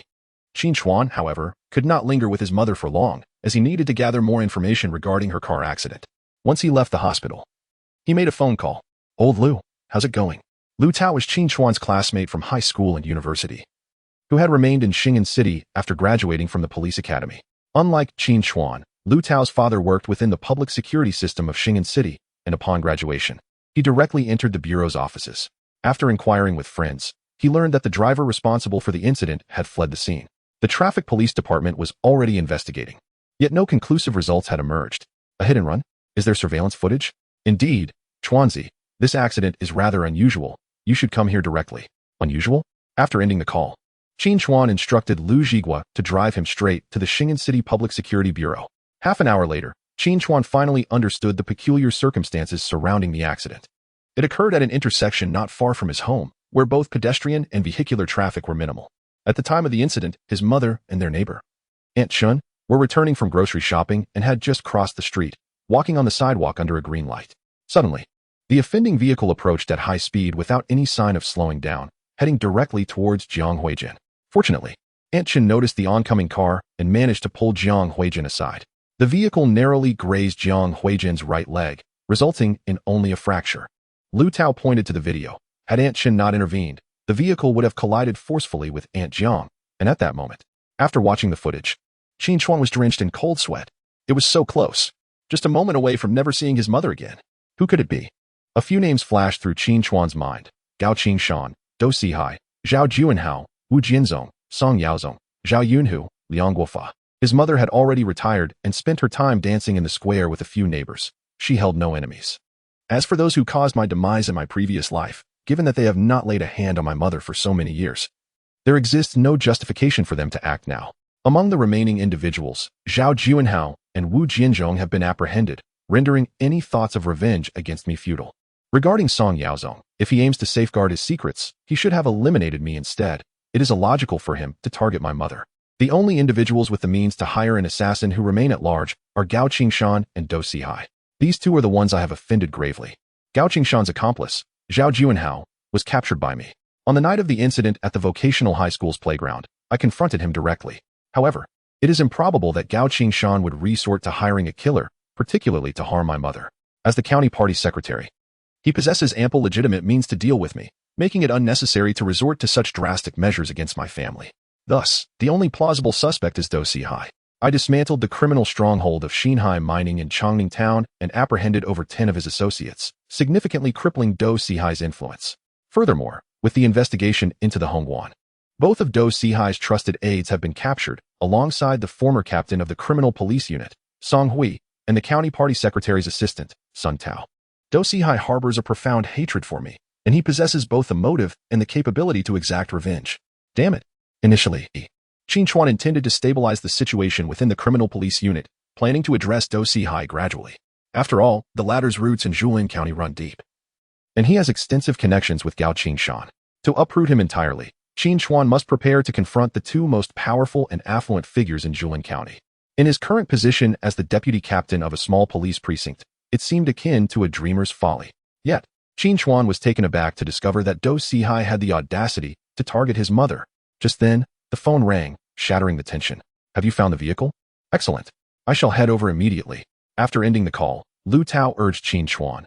Chuanzi, we haven't apprehended the driver yet, but we have located the vehicle involved in the incident.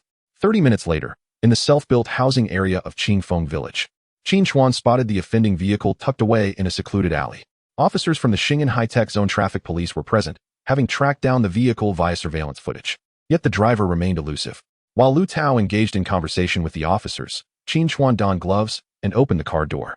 A faint hiss escaped as he inhaled, and immediately, something felt amiss. A subtle scent of blood lingered within, accompanied by an odor that Qin Chuan found somewhat familiar. With an enhanced sense of smell, he was particularly attuned to various aromas. Activating his crime scene investigation skills and visual enhancement, he finally discerned traces of blood in the glove compartment of the passenger seat. With delicate precision, he examined the bloodstains, determining them to be fresh. Earlier, he had observed clear signs of collision on the vehicle's exterior, with dried blood adhering to the right front section, evidence likely from the moment his mother was struck. Yet, why was there fresh blood inside the vehicle as well? Moreover, that familiar scent. A thought struck Qin Chuan as he emerged from the vehicle, his senses heightened as he scanned the surrounding buildings with vigilance. Under the effect of his visual enhancement, every detail he surveyed appeared magnified, revealing the intricacies of his surroundings. Suddenly, a wrought iron gate of a self-built house caught Qin Chuan's attention. Chapter 61. Ghosts appear, two sacrificed. To his astonishment, there was a bloodied fingerprint on the gate's handle. Upon witnessing Qin Chuan hastily exit the vehicle and stride towards the self-built house, Lu Tao and the others exchanged anxious glances. Chuanzi, what's the matter? Qin Chuan raised his right hand, signaling them to stay back. Do not approach. Something is amiss. Instinctively, he drew his sidearm, which immediately heightened the tension among the others. Why the sudden draw? Although Qin Chuan held the position of deputy captain in the criminal investigation team, that authority was confined to Zhuliang County, outside its jurisdiction. In Xing'an City, he possessed no law enforcement power, and drawing his weapon was inherently improper. Yet, with urgency in the air, he cast aside such concerns. He picked up a small stone from the ground and tossed it over the wall. The absence of barking dogs prompted him to cautiously push open the iron gate. It yielded without resistance, creaking ominously. Before Qin Chuan lay a corpse sprawled in the courtyard. Lu Tao and several traffic police officers who followed were left wide-eyed in shock. Qin Chuan, what on earth happened? The driver responsible. Qin Chuan pointed to the car keys at the corpse's waist, a knife wound to the neck, severing the carotid artery. He bled to death. Who could have done this? Qin Chuan's nostrils flared as the familiar scent intensified, yet beneath the overwhelming stench of blood, the identity eluded him. Old Lu, call the criminal investigation brigade. I will check inside the house. The interior was sparsely furnished, but what drew Qin Chuan's gaze was a person bound to a chair. The individual lay lifeless, their fingernails all forcibly removed, teeth scattered across the floor, and a dagger lodged in their chest, with blood still seeping slowly from the wound. The time of death could not have exceeded 10 minutes. Upon entering, Lu Tao discovered yet another corpse, his breath quickening with anxiety. Old Lu, you all stay here. The victim has just perished. I shall step out for a moment. The assailant had only just departed. If Qin Chuan were to pursue now, he might very well catch up. Furthermore, the body on the chair bore numerous marks left by the murderer. The style of attack, combined with a scent that Qin Chuan found familiar, reminded him of someone, a person he had encountered once at the Xinhai coal mine. That elusive figure, known as Ghost Seeing Fear. However, At that time, Qin Chuan had just acquired the system, with few opportunities for draws, and his combat prowess was nowhere near as formidable as it was now. Thus, he had allowed the adversary to escape back then. This time, he vowed to capture the individual, no matter what. Without pausing to discuss with Lu Tao about contacting the criminal investigation team, Qin Chuan dashed out through the alley. Judging by the timeline of events, Ghost-seeing fear had first slain the reckless driver before brutally torturing the man in the room. After viewing the video footage of the accident scene, Qin Chuan surmised that Do Sihai had orchestrated the collision involving the mother. Now, with a lead on Ghost-seeing fear, it appeared that his hypothesis was indeed correct. After all, Ghost-seeing fear had been at the Xinhai coal mine to negotiate business. It now seemed evident that the individual had killed the driver to silence him. The man in the room had endured severe torment before his demise. Ghost-seeing fear was a killer who emerged from the piles of the dead, seeking to deliver death with a single, lethal strike. Thus, the tormentor of the man in the room likely sought to extract something from him or glean certain information. Of course, these are merely Qin Chuan-esque conjectures. The truth will be unveiled once the elusive ghost seer is captured. Suddenly, as Qin Chuan was running, he came to an abrupt halt, realizing that the alley where the perpetrator had fled was a dead end. Nonetheless, this alley was quite distant from the main road.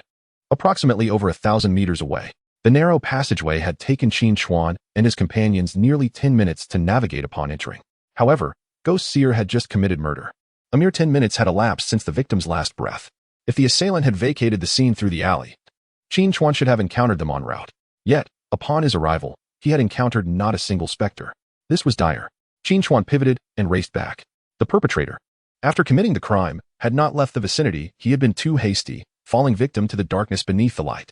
Lu Tao, please, do not let anything happen to you. However, upon returning to the building, Qin Chuan was met with a horrifying sight, a bloodied hand emerging from the threshold. Though the face remained unseen, Qin Chuan recognized the watch on the wrist. Lu Tao, bursting through the door, the scene before Qin Chuan made his heart ache with fury.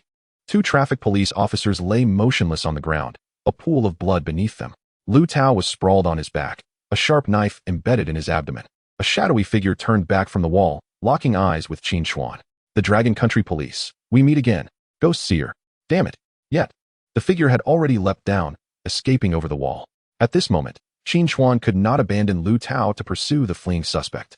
In a flash, he employed his tracking skills to close the distance once more. Previously, in his quest to secure evidence against Sun Tao, he had retracted the tracking ability that was already affixed to Guai Jianzhou. Otherwise, had the suspect entered a 100-kilometer radius, he would have been detected long before, thus avoiding the current predicament of being in the dark beneath the very light. Qin Chuan silently cursed his own inexperience, which had resulted in Lu Tao's severe injuries, and the other two traffic officers. With a keen eye for criminal investigation, he quickly assessed the two men and realized they were beyond saving. Their chests showed no signs of life, and a large pool of blood lay beneath them. They were finished. Damn it. Guai Jianzhou, this time, I, Qin Chuan, shall not rest until I have torn you to pieces. I might as well discard my uniform. In his mind, a three-dimensional map materialized, showing Guai Jianzhou's rapid escape route. Just then, the sound of police sirens echoed from outside, signaling the arrival of the Xing'an City Criminal Investigation Team, led by Captain Qian Guobin. Qin Chuan, what are you doing here? Upon seeing Qian Guobin, Qin Chuan felt a surge of joy. Captain Qian, quickly call for an ambulance. The perpetrator has fled. I must pursue. With that, he entrusted Lu Tao to Qian Guobin and, with a swift run, vaulted over the wall to chase after the suspect. Among the arriving officers was a middle-aged man, who, upon noticing the fallen traffic officer, rushed over to assist him. Upon closer inspection, he found the carotid artery had been severed, and there was no pulse or heartbeat. Who's he? Who's he? Captain Qian, my brother is dead. Upon hearing this, Qian Guobin immediately passed Lu Tao to a nearby colleague. Zhenghu, dead. The traffic officer had previously served in criminal investigation, having transitioned to his current role after sustaining injuries during an operation. His brother was a trusted aide to Qian Guobin, serving as the captain of the first squad of the Xing'an City Criminal Investigation Team. Meanwhile, Qin Chuan pursued the tracking information in his mind, relentlessly heading towards the notorious Guai Jianzhou. At that moment, Qin Chuan's heart was akin to a volcano on the brink of eruption. This was the first time he witnessed a colleague sacrifice their life before his eyes. A tumult of guilt, anger, and regret surged within him. If only he had been more vigilant moments ago, perhaps both lives could have been spared. Chapter 62. Is the life of a Dragon Kingdom police officer worth just 1 million? As Qin Chuan vaulted over the wall, his pace quickened considerably. In his mind, Guo Jianchou had already covered over 1,000 meters. The suspect's movements were exceedingly elusive. Initially, Guo Jianchou had been racing westward towards the crime scene. But after leaping over the wall and navigating several turns, he had completely reversed course, now positioned in an alley to the east of the incident location. Without his 100-mile tracking skill, Qin Chuan would have undoubtedly lost the trail once again. Humph! Qin Chuan silently scoffed. The last time he had allowed the suspect to escape was partly due to the overwhelming number of individuals from the Xinhai coal mine, and partly because he had just been reborn, having undergone only a few system lotteries, and thus his abilities were still relatively nascent. However, the circumstances had changed. After this period of accumulation, Qin Chuan had made significant strides in combat skills, physical fitness, and auxiliary abilities such as vision and smell. If he were to confront Guo Jianchou again, he was now fully confident in his capacity to subdue the opponent without incurring any harm. On the spatial map of a 100-mile chase, discerning the direction in which Guo Jianchou fled, Qin Chuan decisively altered his strategy. Instead of pursuing from behind, he opted to take a detour to intercept. If a drone were hovering above at this moment, it would clearly reveal that Qin Chuan seemed to anticipate Guo Jianchou's destination, making a beeline for the endpoint. In contrast, Guo Jianchou was meandering, twisting and turning without a fixed route. Yet, the distance between the two was diminishing. Cautiously emerging from an alley, Guo Jianchou cast a glance over his shoulder, a flicker of smugness flashing in his eyes. The Dragon Country police were nothing extraordinary. Previously, after fleeing from Julin County, Guo Jianchou had not truly departed, but had relocated to another hideout prepared by Xinhai Mining. His visit to the Dragon Country was mission-driven. Now that negotiations in Julin County had concluded successfully, he had agreed to one condition from Do Sihai in return: to silence a witness. Were it any other task, Guo Jianchou might have hesitated, but killing was a trivial matter for him. Moreover, the driver still believed he could secure a reward from him. For Guo Jianchou, eliminating the man was as effortless as slaughtering a chicken. However, he did not anticipate encountering that Dragon Country police officer once more. In truth, had it not been for the pressing need to return something of significance, Guo Jianchou would have relished the opportunity to confront Qin Chuan. The latter possessed commendable combat skills, yet murder transcended mere physical prowess. In urban warfare, Guo Jianchou was confident he could annihilate his opponent. To slay an elite officer of the Dragon Country would be an exceedingly gratifying achievement for him. Consider yourself fortunate. Guo Jianchou, you thought you could kill a Dragon Country policeman and escape? However, before the recent thoughts could dissipate, Guo Jianchou was halted by a familiar voice. Without a moment to ponder how the other had tracked him down, Guo Jianchou did not even glance back. His right hand swiftly delved into his pocket. Bang! Bang! The sharp crack of gunfire echoed as Guo Jianchou executed a forward roll, seeking refuge behind a wall corner. Meanwhile, Qin Chuan had anticipated that his adversary would be armed, and thus had prepared himself. Upon making his presence known, he had already leapt down from the high wall, an Age-type 54 pistol, polished and gleaming, now firmly in his grasp. He had already fired a shot. 1 million for the Dragon Country police. Let me go? Guo Jianchou cast a glance at his left shoulder, grazed by a bullet, and moved it slightly, confirming it did not impair his combat capabilities as he articulated his terms. Indeed, just as Guo Jianchou had fired, Qin Chuan had also taken a shot. However, it had missed its target, resulting only in a superficial wound. Are the lives of 2 Dragon Country officers worth merely 1 million? Qin Chuan scoffed. Just moments ago, he had had the opportunity to stealthily approach his opponent. Yet, Guo Jianchou had already vacated the residential area he was familiar with and was now on a main road, not far from a cluster of street vendors grilling skewers. Should he allow the adversary to blend into the crowd, no matter how formidable Qin Chuan's skills were, capturing him without collateral damage would prove exceedingly difficult. 5 million. Guo Jianchou surveyed his surroundings, contemplating escape routes while tearing a strip of cloth to bind around his wound. This seemed a relatively fair price. Toss the money over, and I shall allow your departure. The specter of despair, known as ghostly despair, nearly choked on his words. I have no money now, once I escape. To hell with that. When you escape, who am I to ask for money? Both were acutely aware that they were merely stalling for time. Qin Chuan awaited the support of Qian Guobin. This location was merely a little over a kilometer from the self-constructed house they had just visited. After the gunfire erupted, Qian Guobin would undoubtedly hear it. Qin Chuan's intuition proved correct. Qian Guobin indeed heard the shots. Not only did he hear the gunfire, but he also discerned that the first shot was fired from a Beretta, a weapon exclusive to foreign forces. The second shot was from a Type 54, used by the police. Thus, Qin Chuan had encountered the adversary. First squad, handle the aftermath. Second and third squads, follow me. Ghostly despair had no intention of genuinely parting with money. Despite lacking reinforcements, he was acutely aware of his own advantage. A few hundred meters behind him lay a densely populated area. Should he recklessly charge forward, no one could stop him from unleashing havoc. He was biding his time. The turning point arrived 3 minutes later when a white SUV approached from the distance. Ghostly Despair decisively stepped out from his hiding spot, brandishing his weapon to halt the vehicle. "Get out." The young driver, nearly paralyzed with fear, trembled as he opened the door, only to be yanked out by Ghostly Despair. He then leapt into the vehicle, executing a swift U-turn, the tires screeching as they tore away. At this moment, Qin Chuan emerged from another corner. "I'm not afraid of your escape. I'm concerned about you taking hostages. Call the police. Inform them that a policeman named Qin Chuan is in pursuit." After briefly addressing the panicked car owner, Qin Chuan sprinted towards the main road. During the pursuit, he realized his phone had gone missing, leaving him unable to notify the authorities. He could only rely on the victim to relay the message. With 100 miles of tracking ahead, the fleeing suspect would surely be caught. Upon reaching the road, Qin Chuan produced his identification and signaled for a vehicle. In no time, he managed to halt a red BMW. "I am a police officer. I need to requisition your vehicle." Zhang Xiaoyu, having taken a 2-day leave after her report on Qin Chuan, was out shopping with her mother when they were unexpectedly stopped by the police. To her surprise, the officer was a familiar face. "Captain Qin?" Qin Chuan frowned, recognizing that this woman knew him, yet he could not recall her, despite her striking beauty. He brushed it off, thinking it was better that she recognized him. "Beautiful lady, I'll chat with you later. I have an urgent task at hand. I'll need your car for now. You can retrieve it later at the Criminal Investigation Unit." With that, Qin Chuan jumped into the car and accelerated away. "Who is that young man, Xiaoyu? He is quite handsome and seems somewhat familiar." "Mom, that's the police officer I reported on recently from Julin County." "Oh, I remember now. He is the one who saved the girl by jumping off a building, Qin Chuan, right?" "Yes, that's him. But I thought he was still in Julin County. What brings him to Xing'an City?" Just as Qin Chuan sped off in the BMW to continue his pursuit of the suspect, Qian Guobin, accompanied by members of the 2nd and 3rd teams from the Criminal Investigation Brigade, hastened to the scene where the gunfight had just transpired. The two individuals had emerged from that direction. One, a middle-aged man, had brandished a weapon to commandeer my vehicle, while the other, a young man clad in police uniform, had proclaimed himself an officer and instructed me to inform you that he was in pursuit of the suspects. You too, take notes. The rest, follow me. As they approached the corners where Qin Chuan and Gue Jianshou had their encounter, the attentive officers discovered bullet casings on the ground.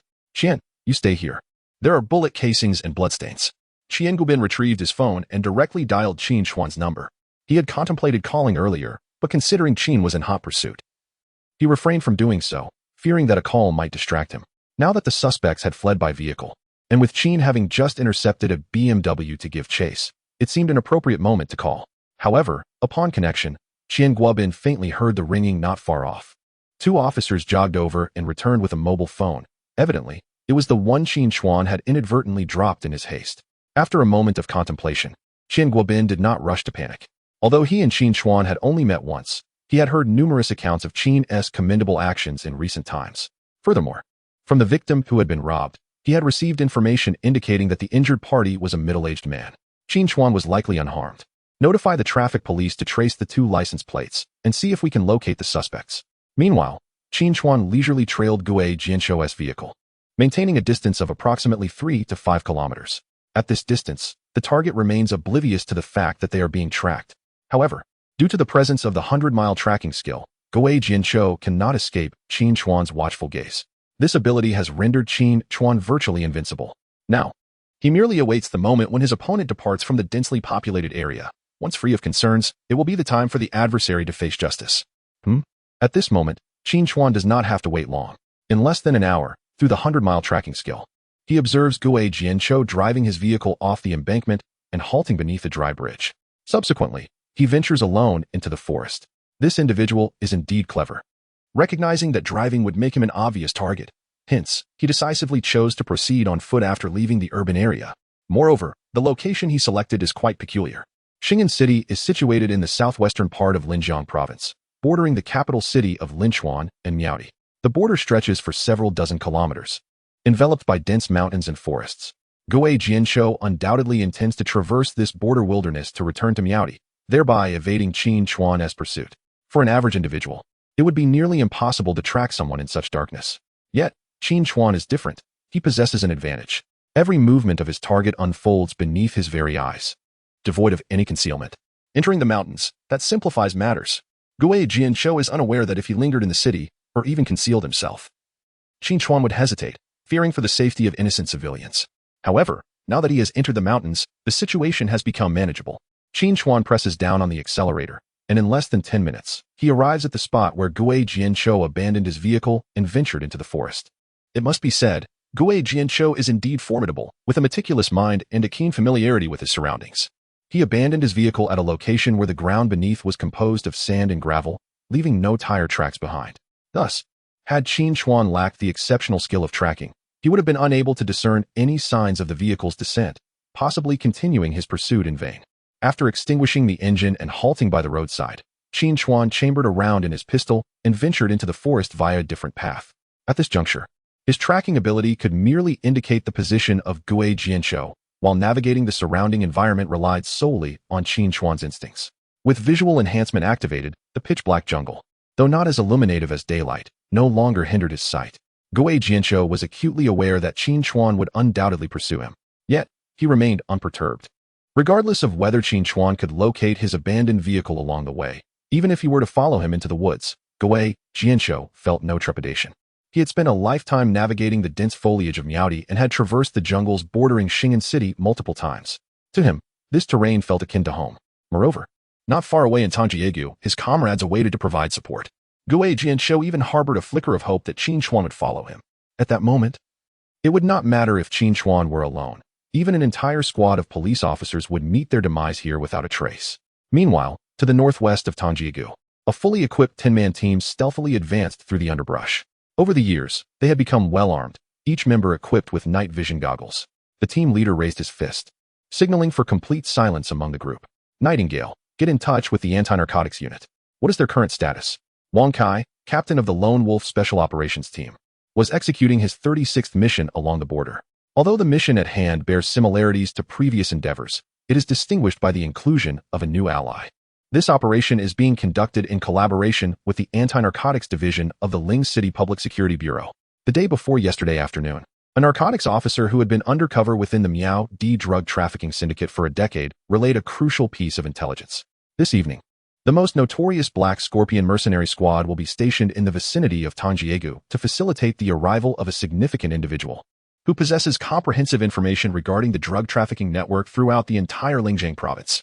Moments later, the Nightingale had successfully established contact with the relevant party, who had reached the designated location. The Black Scorpion had already crossed the border. A glint of determination flashed in Wang Kai's eyes. It was fortunate that they had entered. The Black Scorpion mercenary squad had clashed with Wang Kai on multiple occasions, yet those encounters had always transpired near the border, never penetrating deeply into the Tangjiegu area. This time, Wang Kai resolutely vowed to capture them all in one fell swoop, seeking vengeance for his fallen brothers. As several teams advanced towards Tangjiegu, Gui Jianzhou was nearly driven to madness by Qin Chuan.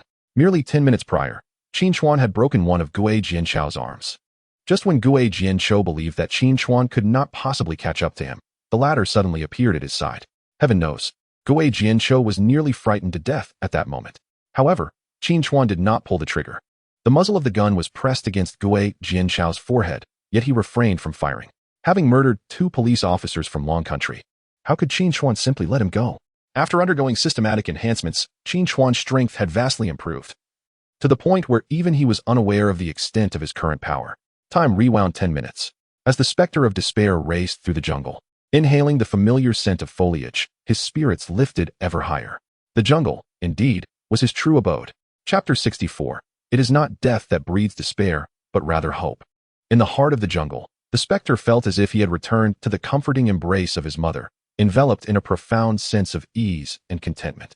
Standing atop a hill, he gazed into the distance, where a distant glimmer of light appeared like a solitary star. He knew that in 2 or 3 hours, he would reach Tangjiegu. At that juncture, delivering the item in his possession to Black Scorpion would signal the completion of his mission. The boss had promised him a reward of $10 million upon successful fulfillment of this task. Once accomplished, he would no longer need to accept missions, thus liberating himself from the tumult of life and death, and allowing him to indulge in a life of carefree tranquility. Like a nimble monkey, he descended the hillside, slipping swiftly into the dense thicket. As for Qin Chuan, even with a police dog in tow, it was unlikely he would locate him deep within the mountains. Suddenly, a jarring noise pierced the air, and the specter halted abruptly, cold sweat beading on his forehead. Having danced on the precipice of death daily, he was all too familiar with the sound of a bullet being chambered. A sharp pang of fear shot through his right temple. Who? How could someone have approached him so stealthily? Only when the gun's muzzle pressed against his forehead did he realize the gravity of his situation. Mechanically, he turned his head, gasping in shock. It's you. Qin Chuan regarded him with a cold smile. Surprised to see me? This scoundrel was a bit slow. I've been waiting here for 5 minutes. How did you manage to track me? The Spectre had confirmed numerous times along his route that no one was following him. However, how did Qin Chuan manage to locate himself without anyone tracking him? Coincidence? Impossible. The border of Linzhou stretches for dozens of kilometers, shrouded in dense rainforest. Not even an individual, let alone an entire army, could penetrate it without vanishing like a droplet in the ocean, stirring not a ripple. Qin Chuan had no intention of revealing to Qin Chuan that he was operating at an elevated level. He was now driven by the desire for vengeance for the 2 deceased traffic officers and the grievously injured Lu Tao. To kill his adversary with a single shot would be far too lenient. Qin Chuan, this time, I shall spare your life. Qin Chuan believed his end was nigh. At such close quarters, Qin Chuan's skills were on par with his own. The other could easily deliver a fatal shot the moment he moved. As Qin Chuan pondered the possibility of mutual destruction, Qin Chuan's words momentarily left him bewildered. Then, he quickly regained his composure. Are you asking for money? Qin Chuan shook his head. He was indifferent to monetary gain. What he sought was for Qin Chuan to pay a price that extended beyond mere death. An arm. Qin Chuan stepped forward. The cold muzzle of his gun pressed against Qin Chuan's forehead. Break your right hand, and I will allow you to leave. No money? Just the right hand? Qin Chuan's icy gaze fell upon the young man hidden in the shadows. A man accustomed to slaughter, he understood precisely what Qin Chuan intended. The cat enjoys the chase, relishing the process rather than the final outcome. No one has truly experienced the sensation of death. However, everyone comprehends the essence of disappointment. Especially when confronted with mortality, the feeling of hope followed by its shattering can drive one to the brink of despair. Qin Chuan had employed this tactic before, relishing the sight of those he tormented, watching them grasp at hope repeatedly, only for him to obliterate it with his own hands. The sensation derived from this confrontation far surpasses the mere act of vanquishing an opponent. However, a cat does not always succeed in capturing a mouse that has managed to escape. Confronted with the flicker of hope, Qin Chuan found himself devoid of options. Dragon Kingdom Police, you shall come to regret this. Of course, Qin Chuan was acutely aware that Qin Chuan could discern his intentions. Yet what of it? This is a blatant scheme. To deviate from its rules is to invite demise. With a sharp crack, Qin Chuan discharged a bullet into the opponent's skull, simultaneously encircling Qin Chuan's right hand with his left arm and twisting it forcefully. The bones in Qin Chuan's right arm shattered at the elbow, splintering beneath the skin, yet not a single drop of blood stained the surface. Qin Chuan's technique was ruthless. This method of breaking bones irrevocably destroyed the joint of Qin Chuan's right arm, leaving no possibility for reattachment. Humph. Qin Chuan, a true master of survival, merely emitted a cold snort despite his injury. You have 10 minutes to flee, he declared. Without uttering another word, Qin Chuan turned and vanished into the woods, his movements so swift that he seemed to dissolve into thin air. Qin Chuan observed from afar, a mysterious smile gracing his lips. For Qin Chuan had not genuinely escaped. In a clever maneuver, he had circled back, returning to the very vicinity he sought to evade. This was more like it. This was the essence of Qin Chuan's character. Otherwise, the game would be dreadfully dull. Meanwhile, Qin Chuan drew his handgun, having stealthily maneuvered to Qin Chuan's rear. 10 minutes? A mere game. He chuckled. This little Dragon Kingdom officer, relying on his skills, wishes to engage me in this manner? Within 3 minutes, Qin Chuan had already discerned the silhouette amidst the dense foliage. This fool, truly, is he waiting for a full 10 minutes? The specter of Qin Chuan moved silently, inching closer. Just a few more meters would place him within the lethal range of his pistol. He pondered whether it would be his agility or the swiftness of his bullet that would prevail. Closer, closer, it was almost within reach. Qin Chuan meticulously calculated the final distance. 5 steps, 4 steps, 3 steps. Almost there, almost. I shall send you to the netherworld. Bang, bang. The sharp sound of 2 gunshots echoed as Qin Chuan clutched his right shoulder, gazing at the young man before him in terror. You, how did you discover me? Qin Chuan felt a flicker of amusement. Qin Chuan was blissfully unaware that his seemingly flawless plan had been entirely laid bare to Qin Chuan. The skill of 100-mile tracking, although not directly augmenting Qin Chuan's combat prowess, proved to be remarkably effective in the art of pursuit. 5 minutes. You have 5 minutes left. Qin Chuan cast a deep glance at Qin Chuan, initially resigned to his fate. Yet, to his astonishment, Qin Chuan still granted him a chance. Run. As an ancient saying goes, while the green hills remain, there is no need to fear the lack of firewood. Everything that had transpired was surely mere luck. His adversary was cunning, anticipating his retaliation, and in that fleeting moment, caught him off guard. No matter, there remains an opportunity. Gui Jianzhou sprinted towards Tongjiago, unleashing all his might. Once he reached Tongjiago and connected with the Black Scorpion gang, he intended to demonstrate to Qin Chuan the grave consequences of trifling with him.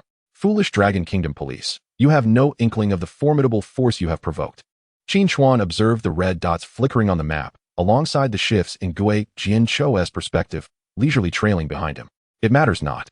The day is still young, and the game has only just commenced.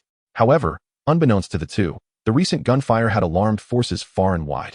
The Lone Wolf Special Operations Team, consisting of 10 members, fell into silence once more. Captain Wang Kai, observing the direction of the gunshots, displayed a look of perplexity. As the leader of the Special Forces, Wang Kai's prowess in both close-quarters combat and long-range firearm engagements is undoubtedly top-tier. Upon hearing the gunshots, he swiftly deduced that the first shot was fired from a domestically produced police-issued Type 54 pistol, while the second belonged to a Beretta. Were our own engaged in battle with foreign troops? Chapter 65. If you have the ability, kill me. The distraught Gui Jianzhou urged Nightingale to inquire whether our forces were still involved in the skirmish in Linzhou City. On the other side, the anti-narcotics unit of Linzhou City had also dispatched inquiries, albeit directed to the City Bureau's command center.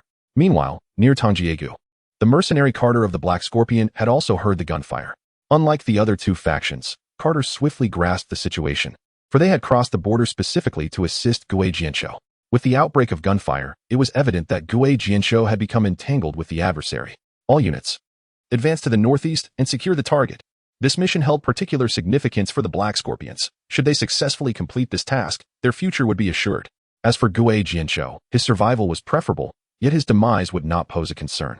Their objective lay in the USB drive that Gui Jianzhou possessed. As long as they could retrieve that item, their mission would be deemed successful. On the highway, Qian Guobin led a contingent, utilizing surveillance information provided by the traffic police of Xing'an City, and finally identified the route taken by Qin Chuan and Gui Jianzhou. However, at this moment, the convoy has already exited the boundaries of Xing'an City. This road is a national highway, devoid of any surveillance for assessment. Therefore, Qin Chuan's exact whereabouts remain indeterminate to Qian Guobin. In fact, they have yet to reach the site where Qin Chuan abandoned his vehicle, but they are not far off. The sudden sound of gunfire alerted Qian Guobin to the certainty that Qin Chuan had encountered the adversary. Ahead, accelerate. At this moment, within the Operations Command Center of the Linzhou Public Security Bureau, a large screen displayed real-time footage relayed from drone cameras and portable cameras wielded by Special Operations Forces. This operation bears significant implications. The intelligence was relayed by an undercover agent who had been embedded in Miaoti for a decade. According to reliable information, foreign mercenaries known as Black Scorpions have infiltrated the country, attempting to assist a notorious assassin named Gui Jianzhou. The adversary possesses control over the entire drug trafficking network within Linjiang province. For the drug lords in Miaoti, whoever holds this leverage commands the drug market of Linjiang. Should this information fall into the hands of the police, it could dismantle the entire network and cleanse the region. Has there been any response from the other side? The inquiry came from a middle-aged man in a white shirt positioned centrally in the front row of the command center. His hair was graying, his stature modest. Yet his piercing gaze commanded respect without a hint of anger. Zhang Tianyu, the head of the Linzhou Public Security Bureau, promptly replied, Director Yang. We have yet to establish contact. Yang Jingguo's brow furrowed deeply, his profound demeanor rendering the atmosphere tense. Zhang Tianyu inwardly sighed. 3 years ago, when Yang Jingguo was promoted to the head of the Linjiang Provincial Public Security Department, he had solemnly handed him a list of names. The foremost figure is the 10-year undercover agent, codenamed Kite, who has consistently relayed crucial intelligence at pivotal moments throughout the decade, significantly contributing to the anti-drug efforts in Linjiang province. It is no exaggeration to assert that, without this individual, the current situation regarding drug control in Linjiang would be far more severe. The initial plan was for this agent to return home by the end of this year, concluding their undercover mission and resuming the role of a public police officer. However, there has been no communication from them as of now. Of course, the absence of news does not necessarily imply that something has gone awry. Being an undercover agent, it is improbable for them to respond to calls at all times. Suddenly, the shrill ring of a phone disrupts the silence. Contact code, Nightingale. The political commissar of the Lone Wolf Special Operations Team answers the call, and after a brief moment, he says, Please hold. I will confirm now. Director Zhang, we just received reports from the front lines of 2 gunshots. one of which was fired from a police-issued Type 54 pistol. They inquired if there has been any incident. An attack with a pistol? Zhang Tianyu immediately glanced at the captain of the anti-drug team, who shook his head in denial.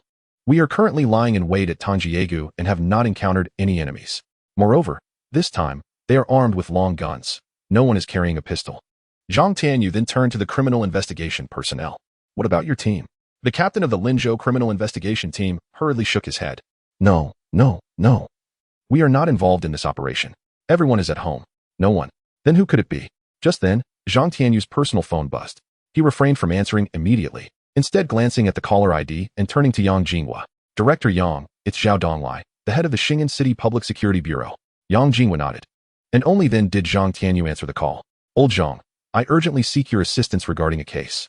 The situation has escalated. And Zhao Donglai gets straight to the point. Oh, old Zhao, what is the matter? I'm at the bureau, go ahead.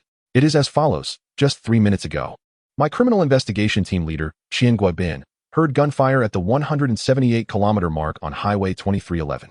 It appears that our earlier pursuit has encountered the suspects. What is your officer's name? Qin Chuan. He is the deputy chief of the criminal police team in Jilin County. Qin Chuan, the one who came to the Linjiang Daily during the New Year? Yes, precisely him. Very well, I shall promptly arrange a deployment here. Also, inform your personnel to refrain from entering the mountains. There will be significant operations tonight, and Director Yang is directing the scene from my location. After hanging up, Zhang Tianyu quickly relayed the situation to Yang Jinghua.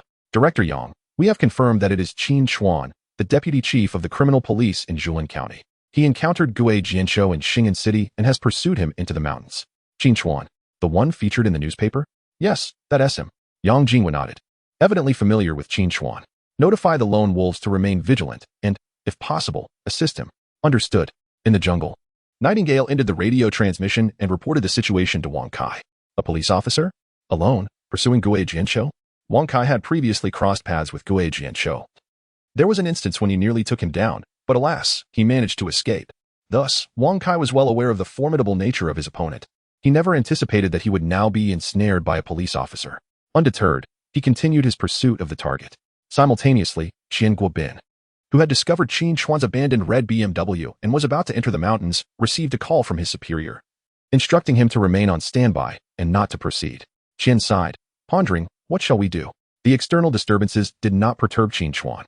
At that moment, he was engaged in a third round of a game with Gue Jianshou. Crack! The sound of bones fracturing resonated sharply, accompanied by Gue Jianshou's anguished screams. Kill me. If you have the guts, just kill me. Half kneeling on the ground, Gue Jianshou found himself unable to raise his arms, every joint crushed and shattered by Qin Chuan. Now, his left ankle was contorted at an unnatural angle as Qin Chuan methodically crushed the bones one by one. Kill you? Qin Chuan's eyes blazed crimson. Did you ever consider this moment when you murdered those 2 police officers? Chapter 66. The sudden gunfire, 5 Special Forces soldiers go missing. With both arms completely broken and one foot rendered useless, Gue Jianshou now writhed on the ground, casting a malevolent glare at Qin Chuan. The past hour had been the most despairing of his life, since Qin Chuan first tracked him down, leading to the shattering of his right arm and his subsequent failed counterattack. Gue Jianshou had found himself on the receiving end of Qin Chuan's gun 3 times. He could not fathom how, in such a densely wooded and complex mountainous terrain, Qin Chuan could locate him with such precision time and again. Was it possible that his adversary had implanted a tracking device on him? However, just moments ago, by a small stream, Gue Jianshou had thoroughly soaked his garments in the water, meticulously searching for something, yet found nothing. What an absurdity! Nevertheless, Gue Jianshou did not relinquish hope. Although Qin Chuan had rendered his own arms and one ankle useless, hope still flickered. He was drawing ever closer to Tangjiegu. Moreover, Gue Jianshou was acutely aware that the sound of his counterattack and gunfire must have reached He Xie and his comrades. Perhaps he was not far from them now. With a bit more perseverance, he could undoubtedly escape this perilous situation. As for He Xie abandoning him, that was inconceivable. The information he possessed was integral to the drug trafficking network throughout Linjiang province. His superior would never forsake him, supporting his battered body.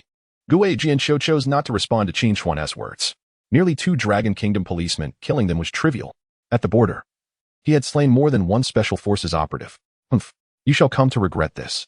Qin Chuan merely smiled with indifference. Gue Jianshou was already a fish in a barrel. He was determined to make him pay the price he deserved.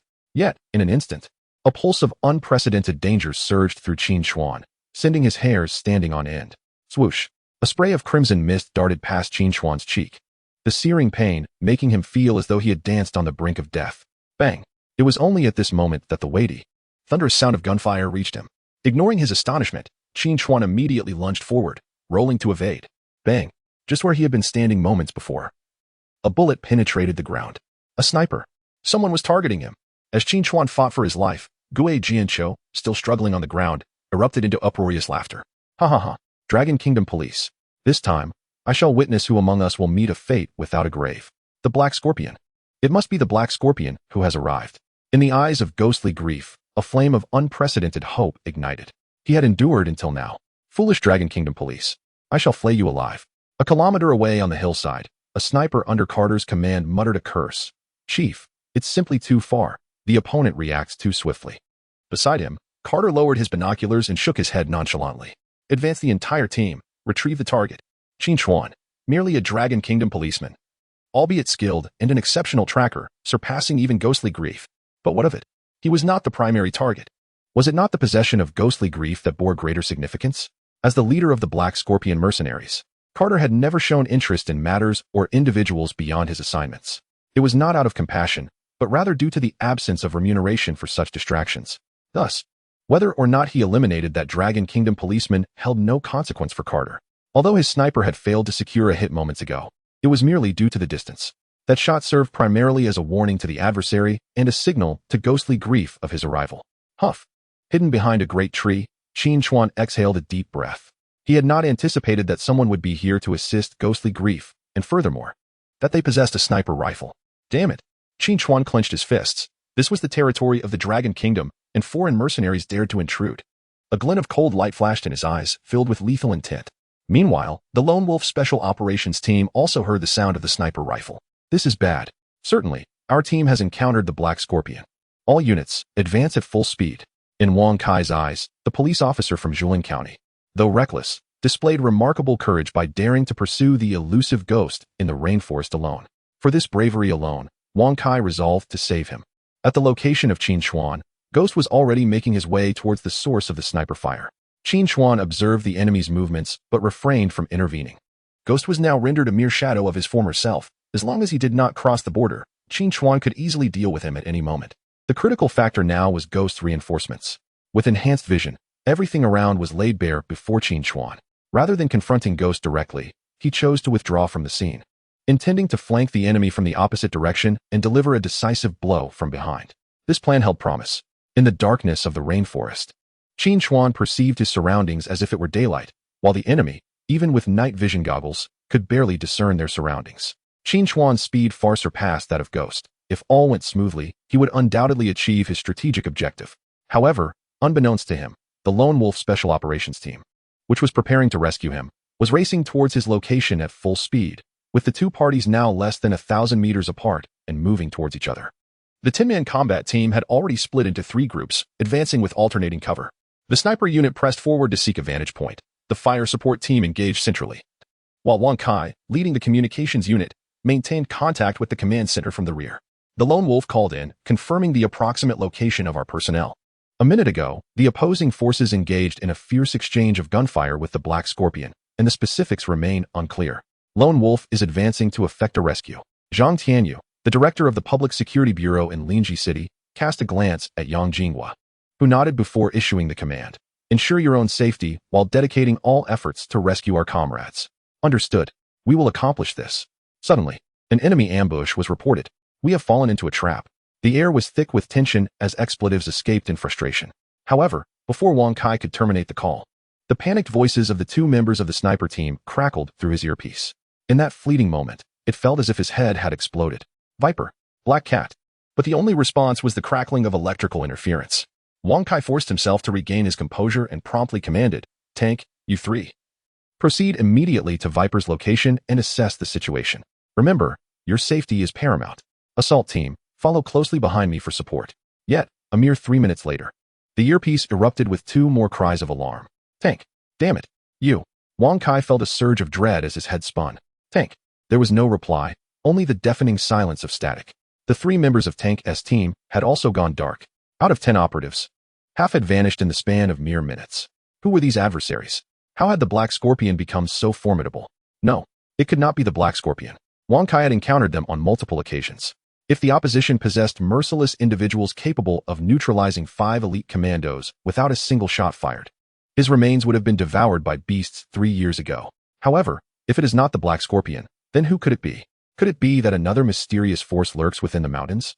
Chapter 67. Release our captain, or I shall open fire. All personnel, gather around me. The situation of the adversary remained uncertain, and Wang Kai could not risk sending out additional reinforcements. The remaining 4 team members had already assembled at his side. Their firearms were fully loaded, and the moment any sign of disturbance emerged, they would discharge their weapons without hesitation.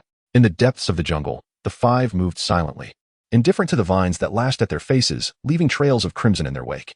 Their sole desire was to reach their destination swiftly and rescue their comrades.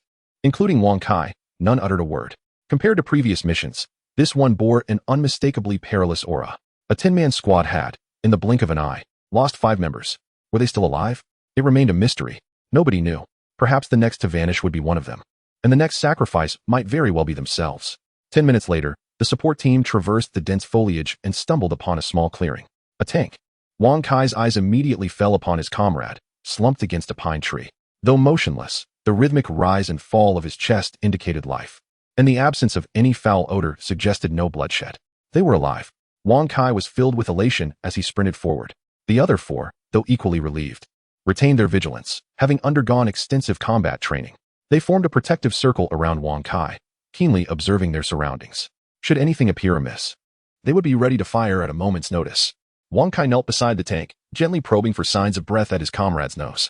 Thankfully, he was merely unconscious. He was unharmed. However, just as Wang Kai's mind began to relax, a shadow suddenly darted out from behind the pine tree, akin to a bolt of lightning, catching everyone off guard. Wang Kai immediately sensed something was amiss. With his left hand, he swiftly blocked the tank, while his right hand, like a flash, drew the dagger hanging from his chest, thrusting it towards the shadow with a tempest of fury. At that moment, he felt assured. As long as his adversary did not alter their course, he was confident the dagger would pierce through their chest. Yet, to Wang Kai's astonishment, despite clearly witnessing his dagger's advance, the assailant did not retreat. Rather, they surged forward with even greater speed. Whoosh! Wang Kai felt a blur before his eyes, a sudden lightness in his grip. In the next instant, the icy blade of his dagger was pressed against his own neck. Stop! Release our captain. Who are you to dare seize a member of the Lone Wolf Special Forces? If you do not let go, I will fire. Wang Kai's scalp tingled as he grappled with the bewildering turn of events. Someone had disarmed him with a bare hand, taking his dagger and now holding him hostage. The 4 team members opposite him murmured in hushed tones, their hearts racing with shock. What had just transpired? The captain of the Lone Wolf Special Operations Team, a champion of the military's martial arts competition, Wang Kai, had been disarmed and taken hostage in front of them. Moreover, as they had rushed forward, they had clearly seen the 5 recently missing team members. Aside from the tank resting against the pine tree, the other 4 lay motionless in the grass. Could it be that one individual had single-handedly taken down 5 elite soldiers? Good heavens! Are you jesting? Is there truly such a ruthless individual in this world? Qin Chuan, dagger in hand, concealed his entire form behind Wang Kai. When he had a fleeting encounter with the directional sniper moments ago, Qin Chuan had momentarily believed this was the very person sent to support him against the notorious ghostly encounter. His initial intent was to eliminate them all, but he had spared one to lure out the remaining adversaries. However, upon hearing the opponent's self-identification, Qin Chuan found himself momentarily bewildered. The Lone Wolf Special Operations Team? Is this not proclaimed as the strongest special forces in Linjiang Province? Could it be? Remaining cautious, Qin Chuan did not fully trust the other party and firmly positioned himself behind Wang Kai. You claim to be who you are? Present your credentials for my inspection. The 4 adversaries fell momentarily silent. They were on a mission to eliminate mercenaries, necessitating the concealment of their identities. Not only were they devoid of any documents, but even their gear was not the standard combat attire of the military for certain reasons. My name is Wang Kai. We genuinely belong to the Lone Wolf Special Operations Team. I am the team leader. You must be the detective from Julin County, Qin Chuan, right? In the fleeting moment of being taken hostage, Wang Kai had discerned the police uniform adorning Qin Chuan. Thus, this must be the detective mentioned by the command center, the one who single-handedly pursued ghostly encounter. Upon hearing Wang Kai's words, Qin Chuan was momentarily taken aback. The other party was aware of his identity. Could they truly be a special operations team? Yet, if Lone Wolf is indeed the most formidable elite unit in the province, how could they display such a level of competency? With this thought, Qin Chuan found himself almost convinced unconsciously loosening his grip on the dagger by an inch. Wang Kai's eyes narrowed. This was the moment he had been waiting for. Snap! With both hands seizing the opportunity, he blocked Qin Chuan's right hand holding the knife, bent down, and executed a throw, sending Qin Chuan sprawling. How could it be that a deputy captain of a county criminal police team had annihilated his 5 comrades and even taken himself hostage? If word got out, the reputation of a lone wolf would be irreparably tarnished. Qin Chuan had not anticipated that his momentary distraction would allow the opponent to strike. Yet, suspended in midair, he felt no fear. He twisted his waist with all his might, transforming his body from facing the sky to facing the ground.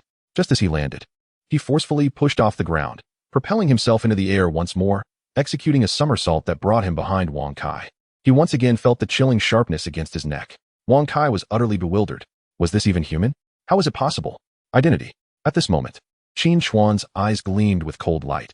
He could no longer trust the words of his opponent. Reluctantly, Wang Kai instructed Nightingale to contact the Operations Command Center of the Lin City Public Security Bureau. After a call was made to Jin Guobin, Qin Chuan finally believed that these individuals were indeed members of the Lone Wolf Special Operations Team. Captain Wang, brothers, I sincerely apologize.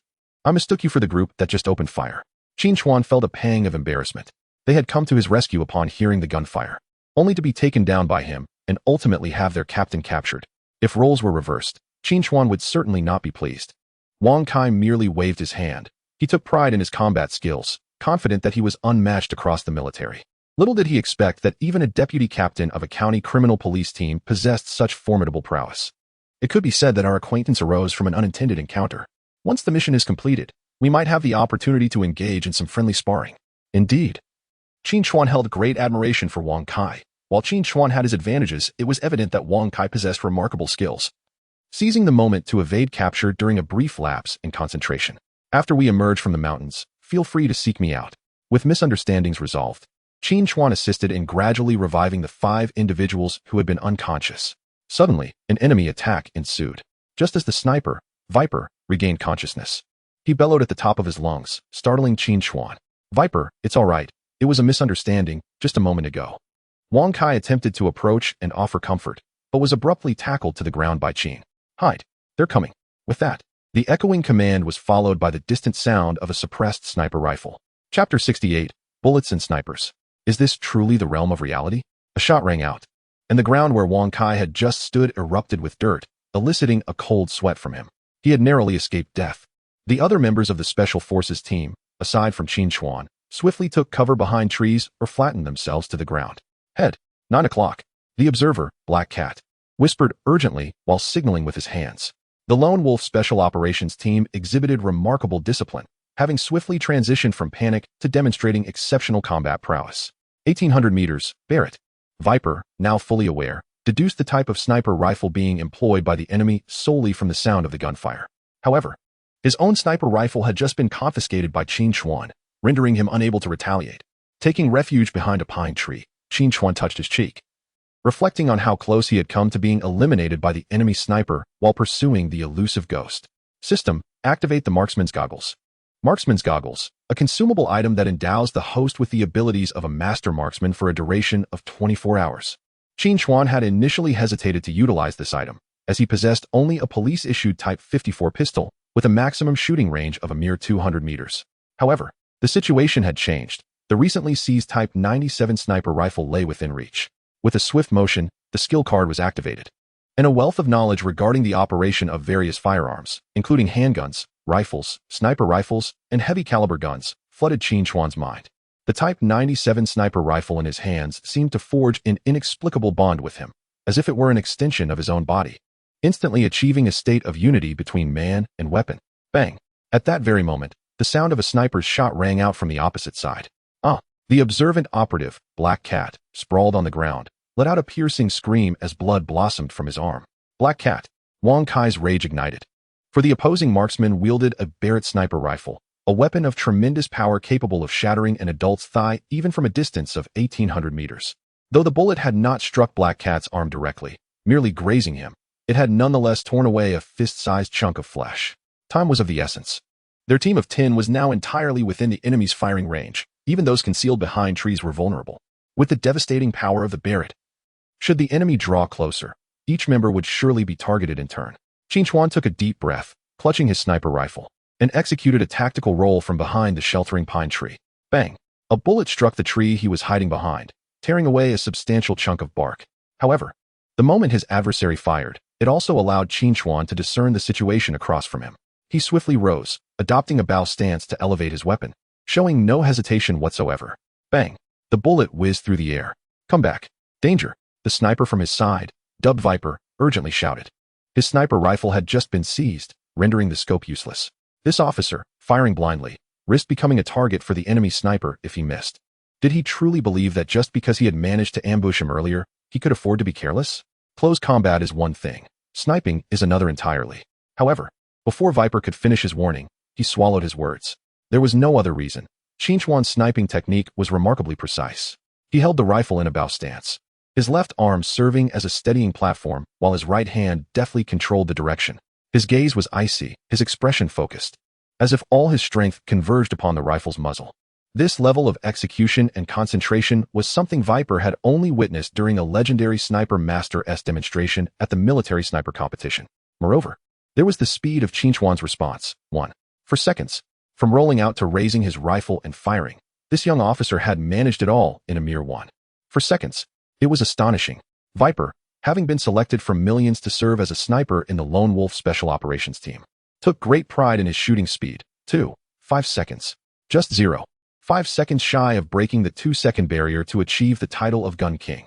As we delve further into the timeline, at precisely 1.8 seconds, we find ourselves in the realm of the gun god, a true master of the craft. Yet, the police officer who has just been felled. 4 seconds. What on earth? If the opponent is not merely firing blindly, then this is utterly terrifying. Whether or not the shots were fired at random will soon be revealed to Viper. After 3 breaths, the opponent remains eerily silent. Barrett has not retaliated. What does this signify? Wang Kai is equally astonished by Qin Chuan's prowess. He never anticipated that not only would the adversary possess extraordinary combat skills, but that he would also be a sniper of divine caliber. Mastery of sniping is not merely a matter of diligence, it demands innate talent. Wang Kai initially enlisted with the aspiration of becoming a sniper capable of executing lethal shots from beyond visual range, sending enemies to their demise without their awareness. However, he lacks the requisite aptitude. After a year of training under the military's finest snipers, he merely attained the conventional level of proficiency. To achieve greatness, he simply does not possess the gift. Meanwhile, Carter, the leader of the Black Scorpions, gazes at the sniper lying in a pool of blood beside him, his skull shattered. Though Sol is not the finest marksman in the team, he is undeniably among the elite. His shooting time can stabilize at 2 seconds, and at times, he can even exceed that threshold. Given time, he held promise to become a legendary sniper king. It is unexpected that he would fall here. Useless. Carter scoffs. Sol's demise surprises him, yet death is merely a loss of a few dollars. As long as there is wealth, snipers of this caliber can be recruited at any moment. Wind God, it is your turn. From the rear of the group emerged a gaunt man who unfastened a cloth strip from his back, revealing an antiquated Type 85 sniper rifle. Had the Viper glimpsed the man's appearance, his jaw would have dropped in disbelief, compelling him to pursue the adversary with relentless fervor. Feng Shun, once the foremost sniper in Linjiang province, had shared a decade of life and death alongside his comrades before betraying his country for monetary gain. His name ranked 3rd on the assassination list of the Linjiang military district. Meanwhile, Qin Chuan had already holstered his weapon and risen to his feet. While others remained oblivious to the situation, Qin Chuan had witnessed the crimson splatter erupting across the distance. Brother, no, a master. How did you manage to eliminate the target from 1,800 meters without night vision or a telescopic sight? The Viper found his mind struggling to comprehend the impossibility. Qin Chuan, of course, could not disclose that he was operating under extraordinary circumstances, so he merely shook his head and responded. It is nothing but the result of practiced skill. Viper, can we still converse? At that moment, Wang Kai approached. Having encountered the pinnacle of sniping expertise himself, he understood precisely how remarkable Qin Chuan's recent shot had been. Brother, that shot of yours was nothing short of legendary. Qin Chuan scratched his head, aware of his own limitations. The marksman's glasses were only effective for 24 hours. After today, he would revert to being the novice who struggled with a handgun. Captain Wang, do you believe it was merely a stroke of luck? Wang Kai was tempted to scoff at the suggestion, but before he could voice his thoughts, he felt a sudden force as Qin Chuan delivered a swift kick to his solar plexus. In the next instant, he witnessed Qin Chuan raise his sniper rifle with lightning speed and fire in his direction. The searing bullet whizzed past Wang Kai's scalp, singeing a tuft of his hair. A crisp sound followed, reminiscent of steel colliding. Merely 5 meters away from him, a spark erupted in the void as two intertwined projectiles plummeted to the ground. Beside him, the serpent's tongue hung limply. Mother, what have I witnessed? Bullets intercepting bullets? Is this the realm of reality? Have I traversed into an anime world? Chapter 69, Explosive. Alone, he single-handedly annihilated the Black Scorpion. Concealed. After firing, Qin Chuan advanced, taking shelter behind a pine tree at the forefront of a 10-member squad. The adversary possessed a sniper. Just moments ago, while conversing with Wang Kai, Qin Chuan caught a glimmer from afar in his peripheral vision. Adorned with his gun god glasses, he swiftly deduced that it was the flash of a bullet being discharged. A distance of 1,680 meters. The majority of bullets have an initial velocity of approximately 800 meters per second, necessitating 2 seconds to traverse such a distance. There was still time. Without hesitation, Qin Chuan kicked away the opponent's targeted sniper, Wang Kai, while simultaneously raising his weapon to fire. Bang, bang, clang. The sounds of gunfire reverberated through the forest, followed by the sight of 2 bullets colliding in the air 5 meters behind Wang Kai, igniting a flash before falling to the ground. The Type 85. The adversary still had a sniper. After the initial shock, the serpent gasped in a hushed tone. It was evident that the sniper across had been eliminated by Qin Chuan's shot, wielding a Barrett sniper rifle. However, it was unexpected that another elite marksman armed with a Type 85 sniper rifle remained. As Wang Kai rolled to find cover, his scalp tingled with apprehension. 5 meters. Just 5 meters away. Had it not been for Qin Chuan's decisive kick and shot, his head would have been shattered. Although Wang Kai had flirted with death on numerous occasions, this time it filled him with an extraordinary sense of horror. Death itself is not frightening. For those who have perished are oblivious to fear. It is only those who have narrowly escaped death who truly comprehend the essence of mortality. On the other side, over 1,000 meters away, the Black Scorpion leader, Carter, lowered his night vision goggles in astonishment. A bullet, a sniper bullet? It appears that Saul met his end justly. Or perhaps it was an honor to fall victim to a marksman of such caliber. Yet, does such a sniper truly exist in this world? Or was it merely a coincidence? Carter turned to gaze at Feng Shun, one of the most renowned snipers from the Dragon Kingdom. In Feng Shun's eyes, he discerned a radiance he had never seen before. Holy light of the void. Feng Shun murmured incomprehensible words, an ecstatic laughter erupting from him. Huh, it is indeed the holy light of the void. Feng Shun laughed maniacally, his eyes shimmering with boundless madness. Carter inquired, Feng Shun, what is the holy light of the void? As he gradually regained his composure, Feng Shun glanced at Carter. Had it been anyone else asking, he would have shown no interest in responding. Though he was not one of the Black Scorpions, he felt it necessary to extend a modicum of courtesy in his current service to Carter. The holy light of the void is a legend among snipers. Only when 2 of the top-tier marksmen encounter each other and employ bullets to strike bullets can sparks ignite in the void, producing that ethereal glow, the holy light of the void. Over the past decade, Feng Shun has eliminated no fewer than 30 Special Forces soldiers from the Dragon Kingdom, among whom were over 10 elite snipers. However, he had never encountered such a formidable opponent. Could it be that the individuals on the other side were aware of his presence and had dispatched a marksman of divine caliber to deal with him? Yet, the few he knew were of a similar age, well-versed in the art of the 85-style sniper rifle. A true sniper seldom changes their weapon, akin to ancient swordsmen whose blade was an extension of their very being. Yet, the adversary wielded a 97-style sniper rifle. Was this a master of recent acclaim, risen only in the last 2 years? Unbeknownst to Qin Chuan, the sniper on the opposing side was none other than Feng Shun, a legendary marksman who once dominated the landscapes of Linjiang province. Nevertheless, it mattered little whether it was Feng Shun or any other deity. He sought only the opportunity to eliminate his target with a single shot. His attention was fixed on Gue Jianchou. Although he had rendered the man armless and left him with a crippled leg, Gue Jianchou remained a top-tier assassin, having clawed his way up from the depths of the dead. Through the perspective of his pursuer, Qin Chuan observed that Gue Jianchou was still stubbornly crawling through the thickets. Now, the distance between them had diminished significantly. If Qin Chuan did not act swiftly, the 2 parties would indeed converge. Wang Dui, my target is about to rendezvous with the other side. Cover me while I retrieve him. He then glanced towards the hiding spot of the Viper. Brother, may I borrow your rifle? Without waiting for Wang Kai's response, Qin Chuan sprung into action, only to half-heartedly feint before darting in the opposite direction. Bang! Indeed, the opposing sniper fell for the ruse, a bullet striking the tree trunk beside Qin Chuan's feigned position.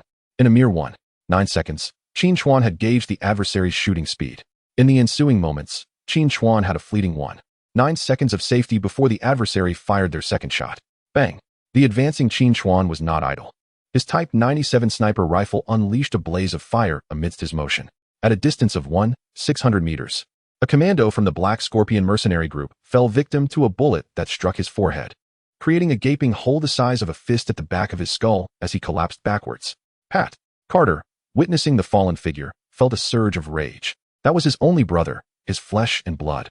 To see him shot in the head right before his eyes was unbearable. Wind God, what are you doing? Wind God paid no heed to Carter's curses, his gaze fixated solely on Qin Chuan through the scope. Slow down. Slow down. Bang. Bang. Ding.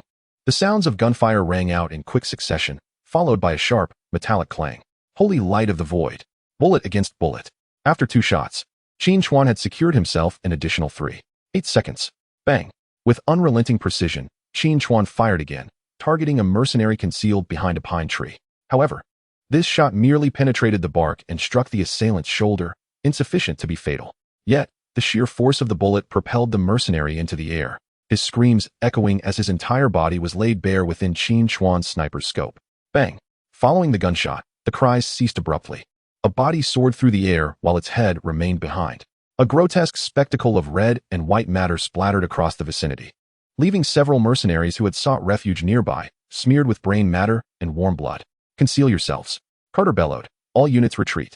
There was no choice. The sniper across the way was far too terrifying. Hidden behind the trees, a comrade was abruptly lifted into the air by a bullet, followed by a devastating shot to the head. Our sniper, the legendary Wind God, found himself utterly incapable of halting the enemy's advance. Bang, bang, clang.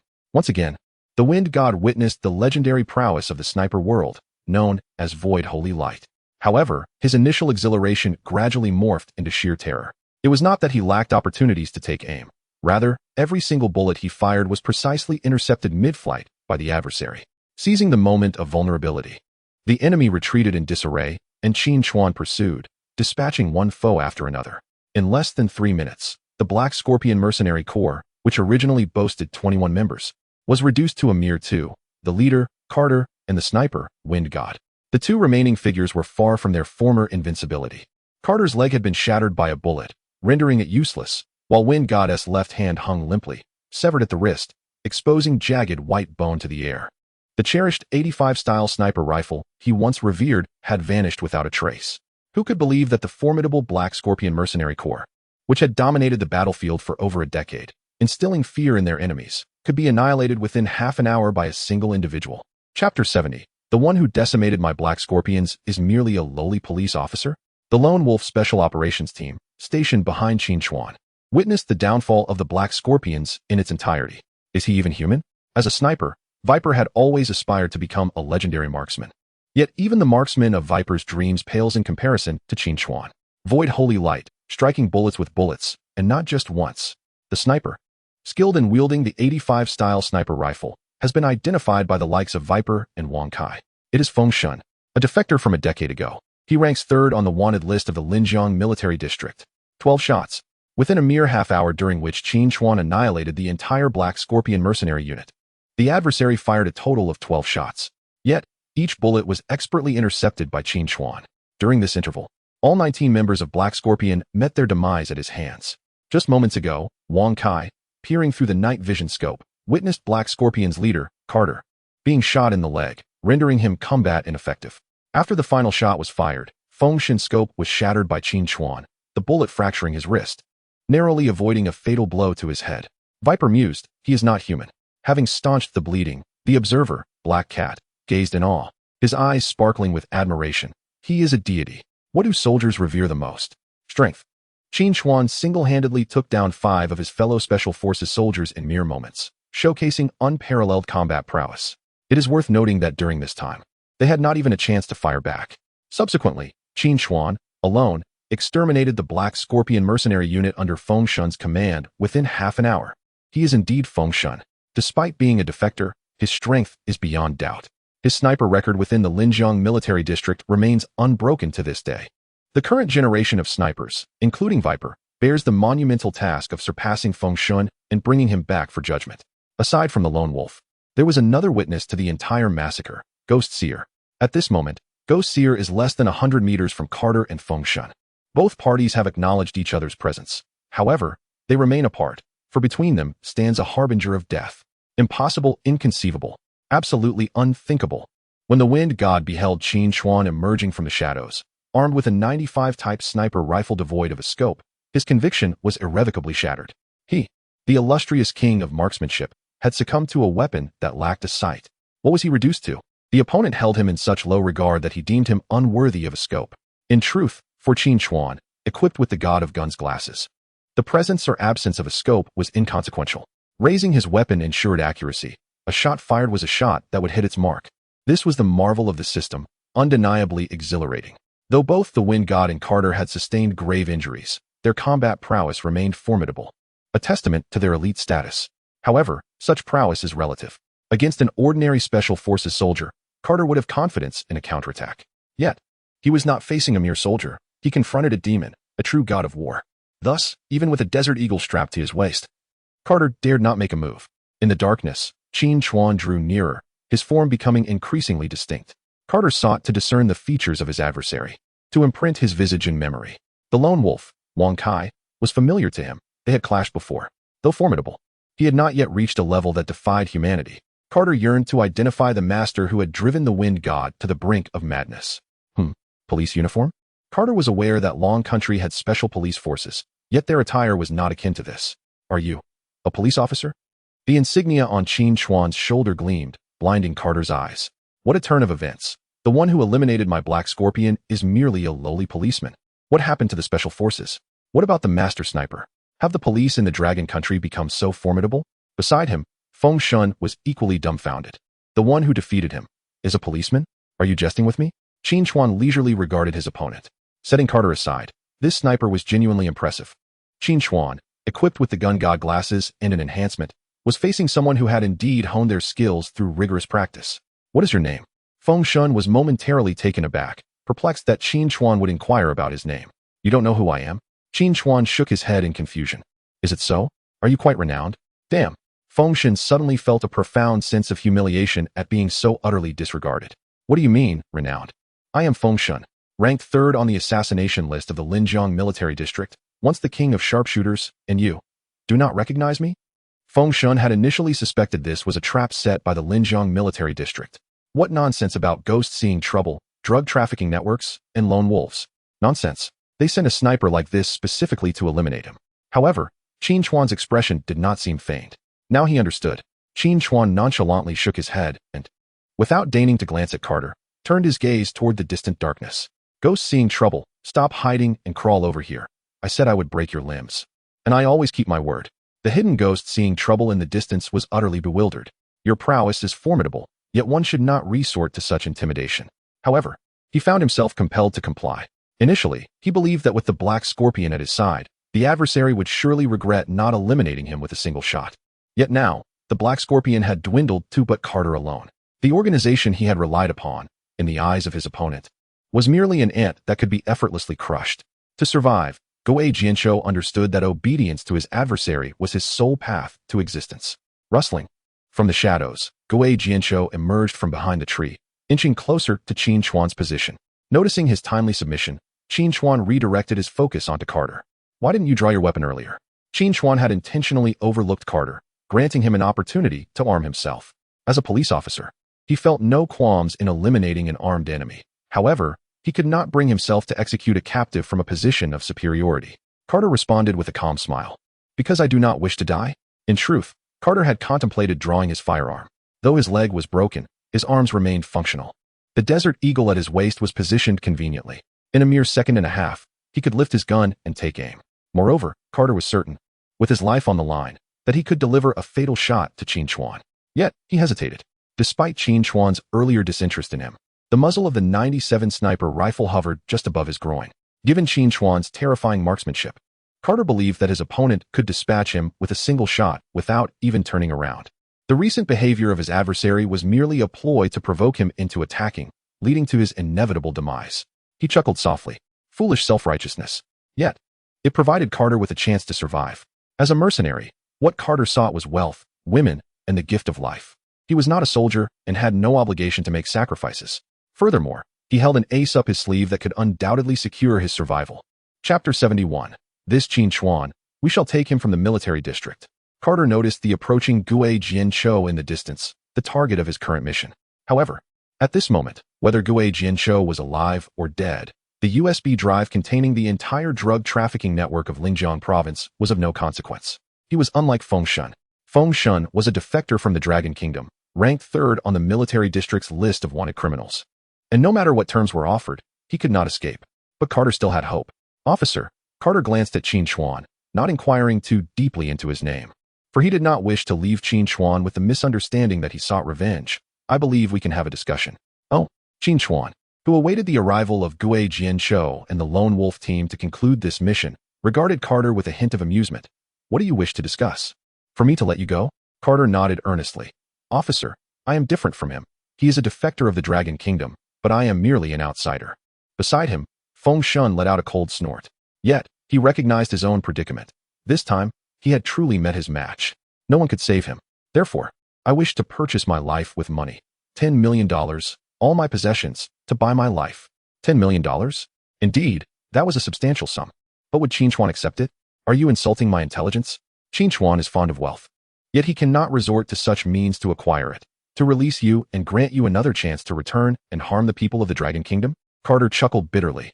I assure you, I will never set foot on this land again. However, if I let you go and you have a change of heart, what then? Upon hearing this, Carter's expression suddenly brightened. Perhaps there is hope. I can provide you with a down payment. Once I cross the border, I will immediately transfer the remaining funds to you. Qin Chuan shook his head. Do you take me for a mere child? Now, it is $20 million. Deposit it into my account, and I shall set you free. How absurd. A mercenary leader possesses only 10 million? Qin Chuan was incredulous. Officer, silence. You have no choice. Take heed before I alter my decision. Carter's gaze was fixed intently on Qin Chuan, as if attempting to penetrate his very essence. Could this remarkably skilled sniper from the Dragon Kingdom truly release him for the sake of monetary gain? Carter, capable of rallying the Black Scorpion mercenary group, was no fool. The 10 million was merely a test. Should Qin Chuan refuse to raise the offer, it would indicate that he had no intention of releasing him, but merely sought to deceive for profit. Conversely, an increased offer would reveal the other's avarice. Even so, should Qin Chuan accept the money, he could just as easily eliminate Carter in the next moment or hand him over to the authorities of the Dragon Kingdom, claiming the bounty for himself. Regardless of the outcome, it seemed that he would incur no loss. Yet, was there even a slight possibility that he might truly be set free? Even if that possibility were but 1 in 10,000? You have 3 minutes remaining. Qin Chuan glanced at the approaching Qin Chuan in the distance and the members of the Lone Wolf Special Operations Team rushing toward him. Once they arrive, I will be unable to collect my payment. All right. Carter gritted his teeth and immediately pulled out his phone, entering the account number provided by Lu Chuan to initiate the transfer. In less than half a minute, he declared, Sir, $20 million has been successfully transferred. I trust you will honor your promise. Qin Chuan's phone had long since gone missing, leaving him unable to verify the transaction. However, upon seeing the successful transfer notification on Carter's phone, he realized he now possessed $20 million. Damn, the money came far too swiftly. A sudden pang of regret washed over Qin Chuan. He shouldn't have executed those mercenaries. Keeping them alive could have been profitable. Carter, you fool. At that moment, Feng Shin scoffed from beside him. Did you truly believe that once he received the money, he would let you go? If it were me, I would eliminate everyone present, ensuring that no one would ever know of this affair. Qin Chuan regarded Feng Shun, a moment of enlightenment dawning upon him. Oh, your perspective has indeed reminded me. It may not be an issue to release him, but should you betray me? Feng Shun, staring at the gun barrel now directed at his forehead, suddenly felt an overwhelming urge to chastise himself. Damn it, why did I speak out of turn? Fool. Carter cast a disdainful glance at Feng Shun. A traitor may instill fear, but they are never respected. In the mercenary world, one may choose another team for money, yet no one dares to betray their original comrades. Once such a choice is made, there is no turning back. Carter is far more astute than the Wind God could ever have imagined. Do you truly believe I would stake my life for such a trifling sum? This is merely an appetizer to demonstrate my sincerity. Carter cast another serious glance at Qin Chuan. Officer, I recognize that attempting to buy a life with money is somewhat insulting. A formidable individual like yourself could easily earn more than a mere chicken's worth if you truly wish to. This money serves solely to illustrate my good faith. My real bargaining chip is a person. At this, Qin Chuan regarded Carter with newfound gravity. He had not anticipated that Carter would present $20 million merely to signify his sincerity. In truth, Carter was not mistaken. Qin Chuan was indeed capable of extorting money. Once the mission concluded and the results reported to superiors, $20 million would hardly be worth less than a second-class merit award, perhaps even a personal bonus. As for Carter, discussing integrity with a mercenary leader seemed absurd. From Wang Kai, Qin Chuan had learned that over the years, the Black Scorpion had blood on his hands from numerous Dragon Country Special Forces soldiers. How could he genuinely release his opponent for money? If Qin Chuan were to act thus, how could he justify the sacrifices of the fallen Dragon Country soldiers? However, he had not foreseen that Carter had discerned his thoughts. The $20 million was merely a means for him to gauge the other's sincerity. To be frank, Qin Chuan did perceive such sincerity meanwhile. At the Combat Command Center in Lin City, an exclamation of disbelief arose. What on earth? Is this fellow even human? By heavens, this must be a deity. A lone individual, single-handedly annihilating the Black Scorpion mercenary squad. If I hadn't witnessed it with my own eyes, the hall was filled with a cadre of police leaders, each one uttering expletives in disbelief as they gazed at the combat footage streaming on the screen. Although the visuals were somewhat dim, with some captured through night vision, Qin Chuan's prowess, taking down one foe with each bullet, even intercepting bullets mid-flight, was undeniably evident. Such a talent should not be stifled in the small town of Zhulin County. This is akin to hiding a pearl in the dust. He ought to join our Special Operations Unit. Director Yang, we must have Qin Chuan in our military district. Once this lad steps onto the battlefield, he will undoubtedly be invincible. Moreover, capturing Fengshan alive would significantly elevate the prestige of the Linjiang military district. If the higher-ups were to learn of this, Deputy Chief of Staff Li Zhonghua, participating in the operational system, felt he could laugh himself awake from a dream. Chapter 72. Identity Exposed. A Kite in Distress. Oldly, why would he go to your military district? He is one of our police system personnel. Our Provincial Criminal Investigation Department is in need of talent. Deputy Director of the Linjiang Provincial Public Security Bureau, Liang Dong, interrupted Li Zhonghua, turning to Director Yang. Director Yang, I believe it would be more appropriate for him to transfer to the Provincial Bureau. No, Deputy Director Liang.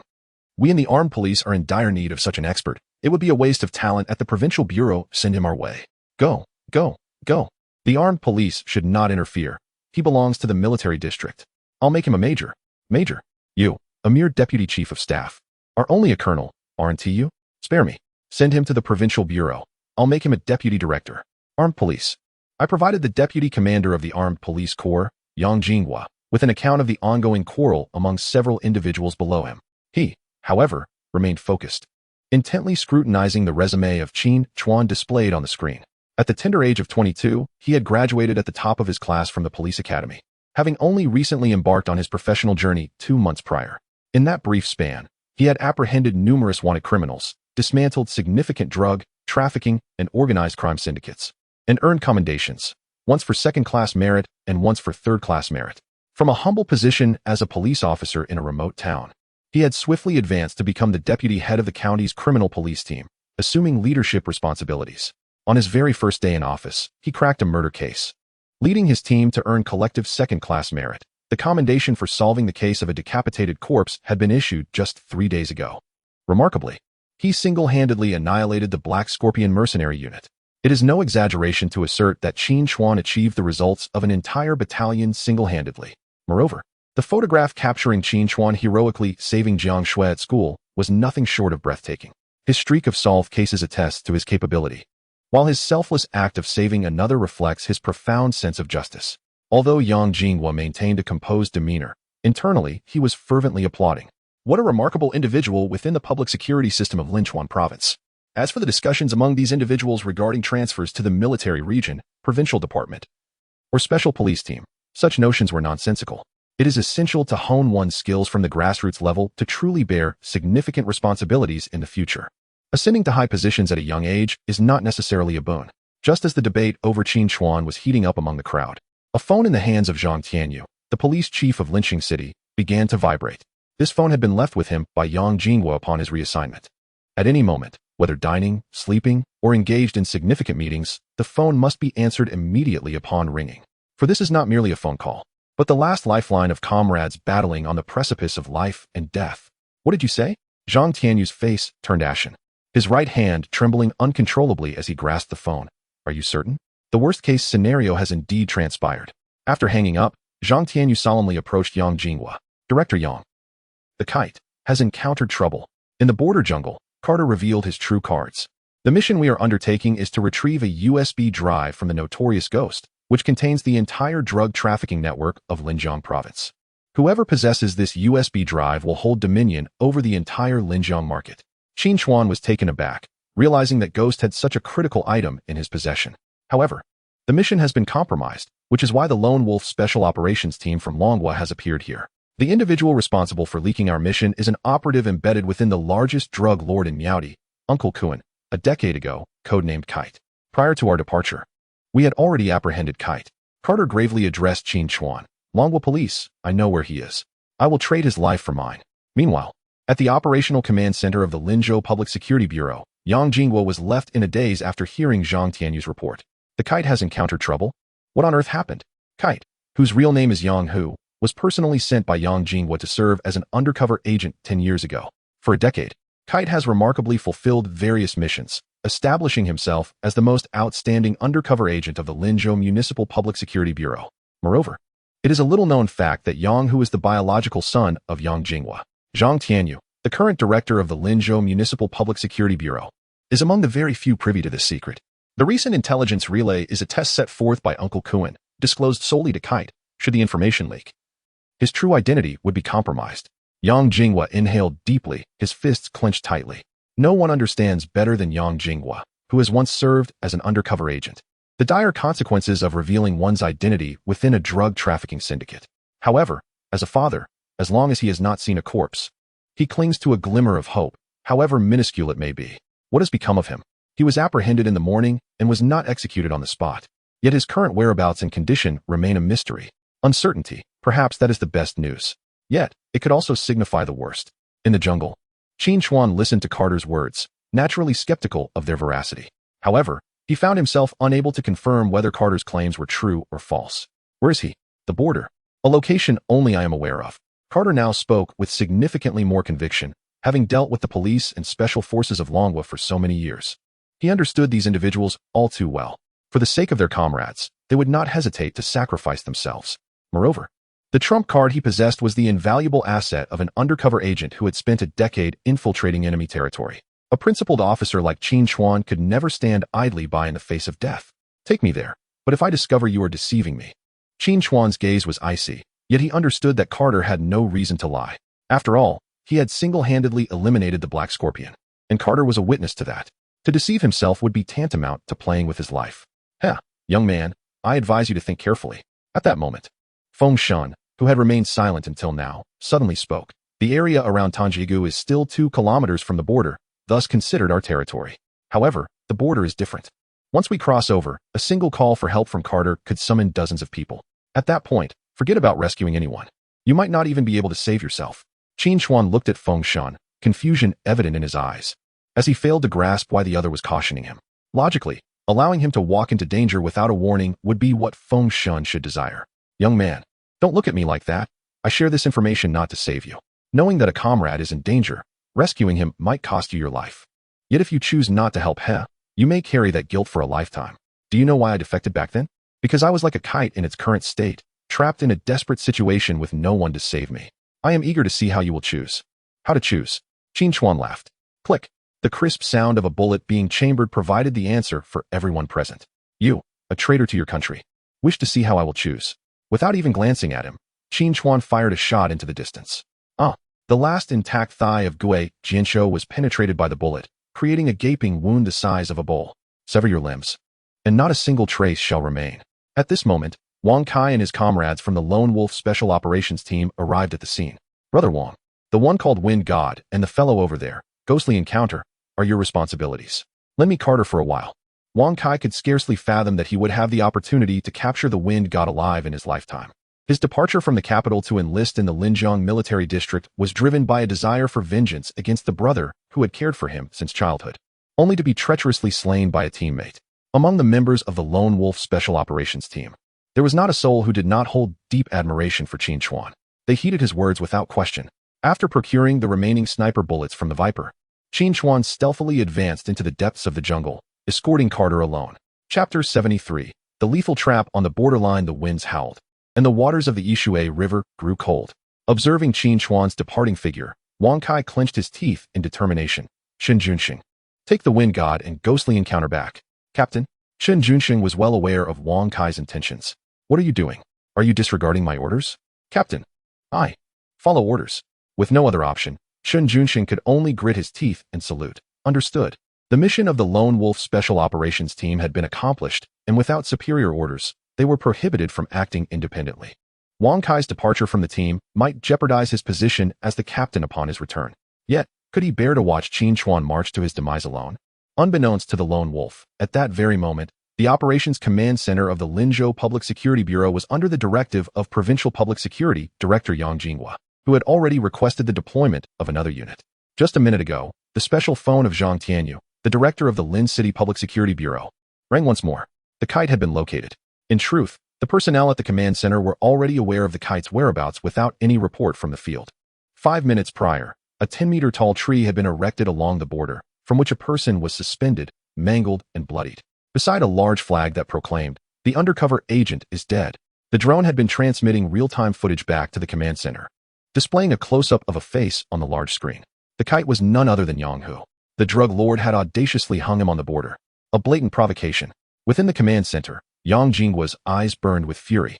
That was his son, the son he had personally sent to infiltrate the enemy. At that moment, without the need for orders from Yang Jinghua, Zhang Tianyu slammed the table and declared, "Armed police. Immediately dispatch personnel to the border. I care not for the cost. We must bring our comrade back." Yes, the armed helicopters had long been on standby, and time was of the essence. The commander of the Armed Police Brigade personally led an elite team for the rescue mission. Meanwhile, a communication request from the Lone Wolf Special Operations Team was received. "This is Chuan Hu, Deputy Commander of the Lone Wolf Special Operations Team, reporting to the command center. The Black Scorpions have been neutralized, and all special operation objectives have been achieved. We have captured the target known as Ghost Seer. Furthermore, the sniper Feng Shun, who defected 10 years ago from the Linjiang Military District, has also been apprehended." The first half of Chuan Hu's report was already known to everyone, having been witnessed through the cameras on the drones and the helmets of the Special Operations Team members. However, what was the situation with Feng Shun? Deputy Chief of Staff Li Zhonghua of the Linjiang Provincial Military District sprang to his feet, seizing the microphone from the hands of the communications officer. "Feng Shun, Qin Chuan, are you telling me that you have captured Feng Shun, the one who defected a decade ago?" "Reporting to you, Chief." Chuan Hu's voice resonated with unwavering strength. "It is indeed Feng Shun. He was the sniper for the Black Scorpion mercenary unit that was annihilated by Comrade Qin Chuan just moments ago. Now that Comrade Qin Chuan has been captured alive, we are currently escorting him back." "Damn." Li Zhonghua smacked his thigh, exclaiming, "Excellent. Huh. Who would have thought that the one confronting Qin Chuan was none other than Feng Shun? The bullets that Qin Chuan used were indeed Feng Shun's. Qin Chuan, I command you to ensure, at all costs, the safe return of Feng Shun. Wait, where's Wang Kai? Why are you the one reporting? Where has Wang gone?" Suddenly, a chill ran down the back of Li Zhonghua's neck. "Damn, I hope that little ancestor doesn't come to harm. Otherwise, let alone capturing Feng Shun. Even if we manage to bring back everyone on the wanted list from the Linjiang Provincial Military District, we would all be doomed. Not just me, but everyone in this house would face dire consequences. Reporting to you, Chief." Wang Team Leader Li Zhonghua yearned to leap through the telephone line. "What happened to him? Speak up." "He went to the border." Chuan Hu quickly recounted the situation. "Chief," Wang Team Leader did not act with intent. "There is an undercover comrade from the police force who has been there for 10 years. Qin Chuan went to rescue him, and Wang Team Leader was concerned for his safety. He did not refuse to carry out orders. Li Zhonghua is currently unconcerned with whether Wang Kai will obey orders. His priority is to ensure the other party remains alive and intact. You few, leave 2 individuals to guard Gue Jianshou and Feng Shun. Should there be any unusual movements, execute them on the spot. The remaining personnel must return immediately to support Wang Kai." Meanwhile, amidst the chaos at the command center, in the jungle, at the border, Uncle Kuan's men are observing. At this moment, Carter and Qin Chuan have already crossed Tangjiegu and are approaching the border. How many are there? At least 50. Though the exact number is unclear. With his life in Qin Chuan's hands, Carter is exceedingly cooperative, divulging every detail. They are heavily armed and comprised of desperate renegades. 50 individuals. Qin Chuan mused, considering that he has 80 rounds in his pocket. That should suffice against 50 foes. In the jungle, Carter, nimble as a weasel, despite having a bullet wound in his leg, moves stealthily. Although Qin Chuan lacks jungle combat experience, he possesses elite fighting skills, exceptional physical coordination, and enhanced vision, allowing the dark jungle to appear as bright as day, without hindering his movements in the least. Gradually, the two approach the borderline. In just a few minutes, A mere 100 meters remain. As they near the border, Carter's heart races with anticipation. He is well aware of the discipline upheld by the Dragon Kingdom's special forces and police. These individuals adhere strictly to protocol, without orders. They would never venture beyond the borderline. Thus, once he reaches the border, returning to the safety of Miaodi, he knows he will be secure. As for the intelligence he provided to Qin Chuan, which included the location of the kite, the number of armed subordinates dispatched by the drug lord Qin Chuan, and the configuration of their firepower, all of it was indeed accurate. There was no necessity for him to fabricate any details. However, he did conceal one crucial piece of information from Qin Chuan. He was equipped with a wireless locator. This device served two primary functions: to confirm his position and to establish communication with the Black Scorpion's headquarters in Miaodi. This was a tradition of the Black Scorpion. During missions, if a team member were captured, they could relay information via Morse code using this wireless locator. At that moment, he had already sent the message back and was merely awaiting Qin Chuan to fall into the meticulously crafted trap that he had set. You believe yourself formidable, able to eliminate 19 members of the Black Scorpion within half an hour. I am eager to see if you can escape from a trap of over 50 ambushed individuals, especially under heavy firepower. Naturally, Qin Chuan was unaware of Carter's scheme. Nonetheless, he maintained a high level of vigilance towards Carter. This opponent was no fool. Utilizing $20 million as a token of sincerity and employing an insider to coerce him into releasing him indicated that this person likely had numerous contingencies in place. However, Qin Chuan did not feel overly anxious, as he could take Carter's life at any moment. Moreover, in his quest to save the kite, he currently had to rely on Carter. 5 minutes later, the two had stealthily approached the vicinity of the border. After Carter transmitted the final message, a large tree, resembling the one seen by the command center of Lin City, was promptly erected. Hanging from it was indeed the undercover kite. Chapter 74. A treacherous atmosphere at the border. Upon seeing the anticipated tree standing at the border, Carter finally felt the weight on his heart lift. The sensation of having one's life controlled by others is truly unbearable. However, it matters not now, for I am on the verge of reclaiming my freedom. Officer, you see, I keep my promises. I will surely lead you to the kite. Just 20 meters from the border, Carter stood tall, a genuine smile adorning his face. At that moment, Qin Chuan naturally noticed the figure hanging from the tree. With his enhanced vision, he could clearly discern the grotesque scar etched across the person's face even in the darkness. Observing Qin Chuan's gaze, Carter reassured him, "Do not worry, officer. He is quite well, not a scratch on him. After all, I intend to exchange his life for mine. If you doubt my word." Raising his right hand, Carter swung it down decisively. Bang! A sudden gunshot erupted from the jungle on the opposite side of the border. The figure dangling from the tree let out a scream as blood erupted from his thigh. Qin Chuan looked on, astonished to find that the bullet wound matched precisely the spot where he had targeted Carter's leg. "Officer, I am a man of fairness. The kite's life is my own. If I suffer, he shall suffer too." Qin Chuan withdrew his gaze and met Carter's eyes squarely. He had never underestimated Carter. Yet he had not anticipated that Carter could not only communicate with his accomplices right under his nose, but also engage in a life-for-life scheme at the border. This man was indeed remarkable, having survived in this treacherous realm for so many years. Even lone wolves had fallen prey to them. "Carter, do you think I would believe you if you simply hung someone up there and claimed it was the kite?" Qin Chuan did not perceive Carter's cleverness as an insult. On the contrary, it only underscored Carter's undeniable prowess. However, Qin Chuan needed to ascertain that what hung from the tree was indeed a kite. Carter scratched his head, affirming that it was genuinely a kite up there. He would never jeopardize his life without cause. Yet, he lacked the evidence to convince Qin Chuan of its authenticity. "Officer, I cannot divulge this information, but I believe you could verify it with your national police." "No need for that. It is a kite." A sudden voice interrupted from behind them, and upon turning, they saw Wang Kai, who had been trailing them. Upon noticing Wang Kai's approach, Qin Chuan frowned. "What brings you here? Why is it only permissible for you to be the hero? Are we all to live in fear?" Qin Chuan regarded Wang Kai, whom he had once saved, and nodded earnestly. "All right. If we survive this, I shall acknowledge you as my brother." "Haha, Qin Chuan, I shall also recognize you as my brother." Wang Kai grinned widely, having rarely admired anyone besides his elder relatives and his own brother. Now, he had found another figure of respect. The individual above is named Yang Hu, a university classmate of my elder brother. I met him a decade ago. With the identity confirmed, it was time for the exchange of inquiries. A notion Carter had long contemplated. "Officer, I am now merely 20 meters from the border. With each step I take forward, that large tree will release a segment. When I reach the border, the person in the tree will fall right before you. How does that sound for an equitable exchange?"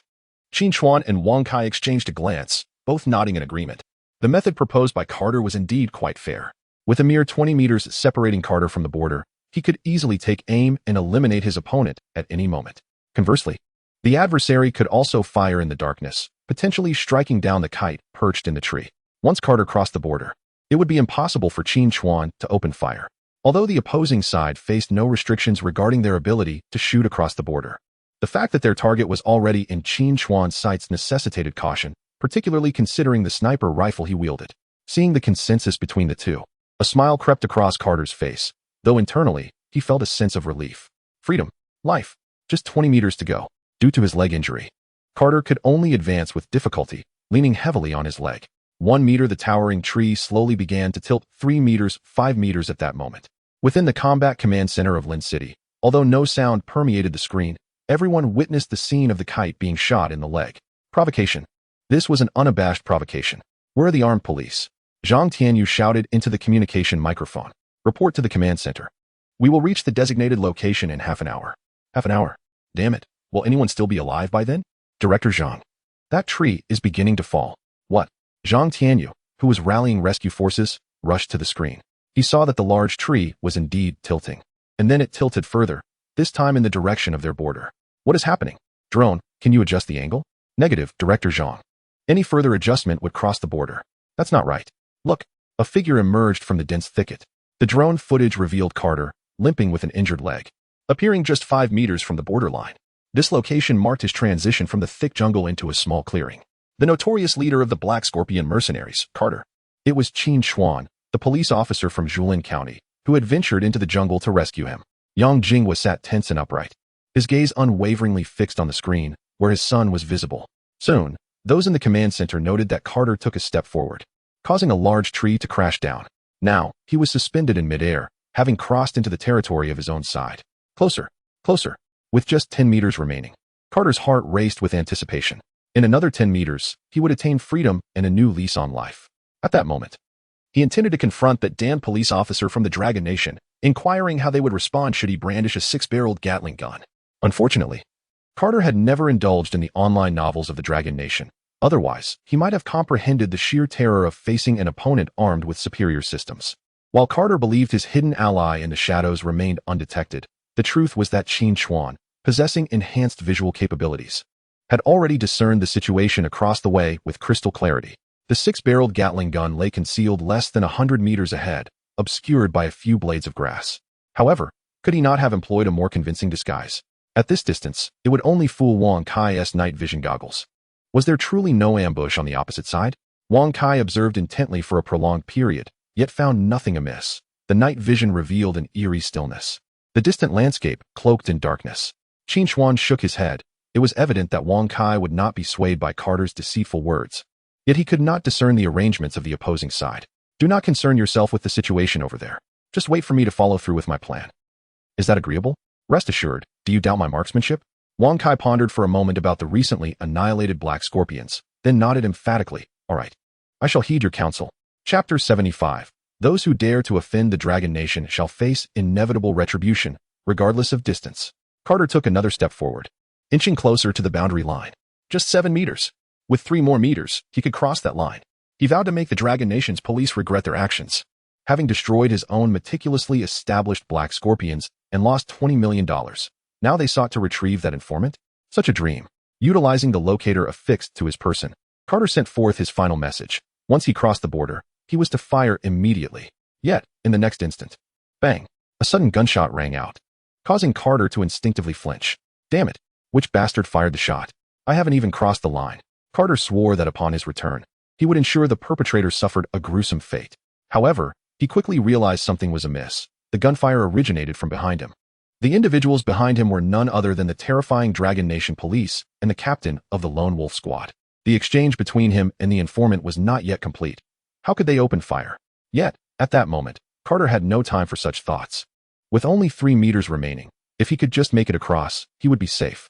The gunfire startled everyone at the operational command center of the Linzhou Public Security Bureau. Who was firing? Zhang Tianyu's eyes blazed with fury as he beheld the kite entangled in the tree. The ropes binding its limbs had snapped, causing its upper body to dangle precariously. Bang, bang, bang. Amidst the chaos and confusion, 3 gunshots rang out in rapid succession. The cords restraining the kite's limbs were severed, and it plummeted from the heights. Wang Kai, now's your chance. Qin Chuan's voice thundered from the concealment of the jungle. Like a nimble cat, Wang Kai sprang forth, poised to catch the falling kite. At that moment, Carter, who had already crossed the border, realized who was firing the shots. It was Qin Chuan. Astonishingly, he had discharged 4 rounds, severing the ropes binding the kite. Humph, Carter scoffed, thinking it a mere dream to save the kite before he crossed the border. Fire, Carter bellowed, his command echoing with authority. Although his remaining men in the area were merely the Black Scorpion's reserves and could not compare to his elite team, eliminating the falling kite was still within reach. Bang! At Carter's order, gunfire erupted from the opposing jungle. Bang! Clang! In the pitch-black night sky, a flash of fire suddenly illuminated the scene. Damn! The holy light of the void. Once again, it reflected in Carter's cerulean eyes. That fearsome policeman had once more orchestrated a deadly ballet of bullets. Carter's fevered mind suddenly cleared. Run! With 19 members of the Black Scorpion, along with himself and the Wind God, wiped out within half an hour, how could the 50 opponents before him possibly prevail? Carter, overconfident in his preparations, had forgotten that in the face of absolute power, all schemes and tricks were but folly. No matter. Survival first. Carter had already stepped 1 foot beyond the border. Freedom was within his grasp. As for that policeman, the undercover agent, to hell with him, nothing is more vital than one's own survival. After 5 gunshots, the kite was finally caught by Wang Kai. Qin Chuan finally exhaled in relief.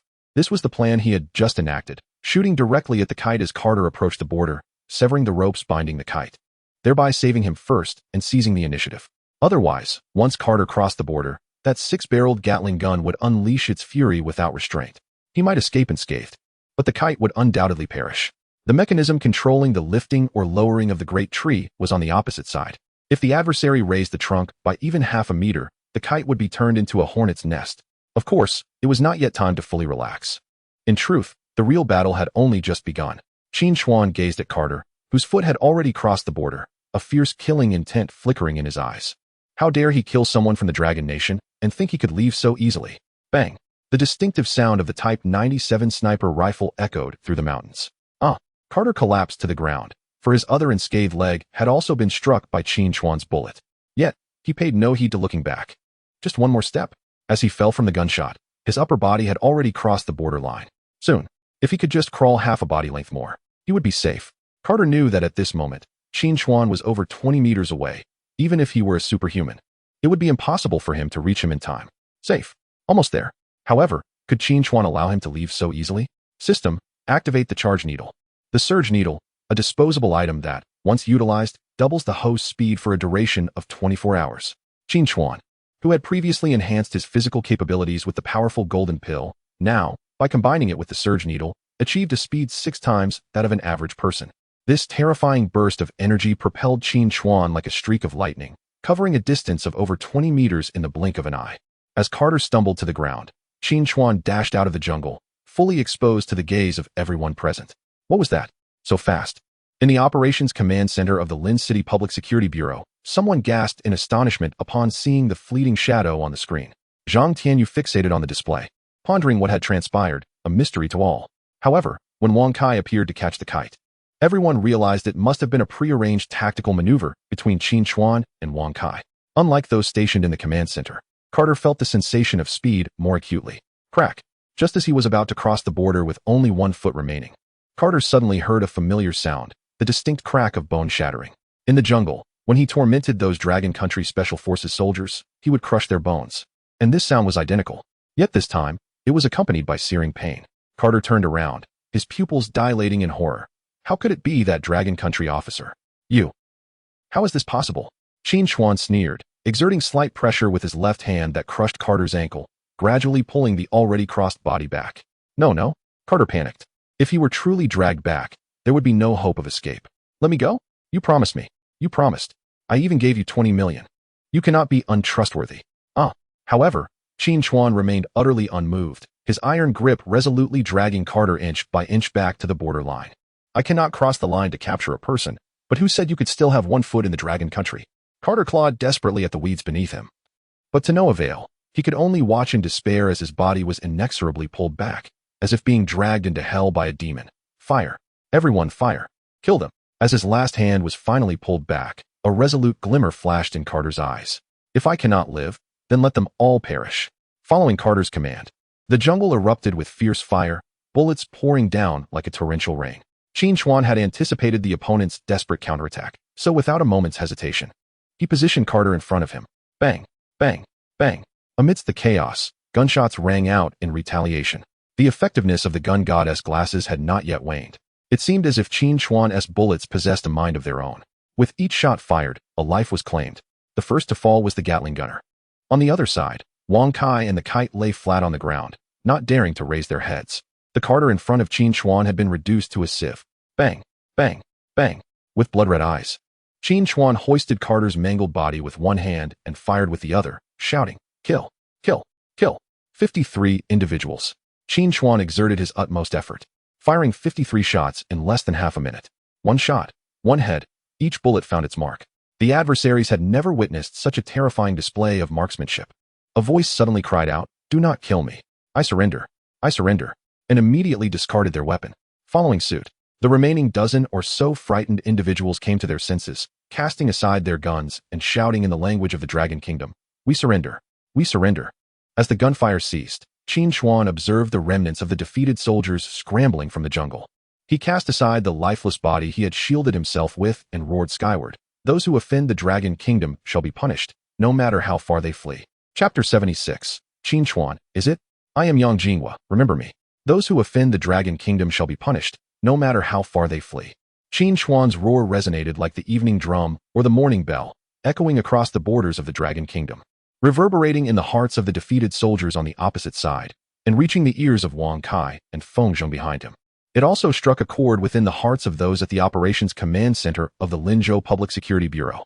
"Good," exclaimed Yang Jinghua, the head of the Jiang Province Public Security Department, as he slammed his fist upon the table in approval. "What a proclamation! Those who offend the Dragon Kingdom shall be punished, no matter how far they flee." A great relief, indeed. Yang Jinghua had encountered many exceptional young talents, such as a 23-year-old division chief and county leaders under 30. However, Qin Chuan stood out among all the youth he had met, possessing unparalleled bravery and a willingness to sacrifice for his country. With a firearm in hand, he stood resolute against thousands along the border, engaging a foreign force of nearly 100 single-handedly. With only a fallen enemy's corpse for cover, he ultimately vanquished his foes, compelling them to discard their weapons and abandon their escape. What a remarkable officer! What a commendable chief of the criminal investigation team! Qin Chuan, is it? I, Yang Jinghua, shall remember you. Within the command center, Zhang Tianyu's eyes were bloodshot as he gazed at the screen, where Qin Chuan stood resolutely amidst a cascade of blood. Suddenly, he bellowed, "Salute!" Instantly, everyone in the command center rose in unison to pay tribute to the hero. Deep within the jungle, along the border, Qin Chuan stood with his weapon drawn, facing a line of terrified remnants of the enemy, who had all dropped to their knees. Among them were members of the Black Scorpion's Reserve and the underlings of the notorious drug lord Qin Chuan. Regardless of their identities, their hands were stained with blood. The phrase ruthless and desperate aptly describes them. However, the bold fear the reckless, and the reckless fear the fearless. Qin Chuan stood alone at the border, akin to a monument. Single-handedly, he had dispatched over 50 fully armed adversaries. These individuals had contemplated fleeing when more than 20 of their comrades fell. Yet none could escape the battlefield. All met with the deadly precision of Qin Chuan's sniper rifle. Each shot found its mark, striking heads, who would not tremble in fear. Thus, they had no choice but to surrender. The clash was intense yet brief. Just as Wang Kai had rescued the kite, he followed Qin Chuan's orders to pin the opponent down, instructing him to remain still. Now, as the gunfire ceased, he dared to lift his gaze. Qin Chuan, drenched in blood, had his eyes wide open, confronting the line of pleading captives who had knelt before him. "Qin Chuan," Wang Kai gasped, startled, before abandoning the relatively unharmed kite and leaping to Qin Chuan's side.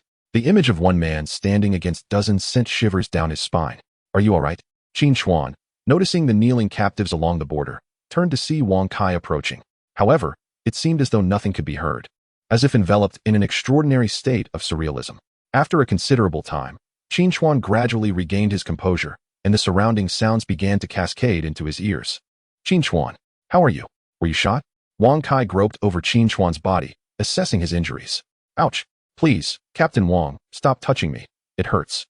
With his strikingly thick brows and large eyes, Wang Kai's fierce gaze was brimming with tears. Qin Chuan had been shot 3 times, once in the leg, once at the waist, and once in the shoulder. During the recent skirmish, although Qin Chuan had Carter shielding him, the enemy was still flesh and blood. Were it not for the bulletproof vest, The bullets would have pierced Carter and struck Qin Chuan directly. Yet, his limbs could not entirely shield him, and he was still struck by stray bullets. Capture them. I need a moment to rest. The intense battle had significantly drained Qin Chuan's energy.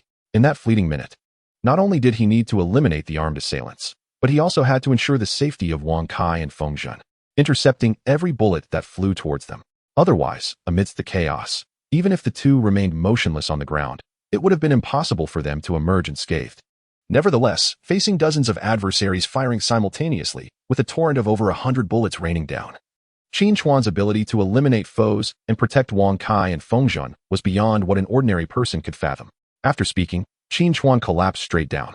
Wang Kai swiftly caught him. Qin Chuan. Suddenly, as Qin Chuan fell back, a resounding roar echoed from the distance. The armed police's helicopter support had finally arrived. When Qin Chuan awoke, it was already the afternoon of the following day.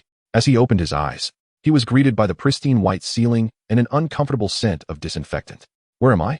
Wang Kai, who had been keeping vigil by his bedside, exclaimed upon hearing Qin Chuan's voice. You're awake. He then turned and shouted, Doctor. He.S. awake. Hurry. Qin Chuan gazed at the vociferous Wang Kai in silence, thinking, I am awake, not deceased. Why does it feel as though I am on the brink of something dire? Within moments, a throng of people surged in behind Wang Kai.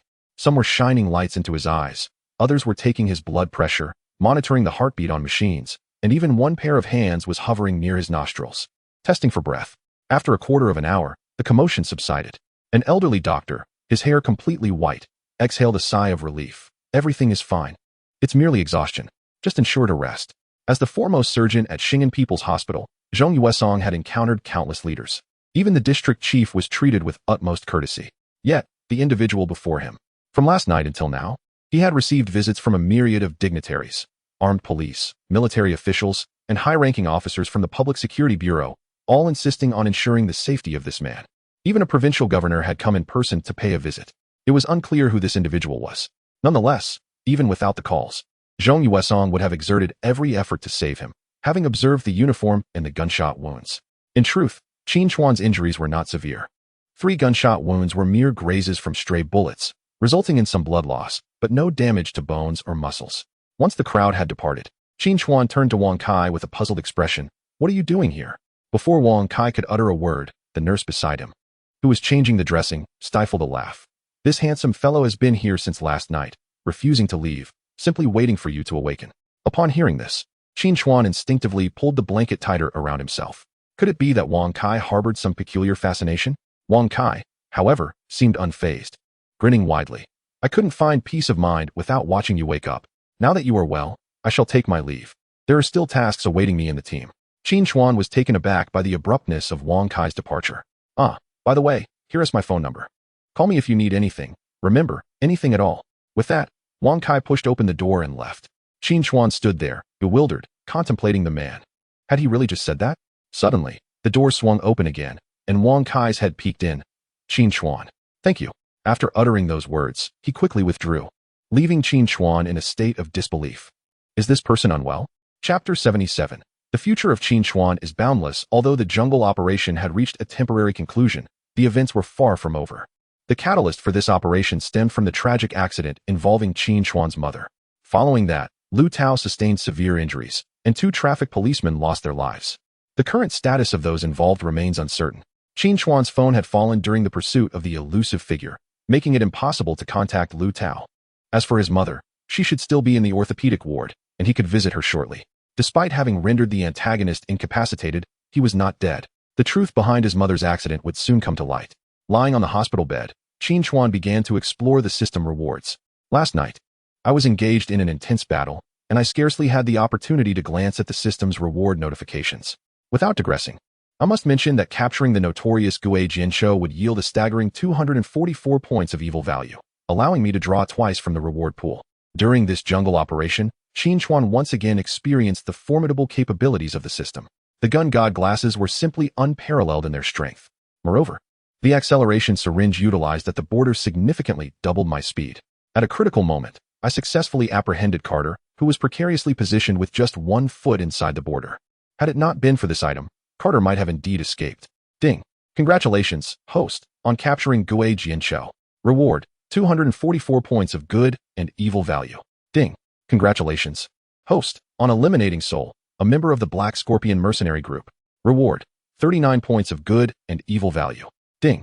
Congratulations, host, on eliminating Seth, another member of the Black Scorpion mercenary group. Reward: 23 points of good and evil value. The series of system notifications elevated Qin Chuan's spirits. Coupled with the previous balance of 89 points, this time I amassed a total of 1,032 points. 1,000 points of good and evil value. Such a sum would be unfathomable even if I managed to apprehend all the underworld leaders in Julin County. Yet, I accomplished this feat in just one night of battle. 1,000 points of good and evil value are sufficient for Qin Chuan to draw 10 times. 10 times. Just think of the skills or items I could acquire. Since my rebirth, I have only drawn 11 times in total. Wait a moment. Why is there no reward notification for the Black Scorpion leader, Carter? Report to the host. The leader of the Black Scorpion mercenary group, Carter, succumbed to a chaotic melee, and thus, the host did not deliver the fatal blow, resulting in no reward for good and evil value. Blast. Had I known, I would have shot him first to send him to his demise. That does not seem quite right. Each member of the Black Scorpion mercenary corps has blood on their hands, yet the moral reward for each is so minimal. Reporting to the host. This system only accounts for the evil deeds committed within the borders of Long Country. Actions taken abroad are beyond the scope of our statistics. Qin Chuan understood, realizing there was this limitation. By the way, what about the 50-odd individuals on the border? Have none of them committed crimes in Long Country? Reporting to the host. Those individuals perished outside our borders, making it impossible to gather relevant data. Damn, so those who die abroad are not counted. With a clearer understanding of the system's regulations, Qin Chuan prepared to initiate a lottery draw. This time, he intended to indulge himself with 10 consecutive draws. However, just as he was about to summon the lottery compass, the system interrupted him once more. Reporting to the host, the balance of moral points has reached 1,000, meeting the criteria for system upgrade. Would the host like to upgrade the system? Upgrade? The system can be upgraded? What benefits does an upgrade provide? And does it require moral points? Reporting to the host, upon upgrading, the system mall will be unlocked. In addition to lottery draws, the host will have the option to spend moral points to purchase designated skills or items. This upgrade requires 1,000 moral points. What? Qin Chuan was taken aback. Why not just seize it? To upgrade once costs 1,000 moral points. Does that mean all his recent gains would vanish? Yet, the prospect of acquiring specific skills was still quite enticing. Lottery skills yielded random rewards each time, and some skills or items were not necessarily of great need to him. Now that designated purchases are possible, everything has changed. Although 1,000 points of good and evil value is indeed quite expensive, Qin Chuan has resolutely decided to upgrade the system. System, I wish to upgrade for 1,000 points of good and evil value. Affirmative. In an instant, a kaleidoscope of colors flashed before Qin Chuan's eyes, and soon all the strange phenomena vanished. Upon checking his remaining good and evil value, only 32 points remained. Qin Chuan felt as though he had toiled for decades, only to find himself back at square one. When he summoned the system interface once more, he noticed the changes. In addition to the lottery option, a new system mall had appeared. Upon entering, he was greeted by 2 densely packed lists. Skills: Combat Elite, Combat Master, Firearms Elite, Firearms Master, Lockpicking Elite, Lockpicking Master, Tire Track Identification Elite, Tire Track Identification Master. An array of skills, both familiar and unfamiliar to Qin Chuan, was at his disposal. He casually pulled up one skill, Combat Master, 500 good and evil points. What a steep price. He then checked another, Firearms Master, 800 good and evil points. Even more exorbitant. Closing the skills directory, Qin Chuan opened the items directory and directly searched for the God of War glasses. God of War glasses, for 100 good and evil points. Charge Needle, 200 good and evil points. Strength Pill, 1,000 good and evil points. All items were priced above 200 good and evil points. Gazing at the system page displaying only 32 remaining points, Qin Chuan quietly exited the system mall. How impoverished I am. It appears he must apprehend more villains. Collecting his thoughts, Qin Chuan rose from his bed, stretched a bit, and prepared to visit his mother. Knock, knock, knock. A knock echoed through the room, leaving Qin Chuan puzzled as to who could be visiting him. Please come in, he called out. To his astonishment, it was Qian Ji, the head of the Criminal Investigation Division of Xing'an City, Qin Gubin. Qin Chuan hurriedly rose from his bed. What brings you here? Qian Gubin stepped forward briskly, placing a hand on Qin Chuan. Take it easy, young man. You're still recovering from a gunshot wound. No need to show off. It's nothing, Qian Ji. The doctor assured me it's merely abrasions. I should be discharged by tomorrow. Qian Guobin's expression shifted. Even abrasions are a result of bullets. You should be cautious. Thank you for your concern, Qian Ji. Qin Chuan was truly surprised by Qian Guobin's visit. Currently, you are a war hero. How could I not be concerned? Qian Guobin recalled the first time he encountered Qin Chuan at the police station in Chongning Town. Even then, he recognized that Qin Chuan was destined for greatness. However, he never anticipated that Qin Chuan's achievements would be so extraordinary, nor that they would come in such quick succession. It had only been a little over a month since their last meeting, during which time Qin Chuan not only dismantled the Black Scorpion mercenary organization, but also apprehended Feng Shen, a defector from the Linjiang military district who had been on the run for a decade. He also captured the formidable assassin known as Ghost Sea Trouble, reclaiming the entire drug trafficking network of Linjiang province. More significantly, he rescued the nameless hero, Kite, who had been undercover for 10 years. Let us not forget his solitary stand on the border, where he annihilated over 50 enemies, instilling such fear that many of them were too terrified to flee, begging for mercy instead. Each of these feats, if accomplished by any individual, would warrant a first-class merit award. Yet Qin Chuan accomplished all of this single-handedly. Last night, Yang Jinghua, the director of the Public Security Bureau of Linjiang Province, personally flew over from Linzhou City by helicopter solely to meet Qin Chuan. This young man's future is truly limitless. Chapter 78. The Truth Revealed. Dou Sihai is wanted. Qian Guobin did not waste any time. After the apprehension of Gue Jinxiu last night, he conducted a brief treatment of his injuries to ensure he would survive, followed by an intense interrogation. It has become evident that the incident involving your mother was no accident, but rather orchestrated by others. Gue Jinxiu was sent to cover up the situation and eliminate witnesses. Qian Guobin worked through the night, thoroughly investigating the case related to Gue Jinxiu. His primary objectives for entering the country were twofold. The first was to negotiate with Dou Sihai of Julin County, the wealthiest individual in the region, who established Xinhai Mining and operates a coal transportation fleet of 100 vehicles. The drug trafficking organization in Miaodi is exceedingly cunning and has been attempting to establish a covert drug trafficking network through the coal transportation routes in recent years. Upon hearing this, Qin Chuan paused momentarily, contemplating the brilliance of such a plan. Coal transportation differs significantly from other industries. Those who dare to engage in such activities often have substantial backing. Such transportation vehicles are rarely scrutinized. Previously, during his first encounter with Gue Jinxiu at Xinhai Coal Mine, it was revealed that the discussion was aimed at negotiating with Dou Sihai. According to Gue Jinxiu's statements, they had reached an agreement and commenced a collaboration a week prior. His presence in Xing'an City was due to significant changes within the drug trafficking forces in Miaodi this year. The most formidable drug trafficking organization of the previous generation has seen its leader poisoned, leading to a fierce competition among several subordinate factions vying for supremacy. The drug trafficking network established in Linjiang province by the former organization represents their most significant asset. Gue Jinxiu's arrival in Xing'an City is solely for the purpose of accessing this network's intelligence. The driver who collided with your mother was hired for this purpose, while Gue Jinxiu received a call from Dou Sihai, instructing him to eliminate the witness. Damn it! Qin Chuan clenched his teeth, realizing his analysis was indeed correct. It was, without a doubt, that scoundrel Dou Sihai. Qianji, what do you plan to do now? Last night, we conducted an urgent interrogation of Gue Jinxiu and obtained crucial information, after which we promptly dispatched elite criminal investigators to Bamboo Grove County to apprehend Dou Sihai. Qin Chuan was taken aback by the swiftness of Qian Guobin's actions. So, the individual has already been captured? However, Qian Guobin shook his head. No, by the time our team arrived, Dou Sihai had already fled. Fled? Was there a leak? Qian Guobin's expression darkened. The personnel who interrogated Gue Jinxiu were all from the Xing'an City Criminal Investigation Team. The operatives dispatched to apprehend Dou Sihai were also from the same team, to prevent any information from leaking. Qian Guobin had not informed the Bamboo Grove County Public Security Bureau. Yet, the opposing side still received advance notice and escaped. What does this imply? You should focus on recuperating, while we have already reinforced our forces against Dou Sihai and issued a wanted notice. Due to last night's events, the borders are now heavily guarded, leaving no opportunity for escape for the adversary. Qian Guobin discussed various matters with Qin Chuan, advising him to take good care of his injuries. He promised to personally celebrate with him once he had fully recovered. After bidding farewell to Qian Guobin, Qin Chuan found himself unable to relax. Dou Sihai had escaped. He had collided with my mother and simply fled? Such insolence could not be tolerated. However, Qin Chuan was powerless at the moment. His injuries were not yet healed, and even if they were, capturing the culprit was beyond his reach. Shaking his head to dispel his chaotic thoughts, Qin Chuan changed out of his hospital gown and into his own clothes. He could not allow his mother to see him in a hospital outfit. It would only cause her undue worry. After checking the phone that Qian Guobin had entrusted to him, Qin Chuan proceeded directly to the orthopedic ward. His mother was recovering well. The surgery had been a success, and she simply needed to rest for a while.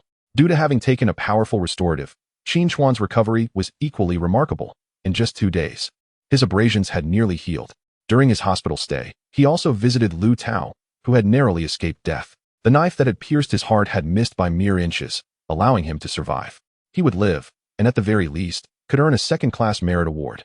The memorial service for the 2 traffic police officers was scheduled for Friday morning, and Qin Chuan intended to attend.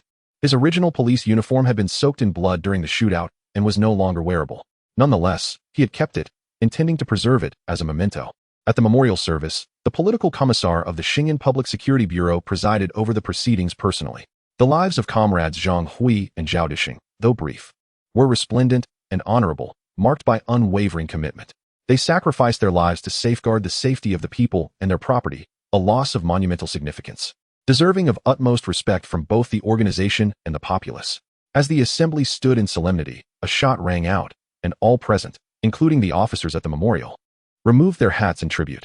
Qin Chuan, with his left arm bandaged and slung across his chest, fought back tears as he witnessed the sacrifice of his comrades, Zhang Hui and Zhao Dixing, bidding them farewell with heartfelt shouts. After departing from the martyrs' cemetery, Qian Guobin personally drove Qin Chuan, inquiring about his future plans. With a smile, Qin Chuan replied, "I'll return to Julin County and continue my role as deputy captain." Qian Guobin chuckled, choosing to remain silent. The surprise would reveal itself in due course. In a few days, when Qin Chuan returned, he would understand. "Don't forget tomorrow's interview. Make sure to perform well," Qian Guobin reminded him. Qin Chuan smacked his forehead, exclaiming, "If you hadn't mentioned it, I would have completely forgotten." His visit to Xing'an City was initially for a class reunion and the Saturday interview, but fate had intervened with his mother's accident, followed by a series of unfortunate events. "You really managed to forget all that?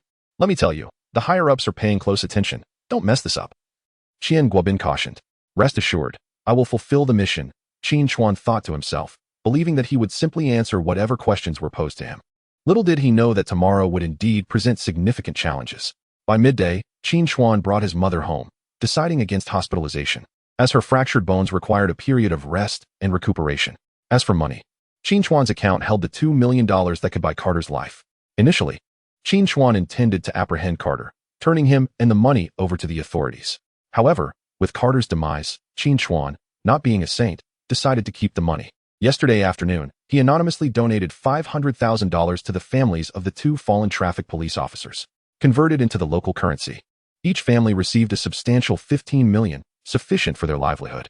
Heroes may bleed, but they must not weep. Even more so, their descendants must not shed tears. This sum ensures that the offspring of the 2 sacrificed officers can live with dignity. Additionally, with this money, Qin Chuan can hire the finest rehabilitation team for his mother, allowing him to return to work in Julin County with greater peace of mind. By the time everything was settled, it was already 5 o'clock in the afternoon. Qin Chuan glanced at the time, bid farewell to his mother, and left home, heading straight to the Hilton Hotel for a high school reunion. Chapter 79, 2 Beauties. Our young master invites you for a drink in box 888 of the Hilton Hotel. Qin Chuan expected to be the first to arrive, but upon entering, he found 4 people already present: Chen Yang, Chen Bing, and Zhao Zixuan. Old Qin, Chen Yang, who had shared a desk with Qin Chuan during high school, had maintained contact over the years. "What the hell? What happened to your arm?" "I had a little accident, nothing serious." "You've put on some weight after all these years." After a hearty hug with Chen Yang, Qin Chuan greeted Chen Bing and Zhao Zixuan. Today's gathering was organized by Shun Chuxia and Lin Yuding, inviting only a few friends from their high school days. There were only 4 boys present, while among the girls, besides Lin Yuding and Shun Chuxia, there was also a Li Hui. "What does it mean to be overweight?" "My friend, this is all muscle, robust." "Lao Qin, come over and sit down. Drink a few more glasses today. It has been years since we last met. I heard you went to Julin County." Chen Bing pulled out a chair beside him and beckoned Qin Chuan to take a seat. 7 or 8 years ago, Chen Bing was Qin Chuan's close companion. They had skipped classes together, sneaked into video halls, and even penned love letters to Shun Chuxia. Qin Chuan nodded. "I'm working as a police officer over there. Being a police officer is great. Do you have a service weapon?" "Let us take a look," Zhao Zixuan exclaimed boisterously, attempting to search him. Qin Chuan would not allow him to succeed, for there was indeed a firearm at his waist. "I only have a karami. Where would I have a gun?" "Enough of that. You and your karami? We've all read the newspapers. You're quite impressive." "Indeed, the deputy captain of the criminal investigation team, with 2nd class and 3rd class merits." "Have you been using cheats?" "My father told me you made it to the provincial newspaper. At first, I didn't believe it. Quickly, Tell me about that female student you saved. What's your relationship with her? I saw that girl. She was stunning. The three of them were bombarding Qin Chuan with questions. Although they hadn't team met in years, their camaraderie remained undiminished. Just what girl are you talking about? A melodious voice, as clear as a lark, interrupted their conversation. They turned toward the entrance, and there stood Qin Chuan, the beautiful goddess of the day, clad in a beige dress with twin ponytails, fresh and radiant like a fairy tale sprite. What do you mean by that girl is beautiful? Following Qin Chuan was Lin Yuding, poised and elegant in her gray, distressed denim jeans that accentuated her long, shapely legs. She wore a pristine white t-shirt complemented by sneakers adorned with a vibrant mix of red, yellow, and blue. Qin Chuan quickly distanced himself from the trio to greet Qin Chuan, exclaiming, "Ah, the beautiful Shun has arrived just in time." He extended his right hand for a handshake, only to be met by Qin Chuan's open arms as she enveloped him in a warm embrace. "Miss me after just a few days? Be careful, or Yaya might get jealous," she teased. With his left hand bandaged, Qin Chuan gently patted Qin Chuan's shoulder with his right, feeling the undeniable allure of her figure beneath the fabric of her dress. "It's all right if she gets jealous. I'll embrace her too," he quipped, intending it as a jest. Yet to his surprise, Lin Yuding approached him. "That's what you said," she remarked. Qin Chuan was momentarily taken aback, but chose not to comment. A simple hug wouldn't cost him much, after all. Nevertheless, he noted that Lin Yuding's embrace was significantly firmer than Qin Chuan's, leaving him somewhat astonished. Despite being classmates for years and sharing many playful moments, this was their first hug. "Wow, what's going on here? How did you two end up hugging?" A bright voice chimed in. Qin Chuan and Lin Yuding seized the opportunity to part, glancing at the young woman at the entrance. "Lady Li, you were the last to arrive. You'll face a penalty drink later." Li Hui responded with a playful middle finger gesture. "You little rascal. Do you not recall that I made you vomit at our high school graduation?" Qin Chuan grinned and took a step back. "Forget it. No one, despite their height, has ever outdrunk her in our class. Li, my dear beauty, come sit beside me. Today, I am determined to exact my revenge, and I shall not rest until you are thoroughly intoxicated." Qin Bing, too, once succumbed to the drink, and over the years, has prided himself on his growing tolerance. Seeking to settle old scores. "Qin Bing, after all these years, it seems you have not outgrown your tendency to boast, have you?" Li Huiling, sharp-tongued and unyielding, took her seat among the group. Zhao Zishuan turned to Qin Chuan and inquired, "Shun, my fair maiden, did I overhear you mention that you and Qin Chuan had not seen each other for a few days? Have you already met?" "A few days prior, I accompanied Yaya to Julin County, where we encountered some trouble, and Qin Chuan lent us his assistance."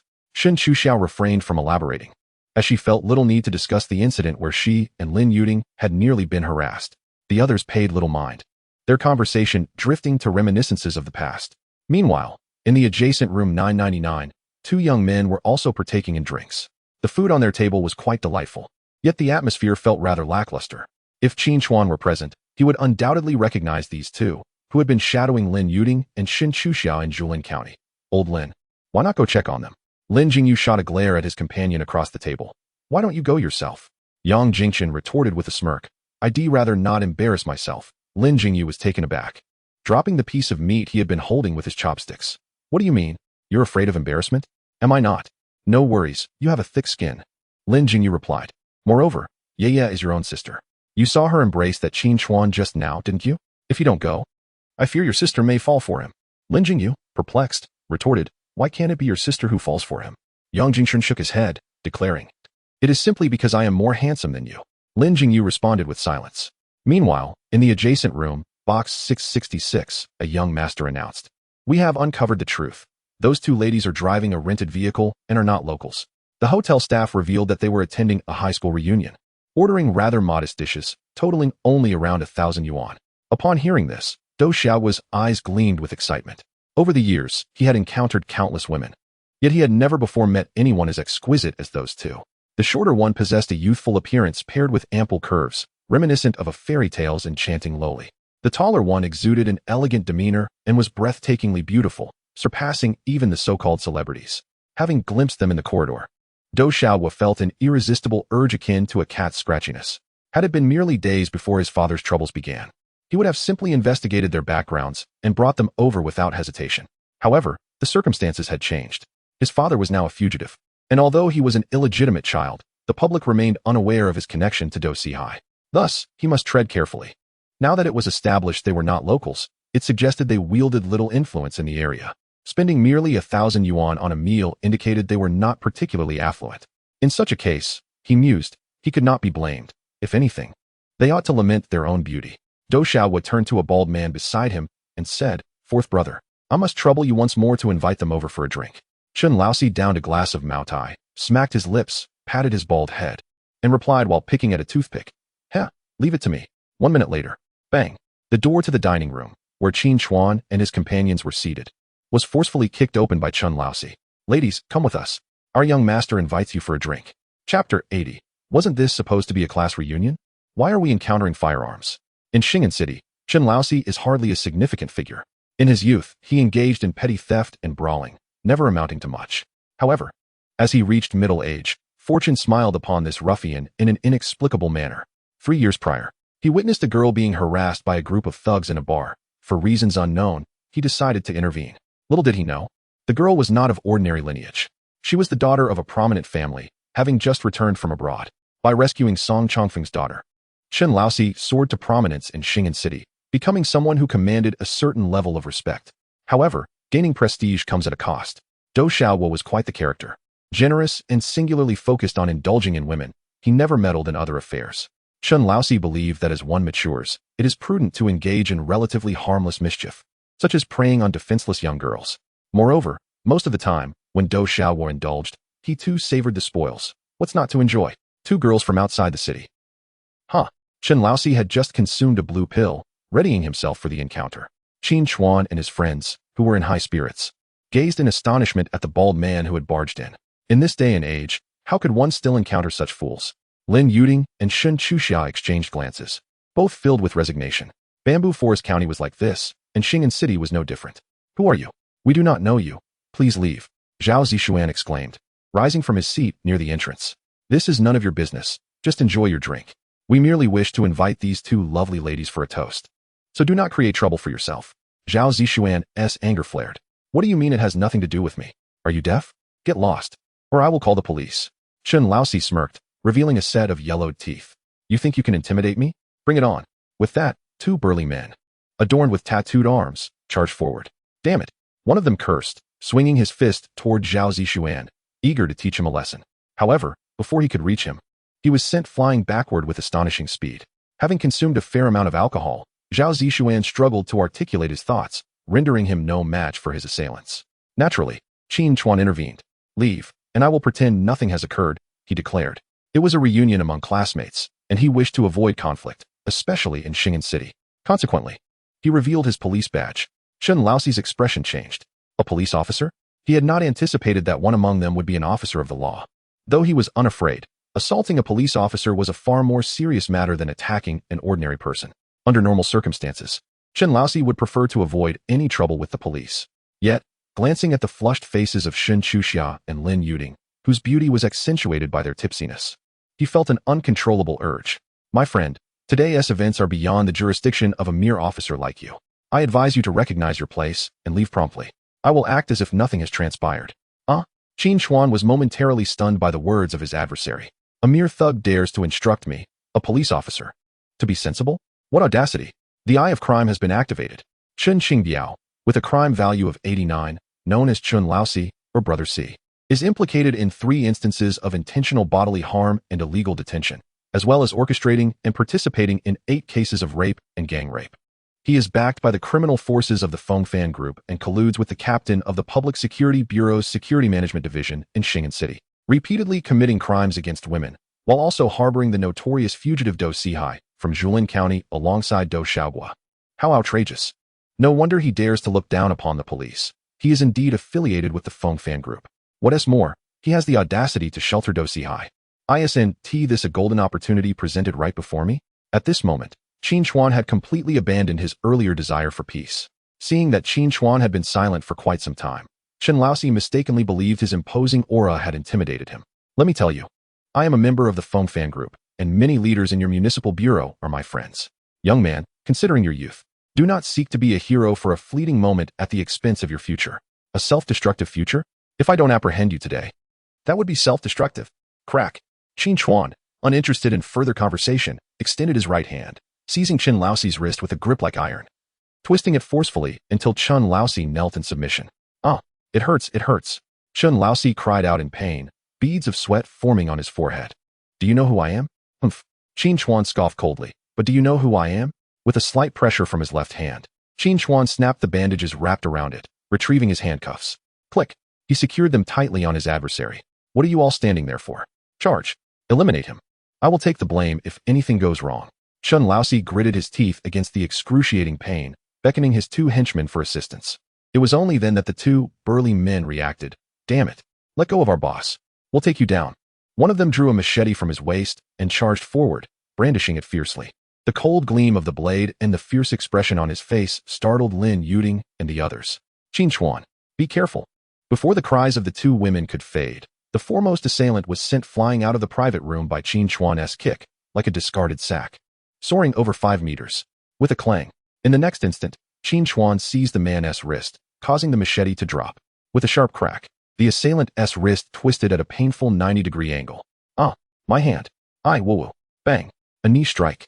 The man spat out a mouthful of broken teeth, his head thrown back as his entire body was sent flying into the air. Both of these men were accomplices of Chun Laosi, having committed numerous misdeeds, and Qin Chuan, having assessed their culpability, did not hold back. This series of combat, though it may seem lengthy, transpired in merely a few breaths. Chen Bing, who had wanted to assist from the table, hadn't even crossed it when all three men were already incapacitated. With the two henchmen rendered powerless, Qin Chuan turned back, placing a foot on Chun Laosi's left ankle. The grinding sound sent chills down one's spine. Chun Laosi let out another agonizing howl. Qin Chuan's expression remained unchanged as he drew his pistol, a click signaling the bullet being chambered, the dark muzzle pressed against Chun Laosi's forehead. Speak. Where is Do Sihai hidden? Chun Laosi was filled with trepidation. How did he know that he was harboring Do Sihai? Should he confess or remain silent? In the blink of an eye, Chun Laosi made the prudent choice. It has nothing to do with me. Truly, it is all Do Xiao was doing. Do Sihai is his father, and I am merely a runner. Qin Chuan, disinterested in further argument, forcefully pressed the gun's muzzle. Where is Do Xiaohua? Next door. Room 666. He sent me here to stir up trouble. I swear. Come, take me there. Qin Chuan dragged him along, glancing back at Lin Yuding and the others. You all continue dining. I have a matter to attend to and shall return shortly. Qin Chuan, your arm. Lin Yuding couldn't help but step forward, noticing blood seeping from Qin Chuan's left arm. Qin Chuan glanced at it and smiled. It's nothing, just a minor injury. With that, he continued to pull Chun Laosi away. At that moment, Lin Jingyu and Yang Jingchen, hearing the commotion from room 999, had just emerged. They witnessed Qin Chuan exiting while holding a gun to a bald man's head. What is happening? Yang Jingchen's eyes widened in astonishment. Wasn't this supposed to be a class reunion? How did it escalate to gunplay? Qin Chuan recognized the two and nodded, kicking open the door to room 666 while dragging Chun Laosi. Chapter 81. What did you say? Do Sihai has been captured? Do Xiao was heart raced, his mind already envisioning how to handle the situation with a dragon and two phoenixes. First, let me take a couple of pills to prepare. Bang. Just as he was getting into the groove, the door was kicked open, startling Do Xiaohua into a shiver. What the hell? Who has the audacity to kick down my room's door? Who are you? Before he could finish his words, Chun Laosi was pushed in with a gun pressed against his temple. This is bad. Do Xiaohua's first instinct was that he had provoked someone he ought not to have. In a public setting, the other party had the audacity to draw a weapon. Who on earth are they? My friend, I am but a foolish brother who fails to recognize true power. I have no knowledge of your status, but if I have offended you in any way, I implore you to show mercy. Do Xiaohua was merely a man of indulgence, not a fool. He was just a wealthy scion skirting the fringes of the underworld. Engaging with a few women and enjoying some vices was the extent of his pursuits. To compare himself with someone brazen enough to wield a gun would be courting death.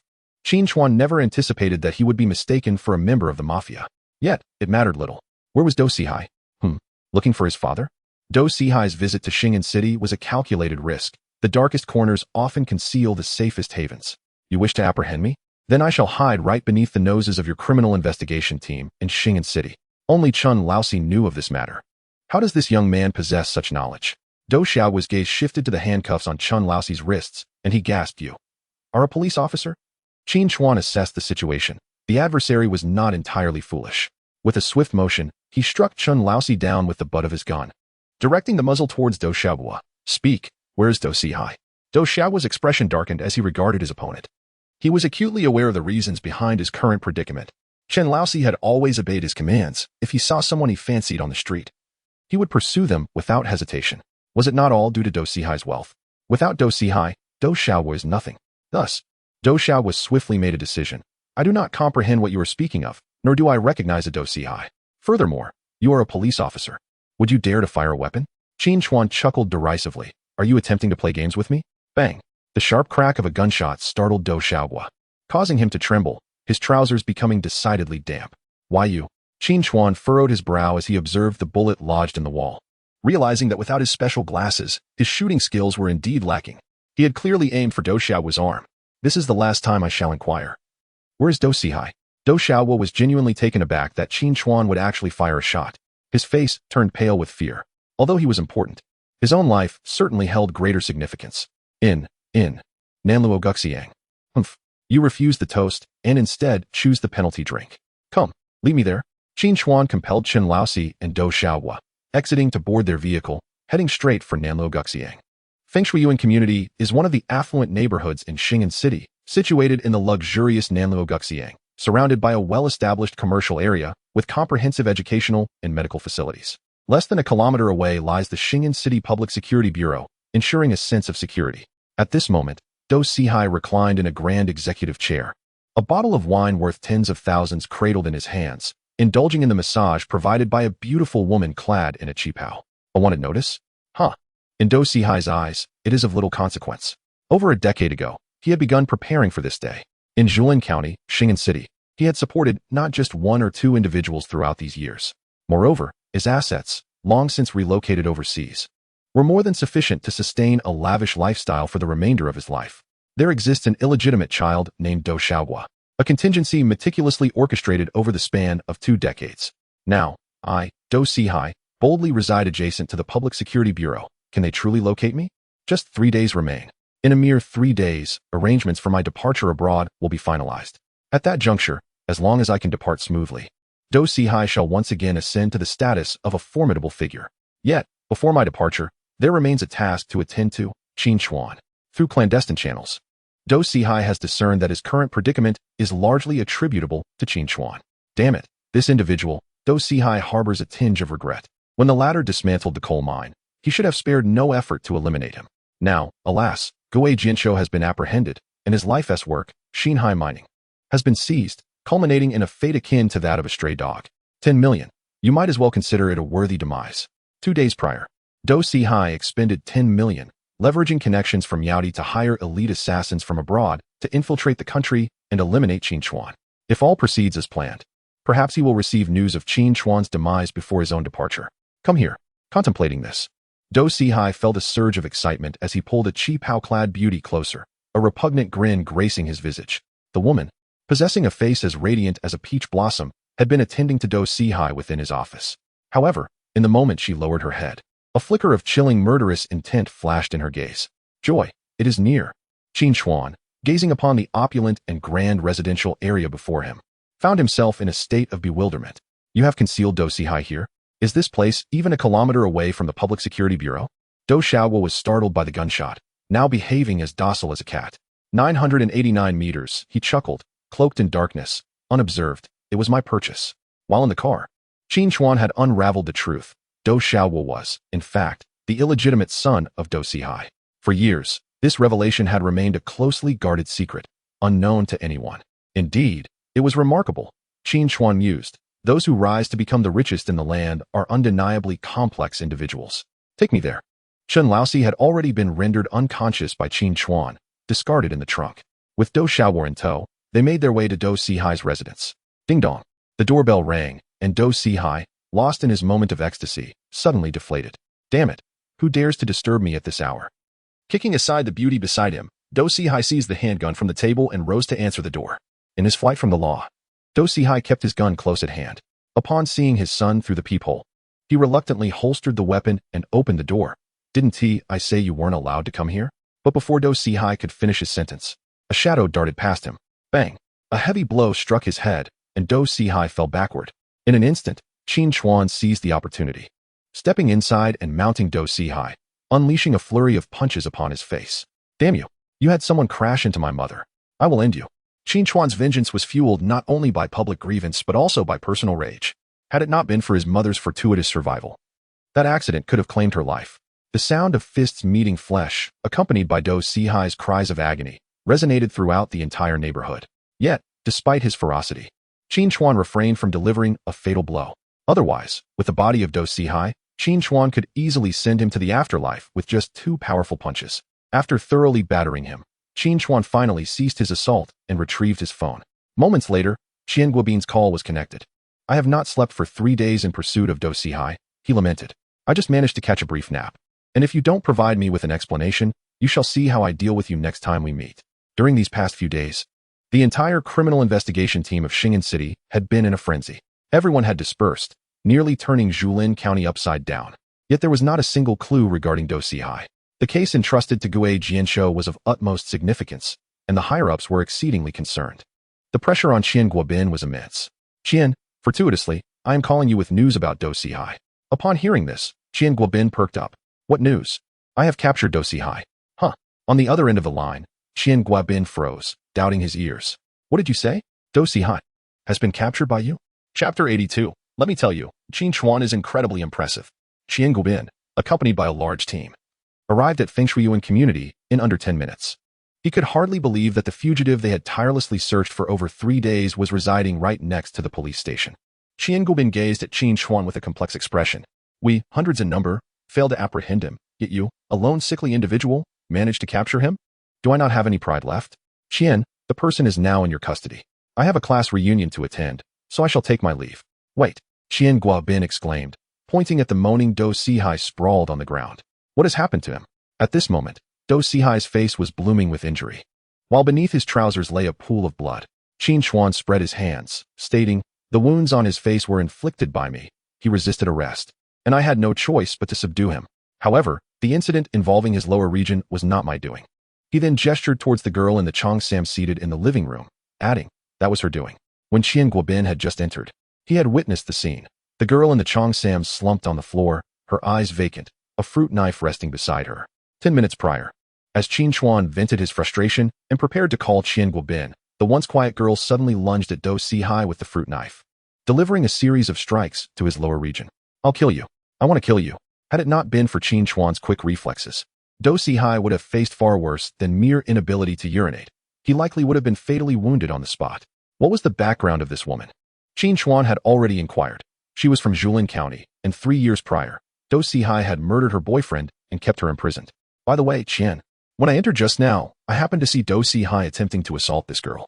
In her panic, she managed to stab him, which could be considered self-defense, right?" Qian Guobin exchanged a glance with Qin Chuan, fully comprehending his implication. Although Do Sihai was a wanted criminal, he was still a human being. When the girl in the Cheongsam struck Do Sihai in a moment of incapacitation, it could be classified as intentional harm. However, if framed as an act of resistance against an attempted assault, resulting in the death of the assailant, it might be justifiable. That is incorrect. We did not see anything upon our arrival. Do Xiaohua initially intended to express that they had not witnessed Do Sihai assaulting the woman in the qipao. But before the thought could fully escape his lips, he was silenced by a piercing glance from Qin Chuan. This officer, it seems, is unhinged and truly dares to draw his weapon. Do Xiaohua resolved not to engage in conflict with him. "Rest assured, I shall take care of this matter." Qian Guobin is not a narrow-minded individual, especially considering that the girl is, in fact, the victim. With Qian Guobin managing the aftermath, Qin Chuan hailed a cab and returned to the Hilton Hotel. "Old Qin," Zhao Zishuan exclaimed with delight upon seeing Qin Chuan's return, "how did you get back so quickly?" Qin Chuan's expression darkened. "What are you talking about? I am not fast at all." "Qin Chuan." The trio of Shen Chuxiao rushed forward upon seeing him. "Is your arm all right?" Lin Yuding inquired with concern regarding the injury on Qin Chuan's left arm. Qin Chuan shrugged it off. "It's nothing, merely a minor abrasion. And it is nearly healed now. Earlier, due to an intense struggle, the wound had reopened, causing some blood to seep out, but it had likely scabbed over by now." Come, sit down, let us continue." Qin Chuan returned to his previous seat, preparing to settle in again. He had only been out to apprehend Do Sihai for about half an hour, not having delayed for long. However, he was halted by Chun Bing. "What abrasion?" "That is a gunshot wound." Chun Bing, who worked at the People's Hospital of Xing'an, was well aware of Qin Chuan's hospitalization. In fact, he had heard quite a bit about Qin Chuan's encounter at the border. They had initially agreed not to discuss such matters during the gathering. Yet the reopening of the wound posed a risk of infection and required attention. "A gunshot wound?" Li Hui, in astonishment, covered her small mouth. "Qin Chuan, you." Zhao Zishuan, equally perplexed, recalled his earlier inquiry about whether Qin Chuan was armed. Not only had he witnessed it moments ago, but he had also seen Qin Chuan aiming a gun at that bald man's head. To be honest, despite the fear, it was undeniably impressive. But now, what was this about a gunshot wound? I will share more about Lao Qin's heroic deeds later. First, I need to take him to tend to his injury. The Hilton Hotel has a medical room, and Qin Bing assessed the situation, stating that disinfection and rebandaging would suffice. You have no idea, just a few days ago, Lao Qin single-handedly eliminated an entire mercenary unit at the border. Wow, is that for real? Li Hui's eyes sparkled, as if she were listening to a captivating tale. How could it be false? I heard it from the Special Forces personnel during their conversations. When he was hospitalized, the captain of the Special Operations Team from the Provincial Military District, Wang Kai, stood vigil by his side. Numerous high-ranking officials, including the Provincial Public Security Bureau Chief, personally flew in by helicopter to see him. Wow. Qin Yang turned around to touch Qin Chuan's forehead. Is he really that formidable? Qin Bing nodded affirmatively. Absolutely extraordinary. Lin Yuding and Xin Chuxia, listening intently, were astonished as well. They had not anticipated that merely half a month after their last encounter, Qin Chuan had accomplished so much. Additionally, that Wang Kai, could it be the one who ran away from home in the capital? I heard he came to serve in the Provincial Military District. I'll ask later. Lao Chun, stop pulling my leg. How come I know nothing of what you're saying? Qin Chuan curled his lips. Qin Bing only had a rudimentary understanding of the matters at the border, yet he spoke with an air of certainty about subsequent events. You certainly wouldn't know that when they arrived, you were still unconscious. Let me tell you, had it not been for our timely intervention, who knows what might have happened to you? All right, you're impressive. Come, let me raise a glass in your honor. Given Qin Bing's status, he was unable to assist with Qin Chuan's injuries. However, he was immensely grateful for Qin Bing's help regarding his mother. After years of separation, they conversed about a myriad of topics, gradually dissolving the initial awkwardness of their reunion. Qin Chuan, why do I feel as though you've changed? Xin Chuxia remarked, holding her empty glass after just sharing a toast with Qin Chuan. Have I become more handsome? He replied with a smirk. Uffed. Xin Chuxia turned to her companion Lin Yuding. What do you think, Yaya? Has Qin Chuan changed? Lin Yuding nodded affirmatively. He seems like a completely different person. Qin Chuan was momentarily taken aback. Is a woman's intuition truly that accurate? Indeed, he had transformed into someone new in this second life. Though he was still himself, the additional 20 years of experience from his previous life had changed him. Well, you both guessed right. I am an extraterrestrial in a new incarnation. As the clock approached midnight, the festivities began to wind down. Zhao Zixuan was so inebriated that he was barely coherent. Since he lived nearby, Qin Bing called a cab and escorted him home. Old Qin, I leave the stunning beauties, Lin and Shun, in your capable hands. I shall take Li Hui home. Qin Yang possessed a commendable tolerance for alcohol, yet Li Hui surpassed him in this regard, for reasons unbeknownst to her. She claimed to feel somewhat dizzy and was subsequently assisted by Qin Yang into a taxi. Chapter 83. A Terrifying Family Legacy. Qin Chuan, you must endure. There is a ghost. Lin Yuding, with her keen eyes, observed. It was amusing. The two had exchanged glances back in high school. Xin Chuxia shook her head, recalling how something felt off during their earlier drinking. Naturally, Lin Yuding refrained from commenting further. Should Li Hui and Qin Yang find a happy conclusion to their relationship, it would indeed be a fortuitous outcome. She then tossed the remaining half-bottle of mineral water to Qin Chuan. Qin Chuan, after several years, your capacity for alcohol has significantly improved. Lin Yuding remembered the days in high school when Qin Chuan would be incapacitated after just one bottle of beer. Yet today, after consuming a bottle of baijiu, he seemed completely unfazed. Feeling parched, Qin Chuan seized the bottle and drank it in one go. As you all say, people do change. In his previous life, while stationed at the Chongning Town Police Station, he often drowned his sorrows in alcohol, which honed his tolerance. It appeared that he had brought this ability back with him in his rebirth. Where do you ladies reside? He hailed a taxi and opened the rear door, inviting the two women to enter. Garden Villa Hotel, they replied. A place where the affluent reside, Qin Chuan mused as he settled into the front passenger seat. Watching the taxi speed away, the two men trailing behind had no choice but to drive after them.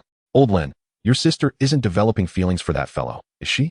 Yang Jingqian had never seen Lin Yuding display such familiarity with that man. He had just witnessed her hand over half of her mineral water to Qin Chuan. Is that something that can be shared casually? Lin Jingyu, driving, scoffed. Why wouldn't it be your sister who has taken a liking to that young man? I am far more handsome than you. Lin Jingyu. According to the family's wishes, the elders intend to matchmake Lin Jingyu with Xin Chuxia and Yang Jingqian with Lin Yuding. This time, the two women have come to Linjiang province as guardians of the flowers.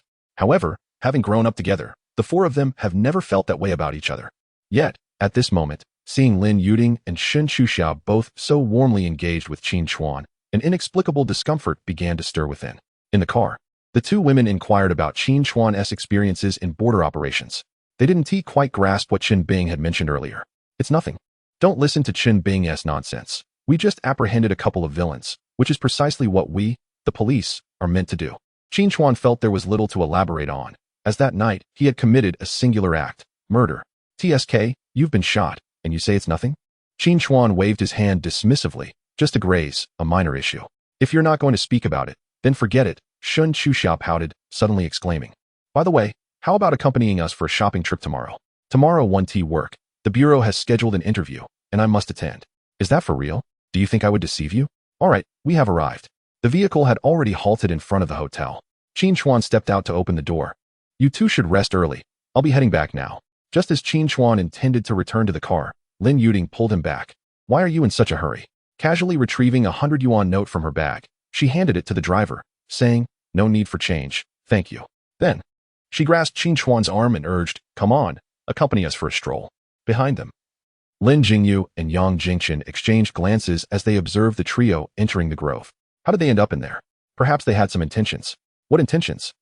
The evening breeze caressed their faces, carrying a hint of coolness that slightly alleviated their intoxication, perhaps spurred on by the effects of alcohol. Lin Yuding and Shun Chuxiao flanked Qin Chuan, each wrapping an arm around him as they ambled along the forest path. Qin Chuan, why do I always feel as if you are deliberately distancing yourself from us during these two meetings? In truth, Lin Yuding had previously admired this quality in Qin Chuan.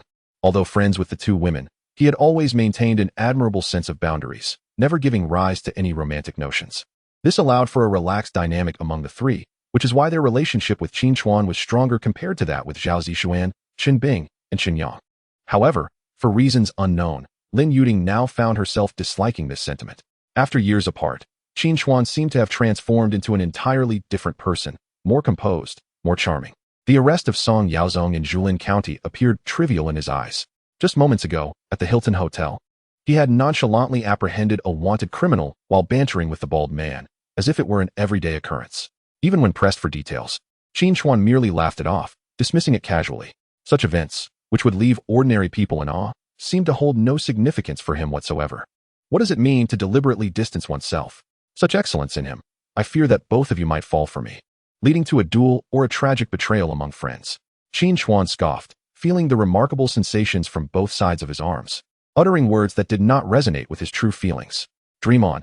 Do you think we could both fall for you? Shun Chuxiao pinched Qin Chuan's arm, still hoping for a shared romantic fortune. Lin Yuding, clutching her left arm still wrapped in bandages, naturally refrained from taking action. Chuxiao, are you still unaware? He believes that our affluent family backgrounds might stir unwanted affections, rendering us incapable of even being friends. Do you think we are ferocious beasts or celestial beings? Qin Chuan was taken aback by Lin Yuding's candidness.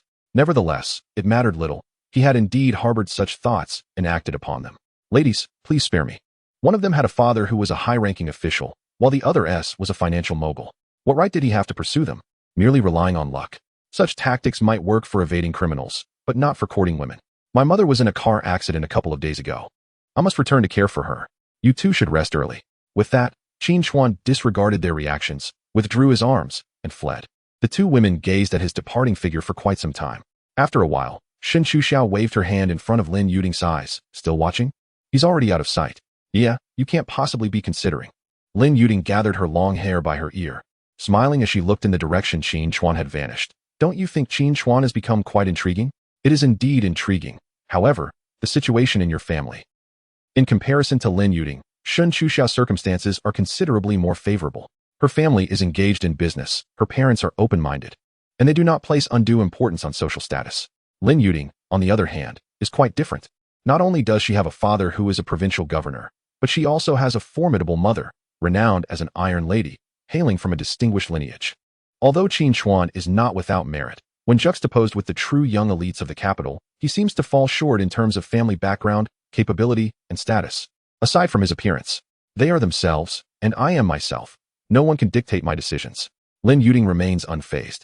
In the past, her maternal grandfather's family looked down upon her father. Yet, look at the present. Her father has become the governor of Linjiang province. Chapter 84. Unerring Precision. The two women's delight upon returning home. It was already past 2 o'clock, and my mother had long retired for the night. This recent incident involving my mother has given Qin Chuan a more profound understanding of the nature of his work. Merely being the wealthiest individual in a county nearly cost his mother's life. What awaits in the future? As his years of service increase and positions change, the adversaries he will face are likely to be far more formidable than Do Sihai. Moreover, he will not forget Aunt Chun, who called to inform him about his mother's accident and had pushed her on the sidewalk. She saved his mother's life. As he lay in his room, Qin Chuan activated the system prompt.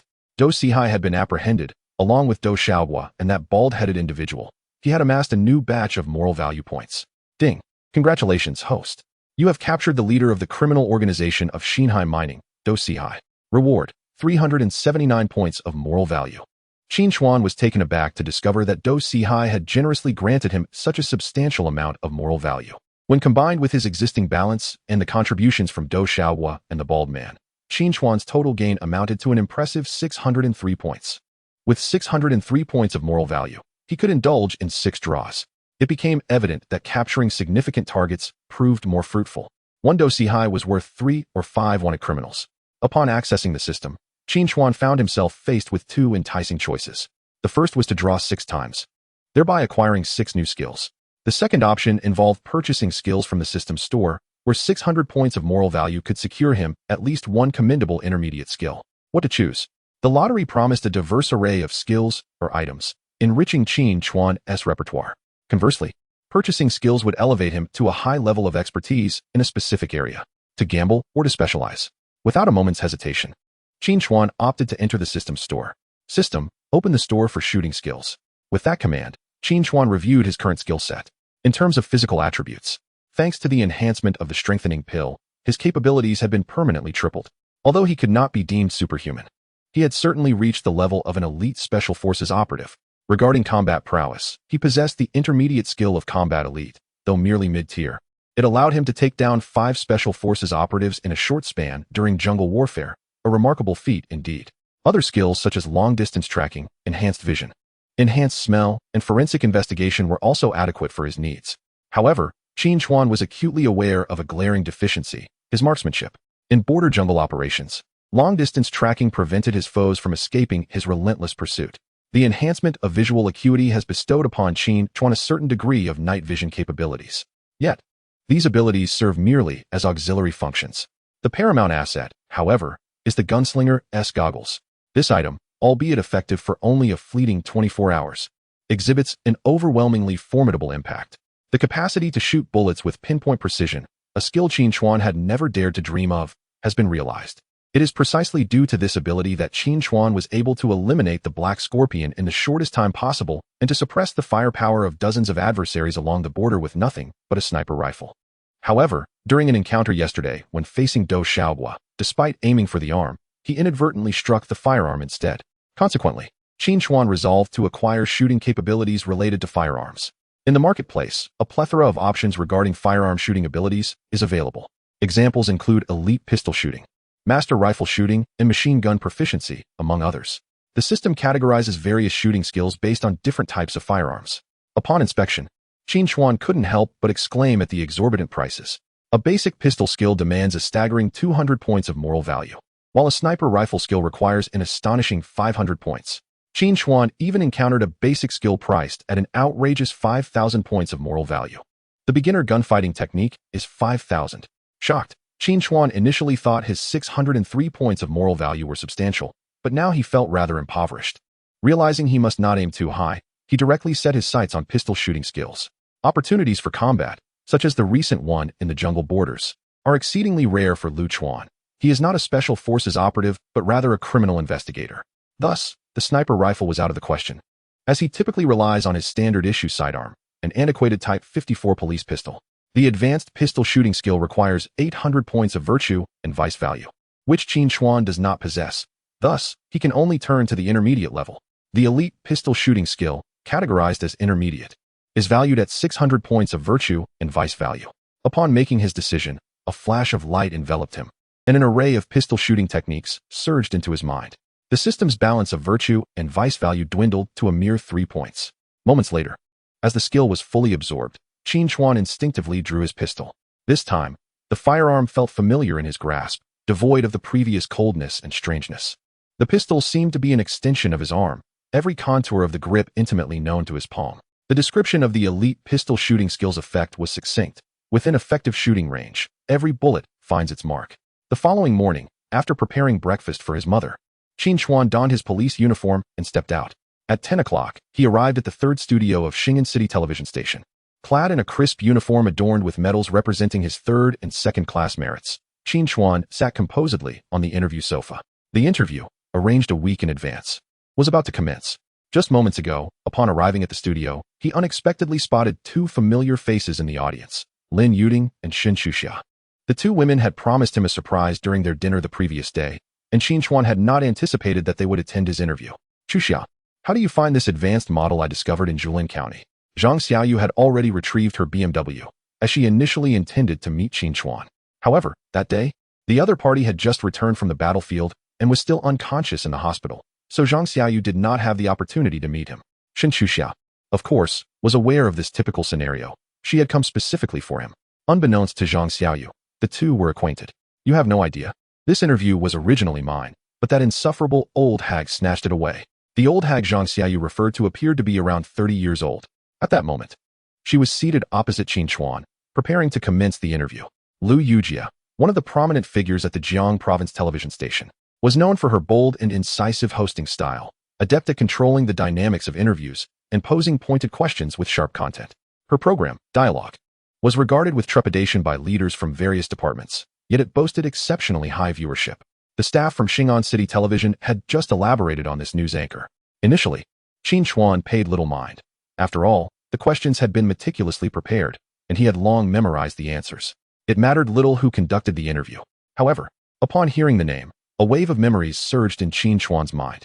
The repatriation of the Runrin, 10 years after his previous life. When he had yet to enter prison, a group of Runrin had inexplicably surfaced online. The ideal nation rejected them, and repatriation was fraught with challenges, while the awakened citizens were unwelcoming. During that time, a faction advocating for the reception of Runrin emerged domestically, with the most prominent being Lu Yujia, who even sensationalized the issue on television. Chapter 85, A Clash of Words, Concealing Intricacies.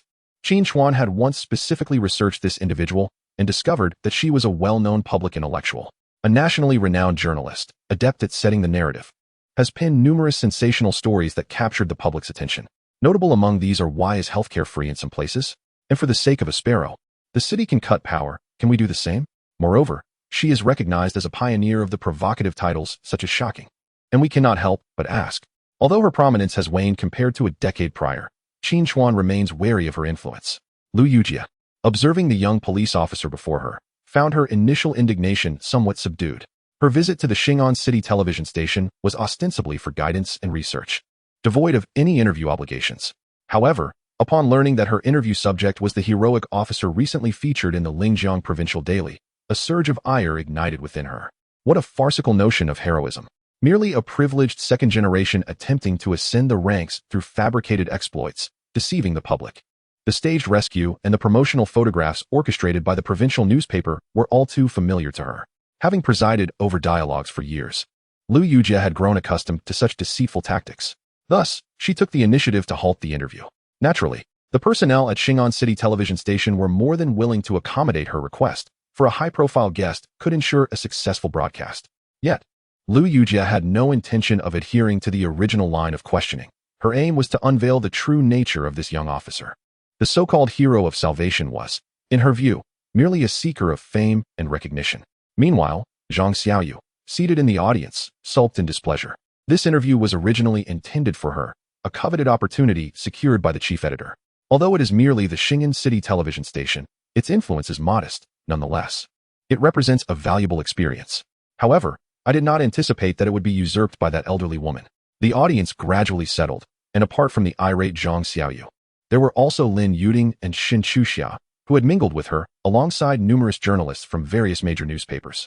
Although this interview was not live, it was not a matter of mere superficiality or stage performance. Zhao Donglai, the director of the Shingen City Public Security Bureau, was personally involved. Although Qin Chuan did not know him, Zhao Donglai had accompanied Yang Jinghua, the provincial public security director, to the hospital to visit him during his coma. Additionally, two deputy directors and Qian Guobin, the head of the criminal investigation team, were also present. The interview commenced swiftly. Lu Yujia, One of the star anchors of the provincial television station displayed a steady demeanor and a captivating cadence. Even a formulaic opening statement could effortlessly draw in the audience. This woman, should she choose to tread the righteous path, might very well ascend to a broader stage. Alas, in her previous life, it was precisely her deliberate manipulation of narrative during interviews with public figures that culminated in a significant media uproar, leading to her dismissal. Soon, the discussion turned to the main topic. Officer Qin Chuan, this is a photograph taken of you as you recklessly leaped from a building to rescue that female student. This was scripted dialogue, designed to highlight Qin Chuan's selfless act of heroism. The television staff had been adequately prepared. Therefore, when you jumped to save her, were you frightened? Qin Chuan initially believed he was overthinking it. The misdeeds of the other party had only transpired a decade later in his previous life. The opening remarks and the first question were all according to the script. However, when the question arose, Qin Chuan felt a sudden jolt in his heart. Indeed, it was a meticulously orchestrated setup. According to the script, the first inquiry should have been, "What were you thinking when you jumped off the building?" Qin Chuan's response would have been, "At that moment, I thought of nothing else but saving a life, selflessly risking my own to protect others." Where was the time for contemplation? The essence of his answer would reflect his unwavering resolve, driven by the instinctual duty of a police officer to safeguard the lives and property of the populace. Yet, Lu Yujie shifted the question. Were you afraid? This seemingly simple question bore a weight of complexity, for no matter how he responded, it would remain inadequate. To claim he was unafraid would be disingenuous. Who, in the face of death, could genuinely claim to be without fear? Conversely, admitting fear would shatter the heroic facade. After all, look, even heroes feel fear. The audience could certainly sense the awkwardness of the query. Zhao Donglai's expression grew notably grim. A poorly handled response could tarnish Qin Chuan's exemplary image. What was up with this overly provocative journalist? In that moment, Qin Chuan declared with conviction, "Of course I was afraid." A flicker of delight crossed Lu Yujie's face. Once he answered, the subsequent narrative would be out of his hands, and she would methodically dismantle his heroic aura. However, Lu Yujie was astute. This was not her previous program, Dialogue. That was a political talk show, straightforward and confrontational, designed to engage the public and garner high ratings. After all, with so many departments potentially offended, what was her leverage? It all boiled down to viewership. To challenge her, one would have to consider the public's willingness to engage. Yet, interviewing Qin Chuan demanded a more nuanced approach. She could not confront him directly, but needed to guide the conversation gradually. Only by revealing the weakness behind Qin Chuan, by showing that his ambitions are driven by a desire for promotion and wealth, and by exposing the individuals who have intentionally set the stage for him, can he be utterly defeated. We are grateful for Officer Qin Chuan's candor. Who among us is unafraid when faced with life and death crises? Our police comrades are human too. They are flesh and blood, sons to their mothers, husbands to their wives, and fathers to their daughters. As these words were spoken, the tension that had gripped the crowd finally eased. Although Lu Yujie did not adhere to the scripted interview questions, the outcome proved to be far more impactful. Observe how she articulated that police officers are also human, sons, husbands, and fathers. This statement bridged the gap between the police community and the public, fostering empathy. Imagine if it were your son, husband, or father who selflessly leaped from a building to save someone. How would you feel? For a moment, Qin Chuan was taken aback, questioning whether his initial judgment of the interviewer had been mistaken. However, reality soon revealed that Qin Chuan had overthought the matter. Lu Yujie's subsequent questions came in rapid succession. So, Officer Qin Chuan, despite your fear of death, did you step forward to fulfill your duty as a police officer and seek recognition? Though the question seemed mundane and the answer apparent, it concealed deeper implications. While it is understandable to speak of duty, why mention accolades? Implicitly, does it suggest that your act of saving someone was merely a means to climb the ranks or to amass personal gain? Fortunately, Qin Chuan was well prepared. Host, you may have misunderstood. The fear I expressed was not of death, but of not being able to save that young female student. Having spoken, Qin Chuan turned to the camera and declared with resolute conviction, "From the moment I donned the police uniform, I pledged myself to the noble cause of the people's public security. Should I perish that day, it would be the fulfillment of my oath to serve in the police force. Such a death, I believe, weighs heavier than Mount Tai. For any police officer, it is a death worthy of honor." Chapter 86. Murdering the Heart. The perilous position of Qin Chuan indeed. Such a weighty sentiment, such a noble demise. Qin Chuan's words resonated powerfully, akin to thunderclaps. The audience, including Zhao Donglai, erupted in fervent applause. Those familiar with Qin Chuan's valiant battle at the border understood that his words were not mere rhetoric, but a solemn vow forged in the crucible of gunfire and peril. However, for Lu Yujie, the sentiment was not quite so compelling.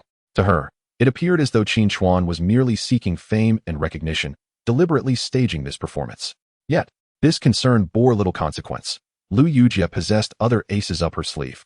Though the interview had only been arranged the day prior, she had already undertaken substantial preparatory work.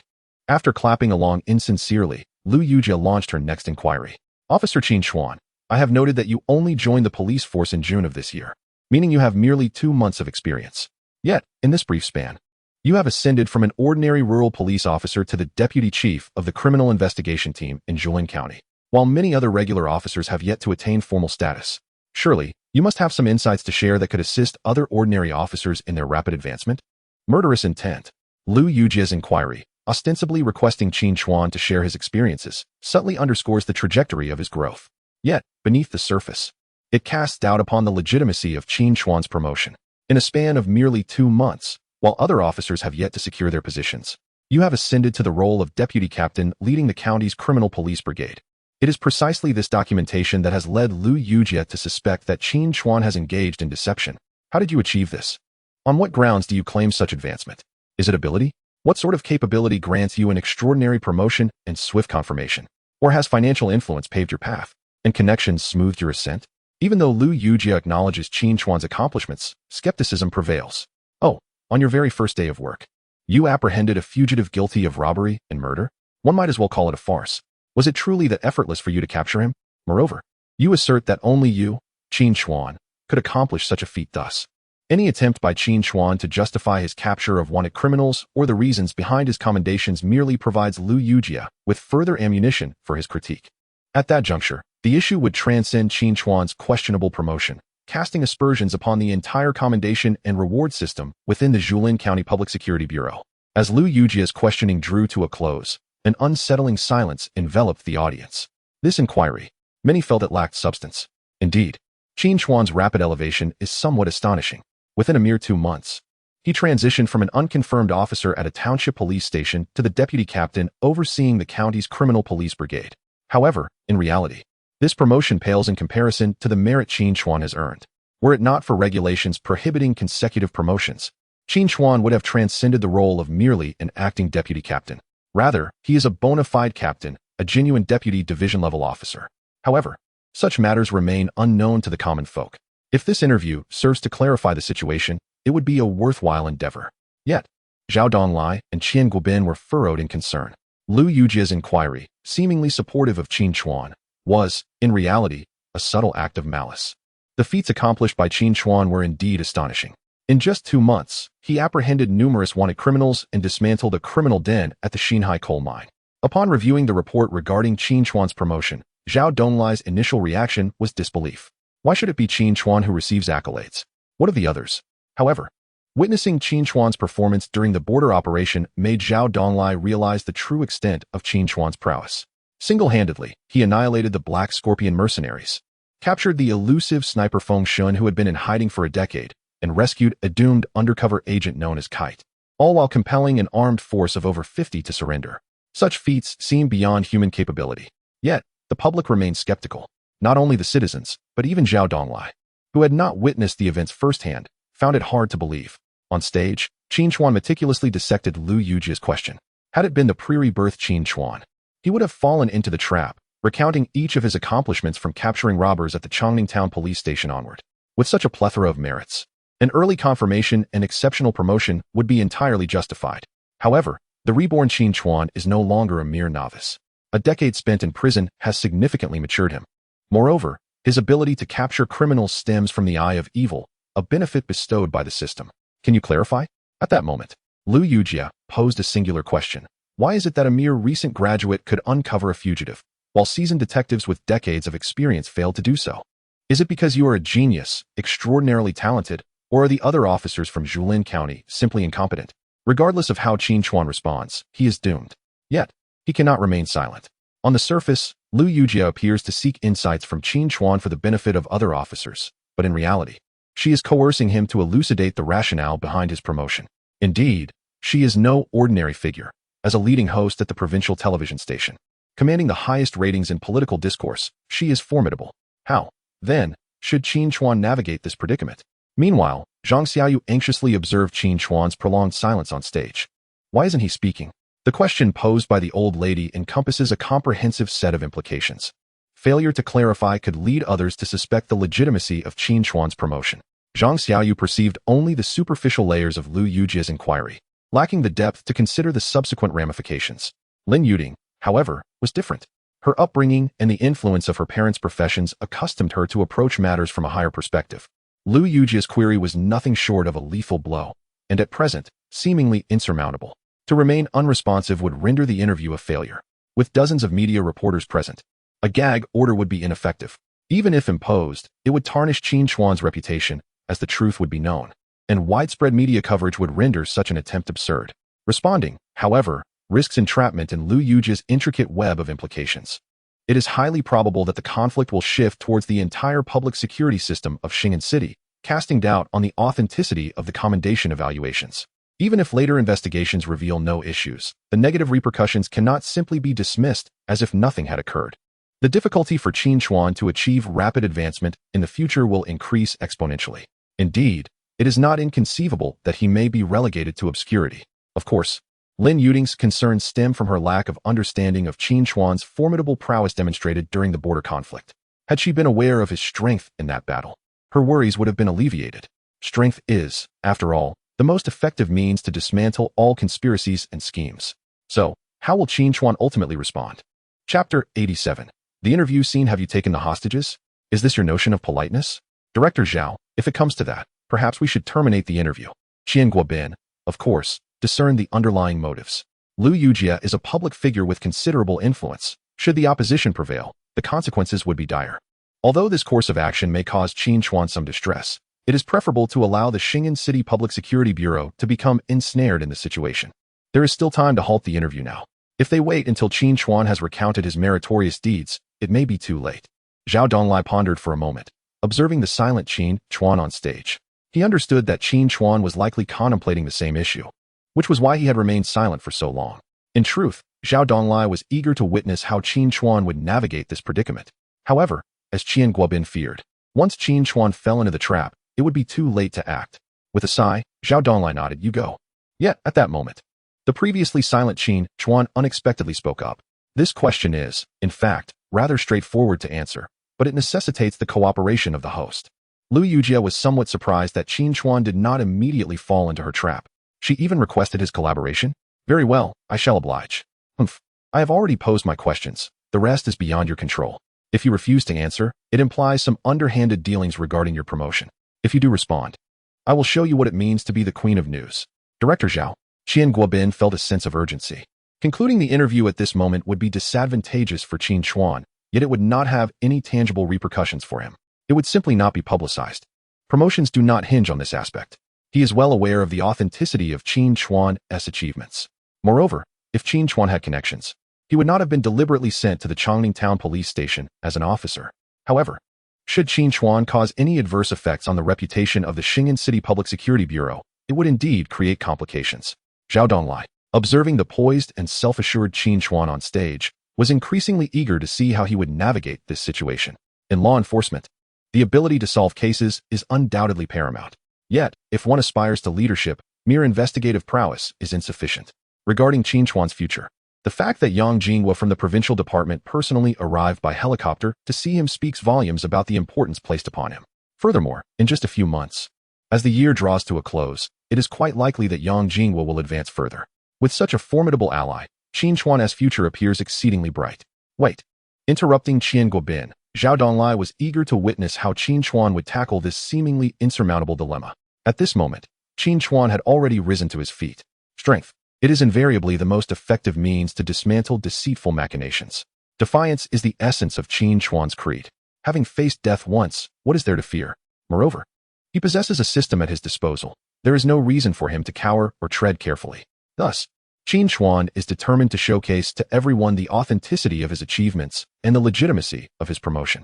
Awakening the Eye of Sin. Shanko Huizi, with a sin value of 198, had, a decade ago, murdered a foreign student, Lu Yujia, who bore a striking resemblance to her. After undergoing minor cosmetic alterations, she returned to the country, exploiting her unique position as a television host to disseminate harmful rhetoric. This is the foundation of Qin Chuan's confidence. Lu Yujia, in truth, is merely an imposter. Rising to her feet, Lu Yujie regarded Qin Chuan with an air of nonchalance. Officer Qin, I wonder how you wish for me to cooperate. Qin Chuan smiled. It is quite simple. Please extend your hands like this. As he spoke, he extended his own hands flatly. Lu Yujie complied without hesitation. Is this correct? Qin Chuan nodded, affirming, precisely, just like that. Then, amidst the astonished gazes of everyone in the studio, Qin Chuan swiftly retrieved handcuffs from his waist. Clank.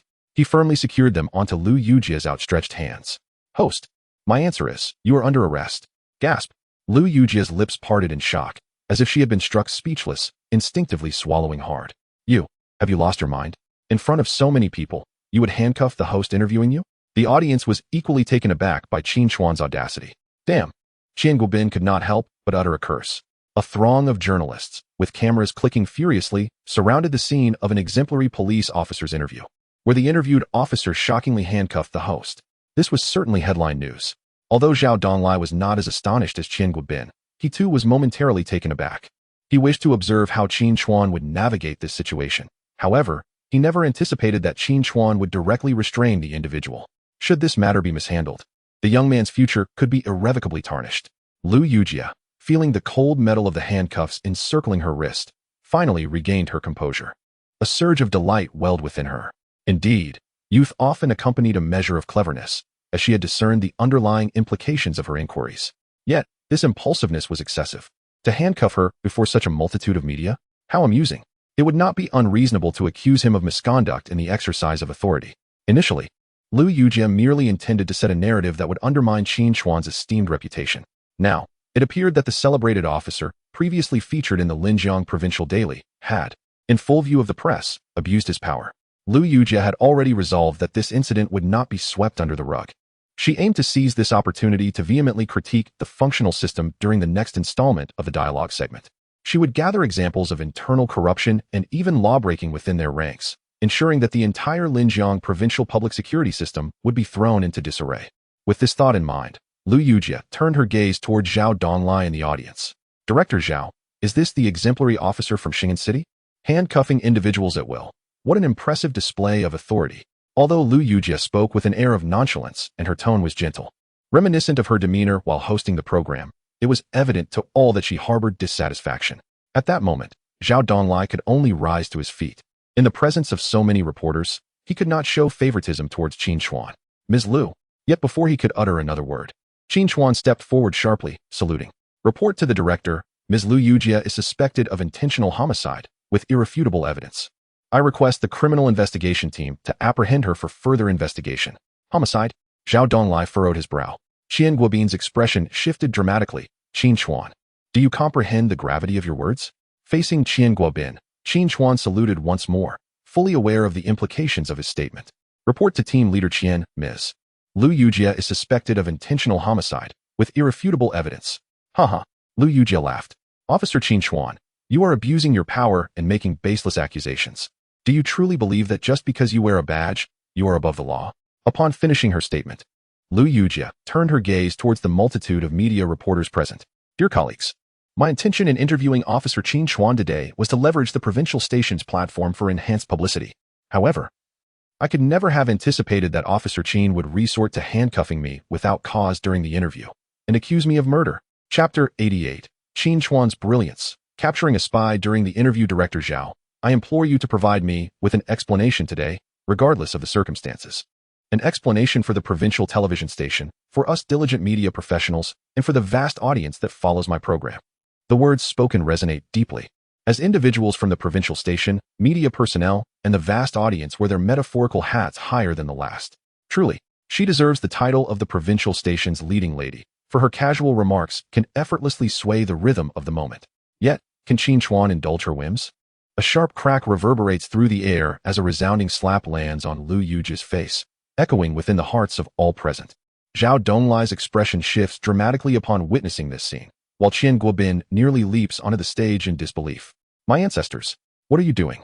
Not only have you handcuffed her, but you dare to slap her in front of so many people? This is not merely an abuse of power. It borders on violent enforcement. If this becomes public knowledge, it is questionable whether you can even wear a police uniform, let alone be considered a model officer. Lu Yujie, taken aback by the sudden slap, finds herself momentarily stunned. She never anticipated that Qin Chuan would dare to strike her before such a crowd. However, Qin Chuan remains unfazed, for he holds a particular disdain for those who seek to manipulate the narrative. Lu Yujia, or should I address you as Yamamoto Keiko? Do you truly believe your actions remain concealed from everyone? Yamamoto Keiko? Qian Guobin, who was almost on the stage, halts in his tracks, while others cast puzzled glances at Qin Chuan. Yamamoto Keiko, this is clearly not a name of the Dragon Kingdom. Meanwhile, Lu Yujia's face drains of color, her gaze fixed in shock upon Qin Chuan. How does he know? It's impossible. After 10 years in the Dragon Kingdom, even her parents had not sensed anything amiss. How could he possibly be aware? What do you mean by Yamamoto Keiko? Don't think that by diverting attention, you can erase the fact that you struck me. Although Lu Yujia was exposed, she quickly regained her composure and sought to steer the conversation back on track. All right, Yamamoto Keiko. 10 years ago, you murdered the international student Lu Yujia, who bore a striking resemblance to you, and subsequently assumed her identity to enter the country. Under the guise of a television host, you have seduced and manipulated 3 officials and 4 researchers, secretly transmitting intelligence on 19 occasions. You claim to be Lu Yujia. It would be quite simple to confirm this through a DNA comparison with your parents. Yamamoto Keiko was utterly bewildered. Some details of her actions were unknown even to her superiors. How did Qin Chuan uncover this? Moreover, as he pointed out, a DNA test would swiftly reveal whether she truly was Lu Yujia. Although by mere coincidence, she shared the same blood type as the real Lu Yujia. DNA cannot be fabricated. If the truth were to surface, Yamamoto Keiko slumped to the ground, appearing as if her soul had departed. As Qin Chuan's words lingered in the air, everyone began to understand. It turned out that the Lu Yujia before them was not the genuine article, but rather a foreign spy named Yamamoto Keiko, infiltrating for years, transmitting intelligence 19 times, and controlling 7 individuals moreover, observing the woman now crumpled on the ground. Her complexion pale and filled with disbelief, everyone recognized that Qin Chuan was indeed correct. In the audience, Zhang Xiaoyu sat with her mouth agape. The old woman was a spy? Lin Yuding and Qin Chuxia, who had just moments ago felt anxious for Qin Chuan, now finally felt a sense of relief wash over them. Qin Chuxia embraced her arms, seizing the moment to support the considerable burden. Yeah, you nearly scared me to death. Lin Yuding also let out a long sigh of relief. She had been perplexed by Qin Chuan's earlier recklessness, only to realize it was due to his awareness of the individual's true identity as a spy. Bring this person away immediately, collect a blood sample, and establish contact with the authorities in Linzhou to obtain DNA information from Lu Yujia's parents for comparison. Qian Guobin ascended the stage to instruct the staff on the blood collection process, then turned to address the other journalists. Dear media friends, as you can see, this Lu Yujia, or rather, Shanka Keiko, is suspected of murder, theft of state secrets, and is likely an overseas spy. Such cases are classified. I urge you all to delete any footage and photographs taken just now. We shall restart this interview session. The 20 or so journalists present had never witnessed such a spectacle, yet judging from Lu Yujia's demeanor, the truth was all but evident. Consequently, they hastened to erase the recorded videos and photographs. After all, this was a spy. Who would dare retain such incriminating evidence? Each one deleted their files meticulously. Someone suggested, we should invite professionals to conduct an inspection, as it would alleviate concerns on all fronts. If any images from today were to leak, who would bear the responsibility? It's best to ensure everything is thoroughly checked. While they busily deleted photographs and videos and arranged for inspections, the news station in Xing'an City was also working diligently to restart their interview program. This time, it was directly Zhang Xiaoyu who took the stage. She had been preordained for this role. It's you. Qin Chuan was taken aback, realizing that this Zhang Xiaoyu was indeed the owner of the BMW he had summoned during the rainforest operation that very day. How is it possible that it cannot be me? No, I just find it a bit coincidental. Then treat me to a meal. For the photograph of that student was also taken by me. Qin Chuan suddenly realized that the picture of himself jumping off the building to save Jiang Shui was also captured by her. Very well. I shall certainly treat you to dinner. Since we are acquainted and share a certain connection, the subsequent interview proceeded much more smoothly, with one person asking questions according to the script and the other responding in kind. Moreover, their expressions were quite natural, resembling a casual conversation, resulting in an incredibly seamless process, with no need for additional shots. After more than 2 hours, the interview concluded successfully. Qian Guobin also received the DNA test report from Lu Yujia's parents sent over from Linzhou City. Director Zhao, here are the comparison results. Zhao Donglai took the report from Qian Guobin's hands and flipped straight to the last page. Confirmed, no blood relation. Excellent. Zhao Donglai maintained a composed exterior, yet internally he was exuberantly celebrating. Qian Guobin gazed at Qin Chuan on stage, who had just finished the interview, with a complex expression. This young man had never adhered to conventional methods while in Chongning Town. However, when he arrived, he confronted the captain of the local security team in Julin County. As a result, based on the DNA analysis of the remains, the fact that Zhao Juanhao committed murder was established. This time, during an interview with the leading actress from the provincial station, not only did he handcuff her, but he also slapped her. Ultimately, it was confirmed that she was indeed a spy. This young man is truly remarkable, merely conducting an interview. And he apprehended a spy who had been lurking for 10 years. Lao Qian, take him to my office shortly. With that, Zhao Donglai departed. Cases involving spies are indeed rare. He was about to report to the provincial department immediately, and he needed to organize a surprise inspection, striving to capture the entire network of adversaries. After the interview concluded, Qin Chuan was whisked away by Qian Guobin without having the chance to bid farewell to Lin Yuding and Xin Chuxia. Chuxia, do you think we are a good match? Zhang Xiaoyu suddenly inquired, gazing at the departing police car. Chapter 89. The culprit was him. Xin Chuxia was taken aback by Zhang Xiaoyu's words. Xiaoyu, have you developed feelings for him? Indeed, I have grown fond of him. It seems that I fell for him the moment he jumped from the building to save someone in Julin County, Zhang Xiaoyu replied, a gentle smile gracing her face as if lost in reminiscence. Xin Chuxia pouted, feeling an unexpected discomfort, akin to witnessing a cherished toy being coveted by another. Consequently, she retorted, what is so great about him? Isn't this a bit hasty? Qin Chuan is quite handsome, just as Xin Chuxia was about to counter. Zhang Xiaoyu spoke up, he is indeed handsome, but what use is mere appearance? It is his accomplishments that matter. Zhang Xiaoyu asserted, not only is he good-looking, but in just 3 months, he has captured over 20 wanted criminals, rising from a humble township police officer to the deputy captain of the criminal investigation team. He has been awarded a second-class merit and once a third-class merit. Just a few nights ago, do you remember my car being requisitioned by him? Xin Chuxia nodded, recalling how Zhang Xiaoyu had called her that night, discussing the matter for half an hour. I only discovered the next day that he had pursued a wanted criminal and apprehended numerous wrongdoers at the border. Moreover, he selflessly leaped from a building to save that student. In her quest to interview Qin Chuan, Zhang Xiaoyu meticulously examined each of his deeds. The deeper her research delved, the more she found herself captivated by Qin Chuan. Could an ordinary police officer truly achieve such feats? Not to mention, just moments ago, during the interview, he apprehended Lu Yujia. How did he discern that the individual was a spy? Xin Chuxia pouted, her expression revealing her surprise. Qin Chuan, indeed, seems to possess remarkable capabilities. However, senior sister, surely such matters should not cause you to lose your heart? Zhang Xiaoyu merely smiled. Is that not sufficient? Standing behind Xin Chuxia, Lin Yuding had remained silent, yet the light in her eyes grew ever brighter. After 4 years, Qin Chuan had undeniably changed. What left the deepest impression on Lin Yuding was that fateful night in Julin County, the moment Qin Chuan kicked Song Yaozong and handcuffed him. Taking out her phone, Lin Yuding allowed a cryptic smile to grace her lips before typing a message. Dinner with me at 6 p.m. Moments later, a reply arrived. As you wish, Miss Lin. In Zhao Donglai's office, of all individuals in the Xing'an City Public Security Bureau, only the political commissar and the newly appointed Qian Guobin could elicit such hospitality from Zhao Donglai. At this moment, a third person joined their ranks. Thank you, Director, Qin Chuan said, standing to accept the teacup with both hands, expressing his gratitude profusely. The esteemed director of the Xing'an City Public Security Bureau and a member of the Municipal Standing Committee personally serving him tea necessitated a display of utmost respect from Qin Chuan. Try this pre-rain Longjing, the director offered. Certainly, Director, Qin Chuan replied, placing the teacup down and saluting sharply. The leader was courteous. One must not merely regard this as politeness, for essential respect must not be overlooked. Do not stand on ceremony, please sit down. Meanwhile, Qian Guobin appeared somewhat astonished, for he had been yearning for Zhao Donglai's box of pre-rain Longjing tea for nearly half a year. To his surprise, it was now unveiled for Qin Chuan. Xiao Qin, this tea is Director Zhao's favorite. I have requested it several times, yet he has never offered it to me. Qin Chuan was taken aback. Qian Guobin's words implied that during his own visits, Director Zhao had refrained from serving this tea.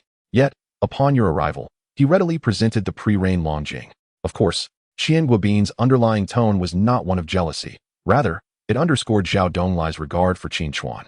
Hastily, Qin Chuan rose and saluted once more, expressing, thank you, Director Zhao. He uttered but a single phrase, refraining from elaborating on the excellence of the tea, for he lacked knowledge in that realm.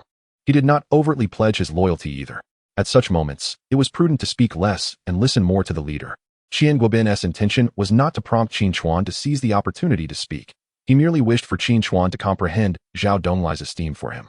After all, Zhao Donglai himself could not extol his own tea. Qian Guobin merely articulated sentiments that Zhao Donglai found inconvenient to express. With this understanding, Qin Chuan grasped the implication, and the purpose was fulfilled. Xiao Qin, do not be so formal. Please, take a seat. Indeed, Zhao Donglai refrained from further comments, inquiring, how is your work in Julin County? Reporting to Director Zhao, the working environment in Julin County is excellent, and Director Zhou is very supportive of my efforts. Upon hearing this, a slight smile tugged at the corners of Zhao Donglai's mouth. Despite being the top of his class at the police academy, he found himself assigned to the Chongning Town police station. Can this truly be considered a favorable work environment? Xiao Qin, are you acquainted with Commissioner Jiang? Qian Guobin feared Qin Chuan might be unaware of who Commissioner Jiang was. He is the principal of your police academy and the political commissar of the Xing and City Public Security Bureau. Qin Chuan understood immediately. Zhao Donglai was referring to Jiang Jingyi. Reporting to you, Director Zhao, I do not know Commissioner Jiang. Zhao Donglai glanced at Qin Chuan. That is rather peculiar. The arrangement for your assignment post-graduation was personally orchestrated by Commissioner Jiang. As I understand it, Commissioner Jiang, through the Secretary of the Political and Legal Committee of Julin County, Zhou Mingyi, had Deputy Chief Lin Hu of the County Public Security Bureau specifically designate you for training at the Chongning Town Police Station. I had assumed you were familiar with Commissioner Jiang. Qin Chuan appeared bewildered, a flicker of confusion crossing his eyes. Zhao Donglai's implication was quite clear. The reason he had not remained in Xing and City after graduation was due to the machinations of Jiang Jingyi. However, he genuinely did not know Jiang Jingyi. After all, he was merely a student, while Jiang was a distinguished political commissar and principal of the police academy. Thank you for your concern, Director Zhao, but I truly am not well acquainted with Commissioner Jiang. Perhaps he considered my commendable academic performance and thought I should gain practical experience at the grassroots level so that I may serve the people better in the future. This statement from Qin Chuan held two meanings. First, he had grasped Zhao Donglai's insinuation. Until now, he had been oblivious to the reason behind his assignment to Chongning Town. Finally, he had traced it back to the actions of Jiang Jingyi, the principal of the police academy and political commissar of the Xing and City Public Security Bureau. Secondly, I must inform Zhao Donglai that I am unfamiliar with Jiang Jingyi and am perplexed as to why he would extend greetings regarding my modest student allocation. As for the notion of gaining experience, it is sheer nonsense. A township police station, lacking both cases and resources, renders one's efforts futile. Wasn't Qin Chuan confined there for a decade, stifled? Zhao Donglai nodded, remarking that Commissioner Jiang has a penchant for promoting his juniors. Perhaps he genuinely intends to provide you with more opportunities for growth. Furthermore, from what I observe, your development has been quite fruitful. However, the security situation in Julin County is less than optimistic. You must exercise caution in your methods while working there. Additionally, should you encounter any difficulties, do not hesitate to contact me directly or report to Captain Qian. If you wish to return, the work in the Criminal Investigation Division would also be suitable for you. Thank you, Director Zhao. Rest assured, I will commit myself to diligent work. Following this, Zhao Donglai inquired about some matters concerning Qin Chuan's family, and within the hour, Qian Guobin escorted him out. Chapter 90. Lin Yuding invites for a drink. Captain Qian, Director Zhao just mentioned the security conditions in Julin County. Qian Guobin cast a surprised glance at Qin Chuan. Did you catch that? Qin Chuan smiled wryly. Whether the security environment of a county is good or bad is hardly a concern for the deputy captain of a criminal investigation team. The fact that Director Zhao mentioned this indicates he likely has some thoughts on the matter. 2 nights ago, the county mayor, Chen Mingguang, and the county committee secretary visited your criminal police team to apply for a second-class merit. During this visit, Mayor Chen paid a courtesy call on Director Zhao. Qin Chuan was aware of this matter. Previously, he had wagered with the county political and legal affairs committee secretary, Zhou Mingyi, and successfully secured a second-class merit for his criminal police team. The commendation document is expected to be issued in the coming days. Mayor Chen was once a subordinate of Director Zhao, and this time he returned seeking assistance. Assistance? Indeed, in recent years, the economic development of Julin County has been relatively sluggish, primarily due to its unfavorable business environment and rampant organized crime, which deters external investors from entering. For Chen Mingguang to achieve success in Julin County, it is imperative to thoroughly rectify the county's security environment. The foremost task is to combat the organized crime prevalent in Julin County. Qin Chuan actually has some recollection of this. In his previous life, Julin County had launched a special crackdown operation, though he recalls that it occurred 3 or 4 years later. However, by the time Chen Mingguang initiated this operation, he had already become the county committee secretary. Director Zhao has already assured Chen Mingguang that, as the deputy captain of the criminal police team, your future responsibilities will be substantial. Thus, the purpose of Director Zhao's conversation with you is not only to introduce himself, but, more importantly, to discuss this matter. I see. Rest assured, Qianji, I will begin preparations as soon as I return and ensure the mission is accomplished. Haha, good. You are bold and diligent. If you encounter any difficulties, just give me a call. Understood. Moreover, upon your return this time, 2 delightful surprises await you. Monetary support? Haha. I'll keep you in suspense. You shall discover it upon your return on Monday. Departing from the Xing'an City Public Security Bureau, Qin Chuan made his way directly to the hospital. Lu Tao, who had sustained severe injuries previously, was now finally out of danger. Qin Chuan intended to pay him a visit. In the line of duty, a police officer fears not injury. As long as one survives, accolades are assured. This time, Lu Tao is assured at least a second-class merit award. However, the case involving the notorious Gijiankyu is primarily being investigated by the Linzhou City Public Security Bureau, and the relevant merit processes will be submitted to the provincial department by them before any official documentation is issued. As for Qin Chuan, it has already been stated by Qian Guobin that he is guaranteed a first-class merit award. A first-class merit award for merely surviving. Lu Tao was recovering well, and after engaging in conversation for a while, the afternoon had already slipped away. Remembering a certain someone's message, Qin Chuan glanced at the time and departed from the hospital. Wang Pei's Hunan Cuisine restaurant is nestled in the alley behind Xing'an City No. 1 High School. During his school days, Qin Chuan often visited this place with Lin Yuding. Lin Yuding had transferred here years ago due to her father's job relocation. Later, as her father's work took them again, Lin Yuding moved to the capital. Upon Qin Chuan's arrival, Lin Yuding was already present. Unlike the morning, she had donned a delicate light pink dress, which accentuated her graceful figure. Having just visited Lu Tao, he arrived a bit late. Lu Tao? That chubby fellow? What happened to him? Lin Yuding had few friends during high school, and some of them she could scarcely recall by name. Unacquainted with Lu Tao, he was not invited to this gathering, though it was clear he would have been unable to attend regardless. He is currently employed at the Public Security Bureau and sustained injuries a few days ago, fortunately emerging from a critical condition. Qin Chuan peeled away the plastic wrap from a white porcelain bowl, rinsed it with hot water, and placed it before Lin Yuding. What about Chuxia? She didn't come? In Qin Chuan's memory, Lin Yuding and Shun Chuxia were always seen together, seldom partaking in solitary ventures. A flicker of unease crossed Lin Yuding's eyes, quickly masked as she altered her tone. What? Will you not dine with me if she is absent? Don't jest. I actually prefer her absence. Why is that? Fewer competitors for the food. Beware, I might just inform Chuxia. The duo ordered the restaurant's signature dishes, reminiscent of their high school favorites. Shall we have some? Upon the arrival of their meal, Lin Yuding gestured towards the beer on the bar. Let us indulge then. Qin Chuan was not one to shy away from such a request. Boss, a case of beer, half chilled and half at room temperature. He also ordered some skewers from the neighboring barbecue stall. Beer and barbecue delicacies are universally appealing. Cheers. In this life and the last. It was Qin Chuan's first instance dining alone with Lin Yuding. He anticipated a degree of awkwardness, yet as they began to drink, the familiarity enveloped them. What is the situation with your girlfriend? Lin Yuding filled Qin Chuan's glass with beer, casually inquiring. What can it be? With you all absent during college. I had no choice but to seek companionship elsewhere. Lin Yuding chuckled. What do you mean? Are you suggesting that we should stay by your side while you pursue both of us? That is quite impossible. If given the chance, I would certainly give it a try. Qin Chuan spoke earnestly, considering the beauty, figure, and family background of both Lin Yuding and Shun Chuxia. It's absurd to think he wouldn't want to pursue them. However, one must possess self-awareness. To act against what one knows to be unattainable is sheer folly. With a cunning glint in her eyes, Lin Yuding asked, so, between Chuxia and me, who would you pursue first? I would pursue her first, then you. Lin Yuding felt a rush of frustration. How could you be so shameless as to chase both of us? Why her first, then me? She is easier to woo, while you are more challenging. And why is that? Her family is wealthy, while yours holds power. Lin Yuding pouted. Well, if you have the ability, then go ahead and pursue me directly. Chuxia cannot withstand your antics. Qin Chuan asserted his fearlessness. However, amidst the jest, he pondered the seriousness of his words. How about accompanying us for a shopping trip tomorrow morning? Is that appropriate? Qin Chuan shook his head. Zhang Xiaoyu has invited me to lunch. He held a favorable impression of Zhang Xiaoyu, who had interviewed him. After their interview, they exchanged numbers and arranged to meet for lunch the following morning. A glint of danger flickered in Lin Yuding's eyes. This woman was quick to act. Chuxiao and I are returning to the capital tomorrow afternoon. Won't you join us for a bit? Leaving at noon? Yes. Qin Chuan contemplated, realizing that he could have lunch with Zhang Xiaoyu at any time. However, the arrival of the two women was rather brief.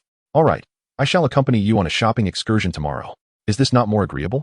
Come, let me treat you to some rabbit meat. Meanwhile, have either of you seen Yaya? Suddenly, Shun Chuxia, who had just crawled out of bed, realized that Lin Yuding was missing. Chapter 91. The matter of our meal must not be disclosed to Chuxia. The twin guardians shook their heads, indicating their ignorance. Lin Jingyu inquired, did you not go to the television station? Originally, they were meant to protect the two women closely, but the television station was not a trivial matter. They were informed that this was an interview with Qin Chuan, to which the twin guardians expressed little interest. Watching another man show off was hardly their pastime. Upon returning from shopping around 5 o'clock, she mentioned feeling a bit fatigued and retreated to her bedroom for a moment's rest. How could she vanish upon awakening? The expressions of the twin guardians shifted. They were tasked with safeguarding the two women, yet they had lost sight of one. They quickly made a phone call. Lin Jingyu immediately dialed his sister's number. Ring, ring. The cheerful sound of the ringtone echoed from the elevator entrance. Lin Yuding emerged from the elevator. Raising her phone, looking for me? The three of them breathed a sigh of relief upon seeing Lin Yuding. It seemed that the security conditions in Xing'an City had deteriorated over the past 2 years. When dining in Julin County, they nearly faced harassment. In Xing'an City, there were also those who attempted to invite the two women for drinks. Had it not been for Qin Chuan's intervention on these 2 occasions, one could only speculate the extent of the chaos that might have ensued. Of course, Qin Chuan's actions were not without their own commotion, particularly the second incident that even involved gunfire. Where have you been? I just went to your place and noticed your absence. Shen Chuxia stepped forward to link arms with Lin Yuding, expressing her concern. A flicker of panic crossed Lin Yuding's eyes, but she quickly regained her composure. Oh, it was nothing. I just went for a little stroll. Really? Shen Chuxia felt that something was amiss, yet she couldn't quite pinpoint what it was. Indeed. Why would I lie to you? By the way, I just called Qin Chuan and asked him to accompany us shopping tomorrow. What do you think? Was it a deception? It had to be a blend of truth and falsehood. As expected, upon hearing this, Shen Chuxiao immediately shifted her focus. Really? If you're lying. Qin Chuan is a little dog. At that moment, downstairs, Qin Chuan, who had just hailed a cab, suddenly sneezed. Who is talking about me? He shook his head. Driver, please take me to Jiahiyuan community. Meanwhile, Lin Yuding and Shen Chuxiao made their way into the living room of the suite, leaving behind the two guardians. Yang Jingchen nudged Lin Jingyu, who was standing by the window. What are you staring at? Want to grab a midnight snack? Retrieving her gaze from the outside, Lin Jingyu furrowed her brow. The people downstairs felt strangely familiar. Her mother was recovering smoothly, and Qin Chuan was also planning to return to Julin County tomorrow night. Opening the system, he had successfully captured Yamaguchi Keiko today, earning 198 points of virtue and vice. Adding to the existing 3 points, he had precisely accumulated 200 points. It was time for a system lottery. This time, Qin Chuan opted not to purchase any skills from the marketplace. With 200 points of virtue and vice, he could only acquire a designated basic skill. As he currently had no pressing need for any specific skill, utilizing the lottery method would allow him to obtain 2 skills instead. Naturally, acquiring an item would be even better. The last time Qin Chuan drew the surge needle, it proved to be an invaluable asset at a critical moment. Had it not been for that item, the leader of the Black Scorpions, Carter, might well have crossed the border at the last instant. In his mind, a kaleidoscopic disc whirled. Stop. The red pointer ultimately came to rest in the blue sector. Congratulations to the host for acquiring the skill, Basic Lock Picking. The Basic Lock Picking skill allows the user to unlock any small mechanical lock within 3 breaths. Subsequently, a surge of knowledge regarding unlocking techniques flooded Qin Chuan's mind. Moments later, clarity returned, and he gained a definitive understanding of the Basic Lock Picking skill. This skill is applicable solely to mechanical locks. According to security prevention levels, ordinary household mechanical locks are classified into 3 categories: A, B, and C. Notably, Class A locks have the shortest opening time, meaning they are the easiest to unlock, while Class C locks offer the highest level of protection. With this skill, Qin Chuan can unlock a Class C mechanical lock within 3 breaths and a Class A lock in a single breath. For instance, he could effortlessly secure handcuffs on a suspect in just 1 breath. Continuing with the lottery, the wheel spun once more. Stop. Ultimately, the red lottery pointer landed in the black sector. Congratulations to the host for obtaining the item, Surge Needle. A look of delight spread across Qin Chuan's face. He had drawn the Surge Needle this time. Excellent, he thought, stowing it away for potential future use. With the lottery concluded, the balance of good and evil in Qin Chuan's system reverted to 0. Now, he was overcome with a desire to return to Julin County, where numerous significant opportunities awaited him. Capturing individuals is essential to accumulate a moral value, which in turn allows one to participate in lotteries for skill acquisition. With newfound abilities, one's strength is amplified, enabling the resolution of a greater number of cases. The more cases one solves, the more accolades one earns. An abundance of achievements paves the way for promotion, leading to the apprehension of even more formidable adversaries, a virtuous cycle. After a refreshing slumber, Qin Chuan prepared breakfast for his mother before heading to the friendly mall. Today, he had promised to accompany Lin Yuding and Qin Chuan for a shopping excursion, and he was resolute in keeping his word. He had already declined an invitation to a meal with Zhang Xiaoyu early that morning. Observing the leisurely Qin Chuan, flanked by beautiful companions, the duo, Han and Ha, felt a twinge of envy. A sudden impulse to report their grievances surged within Yang Jingqian, who ground his teeth in frustration. Lin Jingyu nodded in agreement, both aware that they had been given strict orders by the two women to maintain a distance of 100 meters from Qin Chuan.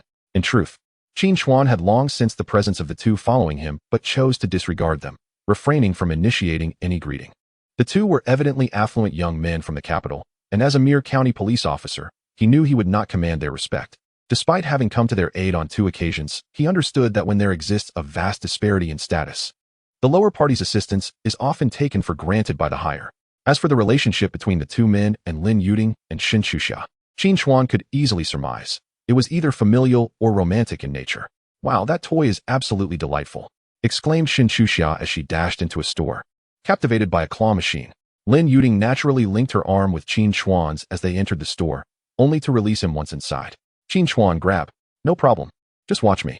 10 minutes later, the two assistants each held 3 to 5 dolls, trailing behind in a state of frustration. At noon, the trio dined at KFC. However, all gatherings must eventually come to an end. "Qin Chuan, remember us." Qin Chuxia's large eyes were tinged with red as she opened her arms wide, allowing Qin Chuan to experience the suffocating embrace of her figure. "By the way, be cautious of my senior." "Who?" "The one interviewing you, Zhang Xiaoyu. Let me tell you, she's quite fierce and not suited for you." Qin Chuan chuckled wryly. "Rest assured, how could a prestigious provincial newspaper journalist possibly take an interest in me?" Lin Yuding stepped forward as well, quietly observing Qin Chuan before finally opening her arms. Qin Chuan embraced her naturally, though his hands merely gave a gentle pat on her back. Seizing the moment, she leaned closer and whispered into his ear about dinner last night. "Don't tell Chuxia, okay?" After speaking, Lin Yuding released Qin Chuan, her smile radiant. "Chuxia is right. Zhang Xiaoyu is not suited for you." Qin Chuan scratched his nose, pondering the implications of Lin Yuding's earlier words. Watching the BMW carrying the two women drive away, he stood still for a moment before exhaling deeply. In his previous life, Qin Chuan had not seen Lin Yuding or Qin Chuan for 20 years. He never anticipated that in this rebirth, he would have such extensive interactions with them. Furthermore, what did Lin Yuding's whispered comment mean? Why would she want to conceal their dinner from Qin Chuan? Chapter 92. The surprise spoken of by Qian Guobin was actually this: on the morning of August 3rd, a Monday, Qin Chuan appeared at the entrance of the Bamboo Forest County Criminal Police Team. "Captain Qin, good morning." "Congratulations, Captain," greeted the elderly guardian at the entrance, his face beaming with a joy reminiscent of blooming chrysanthemums. Qin Chuan was momentarily taken aback, acknowledging the greeting but puzzled by the congratulations. He chose not to dwell on it and proceeded inside. "Captain Qin, you have returned." Approached him Lu Zhigua, the captain of the first squad. He continued, "Captain Qin, congratulations. Shall we indulge in a meal tonight?" Qin Chuan was bemused. "Zhigua, what do you mean by congratulations?" Lu Zhigua was slightly taken aback. "You don't know?" "Know what?" With a resounding clap on his thigh, Lu Zhigua exclaimed, "Yesterday afternoon, the county bureau issued a document. You've been promoted." Qin Chuan was stunned. "Promoted again? What is going on? Why am I unaware of this? Where's the document? Bring it to me. It's in your office." "I personally retrieved it after the county bureau called yesterday," Lu Zhigua replied. Furrowing his brow, Qin Chuan followed Lu Zhigua to the office. What was happening? Had he been promoted? Was he leaving the criminal police team? 3 minutes later, Qin Chuan finally laid eyes on the document titled Notice of Appointment and Dismissal of Comrade Qin Chuan. Document No. 18 from the Bamboo Public Security Bureau stated, after deliberation by the Party Committee of the Bamboo Forest County Public Security Bureau, Comrade Qin Chuan is relieved of his duties as the deputy captain of the criminal police team, acting in charge, and appointed as the captain of the criminal police team. Captain, had he become a deputy section chief? The phone rang just as Qin Chuan finished reading the document. "Xiao Qin, have you seen the file?" It was Qian Guobin. Qin Chuan immediately stood at attention. "Qian Jihao, I've just seen the file. During my time in Xing'an City, Qian Guobin mentioned twice that he had a surprise for me. I never anticipated that it would be this." "Haha, congratulations. You are now the youngest deputy section chief in Zhulan County. Work hard. I have faith in you." "Thank you, Qian Ji. I will certainly strive to fulfill the trust you and Director Zhao have placed in me." "Good. The main reason I called you is not to discuss this matter, but rather about your county's party secretary, Gao Qingshan," Qian Guobin continued, after Do Sihai was arrested. He revealed numerous issues, including clues about Gao Qingshan accepting bribes and harboring organized crime. The Municipal Disciplinary Inspection Team is already on the way. What I mean is, once Gao Qingshan is apprehended, there will undoubtedly be many accomplices left unaccounted for. You must do everything possible to root out all personnel associated with Gao Qingshan. Do you have confidence? Gao Qingshan has fallen. Qin Chuan was momentarily taken aback, then elation surged within him. The news thrilled him even more than his own promotion. Gao Qingshan, as the head of Julin County, had loomed over Qin Chuan like a sword, always threatening. Even with Chun Mingguang's support. It was reminiscent of the situation at the vocational high school. Gao Qingshan had countless ways to render Chun Mingguang powerless. Given his position and authority, even a slight grasp on Qin Chuan's shortcomings could lead to his downfall. Now that the opponent has been subdued, Qin Chuan can boldly proceed with his plans. Report to Qianji. Please rest assured, I will certainly accomplish the task. Lu Zhigua, who had been standing nearby, was momentarily bewildered. Gao Qingshan is about to be taken down. This is explosive news. Gao Qingshan has managed affairs in Julin County for many years, and nearly all the key leaders in various departments have been appointed by him. If he falls, it is uncertain how many will suffer the consequences. Moreover, from the content of the recent phone call, it appears that his downfall is closely tied to Qin Chuan. In fact, among the criminal police team, Lu Zhigua is the most delighted by Qin Chuan's promotion, as he was the first to wholeheartedly support Qin Chuan without reservation. Now that Qin Chuan has advanced, his position is even more secure. Furthermore, it is foreseeable that given Qin Chuan's age, a departmental position is certainly not the pinnacle of his career. What about my future?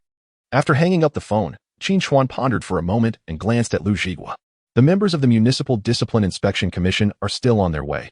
This news must not be leaked. Lu Zhigua snapped to attention and saluted. Captain, rest assured, I will keep my lips sealed and say nothing. Qin Chuan nodded, appreciating Lu Zhigua's enthusiasm. By the way, what about Song Yaozong? Has he been detained for a few days now? 10 days. He should be released today. Released? Qin Chuan mused. That cannot happen. After Gao Qingshan's arrest, he is bound to make significant moves. If this fellow is released, it would only stir up chaos. Come, let us head to the detention center. Meanwhile, in the courtyard of the county committee, in Gao Qingshan's office, Zhou Xueshi exclaimed, You and the Public Security Bureau are far too audacious. Promoting a deputy departmental cadre without my approval. You are disregarding party discipline and national law. Zhou Xueshi stood before his desk, having endured half an hour of reprimand. Secretary Qingshan, this is a directive from the Municipal Bureau. Along with this, Zhou Xueshi presented an official document to the furious Gao Qingshan. First-class merit? Gao Qingshan's expression shifted dramatically upon receiving the document. Qin Chuan has actually been awarded first-class merit. What is going on? Wasn't he in Xing'an City for an interview? Zhou Xueshi refrained from mentioning that during Qin Chuan's hospitalization, the provincial police chief, Yang Jinghua, had personally flown by helicopter to visit him. Not to mention, it was Qin Chuan who apprehended Do Sihai. He also remained silent about the fact that he single-handedly annihilated a mercenary squad at the border, captured a fugitive who had evaded justice for a decade, and rescued an undercover narcotics hero who had been embedded for 10 years. All of this information was classified. Had Zhou Xueshi not been the director of the Julin County Public Security Bureau and Qin Chuan's immediate superior, he would not have been privy to such secrets. Gao Qingshan's countenance fluctuated between shades of anger and anxiety. He had not slept well for several days. With Do Sihai being wanted, he was the most on edge. Fortunately, the informant had fled upon receiving word. Based on Gao Qingshan's understanding of him, it was virtually impossible for the Xing'an police to apprehend him. As long as he had escaped abroad, everything would be resolved. The lack of updates suggested that all was well. As for Qin Chuan's promotion, Gao Qingshan felt that his authority had been openly challenged. Although the Bureau had the right to appoint the captain of its criminal investigation team, it was merely a procedural formality. In truth, any promotion to a deputy division level within the entire county must receive the nod of Gao Qingshan. Yet now, the Public Security Bureau has astonishingly issued appointment documents without even a report. This has left Gao Qingshan feeling that his dignity is being severely provoked. His grip on Julin County seems to be slipping away. I dare not concern myself with whatever merits he claims to have. Gao Qingshan believes that his authority must be re-established. You, Zhou Shui, must provide me with a self-reflection. Summon the attendees. We shall convene an executive committee meeting immediately. Chapter 93. Explosive Developments. At the executive committee meeting, Gao Qingshan is invited by the Discipline Inspection Commission for tea. Half an hour later, in the third conference room of the county committee. This is Gao Qingshan's favorite meeting room. It was here that his promotion to county head and his appointment as county committee secretary were announced. Subsequently, all matters pertaining to personnel adjustments in Julin County have been finalized in this very room. within the county committee courtyard. This conference room is colloquially known as the cradle of Jilin County officials. What is the situation? Why the sudden need to convene an executive committee meeting? I have no idea. I was in a meeting at my unit when I was summoned unexpectedly. A few committee members whispered among themselves, equally perplexed about the abrupt assembly. I heard it was requested by Secretary Qin Chuan, seemingly due to an appointment from the Public Security Bureau. Suddenly, someone spoke up, and everyone exchanged knowing glances, understanding the situation. The Public Security Bureau answers to the county head. An appointment from the Public Security Bureau is, in essence, an appointment from the county head. It appears that Secretary Qin Chuan's objective this time is directed towards Chun Mingguang. Moments later, all executive committee members, including Gao Qingshan and Chun Mingguang, are present. Ahem. Gao Qingshan cleared his throat and, as usual, surveyed the room with a benevolent expression, betraying none of the seriousness and ire he had just displayed while admonishing Zhou Xuexing in the conference room. Having attained the position of county secretary, Gao had long mastered the art of concealing his emotions. The joy or anger he allowed his subordinates to perceive was meticulously orchestrated. For instance, his recent reprimand of Zhou Xuexing was calculated.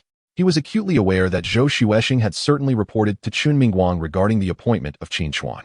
Rather than expressing dissatisfaction with Zhou Xuexing, his frustration was directed at Chun Mingguang. Gao's indignation concerning Qin Chuan's promotion stemmed not only from a sense of encroachment upon his authority, but also from the realization that dealing with Qin Chuan would pose a greater challenge. The procedures for addressing a section-level cadre differed significantly from those for a deputy division-level cadre. If it were merely the case of addressing the deputy chief of the criminal police team, a section-level cadre, it could be resolved with a simple justification. However, the situation with a division chief was far more complex. As a deputy division-level cadre, any action taken would require not only sufficient grounds, but also a discussion at the standing committee meeting. Comrades, we have convened this emergency standing committee meeting today with two agenda items. The first is to study and convey the significant spirit of investment promotion from Shingen City. The other members of the standing committee remained silent, fully aware that this was merely a FAAD, with the crux of the matter lying in the subsequent agenda. The second item concerns Comrade Zhou Xuexing, the chief of the Public Security Bureau, who has violated the procedures for cadre appointments and is to make a self-criticism at this meeting. Here it comes. This is the main event.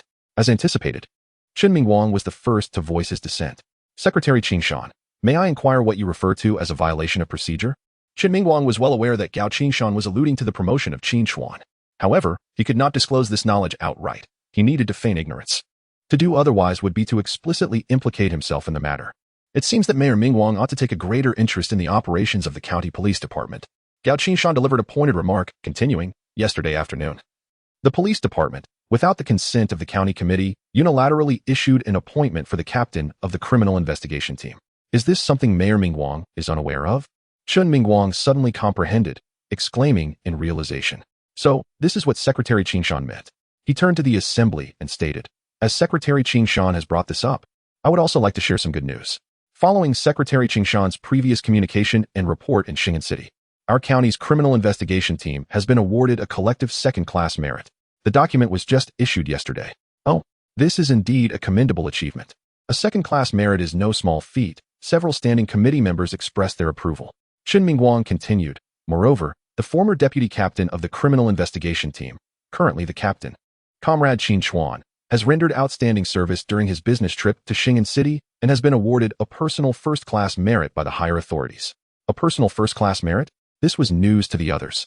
Over the years, only a handful of fallen officers from Jilin County had ever received this honor. Qin Chuan stands as the first living recipient of a first-class merit.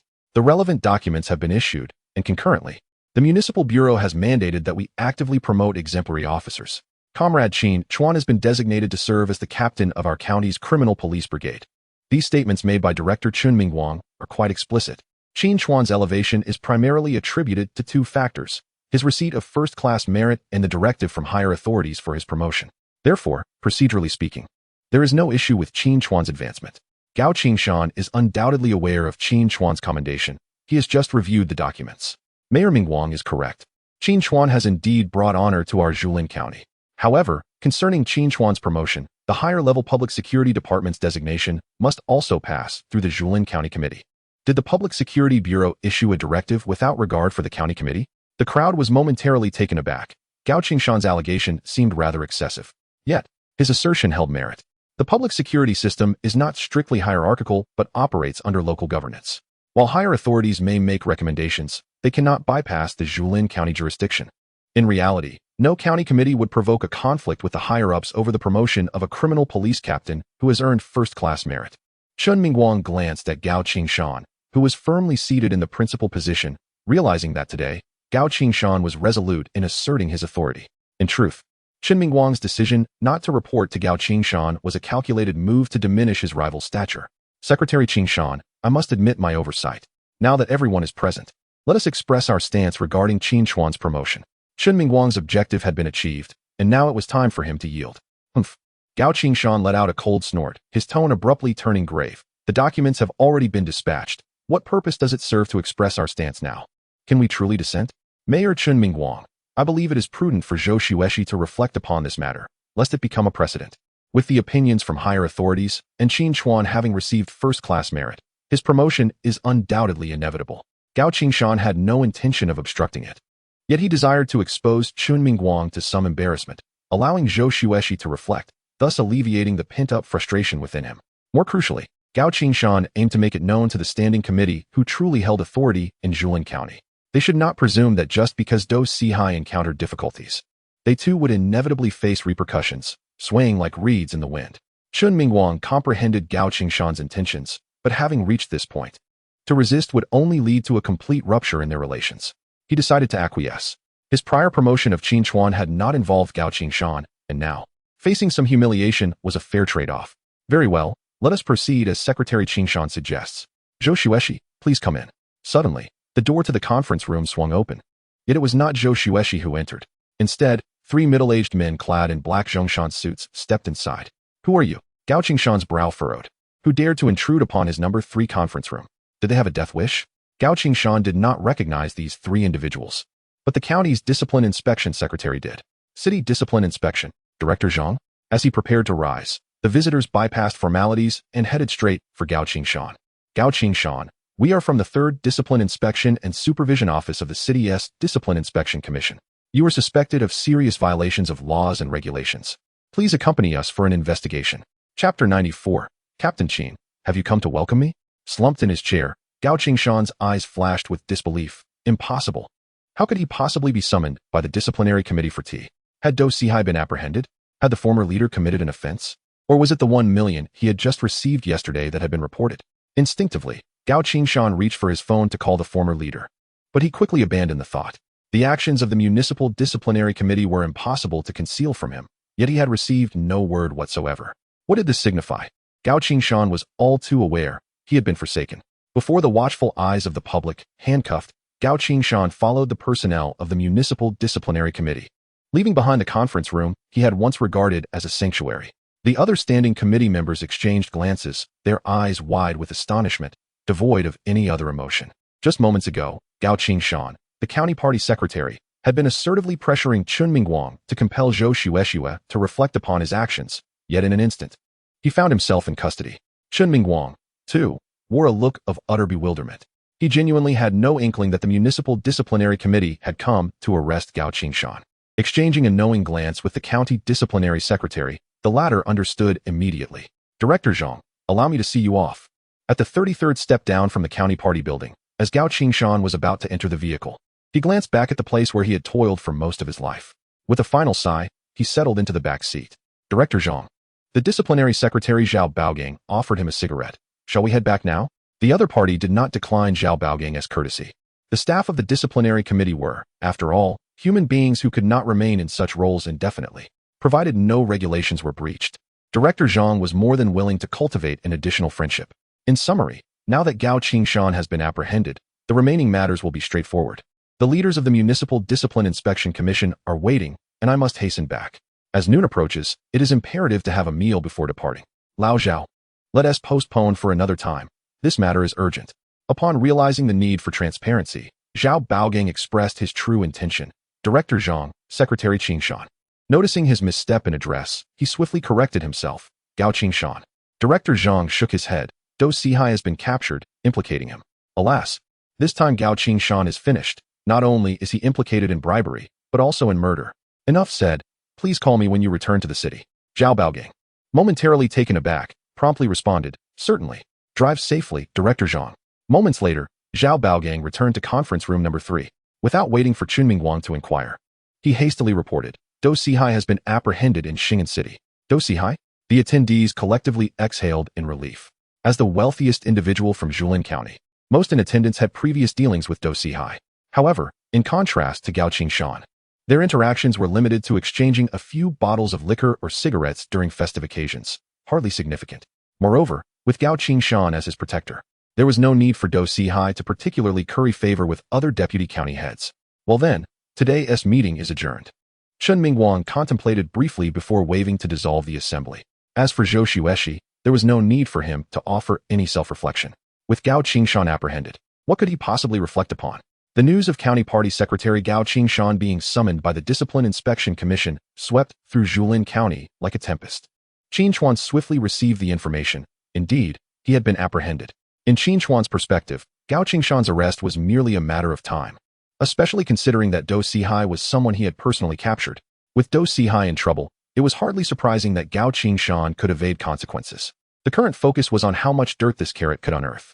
At this juncture, the leaders of Julin County, heads of various departments, and heads of townships must be quaking in their boots. Each one of them had likely bestowed gifts upon Gao Qingshan. If a thorough investigation were to ensue, the entire political landscape of Julin County could very well collapse. Furthermore, one must ponder the influence of higher-ups. How could Gao Qingshan ascend to the position of county party secretary without anyone advocating for him? Had he never offered bribes? The crux of the matter lay in how the authorities would conduct their inquiry. Qin Chuan shook his head, choosing to dismiss the thought. Gao Qingshan's arrest was fortuitous for him, as it would allow him to take decisive action against certain nefarious forces within Julin County. In the detention center, Song Yaozong had changed into fresh attire. He glanced back at the group of younger brothers in the room, sensing they had grown accustomed to life here. When you all get out, make sure to report back to me. From now on, you will be under the guidance of Brother Zong. Congratulations, Brother Zong. The young men formed 2 lines, bowing deeply in unison, their voices resounding. Pleased, Song Yaozong nodded as he was personally escorted out of the detention center by the warden. Gazing at the sun rising in the sky, he inhaled deeply the air of freedom, bursting into laughter. Haha, I'm back. Congratulations on your release, Brother Zong. A fleet of 10 imposing Mercedes-Benz vehicles lined up in front of the detention center, each accompanied by 4 sharply dressed young men in black suits and sunglasses, meticulously styled with hair gel, exuding an air of confidence. Song Yaozong swaggered out of the facility, visibly pleased by the spectacle before him. It was all about ostentation, about maintaining his reputation. However, before he could impart any instructions to his subordinates, a police car approached, blocking the path of the grand procession. Who dares to obstruct Brother Zong's convoy? The young men flanking Song Yaozong instantly became alert. What is the deal with the police? In all of Julin County, apart from Qin Chuan, who could instill fear in Brother Zong? Over there, have them move the car. Before the young man could finish his command, he was abruptly silenced. Qin Chuan stepped out of his vehicle and strode forward, sharply addressing the young man. What did you just say? The young man, pale with fear, stammered. Team leader Qin, I meant to say they should move the car, so as not to block your path. Now that is more like it. Relieved that Qin Chuan had spared him, the young man exhaled deeply. This was the individual capable of imprisoning Brother Zong. He dared not provoke him. Song Yaozong's smile vanished upon recognizing Qin Chuan. Captain Qin, are you here to welcome me? If it weren't for the fear of his secrets being unveiled, Song Yaozong swore he would have obliterated Qin Chuan. A welcome? More like a farewell. In all of Julin County, Song Yaozong represented the most formidable and malignant force of organized crime.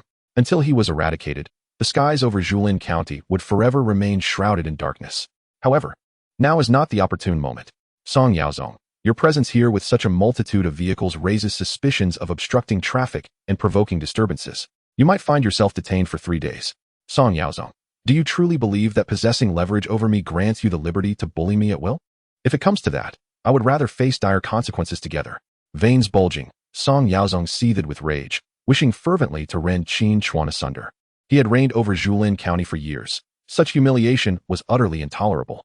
Last time, he had shown restraint, but now the audacity to push further was infuriating. Insisting he spend 3 days in confinement. I would rather be imprisoned than submit to your whims. If I truly heed your words, I might as well change my surname to yours. Chapter 95. The 3 villains of Julin County. Brother Zong of Julin County. Go and inquire whether I am as formidable as I claim. Just as Song Yaozong was on the verge of eruption, his phone rang. Initially, he had no intention of answering, but this particular ringtone was designated solely for Song Chongfeng. He dared not ignore a call from Song Chongfeng. Qin, Just wait until I finish this call. Stepping to the roadside, Song Yaozong wiped his face, adjusted his demeanor, and cautiously answered, "Second uncle. You need to maintain a low profile in Julin County. Qin Chuan has just been placed under double regulation due to the matter involving Do Sihai. I have received credible information that Qin Chuan's downfall is linked to the captain of the Julin County Criminal Police Team, named Qin Chuan, who apprehended Do Sihai in Xing'an City. In the coming days, there may be significant developments in Julin County. Avoid trouble at all costs and refrain from provoking someone named Qin Chuan. Do you understand?" "Indeed, dear uncle. Rest assured, I shall behave myself in the coming days." After hanging up the phone, Song Yaozong took several deep breaths by the roadside. He then rubbed his face a few times. Who exactly is this Qin Chuan? He managed to bring down Qin Chuan? Could it be that I have inadvertently stumbled upon something significant? This Qin Chuan, does he truly possess a formidable background? Otherwise, why would my uncle personally call me? As he turned back, Song Yaozong wore what he considered his most respectful smile. "Captain Qin, tell me, is it really necessary for you to come all this way for such a trivial matter? Couldn't you have simply sent a subordinate to relay the message?" With that, Song Yaozong turned and scolded the nearby lackeys. You. What on earth are you doing with all these cars? Don't you realize you're blocking traffic?" The lackeys were utterly bewildered, recalling that just yesterday he had expressed the opposite sentiment. Wasn't he agreed that the bigger the spectacle, the better? To make a resounding announcement to the entire county, I, Song Yaozong, have returned. Now, how is it that we are causing a traffic jam? After speaking, Song Yaozong didn't look back and swiftly entered the gates of the detention center once more. Lu Zhigua, who had accompanied Qin Chuan, felt utterly perplexed. Is this truly the same Song who once ruled over Julin County, dismissing even the county secretary with disdain? After 10 days in detention, he went back in without a word, not even a parting shot, or a warning to wait for his return. To leave in such a dejected manner is utterly incomprehensible. The most frustrated, however, was not Lu Zhigua. Even the director of the detention center was contemplating resignation. Qin Chuan possesses a formidable background and harbors no fear of Song Yaozong. However, he himself is not invulnerable. Each additional day he lingers here amplifies the risks he faces. The most exasperating aspect is not the warden of the detention center, but the array of inmates within the cell who are now driven to despair. Why has he returned? It is utterly absurd to have a dozen individuals squatting in a corner at midnight, singing conquer. This is tantamount to madness. A perfectly ordinary cell is now on the verge of transforming into a choral ensemble, as if we have all been compelled to learn to row our boats together. Qin Chuan has already achieved his objectives and, having no reason to linger, turned back with Lu Zhigua to the criminal investigation team. With Qin Chuan apprehended, the pressure on Qin Chuan has significantly diminished. In the present Bamboo Grove County, it is highly improbable that another county party secretary will emerge before Qin Chuan is entirely incarcerated. Furthermore, should any appointments be made, County Mayor Chun Mingguang stands as the most suitable candidate. With influential allies and support from the Municipal Bureau, Qin Chuan is devoid of reservations. Many tasks that were previously insurmountable or required too much energy are now firmly on the agenda. In a county seat, the expedient clarification of interests is remarkably straightforward. First, investigate who owns the finest hotel and the most popular entertainment venue in the county. Second, if there are any mines or sand pits, ascertain their proprietors. Third, identify who is managing all the land development projects in the county. Fourth, examine the municipal renovation projects, such as repainting streetlights and refurbishing roadways. Fifth, determine who owns the largest shopping plaza in the county. By clarifying these matters and subsequently comparing them with prominent figures and their families, one can derive a clear understanding of the situation. For Qin Chuan, the aforementioned steps could have been entirely circumvented. Having spent over a decade in Julin County during his previous life, he possessed a profound understanding of the power dynamics within the county. The most formidable criminal force in Julin County was undoubtedly the gang led by Do Sihai. The entire Xinhai Mining Company monopolized the mineral resources, transportation, and energy sectors within Julin County. Do Sihai, leveraging the influence of Qin Chuan, had rapidly expanded his operations within a mere decade. Regrettably, he overstepped his bounds by colluding with foreign drug lords. By a stroke of fortune, Qin Chuan inadvertently dismantled the criminal stronghold at the coal mine and subsequently sealed off the Red Mansion, effectively neutralizing Do Sihai's right-hand men. Furthermore, through the arrest of Gue Jianshou, he directly secured evidence of Do Sihai's collaboration with the foreign drug traffickers, leading to a warrant for his capture. Dealing with Do Sihai was not a deliberate intention of Qin Chuan. Rather, it was a serendipitous encounter. Had it not been for Do Sihai's assassination attempt on Qin Chuan's mother, orchestrated through Gue Jianshou, the latter would not have crossed paths with Qin Chuan. Without that encounter, the subsequent chase across the border would have been rendered impossible. The so-called ultimate kill against the Black Scorpion and the rescue of the kite would not have transpired.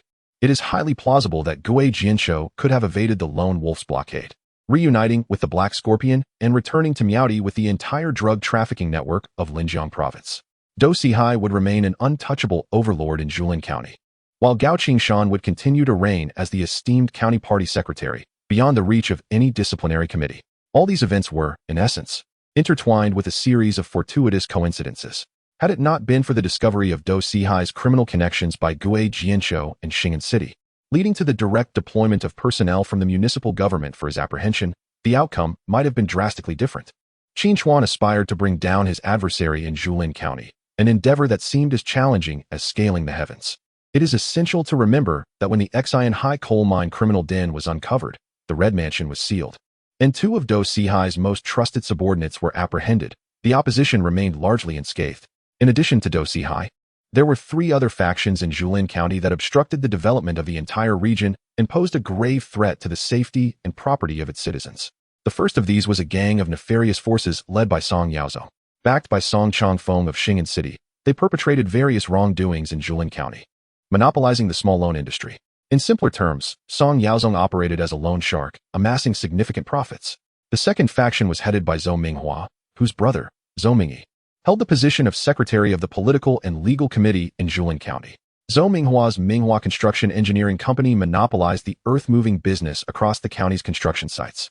One of the county's major hubs of vice, the Languifang, was established by Zhou Minghua.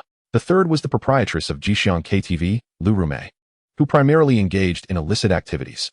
Currently, these three factions could be deemed the most malevolent forces in Julin County, and they represented the targets Qin Chuan intended to eliminate. Chapter 96, A Sudden Major Case, Newlyweds Annihilated. In his office, Qin Chuan inscribed the three names in his notebook, with Song Yaozong's name at the top.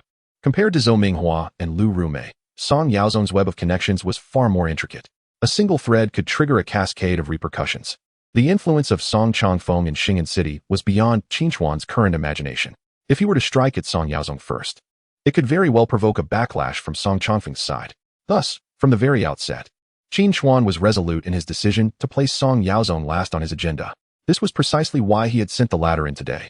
Only after Song had entered could Qin Chuan allocate his energy to deal with Lu Rumei or Zhou Minghua. The question remained, whom should he choose? Lu Rumei's roots also lay in Xing'an City, albeit somewhat inferior to those of Song Yaozong. As for Zhou Minghua, any engagement with him would necessitate preparing for a potential fallout with the secretary of the political and legal committee, Zhou Mingyi, who was the direct superior overseeing the Public Security Bureau. Suddenly, as Qin Chuan weighed the pros and cons and struggled to make a decision, the door to his office swung open. To his surprise, it was Lu Zhigua. He had previously instructed that he not be disturbed during the afternoon hours. Although Lu Zhigua could be somewhat brash, he typically possessed a certain level of decorum. The fact that he had entered without knocking, coupled with the urgency etched on his face, indicated that something was amiss. Indeed, panting heavily, Lu Zhigua exclaimed, "Captain Qin, it's bad. A major incident has occurred in Nanjiao. Plans are forever outpaced by the swift currents of change." Just as Qin Chuan was contemplating strategies to address the three major factions in Julin County, a grave homicide transpired in the village of Nanjiao, resulting in the deaths of two individuals. The alarm had been raised by the mother of the male victim. The chief of the Nanjiao police station, Zhang Fengyi, was presently briefing Qin Chuan. At that moment, Zhang's face was ashen, and his voice bore an unusual tremor, prompting Qin Chuan to furrow his brow in concern. This chief was seasoned. What manner of scene could have so unsettled him? 30 minutes prior, upon receiving Lu Zhigua's report, Qin Chuan had immediately set off with him to the scene of the incident. However, Lu Zhigua learned about the homicide in the southern suburbs through the police hotline, though the specifics remained unclear. At this moment, under the guidance of the local police station, Qin Chuan and Lu Zhigua entered the scene together. The site of the tragic incident was a rural dwelling, situated approximately 500 meters away from the nearest village. Why was this house not constructed within the village? The village's land for building had become insufficient, prompting the deceased's father to erect a home for his son on this hillside. Zhang Fengyi, familiar with the circumstances, quickly explained. They had just married the day before yesterday, and now upon arriving at the entrance of the house, Qin Chuan noticed a brand new wedding character affixed to the door, and remnants of firecrackers that had not been cleaned up were scattered outside the yard. The air was still tinged with the acrid scent of smoke from the recently ignited firecrackers.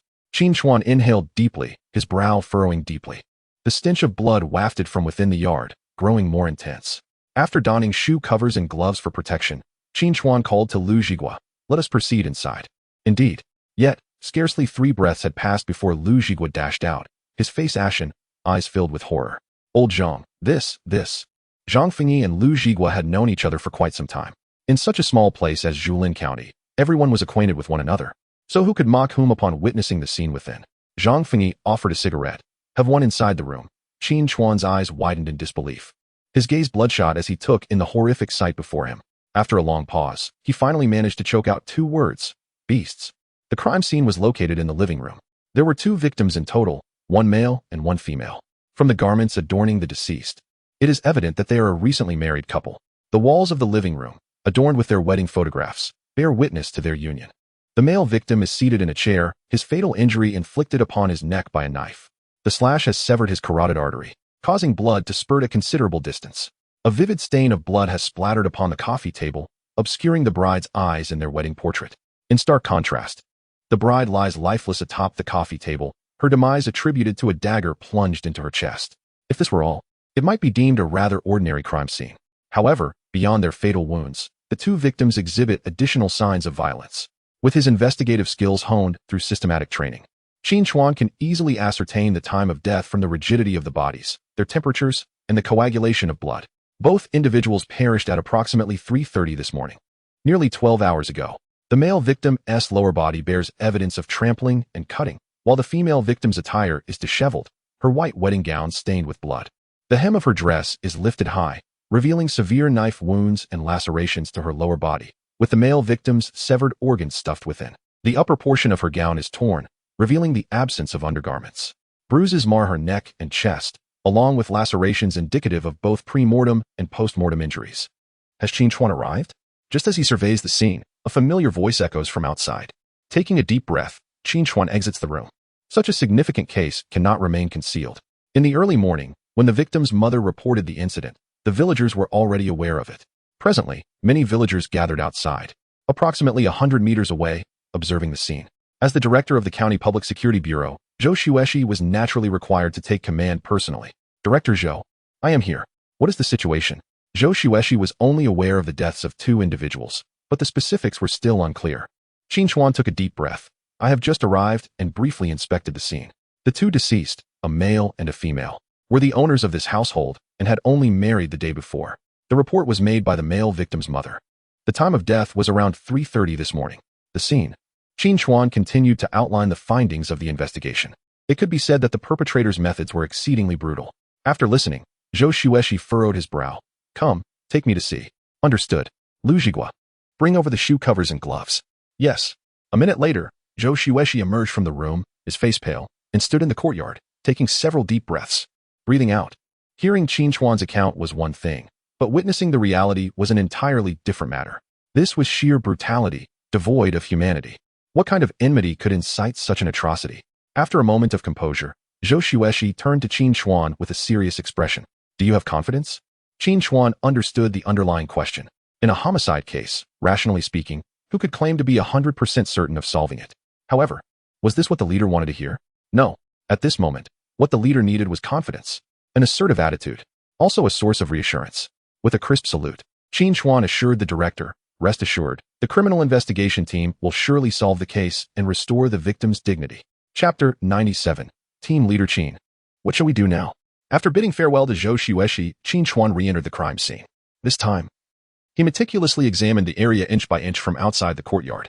Crime scene investigation is an essential skill every detective must master. Every clue related to the case originates from the scene of the crime. This massacre, he had heard of in his previous life. A newlywed couple was brutally murdered in their home just a day after their wedding, subjected to unspeakable humiliation. Such a case could never be kept under wraps. Over the years, numerous versions of the rumors had circulated, and Qin Chuan could still recall several of them. Yet, none of the accounts he remembered could compare to the sheer brutality witnessed at the scene. The living room was where the victims met their tragic fate, but it did not signify that it was the sole location of the assailant's violence. Traces of the crime could be found in the bedroom, the kitchen, and even beneath the jujube tree in the courtyard. However, this case remained unsolved back then. At least when Qin Chuan was imprisoned, the perpetrator had not been apprehended. By the time Qin Chuan completed his examination of the scene, it was past 9 in the evening. The night had fully descended, yet a considerable crowd still gathered around. Today, Qin Chuan had employed his evil eye technique to eliminate the onlookers from suspicion. No significant discoveries had emerged, although a few petty criminals were present. None were connected to this case. Team leader Qin, what shall we do now? In the conference room, Lu Zhigua, Sun Haomin, and Dong Hao were present, along with several key personnel from 3 teams and a forensic expert. They were convening an analysis meeting regarding the case. All having visited the crime scene and were taken aback by the perpetrator's brutal methods, their expressions somber. Previously, when Song Hui had not yet been apprehended, the criminal police squad had indeed investigated homicides, experiencing both successes and failures. The prevailing wisdom was that one should follow the captain's directives without question. Qin Chuan sat at the head of the table, and after a day of examination, he found that the clues uncovered at the scene were quite substantial. Indeed, far more than he had anticipated. Let us first analyze the circumstances at the scene, Qin Chuan suggested. After a moment of contemplation, he began to recount the findings from today's investigation. First, regarding the number of assailants, it appeared to be 4 individuals based on the evidence observed. Is that inferred from the number of footprints, Captain Qin? Sun Haomin inquired. Qin Chuan shook his head. By the time we arrived, the scene had already been compromised by several individuals. According to the report made by the victim's mother, who discovered her son and daughter-in-law when she went to deliver chicken soup at noon, they were already victims of the crime. Subsequently, due to her shock, the reporter fainted. It was only after regaining consciousness that she called the police, also contacting her husband, the male victim's husband. Upon receiving the call, rushed to the scene accompanied by 4 or 5 villagers. Therefore, by the time we arrived, the footprints at the scene had largely been obliterated. My deduction regarding the 4 assailants is based on the bruises observed on the eyelids of the male victim. Qin Chuan possesses systematic investigative skills that enable him to reconstruct the crime scene to some extent by analyzing the wounds on the corpse and the surrounding environment. The male deceased exhibited multiple bruises on his eyelids, along with signs of having been beaten. This indicates that the perpetrator had forced the male victim to witness the humiliation of his wife. The injuries on his eyelids are indicative of a struggle against being compelled to observe.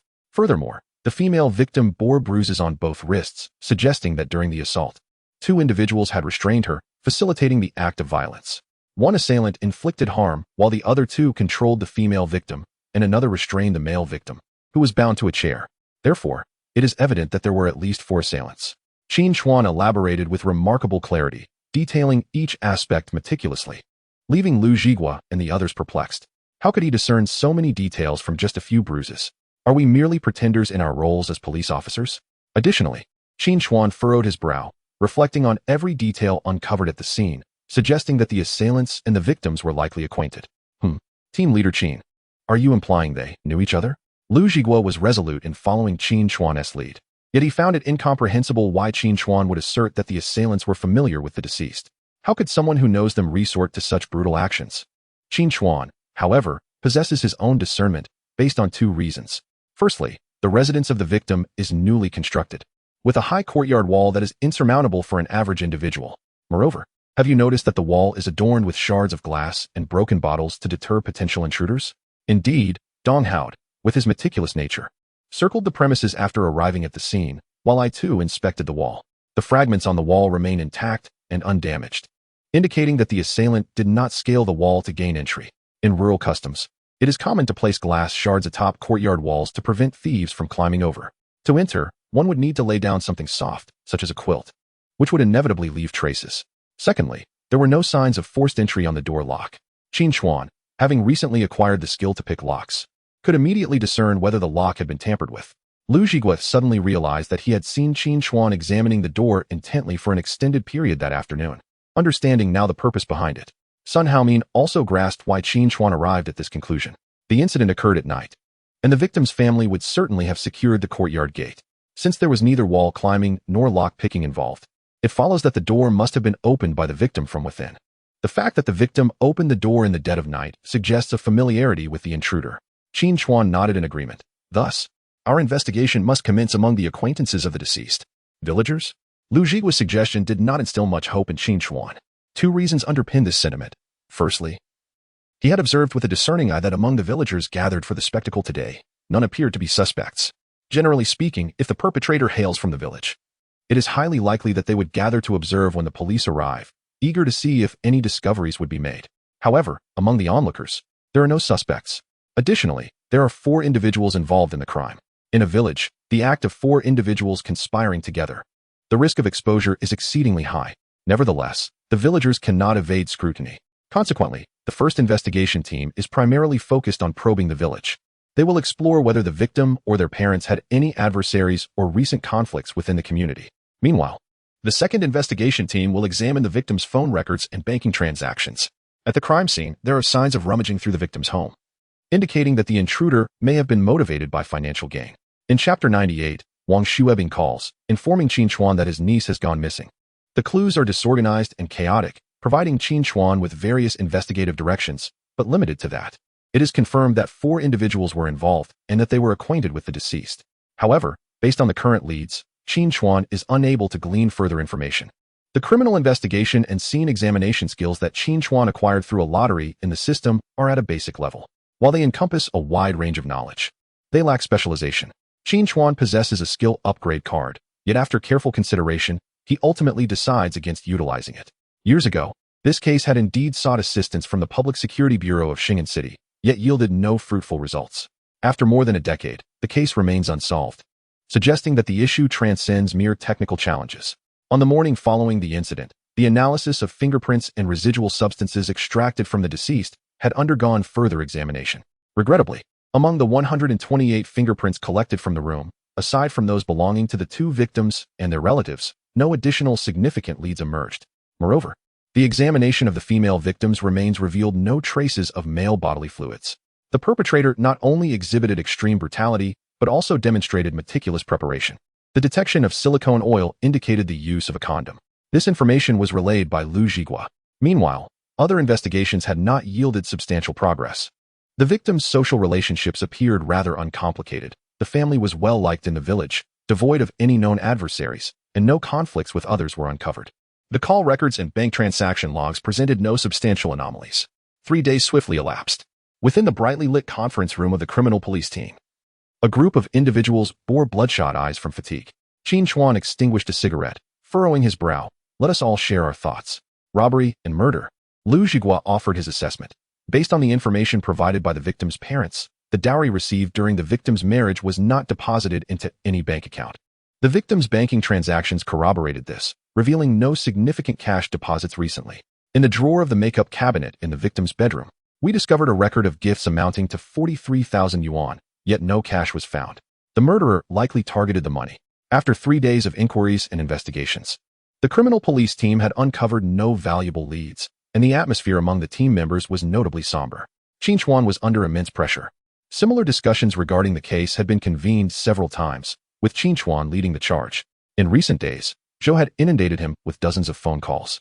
The ramifications of this case were substantial, and rumors had already begun circulating in Xing'an City.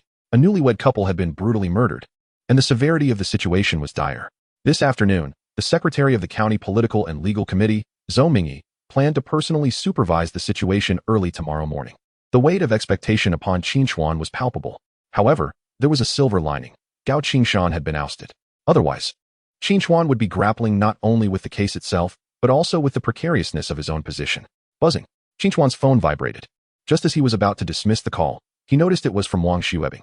Since leaving the Chongning Town Police Station, Wang had not reached out. Knowing he was currently engaged in a case, it was unusual for Wang to call at such a late hour, suggesting something urgent was afoot.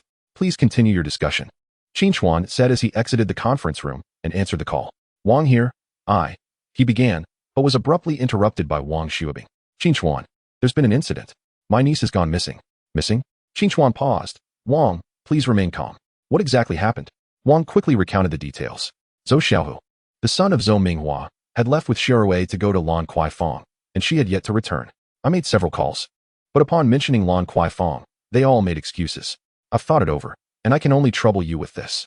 Zhou Xiaohu? Qin Chuan was well aware of him. He was the proprietor of one of the 3 major establishments known for revelry in Julin County, Lan Kuai-fong. His father is Zhou Minghua, the owner of Minghua Construction Engineering Company in Julin County.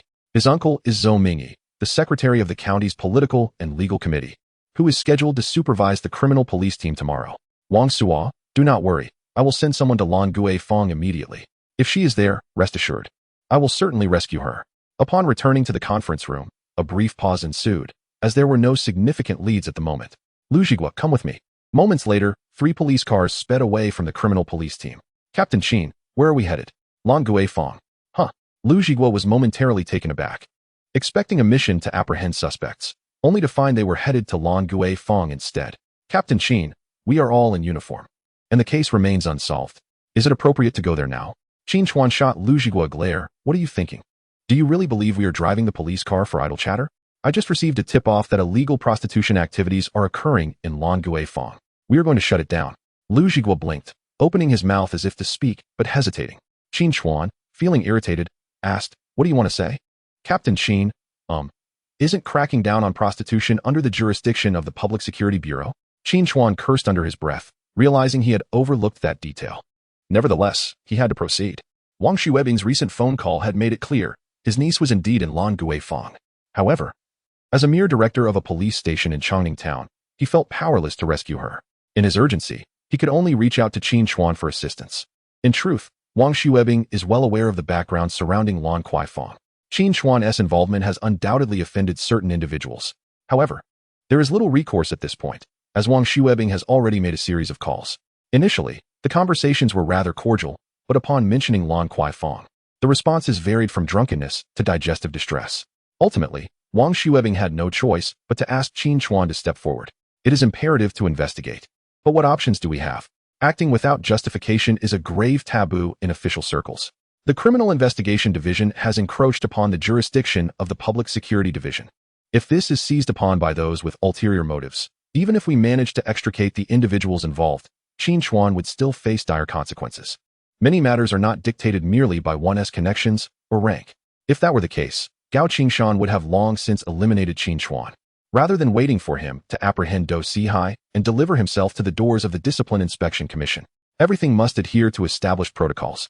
Lu Zhigua, with a glint in his eye, pondered, Captain Qin, did your informant mention any potential involvement with drugs? Involvement with drugs? Qin Chuan exclaimed. Indeed. While issues of vice do not fall under our purview, drug enforcement is certainly within the domain of our Criminal Investigation Division. His eyes lit up as he slapped his thigh.